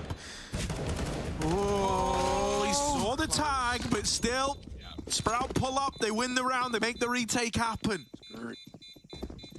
Nice. Also, cheeky little defuse. Very, very wide and not looking at it. Yeah, you got to do everything you can on this B side of Ancient and not get wallbanged or shot through a smoke on a defuse, on a plant, you name it. Sprout win a round. But is that all it will be? This FaZe are in no giving mood. This one was taken away from them by the boost.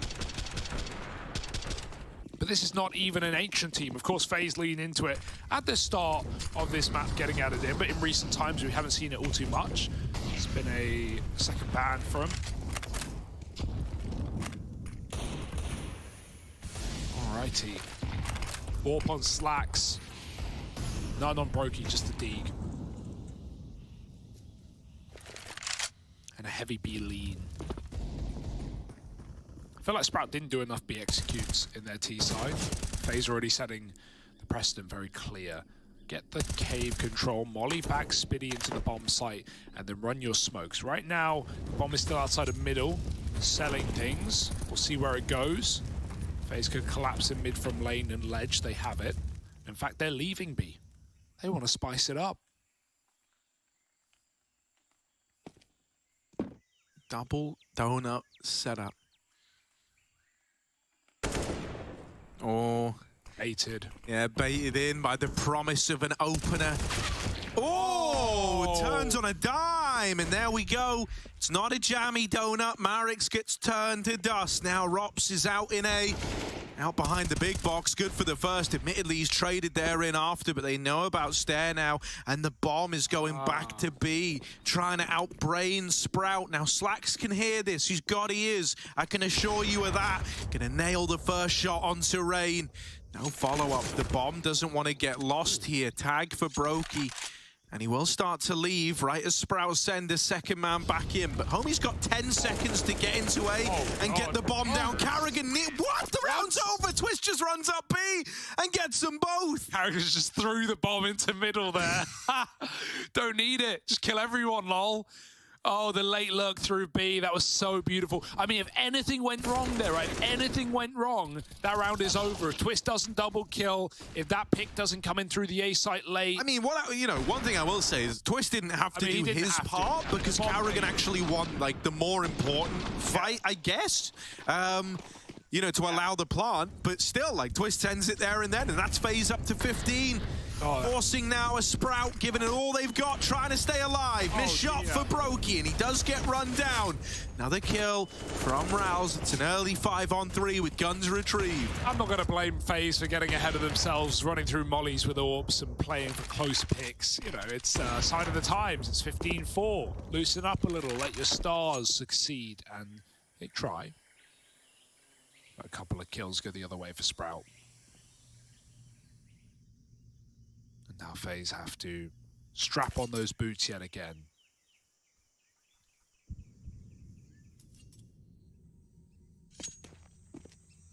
Slacks is making the move over though, it's well timed, and while the AWP isn't here, more than enough rifles to reason with FaZe. They don't want to reason, they want to fight back. Slacks has been seen getting behind the box, and he stops Rops going over the top. There's Slacks with a double, make it 3. Thanks for the assist, boys, but all the glory is mine. And 5 rounds for Sprout, that's something. But ultimately, Harry, it's nothing. I won't delude you. It's a FaZe game to lose. Haven't had many one-sided maps in this tournament, or in this group. No, not really. Not since we got to Group B. But you know, from Mine Glory to Mine Handy, how long can you phone this one in, Sprout? They've got 5 rounds to their name. And a mammoth comeback needed. Are we believing yet? I think it's going to take a long while before you get on the Sprout train.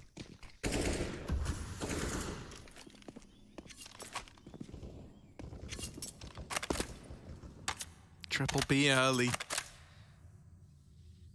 But lane's already been taken, and FaZe Clan might look to take middle here, giving it a little probe from the lane side. Instead electing to go cave bound. Slacks is on the angle with the AWP. Can't afford to miss this, right? Pretty common pre-fire angle. What are they gonna do? Oh. It's a collateral from Slacks on the jiggle with the AWP. Nice. Very nice, blinded by it. Rain tries to spot for info over the top of that, but very little can be gained. FaZe got to slow it down now. No util, just one flash on Rops to explode into a bomb site together. Sprout, hold on. Slacks should be able to hit. This is Dry Peaks. There's the one flash. Now it's Dry Peaks, rather. Stair has one to go right back in cave. And Slacks has stopped Rops coming up ramp. That's a beautiful kill for Rain, though. Don't tell me FaZe going to win this round. This should not be the round to win. Oh, they clear, but low health for Rain. He gets overwhelmed and Twist in a 1v4, looking for every single kill and more. He can't do it. Stair will close it, and Sprout hold on for yet another. Got to be an eco now for FaZe. Don't get ahead of yourself, boys. Yeah, you know, throwing in a couple of force buys here and there is kind of par for the course when you got a lead like this. You're trying to capitalize. Well, you know they don't have everything they possibly need. You know, even lacking like a tiny bit of util could have been your way in. But now it's not something you have to hinge on. You can't rely on that. They're going to have everything they need on the Sprout side. So just give them the respect. Take an eco round. You got one flashbang to try and do something weird. And they're all waiting in middle.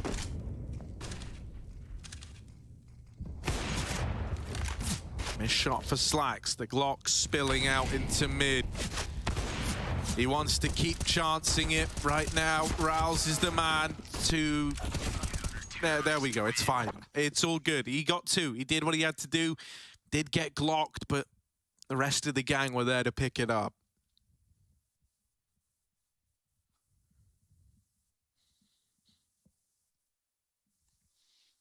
All right.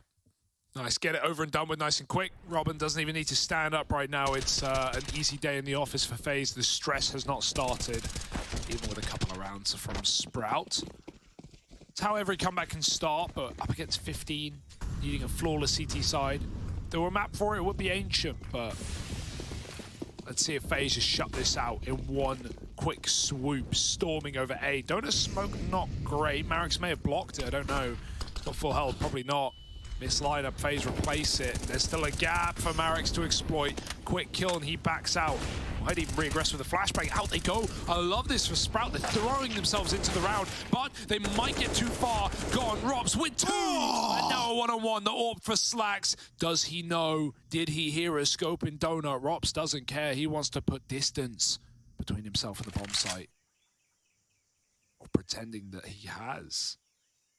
Even just going quiet for another few seconds will make Slacks consider the mid flank. And Rops is ready to 1v3 his way to Inferno. Yeah, I mean, you know, mate, when he gets a double like that, all the adrenaline's flowing, he's feeling it. He's believing. Slacks, this isn't putting a stop to a regular 1v1. This is a Rops that is switched on, that is in the zone. CT spawn wrap is good, right? It's a lot of distance between him and the AK. The AWP will be pretty in this scenario. And as Rops crosses, he's dead. It's the Deagle to do it to him. All right, Slack showing off in the 1v1. Gets it over the line and puts another on the board for Sprout, who are now up to 8. Just 7 rounds between them and FaZe Clan. Nearly a 2v5 back for FaZe. Nearly a 1v3, but it won't happen. And yes, Slacks, he was really quiet first half. Never had the money, did he? They didn't have rounds to play with. He didn't have an AWP. When we saw him versus Fury, they would set up Slacks a lot to play for picks on B ramp, getting boosted. He did good there, but he's not really had the opportunity. Since he's had that CT AWP, a lot better of a showing for Slacks. Stepped up, second in the team. FaZe getting threatened right now. Good flashes. You can see the efficiency. You can see the experience for Sprout on this map. It's especially coming through on that CT side. Lots of protocols in place. Lots of ideas. Quick pick and they disappear yet again. Lineup smokes on B. What? And out they run. No flash though. Nice opener for Rain. However, should get clotheslined pretty quickly. Through the smoke spam, it's Stare, and there's Spitty with the closer. 9-15. FaZe have still got chances to sort this one out. I don't like how you're saying these words, Harry. Look, it's not a problem till it's a big problem. Yeah, 5 in a row. I'm not worried yet. Not worried yet.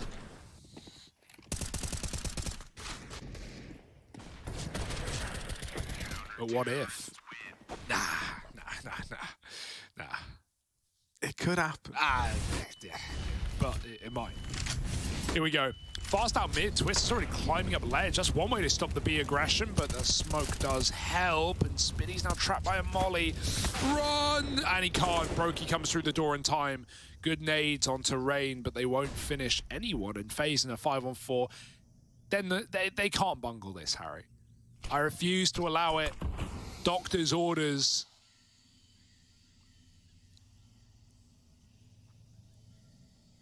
Mid re-aggression, Sprout. This is it. Carrigan doesn't know it, but he's got the round in the palm of his hands here. They've seen him in mid. They deal with Carrigan. Rops and Twists are both looking to trade, and they will get one apiece. Marix has kept mid control. Stairs left B, was coming back to help his teammate out in middle, but now is to double down. Now is to get back into position, knowing that this is a B play with that short smoke landing. There's another one in at long. Low HP on Rain. Stair with a bit of smoke spam would go a long way. Could even stop the plan. Just over the top of Rain, and so now they're left in the retake at 2-on-3 to decide if this comeback keeps coming in. Damn, that smoke spam, they've been wrecking planters all game with it. If only he was pulling it down further. This boost for Twist could be nice over the smoke. I don't know what he can see. Stair's going to try and get on the bomb. Tap it. They spam him down to 14. Twist has the lineups. He's got the receipts, and FaZe have the map in the palm of their hand. Degal doesn't do it. It's Brokey to close with 3 kills. FaZe 16-9. No worries today. They pick up a map here in the Pro League, and they are looking to run onto their pick to close this series. FaZe trying to reassure us tonight up against Sprout.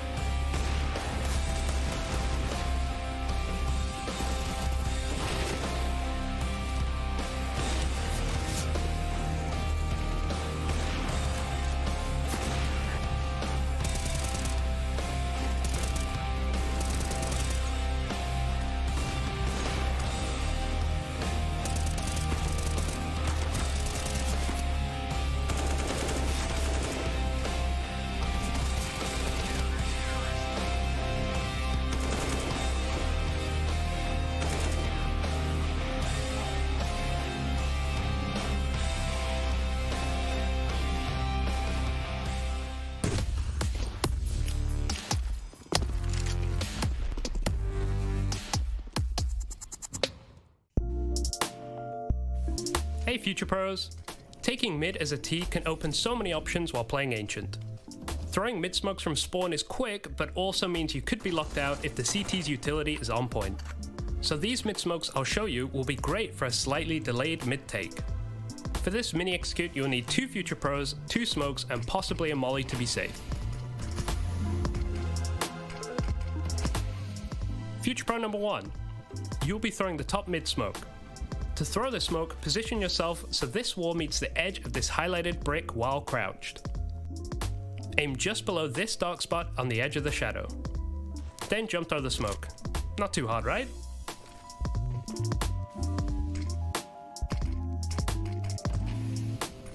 Future Pro number 2. You'll be throwing the donut, Lara, cube, whatever you want to call it, smoke. To throw this, stand against the wall in the middle of this window frame. Find this gap in the trees and aim just to the left of the center of the opening. Then simply throw the smoke. Just like that, mid-doorway and donut will be blocked. A note for these nades, it helps greatly if you have a fellow T somewhat holding the B lane so you can't be peeked from the ledge area. Also, if you don't have early info on the cutout position, lob a basic molly in there as a sneaky CT could really ruin your day.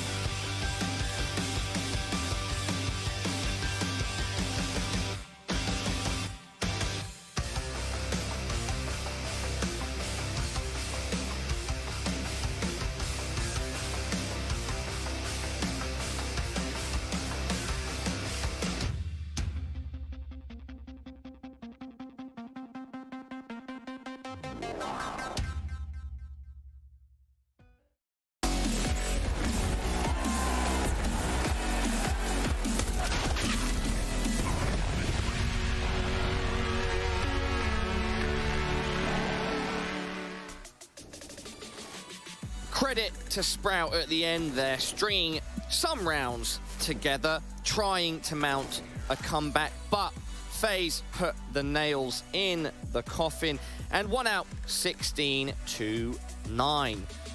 It's kind of what we expected. Blair, Mao, do you think FaZe did enough for us to start believing in them a bit more again over map 1? It was just almost so expected that I don't know if it changes my perception of FaZe at all. I agree. It's kind of just like the heavy hitters of FaZe versus a super underdog in Sprout. Credit to Sprout for trying to make a punish pick work. This is the first time this FaZe lineup has played with this 5 on Ancient, but they showed that just like almost every other top tier team, that Ancient is incredibly CT-sided, and if you have some strong individuals in the key positions, you're probably going to be winning out a pretty strong half on your defense. I'll say this for FaZe though, right? The way they won that first half, 12-3 over there, it was very convincing. And I liked how you could see some of the players starting to kind of get the confidence which was missing the past couple of days. And if they're able to build off that, and you know, when they face off against your Vitalities and Furious later on in the group stage, maybe you might see some good signs coming out. I was particularly impressed with Robs, man. He was just shutting down an A-bomb side with the AWP, playing with a lot of ball, just pushing in a couple of rounds, which I want to point out, which we'll get to later on as well. Just overall a great showing. And for the side of Sprout, again, like we said, we wanted them to go for the Ancient pick. It was the most realistic one. It didn't quite pan out. Rob's 19 kills. Everyone had a good time there for FaZe. 9 sniper kills. Yeah, though. I mean, the kill spread on FaZe was relatively even. It was Twist at the top with 20, Rain at the bottom with 14, seeing a bit more out of Rain there. Nice to see him improving slightly. But yeah, Rops, he was having his moments there, Blair. And we can talk about one of those rounds now, round number 14. This round, he just walks out. He was holding towards A halt, and he just walks out all alone with his AWP. And what was kind of, I believe it was a half buy. He finds Stair over there, falls all the way back. And we saw so many highlight moments. And this is sort of aggressive, confident rifling or opping I want to see coming out from Rops. We've seen this at times on Dust2 as well, Maui, right? Towards Dust2 mid, B with the AWP being very hyper aggressive. I saw this at near the end of his stint over in Mouse with Dexter calling as well. So I'd like to see more from Rops. Hopefully this trend continues. Before we focus in on some of the other players and break down things more, let's take a look at our Aim High head-to-head. Who have we got, Paula? Oh, who have we got? We're going to find out now. There was a slight little pause there, but I think it added some drama and some tension, Maui. All right? We've got Twist, and that's the guy that you want to talk about after this aim high head-to-head. And then on the Sprout side, we have Marix. Yeah, I mean, I think that Twist had a really solid game. I mean, in terms of ADR, he absolutely smashed your guy, Bleh. In Robs, he had a lot more ADR. Listen, ADR doesn't matter, right? It's the numbers. It's the numbers. But yeah, Twist having a good game is fantastic. He's looking great. They all played well. So just for context, Marix's first half was quite impressive. It was Stare that ended up top of the table for Sprout. But yeah, Marix was doing his part in the first half. It was a very dominant FaZe half, but he was doing what he could to mount a resistance. I do want to, we haven't really touched upon the Sprout side much because obviously they're the big underdogs. We expect FaZe to take this series as well. But I do want to point out like the one player who, I wouldn't say the star player, but the highest performing player heading to this tournament, heading to this group stage was Slacks, right? Yep. He kind of is a star player, so to speak. And he has been very, very, very quiet and tempered for the side. It's mainly been Stare who's been having this highlight moment, so to speak. Some good rounds here and there. But I feel like Slacks has kind of disappeared for Sprout. The thing about Slacks that I kind of liked when I watched him play against Vitality on Inferno the other day was that he was very mobile with the op. Chose a lot of different openers for himself, but it's just kind of about, is he actually getting kills? He got a few, like, don't get me wrong, but yeah, Stare's been doing, I'd say, the best. Rawls had some really clutch moments in their earlier Vitality series, but we definitely need this Sprout unit to come together and for the kind of normal, strong players for them to actually pop out. If they want to have any chance in this series against FaZe, right now, it's not looking very likely, but, you know, if Slacks can get going, maybe we can be talking. Guys, let's talk a bit about Inferno, because we'll be going to a break soon. Like, how likely is it that Sprout can have any sort of confidence going into it? Well, they did manage to take Vitality to OT on Inferno just a couple of days prior. Double OT as well. They eventually lost, obviously, but it was a comeback. I think it was 11-4 for Vitality, and I thought the game was done. So Sprout can play the map. We've seen that FaZe can be a little shaky on Inferno. We saw that yesterday against Outsiders as well. Yep. So there could be a silver lining here, Paula, if you're one of those optimists that we rarely see on the desk. Think that I'm just a guy. You're just a guy. Just a guy. Just a dude. I'm just a girl. I'm just a guy. No, wait. I'm not claiming anything. I'm just. You're a very pretty girl. That's a lyrics. That's Blair and Maui. I want you to call it now. Is it going to be FaZe 2-0, or are we going to see Sprout come back and tie it up 1-1? FaZe up all the way. It's a 2-0. Let's go. Let's go, FaZe. All right, well, my analysts think it's going to be 2-0 in favor of FaZe. I think it would be great to see Sprout come back and show us what they are capable of. Let's wait and see what happens. It's coming up next. FaZe Clan versus Sprout on Inferno Classic Counter-Strike map. I'm looking forward to it. You two should be as well.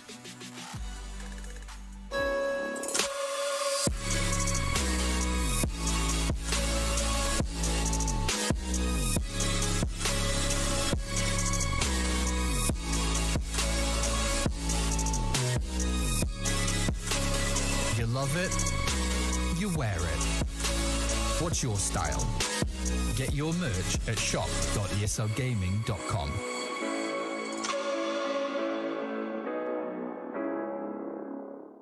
Choose nades, choose a smoke, choose a flashbang.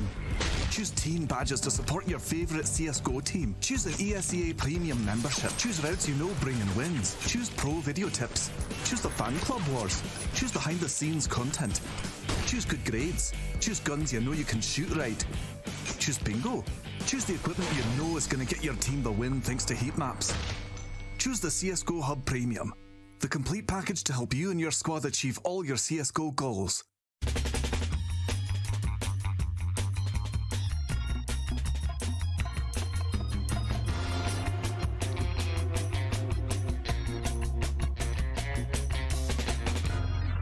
Welcome to Window Workshoppers. We're going to be taking a quick look at some of the workshop maps that are at your disposal. Today I'm joined by Rushly12345 Rush, what are we looking at? So this is AIM Rogue. We've played a lot of this. It's a pretty fun little AIM map. It's 1v1, procedurally generated, so each time it's a different map, and we had a lot of fun playing it. Yeah, you can see there in that little lobby, you can pick your loadout, armor. There's all these kind of funky grenades. You're about to see one of my favorite ones very soon. But basically, in this little arena 1v1 that we were doing, it gets gets a bit cheeky. It gets a bit heated, I might say. Yeah, we definitely shout at each other a lot. There's a lot of feelings hurt, especially on my side, because you are a better player than me. So when I do win, I do give it some, though, and I can tell you get real mad. To be fair, I was playing with 80 ping when we recorded this, so you did have... this was on your own server as well. So this type of behavior here with my wall hacky grenade, this has to happen, or I'm just going to get absolutely flatlined, mate. So I'm sorry that you get upset about it, but it makes life easy. 80 ping, you're a former pro. You have to use these little cheese things. I don't even have a bind for that as well. You want to see cheese? Look at this. This is cheese. I have to no-clip in the maps before you do because you're going to pummel me with it. All right, what do you give it, Chad? Out of 5 bumps, what do you give it? For fun, 5 out of 5 bumps. Excellent. The second map we're going to look at, Chad, is Aztec. This is created by Henge. It's a remake of Aztec using the ancient skins, and we like ancient, don't we, Chad? Yeah, ancient's a good map, but what caught your eye about this one, Rushley? Well, Aztec, a lot of people like Aztec and say it should be in the game. I don't actually agree. By the way, look at this. They even recreated the little helicopter here, Chad. That's pretty cool. Okay, helicopter sequence, not bad. Do you think this is going to get any playtime? What are you envisioning this as? Just a bit of fun with some mates? I think so, yeah. I mean, it's not going to be going anywhere like serious or anything like that. It's just going to be some friends screwing around, but it was pretty cool. I did a little run around here. They did a very good job of the texture, so Henge, +1 from me, honestly. But Chad used to play this professionally. Here's a smoke for you. Hold up a second. I never used to play it professionally. It used to be played professionally. I remember 23 at WCG against MIBR, Kogu and Co, and they got destroyed. But that's like in 2004, so that's for boomers only. All right, whatever. What do we give this 1 out of 5? Well, I haven't run around on it. Can you do the rating? I give it a 4. It looks really nice. All right. All right, up next is Orplitsky, and this one is very close to my heart. Something I've played a lot in my younger years in public service, and as you can see here, it's just absolute madness. The CTs, they get thrown on out with AWPs, and the Ts are ejected, Rush, as we can see here. We got people from the community come play with us, right? Yeah, you hosted this server, so thank you for that. It was actually a lot of fun. I'm a movement guy, so I actually really enjoyed it. Some of it was kind of broken, but overall, I had a really good time with it. It could use a couple tweaks, right? One of the things we see is, like, as you get thrown out, all you have is a knife. There's like some nades and Zeus's in the bushes, some smoke, so we had some strategy going, but it's super imbalanced. If the Ts do win, it's a massive feat. Yeah, and also there's like a lot of little things dotted around the map, like a Zeus, you know, there's some nades. I know, Chad, you were loving the nades, trying to do some lineups, as you always seem to do in these kind of things, but it was really fun. I got stopped a lot by my teammates, just like that, so I had a great time, though. This was some good fun. We played it for like 30 minutes or so. Yeah, this one's just about nonsense, right? And this one, in terms of a bump rating and how high it's going to be, this one gets the bloody gold standard. I think 5 out of 5 bumps. Oh, lordy.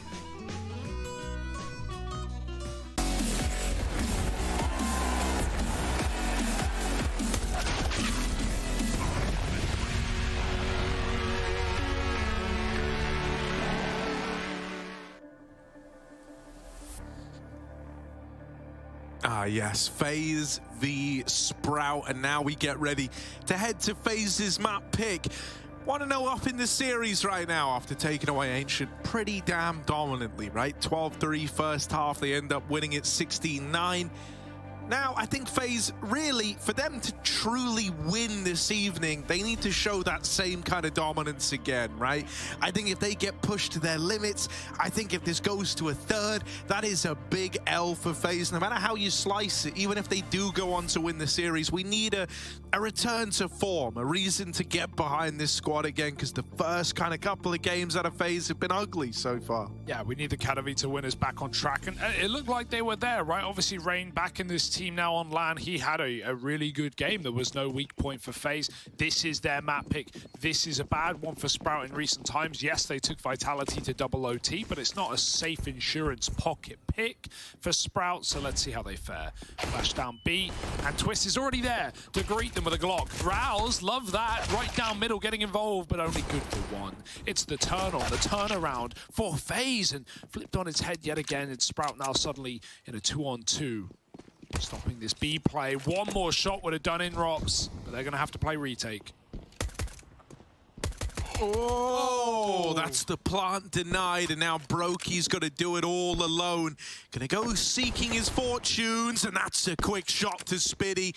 Stare versus Clutch King. Brokey tap on the bomb, does bait the peak, and Brokey plays it to perfection. I don't know what it is about this guy in clutches, but when you put him in one, ooh, does he look like a whole different beast. I love that as well. He doesn't dick around with it. He just chases the first kill. You know, he knows sticking the bomb there is gonna allow Sprout to play together, and he doesn't want that to happen. He goes in ruins their entire round, grabs a 1v1, and waits for the smoke to fade. So nice outplay by Brokey. Just built different in clutches, like you said. FaZe with the pistol. And Sprout likely going to force in the second here. CT side Inferno, very good mileage out of these immediate buys. Some util as well to play with. It's a pretty tasty investment for Sprout. FaZe play it safe with 3 rifles. More the merrier.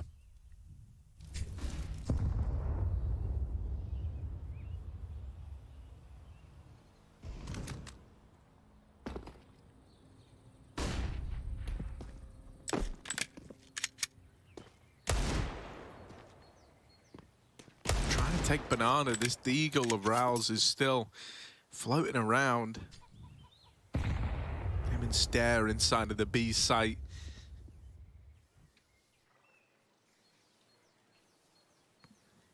Easy does it from FaZe. Nice and slow on the approach, right up until they get spotted. And now, probably not going to go exploding through that smoke. Might just have to respect it. They've got more than enough utility to run this again and properly the second time around. There's a lot of respect being given over towards Ace. Sprout don't know the true intention behind this round. Nice nade. Finishes the job. They're going in though. That flash has ruined the round here for FaZe Clan. Oh, Rouse, he's coming with the goods. Util alone might have won this for Sprout. The nade, the flash, even FaZe's one will fall a bit short in the sky, blinding them and forcing what is going to possibly be the save. Oh my god, they're doing it. And it's the right call. Spitty's moving. Oh, he almost went through that smoke. Instead, FaZe, yeah, they kind of had to give this one in. And they're going to get hunted right at the end. Try not to face. Robs is committed. They can boost, they can jump, they can clear. Robs, that's an easy exit. Thank God he holds on to the guns. That was the only reason FaZe went for it, right? They came in with 3 rifles. They leave with 3 rifles, but around rifled out from underneath them by Sprout. Great stuff from the in-game leader, right? HG onto Carrigan. The standard flash off the new boxes, or the orange rather. Perfect. Yeah, and I mean, you know, considering they come into that round with not a lot of utility on the back of the Force, the fact that it causes so many problems shows that you just allocated your resources really well. You know, nothing was wasted. Whatever you did have had a lot of intent behind it. Tag from Slax's scout early on, gonna go a long way. Softens up Rain with one of these 3 hero guns.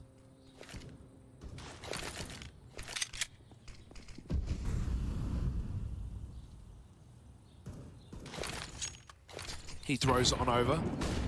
That's fine and dandy. Little mid-pop for FaZe instead, and Sprout don't know just how many around the corner right now.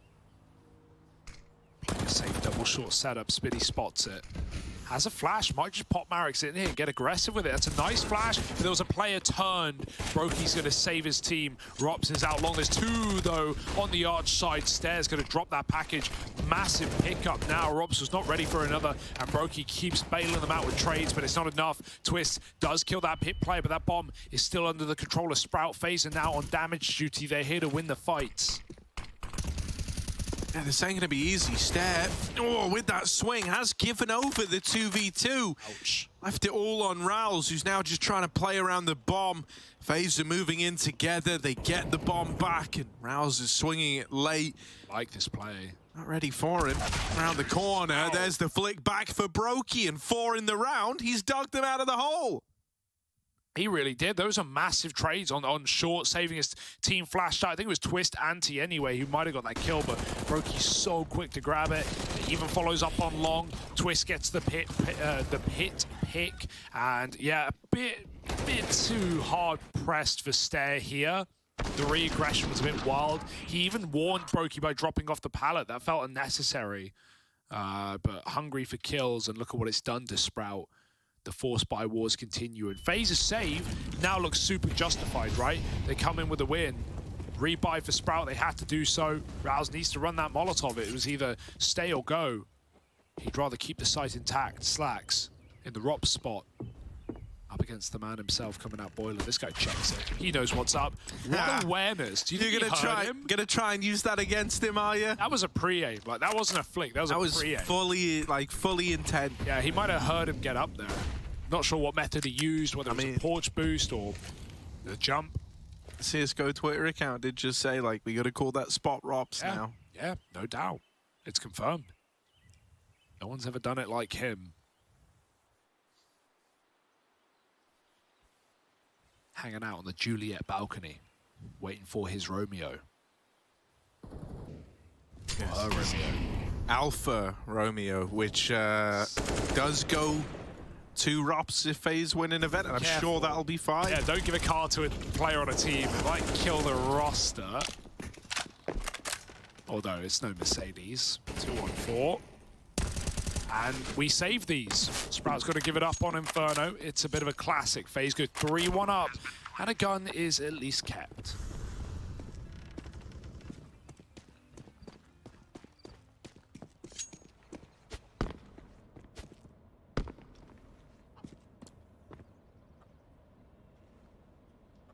Yeah, you know, this is just going to give you 2 Deagles and an M4 to fight with in the next round, isn't it? And as we saw from FaZe's save, you know, we've already had a good chunk of saving going on. You can sometimes win these rounds, so just going to back on out, hold on to these guns. FaZe, I like actually that they've been able to reassert dominance after having that second round go against them. You know, that's kind of a promising sign. They haven't really had very good staying power here in Pro League. Sometimes even the smallest kind of rounds that wouldn't normally get to them have. So, you know, they've done well here. Should look to go up 4-1 before we have any sort of proper investment from Sprout.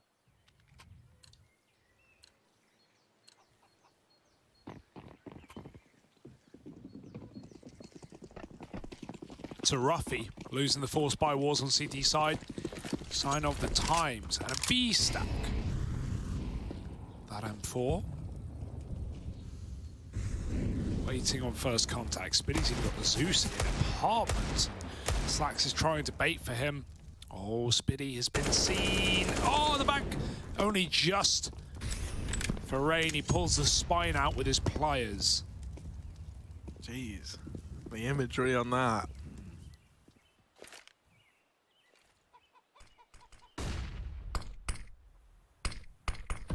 Well,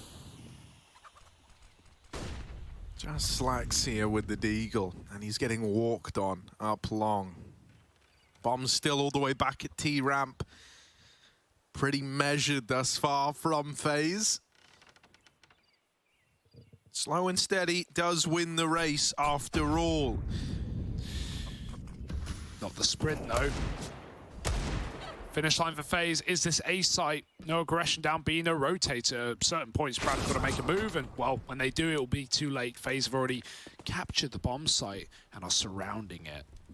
Carrigan on rotates. This will just be a save here for Sprout. They're going to send the pistols in. I feel like we're going to say that a lot this half. I'm a little concerned for that. Clearing it. Nice check.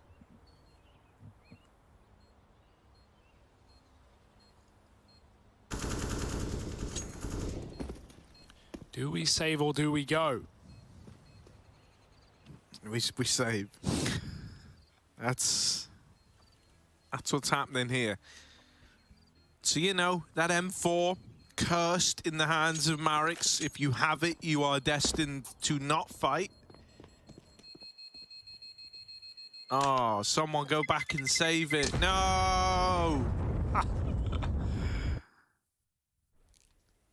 Cancelled. They'll be back next round, in fact. CS should be cancelled because of the violence to chickens. Hey, at least they get to roam free before their inevitable explosion, Harry. It's free range. Barbecue chicken. Free reign? Free reign, no. Hashtag free reign. No, he's back. Let's get it trending. No. Save him from FaZe Clan. No. You heard it here first, folks, from Hugo. No. Byron. Nope, not true. Nades down banana. but ultimately it's the nades up Banana that do the bulk of the damage. And now easing back into one of these slow rounds here as they start to work this Banana control. They've also sent a body into the apartments. Re-smoked at Banana, they've got to respect it. They've got to concede. So this stalemate continues.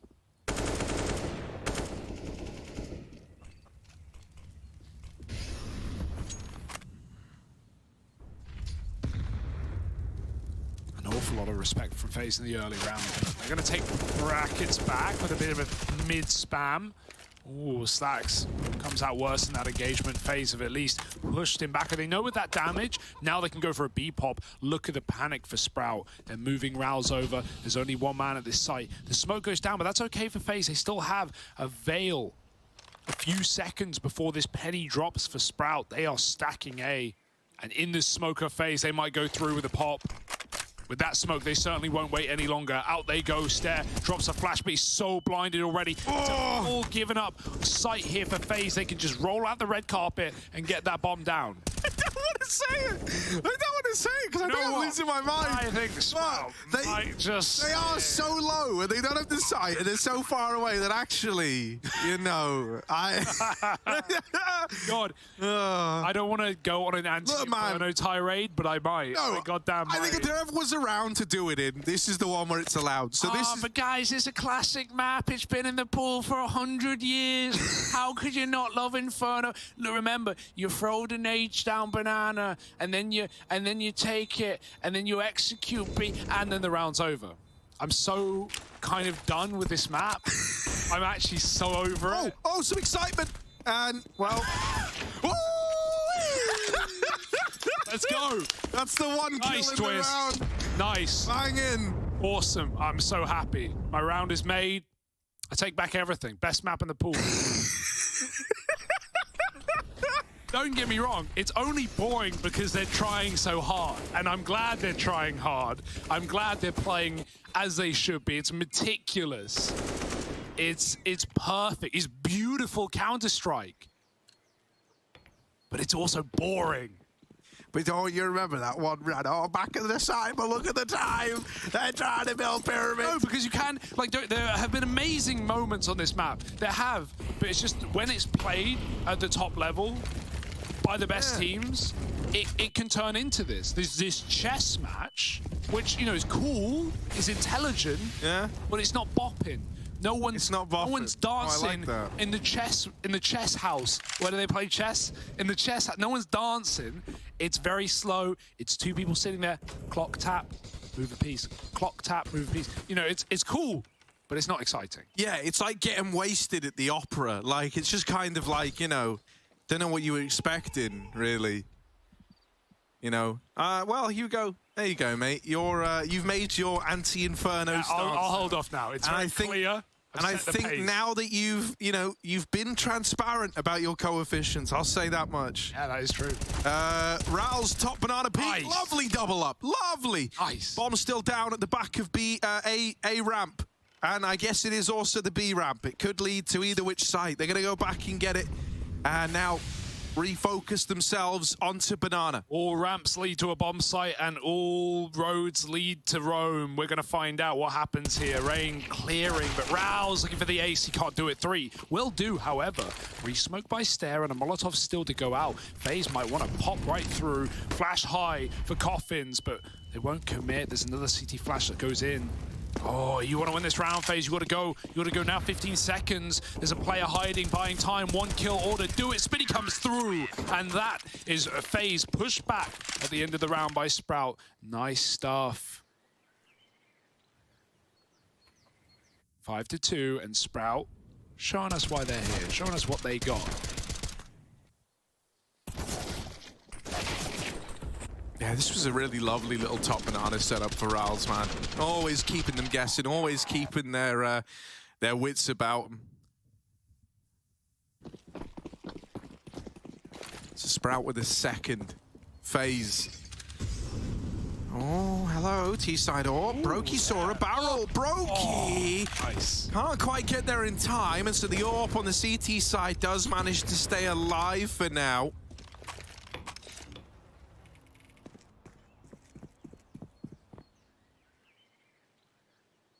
FaZe do this little dance for the top of banana control, and Spiddy lobbing a flashback in, hoping that the rest of Sprout can retake it.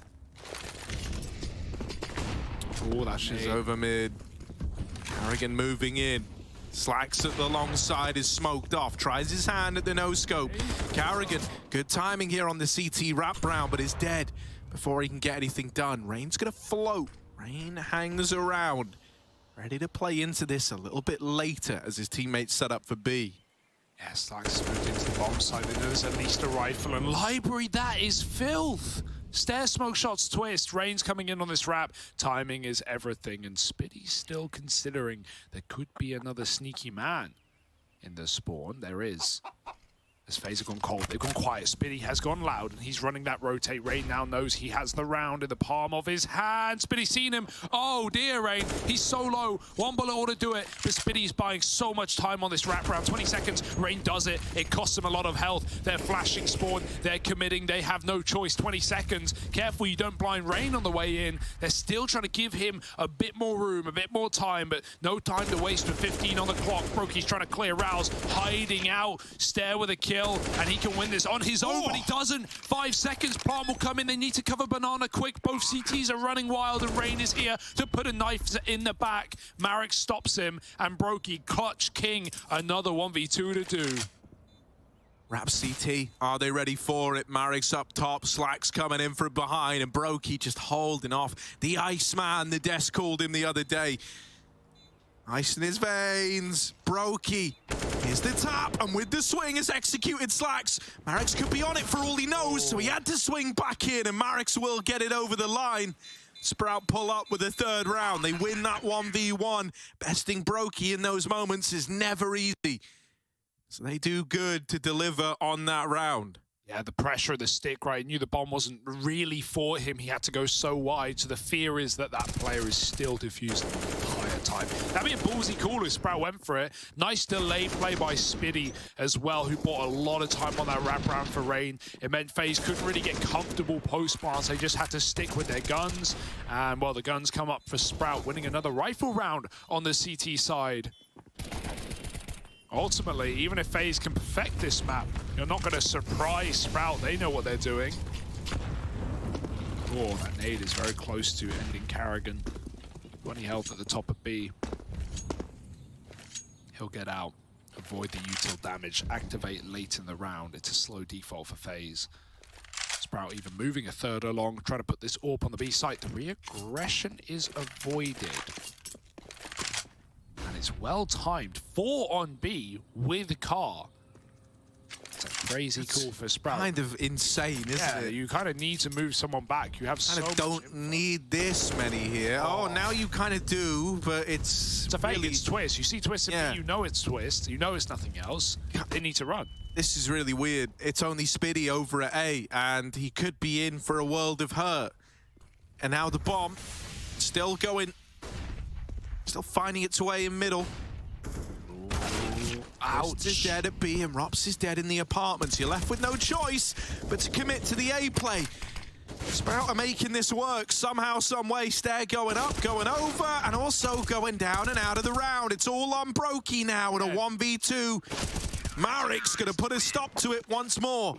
Okay, that's what I will say. Marek's is like, you know, there's a lot of talent on this Sprout team. Clearly, there's a lot of talent. They're here for a reason.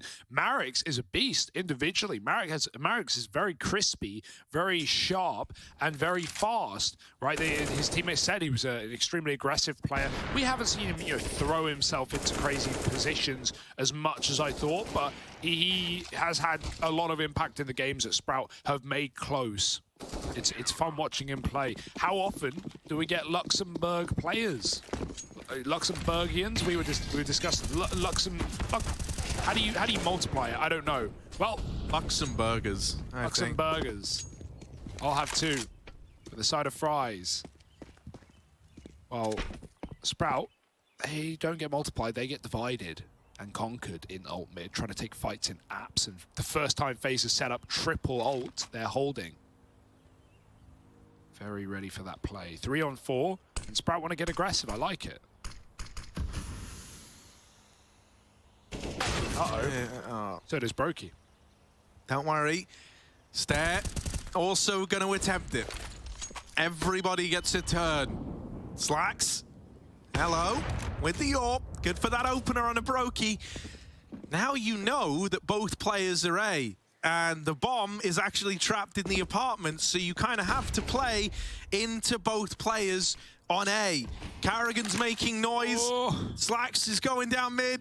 They hear the bomb on A, but Slacks is still having a fight of his own, and Stairs now dead. Save. Slacks, where did Carrigan go? Oh, nice shot. Nice little flick back round, but was it worth it? It's just the save now. FaZe are up on a 6. Yeah, man, that sucks. You know if you don't snuff out Carrigan, he's going to backstab you if you try and win the round. So trying to hunt down that kill. Carrigan survives just long enough to guarantee that it's a FaZe 6th. A good T-side getting put together.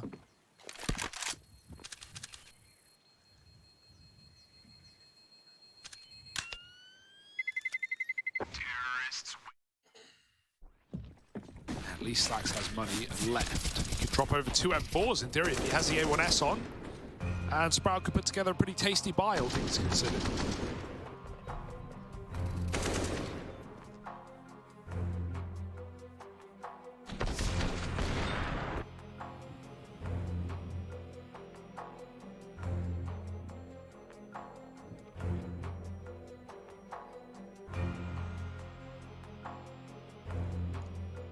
It actually is Luxembourgers, by the Really? way.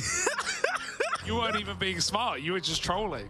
Well, you know, when you're truly intelligent like me, you accidentally sometimes the knowledge is just inside of you. Yeah, I'm sure. I'm sure that's the case. Nice try, buddy.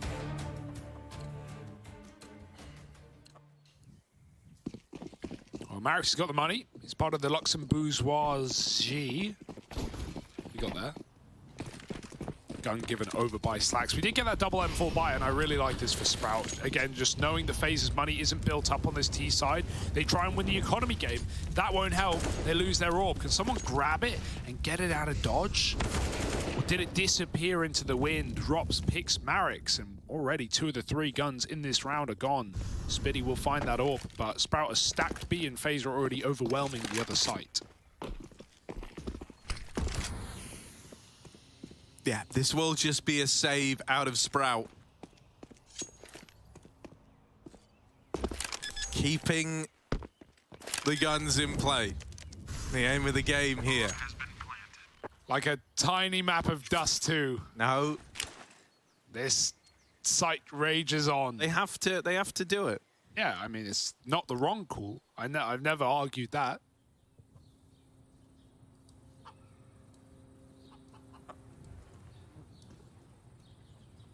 FaZe, they don't want to hunt. As said, right, the reason Sprout bought guns in this round anyway was partly because Slacks had the cash money, but also they knew that FaZe's economy could be broken just by winning 1 more round, so wasn't going to happen, sadly. FaZe keep 5 up, very nice save.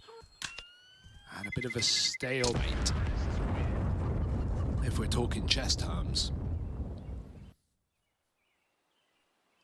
What is it with you and chess, man? You don't even play.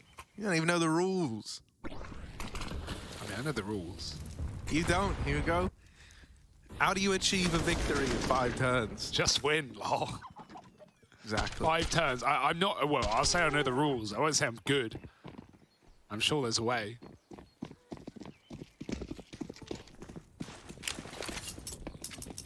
All right, fast up mid.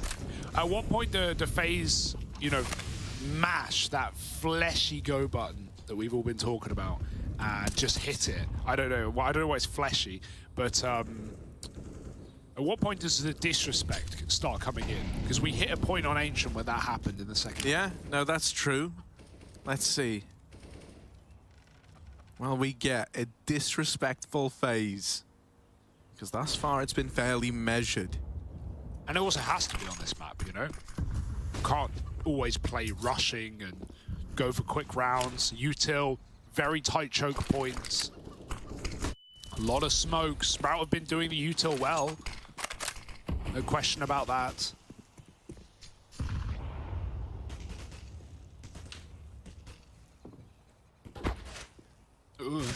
Boost for Stare. Staring at the boost is Rain, and he would have had one if only he held it for a moment longer. Now FaZe are grouping for a B hit. That's where you hit B. Ah, yes. There is that AWP here in the hands of Slacks. Stare's also migrated over. Flashes in. FaZe with the pump. All that utilities come through now. They try to boost up Slacks, but he struggles to find his way and ultimately will get cut down. When you see him that high up, you know there was another man over at the coffin side. That's a nice couple of kills out of Stairs and Rolls. Brokey having a run through the molly. Needs to plant. Rain smoke spams out a bunch and is on a bit of a tear here. In the darkest of moments, it's the Night Guard rising above it all. Marix 1v3 and would love to get this AWP. Oh, they're behind you, mate. There's nowhere to go. They want Rain to find the 4K, but Rops will steal it instead, the double-layered setup.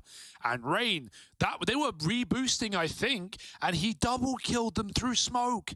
Oh, that's dirty for Rain. Nice shots. And that was Brokey jumping over the Molotov to get the bomb in safekeeping with 10 seconds left. There are a lot of things that could go wrong there for FaZe, but none of them will. Oh, cool. Okay. Yeah, check this. Ouchie. Back on the boost. And hey, say what you want. Rain has played great today. No one can argue that. So I guess don't say what you want. Say that Rain has played great, because that's all you can say. It was a huge factor on Ancient. Oh.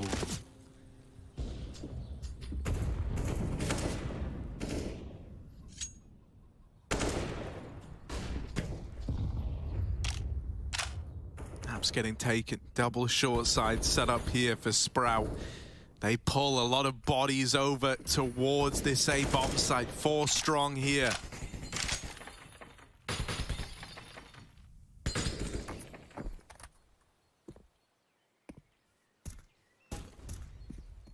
Rain gonna be hard pressed to survive this encounter if he does try to push or prod mid. Would be in for a world of hurt. So many players who could look to deal with him. Gonna drop that long smoke out.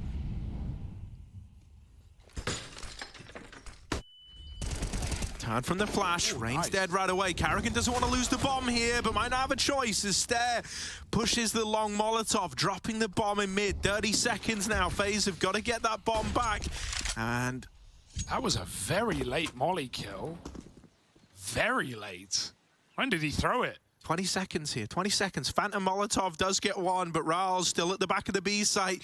One kill on the right player could win you the round. And Twist gets rid of him right away, but the bomb's been dropped. Get it. 10 seconds, Brokey plugging in the numbers. Twist coming back to help him out. He gets off the plant and manages to get it back in. That is huge for Brokey. Even though the nades found him, he's given Twists a chance in the 1v2. That's Monacy-esque, the fake with 5 seconds to get the shot off and stick. Brokey, if only Twist wasn't so low. He got dinked by the man at the back of the bomb site, and now he's got to hit some absolutely crisp headshots.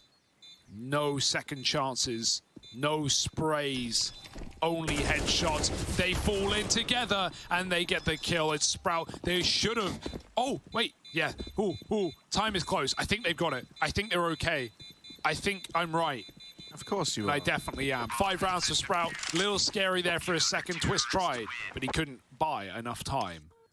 It's not cheap nowadays. 5 rounds to Sprout. Just trying to build back into the half.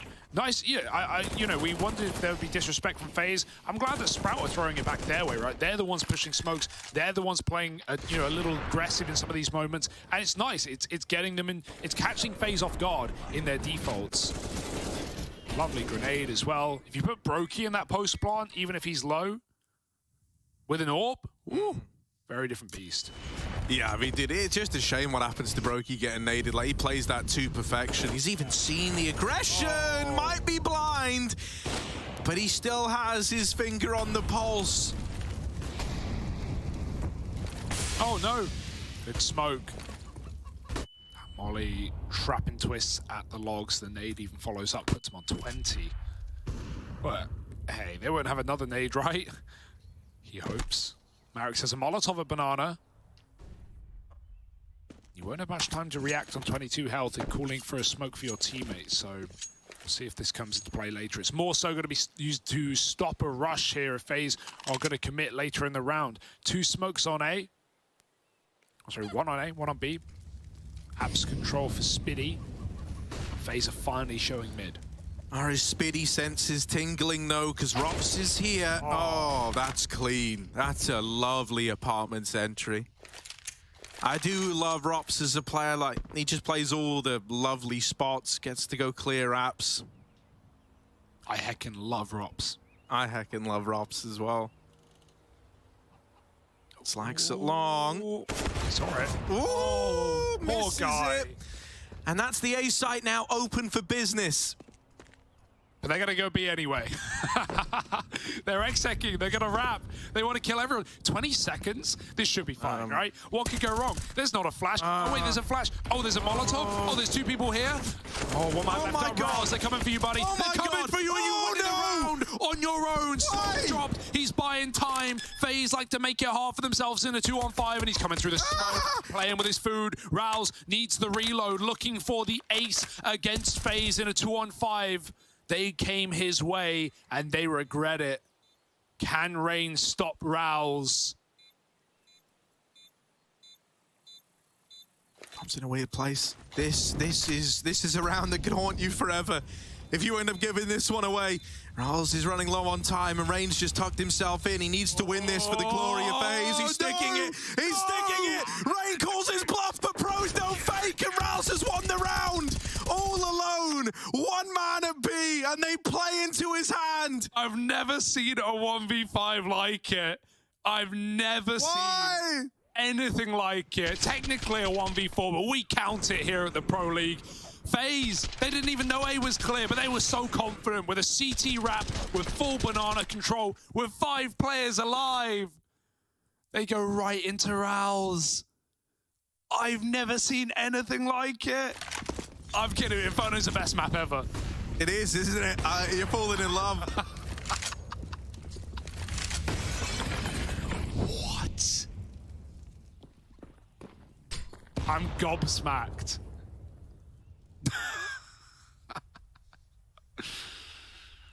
I can't believe he sticks. Well, coming up next on things that never should have happened but did.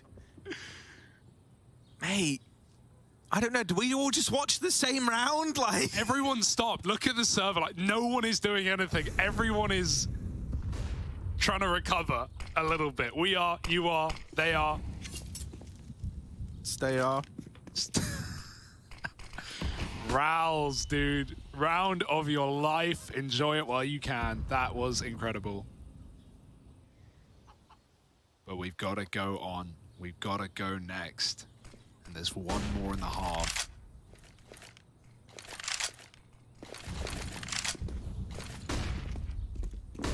Danish in-game leaders giving us a heart attack on either side. Karrigan's walking long. It's an A split. Yeah, in they come. Karrigan opens the round. Slack's now having to turn away from short and watch the long component has been dealt with. The A site crumbles. Go B, boys, I dare you. Here we go. Stare and Rouse in a 2v4. And this time, nothing getting given over. FaZe just tuck in. Unwinnable, right? Here we go. Unsavable. Through mid. Karrigan holding for the aggro out of library, knows there's a man here. Brokey doesn't miss these, and there's the lock-in. 9-6 for FaZe Clan. It's that 1 round that slips on by, gonna come back to haunt them. Could this still be a 3-map series? Or are FaZe gonna brush it off and walk away with a victory under their belts? We'll find out in just a moment.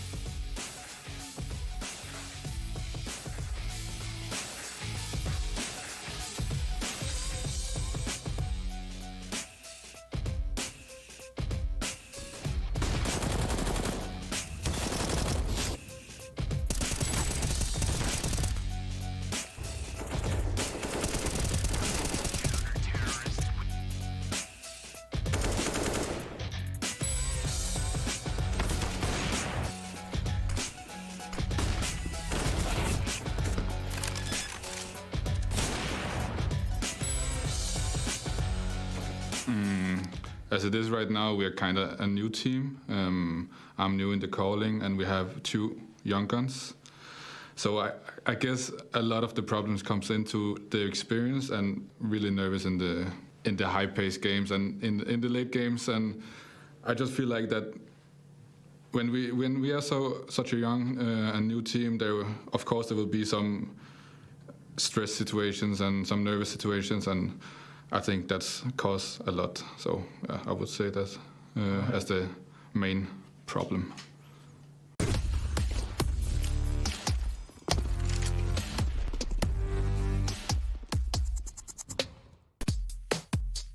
Hey Future Pros.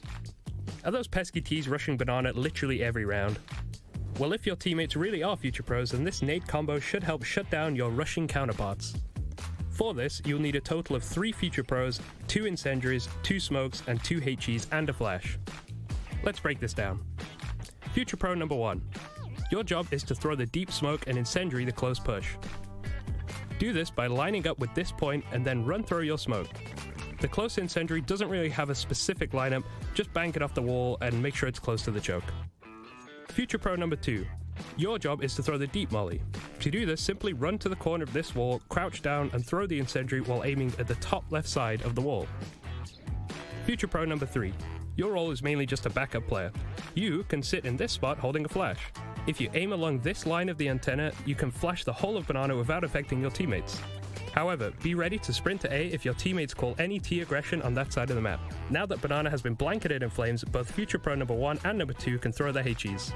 You can choose to double nade tree or double nade the entrance to banana. That choice is yours. Once the HEs have been thrown, Future Pro 2 can throw their smoke at the entrance to banana, locking the Ts out for even longer. From here, you can send one of you to push down banana while your teammates rotate over to A. There are many options at this point depending on the situation, so don't make the wrong call.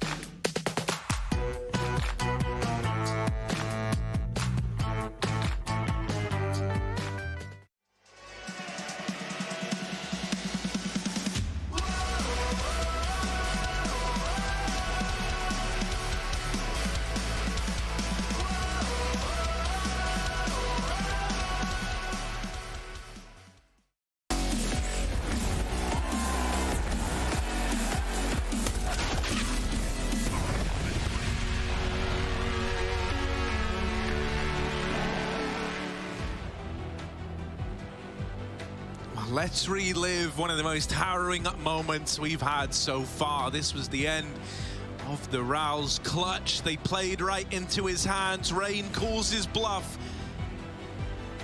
He should have known better. Pros don't fake, as the old saying goes. Raul's with the stick in an impossible round. A B play that didn't need to happen. And one that you're hoping hasn't shaped the course of this game too heavily. This ends up, you know, keeping a close affair like it has been in that first half. That could be one of the rounds that comes back to haunt you. You just laugh it off, right? If you're FAZE, you just laugh it off. You still get the last round of the half. It's not the end of the world. It's a bit of an embarrassment, you know, the old 20-second B push for Karrigan, but it's fine. Move on, win the pistol, forget about it, and close this series like you should. However, for Sprout, does that incite some violence in this T side? Does that put wind in their sails? We'll have to see. They won a round that no one ever should.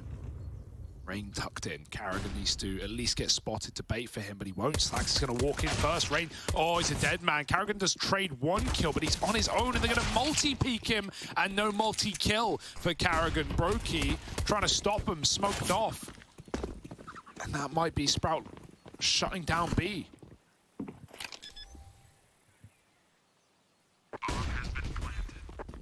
Yeah, man down in the retake, never ideal. If there were rifles in play, you'd already be saving. You need a kill to come in, and Twist's dualies do look convincing on that swing.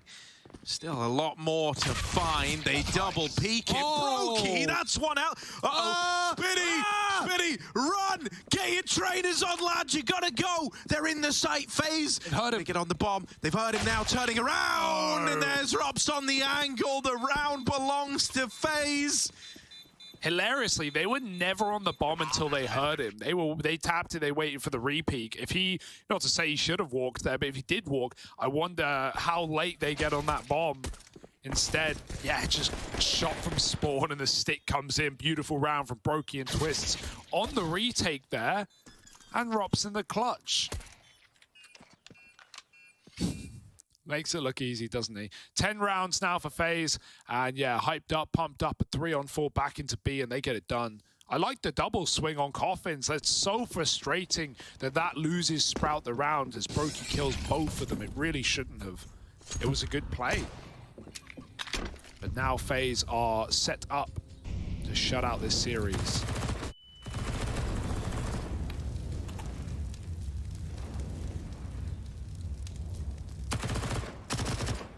Yeah, a bit of spam, bit of aggro, bit of a B push.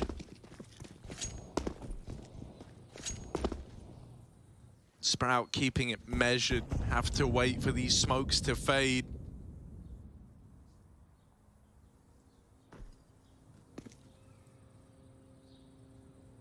Now setting up to late recommit for Banana.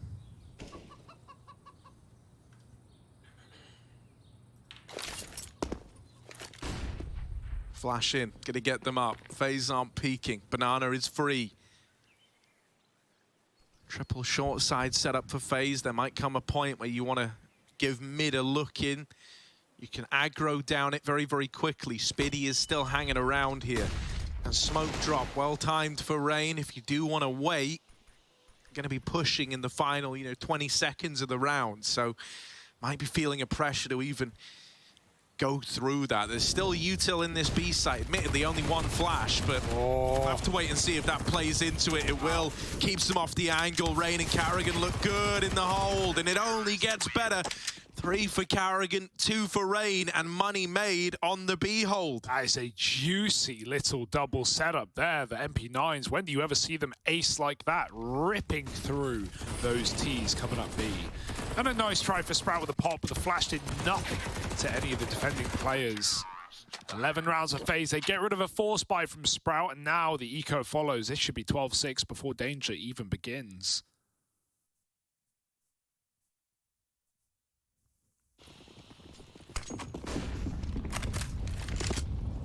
And the danger, well, he's up top B. He's getting chased down. Carrigan a dead man after one with a Molotov, and Rain has to pick up the pieces. Look at the flank. Look at the speed, the finesse. They're right behind. Rain's going to live, and Robs wins the round. 2 kills. Raul's tucked at sandbags. Brokey's going to clear it, and that's it. They don't let it get out of control. As soon as Carrigan gets a molly kill, FaZe rush down mid. Like, yep, we're going to be rushed with Glocks. Let's close it.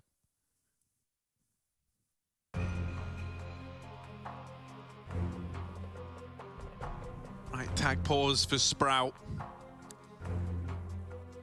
6 rounds, the deficit right now, so they know the importance of this first rifle. If they do want to get back into this, winning this round is a must.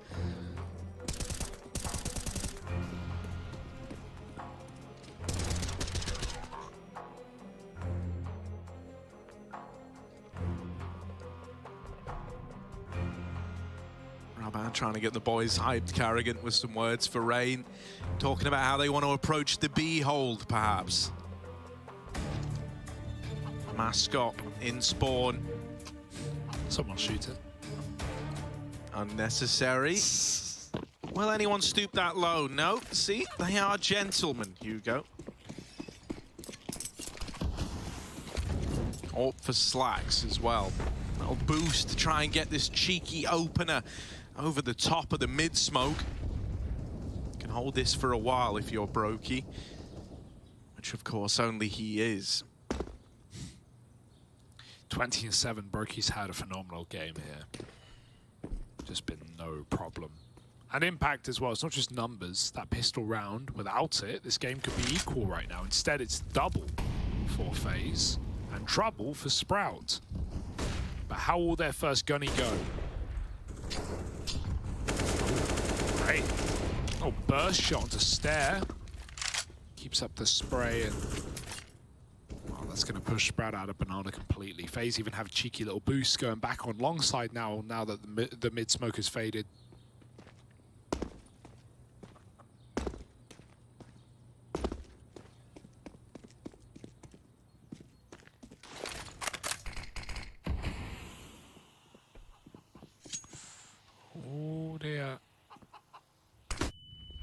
pop through. 30 seconds. Is this just going to be a flat B execute? Everyone is here to do so. And already Twist is cheating B as well, making a move round.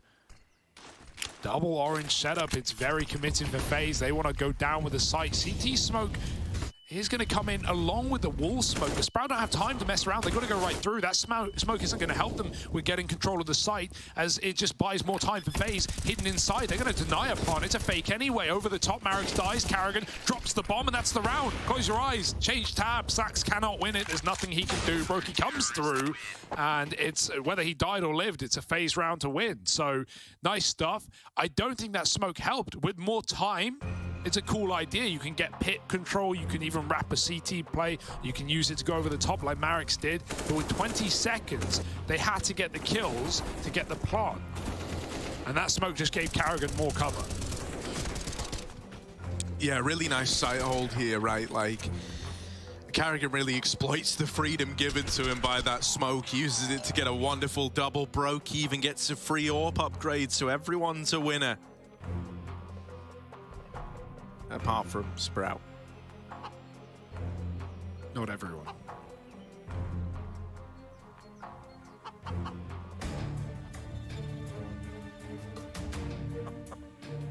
So HD. I do love the and chickens. Someone had to animate the giblets. That was an official title for one of the CS devs. Counter-Strike dev / giblet animator. Laid down mid. That's good chip damage.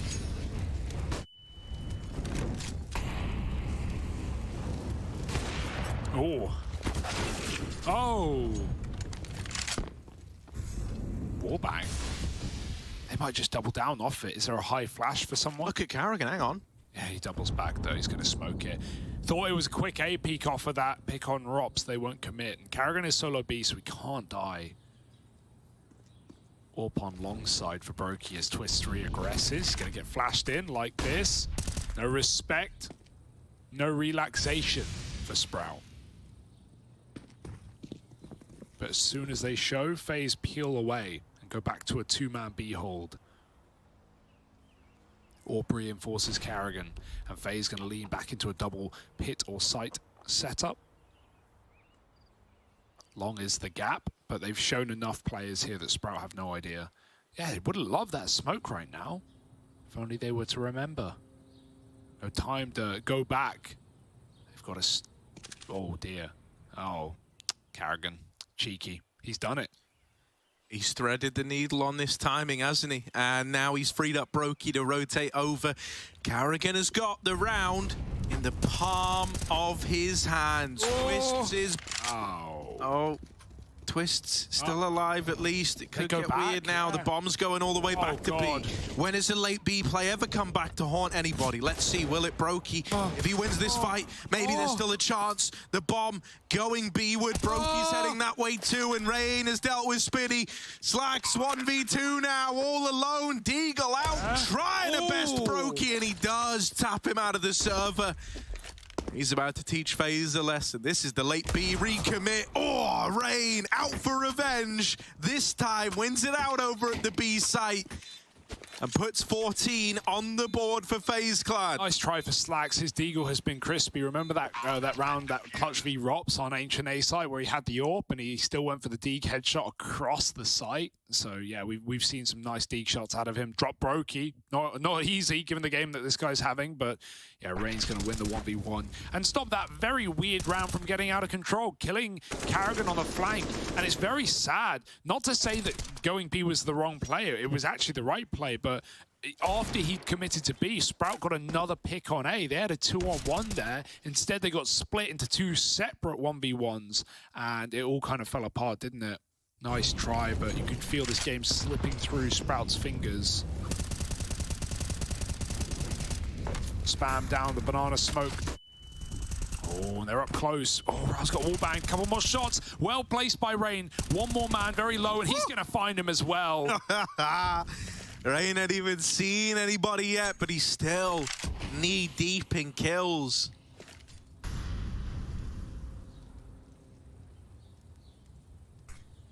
Spitty. Out through the apartments, giving it a little look in. Twist could get caught on a timing. Oh, Spitty's seen him getting up. Nice. And so Spitty does get that opener. Now you've got Brokey to contend with, and Marix is going to brush him off the table very, very easily. It's only Rain left standing. And to think he got a 5-on-3 out of the gate. Now he's going to finish what he started. Sprout cracked open an A-bomb site, and Rain on the big flank. They're already set up. Double pit. Should be impossible. Rain, is he on damage duty? Is he going to wait for them to save pit and then try and kill them at the end? Because the fact that he's walking apps means he just doesn't have the time to win this one. The later he waits, the better this play is. I like it. Go on, Rain. Do it to him. Do him dirty. Go on. They're holding it. Oh, it's 3. Oh, all of them are here. Go on, Rain. Oh, it was a nice try. It was a nice try. But it was a very deep side plant.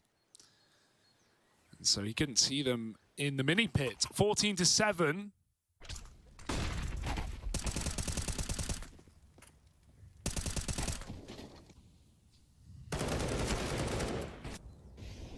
Still plenty more chances for FaZe to find this dub.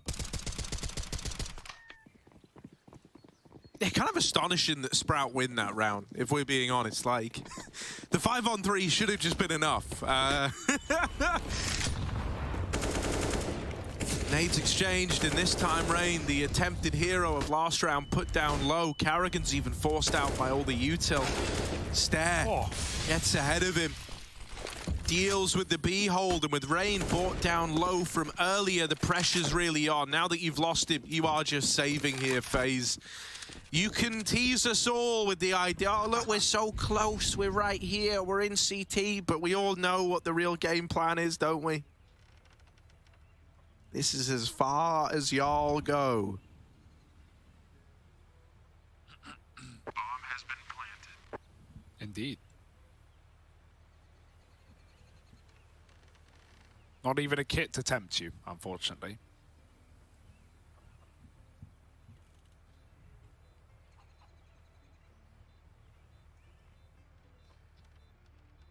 You know, ultimately, even if Sprout are getting some T rounds at the end, I gotta say, it's a reassuring day in the office for FaZe. It's nothing but needed after the slow start we've had today. Are you talking about this game like it's a FaZe victory? I mean, it should be, right? Is this your first rodeo with the FaZe clan?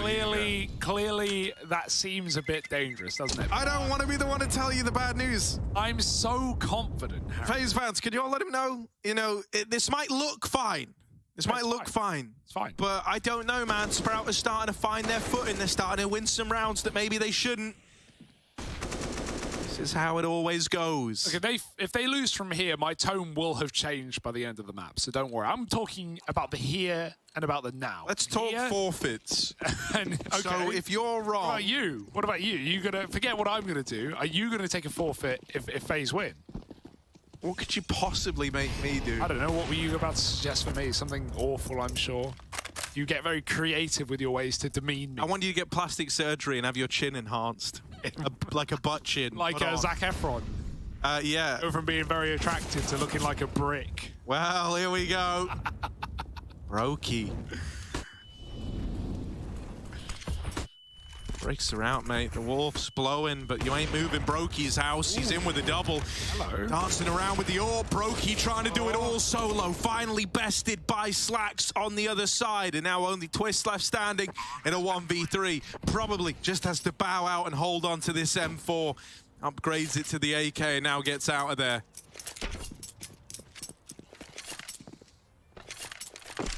Glad I didn't talk forfeits. 9 rounds to Sprout. And clean ones at that. It's a pace change that's really nice, right? Even though it's off the back of just these quicker A takes, steamrolling off of a pick. FaZe are just playing standard setups, right? It's rounds like these that show you why teams like Outsiders play these gamble setups, right? And like to, you know, go 4-1, sometimes 5-0 off timings. Terrorists win. because nothing worse than losing a player and losing a round as a result.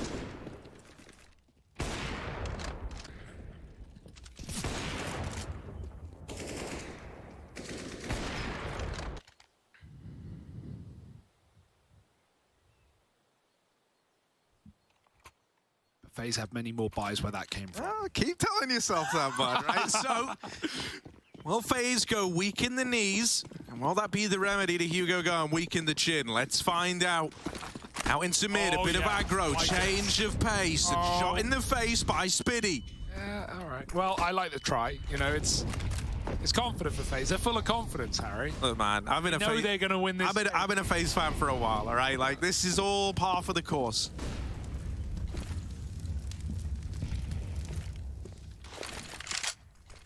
Back up B, they've got a pick and they're just going to go into what they know is a max two-man setup at this point for FaZe. Split 2-2. Brokey's moving over though. It's a nice read and they don't have any util after that. Smoke rain spams through it and kills Marix. That's huge. Now Brokey doesn't need to be on a rotate. He can hold his lurk. Spiddy's gone on it. Brokey, he put him on 1 health. Another bullet would have put this back in the favor of FaZe. Instead, Spiddy's called for the rotate back because he knows he's got Brokey deep in CT, and they've made the guess that there's got to be only Twisted A. They're right. Forget long, overwhelm him. One man's got to do it all. Twists. Oh, the flash leaves him so blind, but he still controls the spray. Twist, saving the day. Had to do it all solo, and he will deliver. Puts 15 on the board for FaZe Clan. And maybe that's what it takes for Sprout's comeback to get stunted. Oh, yes. That's what we need. That's what we wanted, right? One man hold, but the one man does it. Oh, 3 kills from Twists. And, yeah, stressful now for Sprout. Any fighting talk from Berry at this point? That's a real shame, right? The call was perfect. You know, Sprout haven't made massive blunders in either of these maps, really. I feel like their T-side on Ancient was like lacking. We didn't see much. We didn't see any BXX. That is the place to go. That is the place to abuse. It's a place that FaZe were very dynamic in their CT half. But, you know, the calling's been actually really good, right? That's done by Rowls, the man who picked up that, you know, ridiculous B round in the first half. I imagine Spiddy has some impact in the mid-round calling as well. This guy's been in this team since 2017. But yeah, even though they find that gap, Twist shuts it down and FaZe teed up and ready to go, ready to 2-0, ready to put their first series on the board at Pro League. It's about time. Flashes at top, Banana Rain tears right through him. That double opener. It's all starting to fall into place for FaZe. A third on Rain, and he's not content with that. Still fighting for more. Still trying to put salt in the wound, and Carrigan will beat him to it. It's only Marix left standing. FaZe, they might have done it. They might have dug themselves out of it. They've put a stop to the comeback, and they've locked in their first series here at the Pro League. 2-0 over Sprout, and you were never even worried.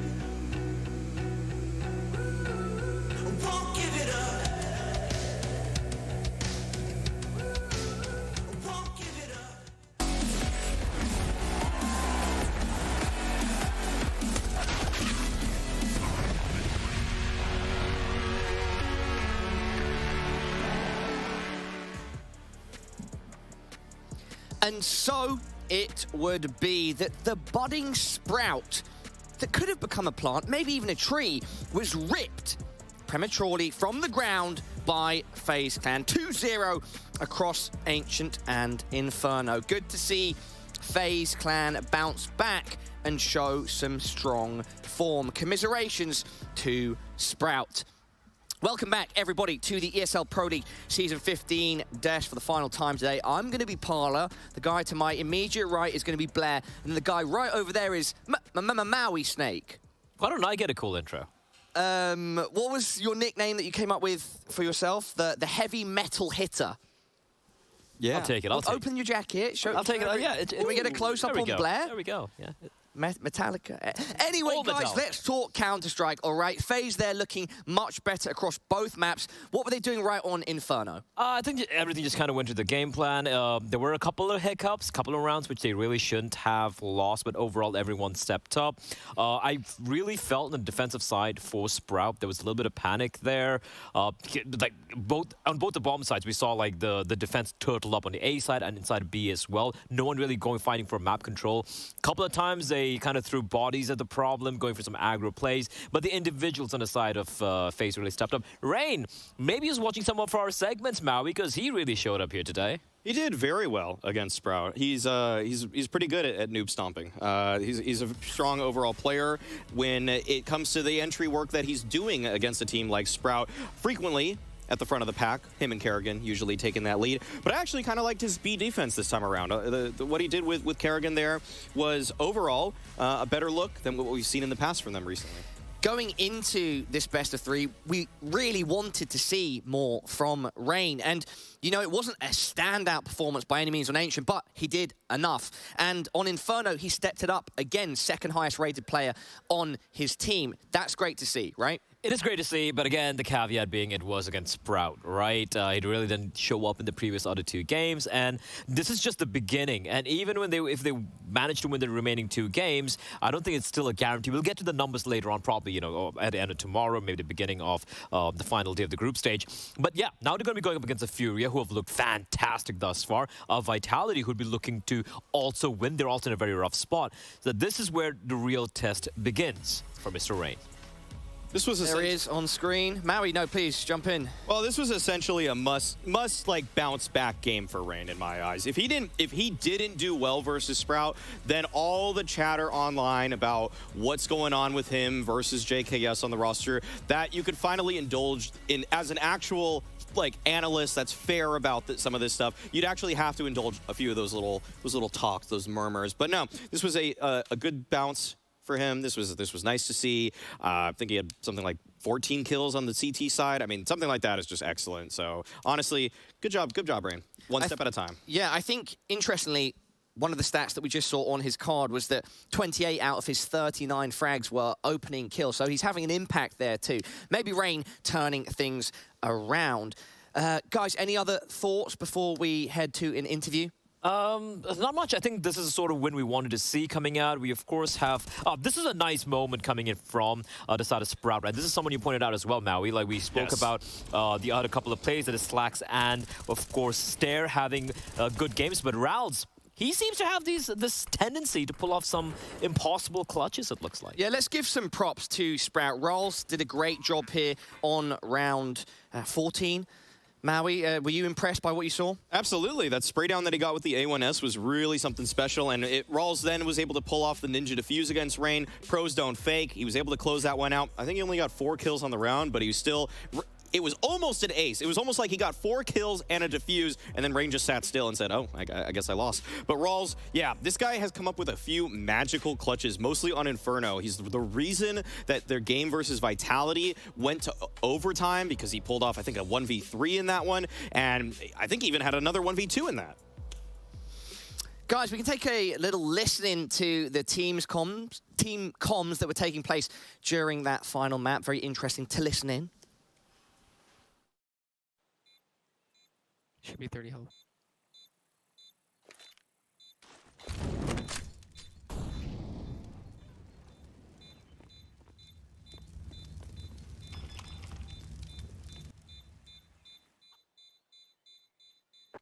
Are you kidding me? It's fine. What the f? Why do they go B? Nice. I'm going to be honest. Why do they go B? I thought they were going to be a bit more uppity after that, but it was just kind of like a... I love Rain's reaction. Nice. He's like, what the... Are you... Well, that was good. That was a good chicken impression. Thanks, man. That was not bad. Have you practiced those before? No, I'm just good at it. I want to actually remark briefly on what Sprout was saying there, where it's like, why did they go B? Because that was we're getting so much success in B, bro. Well, yeah, but I mean, FaZe went B, and it was a 5-on-2. Yeah. And all of FaZe went at the 2 players from Sprout at B, and I think they even were pinching from multiple angles. Like, it probably should never have gotten to that point if they wanted to make a winning call. And there were like still 20 seconds left. They could have gone A. But either way, FaZe take the game. Guys, moving forward, we have Heku down on the sidelines for an interview with Carrigan. Hey everybody, right now I'm joined by Carrigan from FaZe. Carrigan, you managed to close this match with a 2-0 and already had a pre-interview with Twist. I didn't want to torture him for too long, but he mentioned that like in the previous series you kind of had problems when it comes like to voice comms. Can you elaborate a little bit more of what exactly went wrong there? I mean, we had many issues. I think the ends game was kind of us coming cold into the tournament. I've never lost so many advantages, and I didn't even count 50-50 rounds. So I think that was some individually, and also the ping pong between players to react to each other and stuff like that. So I think we improved against VP yesterday, but the comms were still not clean. Today it's better. It's getting better every day. So yeah, I just hope we can be even better tomorrow, and then even better on the last day, and hopefully we can qualify. But a lot of work ahead of us, one game at a time, and that's what we did today. I think it was good to make a clean 2-0 instead of ending on a third map. So I'm happy about that. Yeah, I mean, we're happy that we had like a really short series today. Like, I mean, especially you, like, because yesterday, like, with all of the overtimes, it's the last series, like, it's really tiring. But tomorrow you're going to play against Vitality, a team that you get to play quite often. Do you think it'll be easier to play against them than maybe against some other teams just because you face them quite often? I don't know. I think both us and Vitality have been really shaky this group stage. So obviously, the loser tomorrow of that game is out of the tournament, right? So there is some kind of pressure, and I think both teams are used to that pressure. So yeah, I just think when I've looked at their game and our game, it's just who has the worst day. Yes, tomorrow is gonna have a tough time, right? So yeah, I think both teams in this kind of pickle. Start out the tournament bad. Everything has been shaky, but we all know how some of those their best players perform under pressure, right? So I think it's going to be a good game tomorrow, and I have a feeling it's going to be really clean, but also very back and forth game tomorrow. And like I said, I just hope we improve every day right now, and we need some more potentials tomorrow if you want to beat the Vitality. Awesome. Then looking forward to see a great series. Thank you very much, Carrigan. Thank you. Thank you, Heku and Carrigan, for that insight. Let's close up our thoughts on this match and FaZe going forward by talking about Vitality and Furia, their next matchups. Do you think FaZe are ready for Vitality tomorrow? I don't even know if either of these two teams are ready for each other. Like Carrigan said, both these two teams have had a little bit of a rough start altogether. And it's good that Carrigan's figured out what the problems are, right? Comm seems to be the problem, and they looked good today. They looked decent yesterday, so hopefully heading to the match of tomorrow, they should be able to deliver. But again, you have ZywOo on the other side. It's never going to be easy when you have ZywOo on the other side. Imagine, we have an Elim game tomorrow, and it's FaZe and Vitality. It's scary. It's scary. One of these teams that they're both supposed to be making it to the playoffs. Absolutely. They're absolutely supposed to. So tomorrow's game has so much on the line, just one BO3 to see who's going to be advancing, who's not going to be. Honestly, right now, both teams are so up and down for me that it's hard to point to a clear favorite in that one. You got to look back at it. You got to see the map vetoes a little bit more. And I think the weirdest thing to say is that Brokey's been just flat out better than ZywOo in this year. So he's flat out playing better right now. So I actually don't even think the best player in the server is ZywOo in today's form. It's Brokey. So that actually is working in FaZe's favor. We do have to congratulate ENCE. They have qualified now. Yeah. Yes, they have. We've just had that confirmed, hot off the press from ESL. ENCE are now guaranteed a top 3 placement in the group, while Sprout are guaranteed a bottom 3 placement in the group. And with that being said, why don't we bring up our groups? Well, Group B, so you can see the standings. Furia and ENCE sitting pretty at the top 3 wins apiece. And then we've got FaZe Clan and Outsiders in the middle. Down at the bottom, we've got Team Vitality and... Oh, no, sorry. FaZe Clan outsizing Team Vitality on 1 win, 2 losses. Sprout at the bottom with 0-2-3. You got to remember, for outsiders, they're going to be playing Sprout tomorrow, and sure, even though they're 1-2 right now, they look pretty decent. It should be a win for them, meaning, again, you know, it's so much pressure on these 3 teams, the 3 top-ranked teams in the group that we just FaZe, Vitality, and for outsiders to deliver tomorrow. But for me, honestly, I'm going to be enjoying that opening matchup. Ends Furia, they both almost kind of get Ends it through, Furia almost through. Right. I want to see the chaos in the server. Maui, I'd love to hear your thoughts on that as well. How crazy is it that we've got Vitality, Outsize, and FaZe on 1 win and 2 losses apiece? No one was expecting that coming into ESL Pro League Season 15. Group B. That's the thing. Everybody thought that probably those were the 3 strongest favorites. You know, for some other reasons, you could maybe think like you could throw an Ents or a Furia curveball, or a Furia. Yeah, it was gonna be like a little sneaker, like he's gonna sneak in and just like a spoiler. A spoiler is how we normally characterize that, actually. And so. But those teams are actually just looking more solid than anybody else right now. I think the prep between Katowice and Pro League did very well for those kind of underdog teams, because while everybody is playing it deep into those tournaments, they're just kind of on the sidelines watching, and even sometimes kind of just via osmosis watching a stream, you're going to see some of the tendencies of those heavy hitter players, and next time you play them, you're going to know what they like to do. Absolutely. I also feel like for these teams, since they had got like their new players coming in early on, you had Madden joining in just like a couple of months prior. Then, of course, for the side of Furia, trying to slot safe into the system altogether, things are falling into place, and that is exciting for Counter-Strike. That is exciting for this group, and that is exciting for ESL Pro League. Yeah, our matches tomorrow are super exciting. We brought that up on screen already, but just to remind all of you, 12:30, it's Fury Ents, so the 2 top dogs, and then 4 p.m. we've got Outside Sprout, and then we'll close out day at 7:30 with Vitality. FaZe. What a game. That's it. Guys, we're done here. We've done our job. The teams, the production, everybody's done their jobs. Blair, Maui, what's the plan tonight, mate? More Counter-Strike? More Counter-Strike. I like winning. Paula. I do too, Maui. I think we're going to hand you another L, mate. I might chug a couple monsters and have myself a monster moment and upset you. I like that. We will see. Thank you very much to everybody at home for tuning in and enjoying ESL Pro League Season 15. We've got 2 more days of Group B to go, so make sure you are here bright and early to enjoy that. We will see you then.